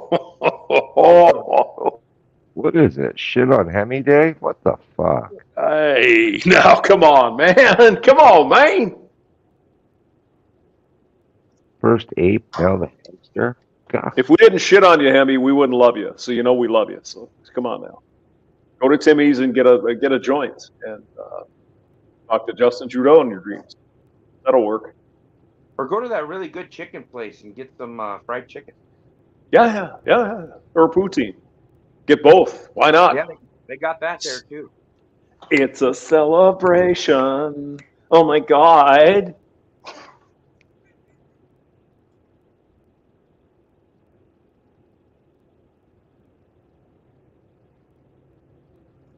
Brandon, look, actually, that thing cutting in front of you there, that's actually a Dodge. A Dodge. Be careful, it might fall apart anytime now. Dang. Let's sigh.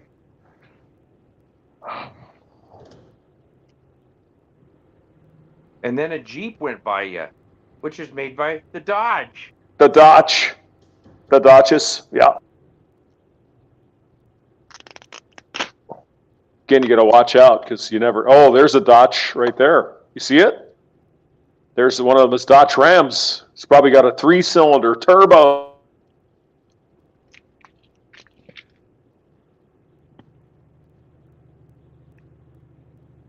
Saw one of those Jeep Gladiator pickups the other day by my house, and it was idle, and this couple comes out to get in it, and it was a turbo diesel. I thought they had quit making all those in the pickups and stuff, but apparently they brought them back. So they got in the car and it fell apart? Is that? Yeah. Mm-hmm. No, Makes sense. Yeah. It was rattling, so I thought it was actually falling apart, and then it turned out to be a turbo diesel.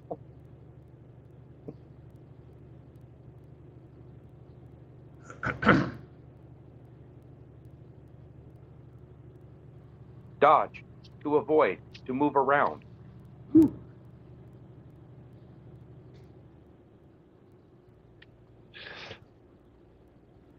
I'm sorry, Hemi. I've owned Dodges. I'm just giving you some shit. know, I've never kicked anybody off the show, but Ooh, I think- here we go. Roger, we got the master wrench in the building. Actually, you have. You kicked that Australian pedophile off. Oh, I think I remember that. Yeah. Yep. Well, that's called for. Of course. You know, anybody who does that shit deserves the worst we could possibly come up with. And I'm sure our imaginations are pretty. We could run wild with what we do to those people, without question. Well, it would involve bloodletting. Yeah, something, you know, death of 1,000 cuts, that kind of thing. Out behind the courthouse, you know. No one will ever know. Yeah, the thing about this highway is clearly in Kansas City or wherever you are, Brandon, there's not a lot of Dodges because you can actually drive down. Dang. Oh, okay, but Hamster's looking to be the second person to get kicked off of a troop. It could happen. It could happen.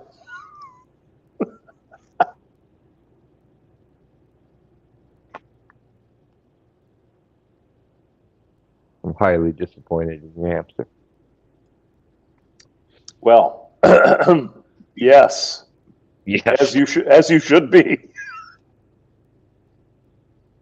Well, I've had three Dodges, I think. A 67 Dart,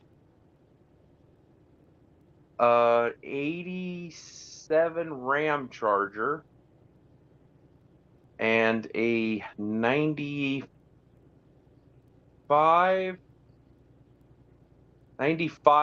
straight cab half-ton pickup. All great trucks. Now, Mr. Hemi 4-speed.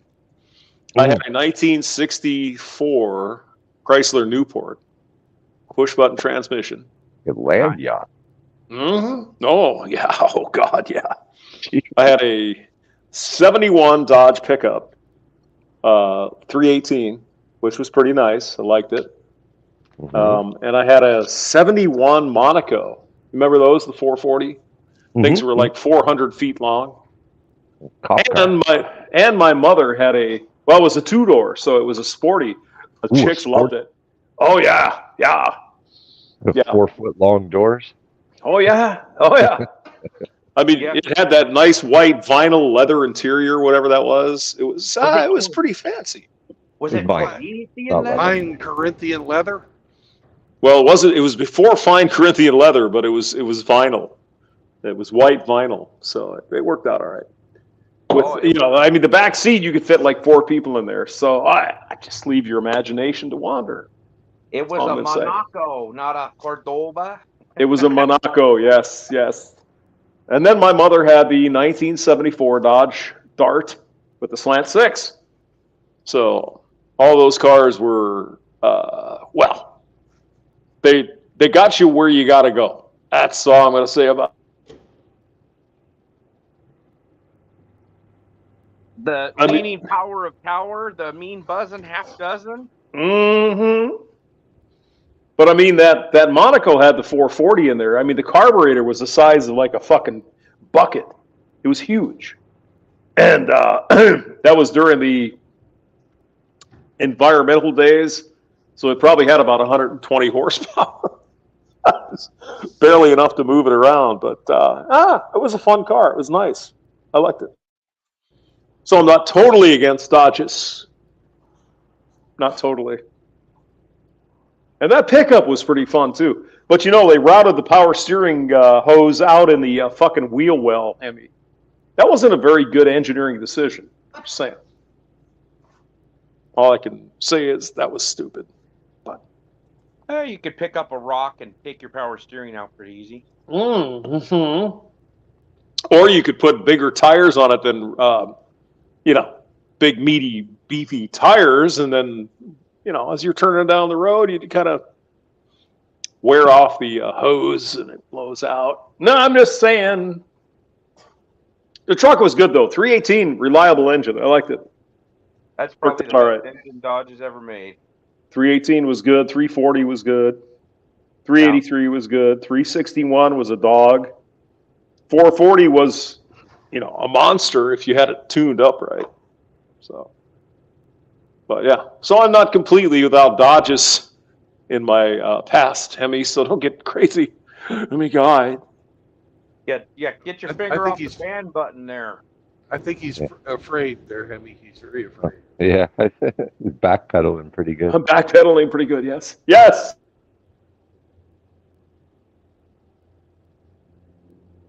And and my in-laws at the time, they were future in-laws. They got one of those Dodge Diplomats, 4-doors, whatever the hell they were. So, of course, me trying to, whatever. Oh yeah, Kenny, that's a good car. Oh yeah, looks good. Piece of shit.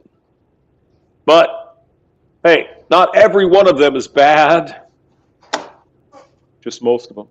Well, Lee Iacocca brought Chrysler out of the brink of dying with the K cars and those, but they weren't the best vehicles. I mean, everybody can admit that. And they were basically, their power plants were Mitsubishi. They were Japanese cars with American badges on them. I mean, those little boxy cars, were they the Ks or were the other ones? The Omni, whatever that was. I mean, the things worked. They were all right. And this one girlfriend, the K cars, or whatever that was. And then she had a Dodge Neon, I guess, or a Plymouth, whatever Neon. I mean, it was all right. It worked. You know, a car that I don't see hardly ever, very, very rarely, you see a Chevy Citation or a Chevy Chevette rolling. We had a Chevette for a while, and it was a big fucking pile of shit. I remember my mom had an 84 Chevette, and it was gold, and it had like gold interior, and it was a 4-speed On the rack with the pan underneath. Oh, I do it without. I had an 84 Cavalier with a 2.0 Saunders, that liter, gold 2.0 manual Yeah, transmission. pull We had a 81 Chevette. 2 the weeks bottom after my stays dad too- bought it, too, we were going to Joplin. My mom was raw. driving. We were going down to get fucking school clothes. And The the rack's fucking nice and clean. flywheel fell off the car. Oh yeah. Well, that happens. 2 weeks old. The damn fucking flywheel fell off. Built on a Friday, probably. Yeah. Yeah, my 84 Cavalier, is that what it was? 2.0 liter. It wasn't the Iron Duke. It was the 2.0, a new one they came out with. That thing lasted me like 170,000 miles. Yeah, can't bitch about it. Paid like $2,000 for it. Yeah. You ordered through these guys? No. No? Okay, it's a junk mail. This was someone you'd ordered from before, so they... Okay. Now, the cars I really liked were the celebrities, which were the slightly, like the mid-size cars. And then the Lumina. Lumina was a decent car. I mean, they should have not stopped making those. It was all right. Though changing the plugs was a bitch because you had to jack the engine up and do all kinds of crazy shit to change the spark plugs. But Lumina was good. I liked it.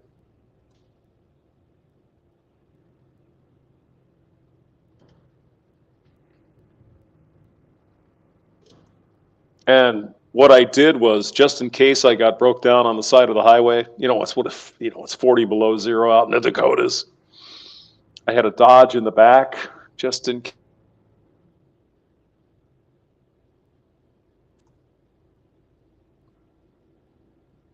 And it failed me every time.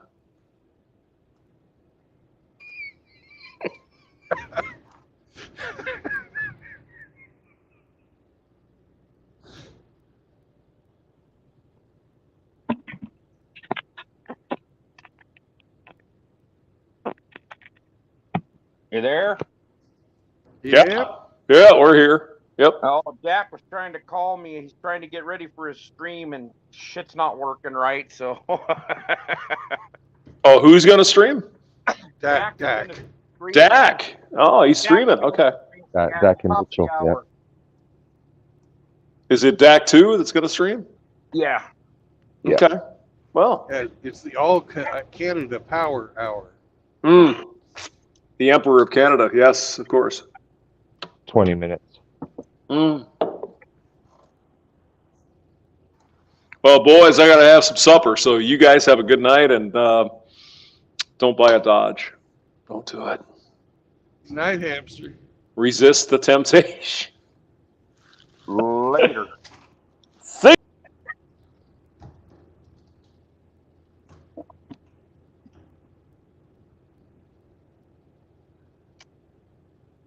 So here in a few minutes, I'll have to duck out because I'm going to be on Dak's stream. So. Okay. These damn.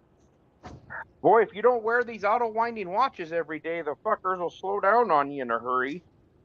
I'm looking at my watch, it says 425. I'm looking at the tablet and it says 437. So Yeah, I wore it yesterday, wore it all day today, but she lost 5 minutes, and then this watch runs fast, so she was really slowing down. It says it will last 40 hours. Fuck it will. You don't wear it for a day, it's done. You need to masturbate more. Well, I quit doing that, so maybe that's why this watch don't work no more. Yeah.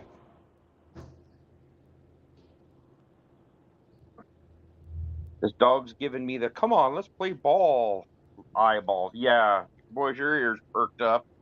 Yeah. So maybe that's what I'll do. I'll duck out of here. I'll go wear her ass out throwing the ball down the stairs. And that way, maybe she'll leave me alone. So we'll talk to you guys later. Bye, Abe. Have fun with your balls. Yeah. If you get a chance, if you get done in time, Brandon, come on over to Dak's stream. I should. I'm 4.5 miles from where I'm dropping. Oh, damn. Cool. All right. We'll talk to you guys later. Bye. Bye, Hammy. We still love you. Oh, he's ignoring me now. Get bent. Yeah. Oh.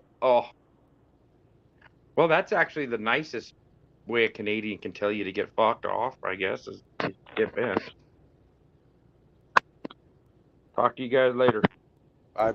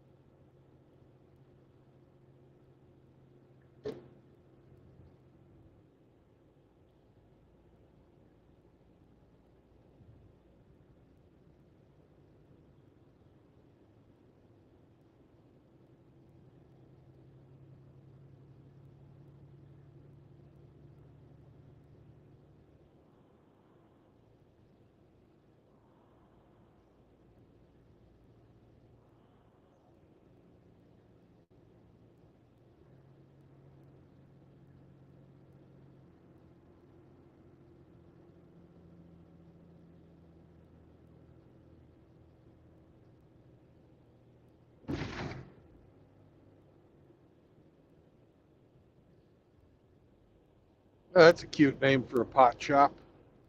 Relief Dispensary.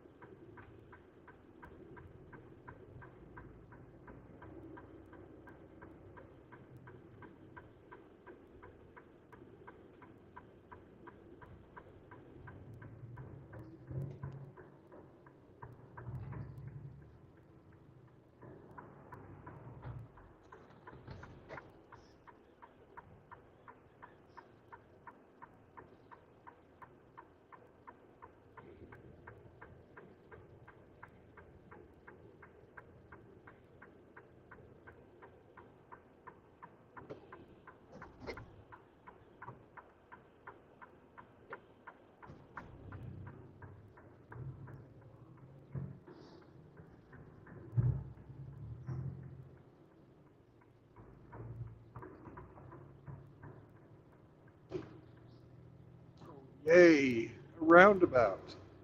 How lovely.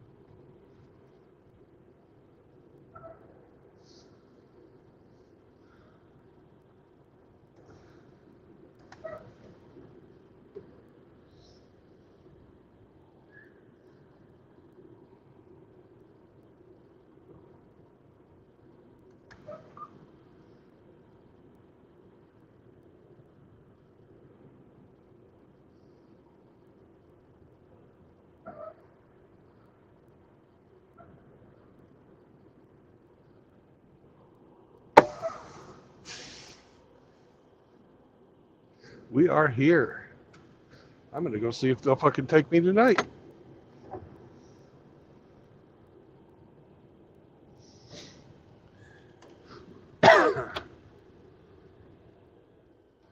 Oh, you need to go, Sam? Okay, you can go. We'll get that done first. Hemi, hang on a second. I'll be back in a bit.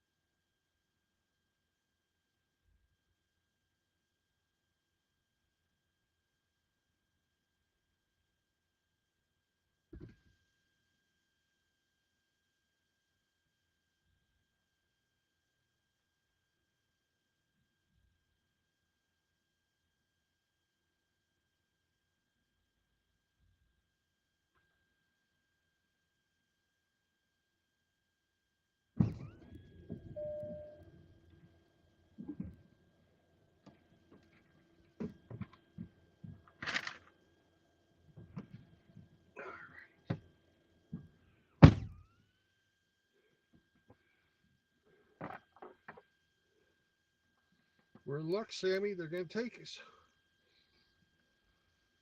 But we have to go to the other side of the building. That's awesome. Oh, you heard that? Mm-hmm. They're going to take you tonight. Yeah. So you could go to an actual truck stop. Uh-huh. Cool.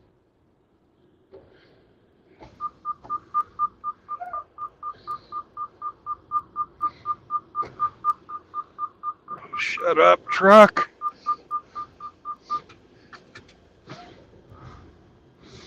You can't drive without your safety belt on.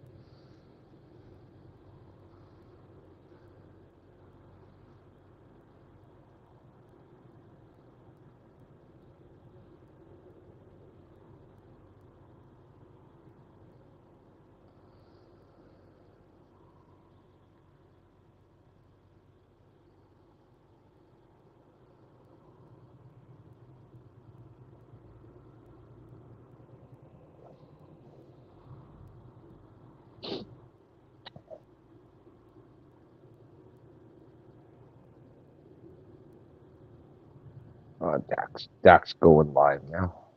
Oh, cool. You'll be able to join us over there while you're getting unloaded. Yeah.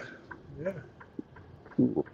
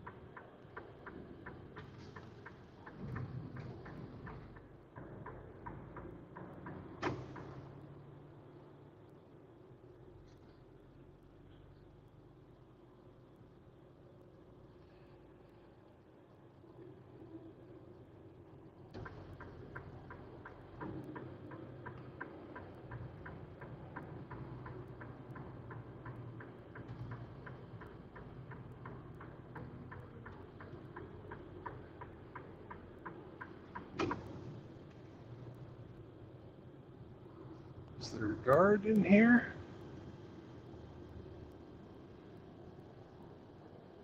Nope, no guard.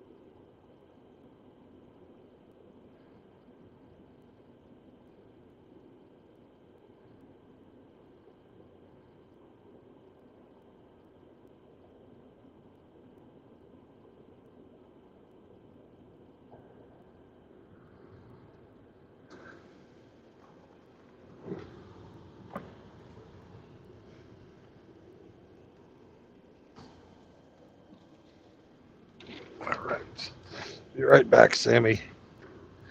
Be right back, Hammy. Yeah.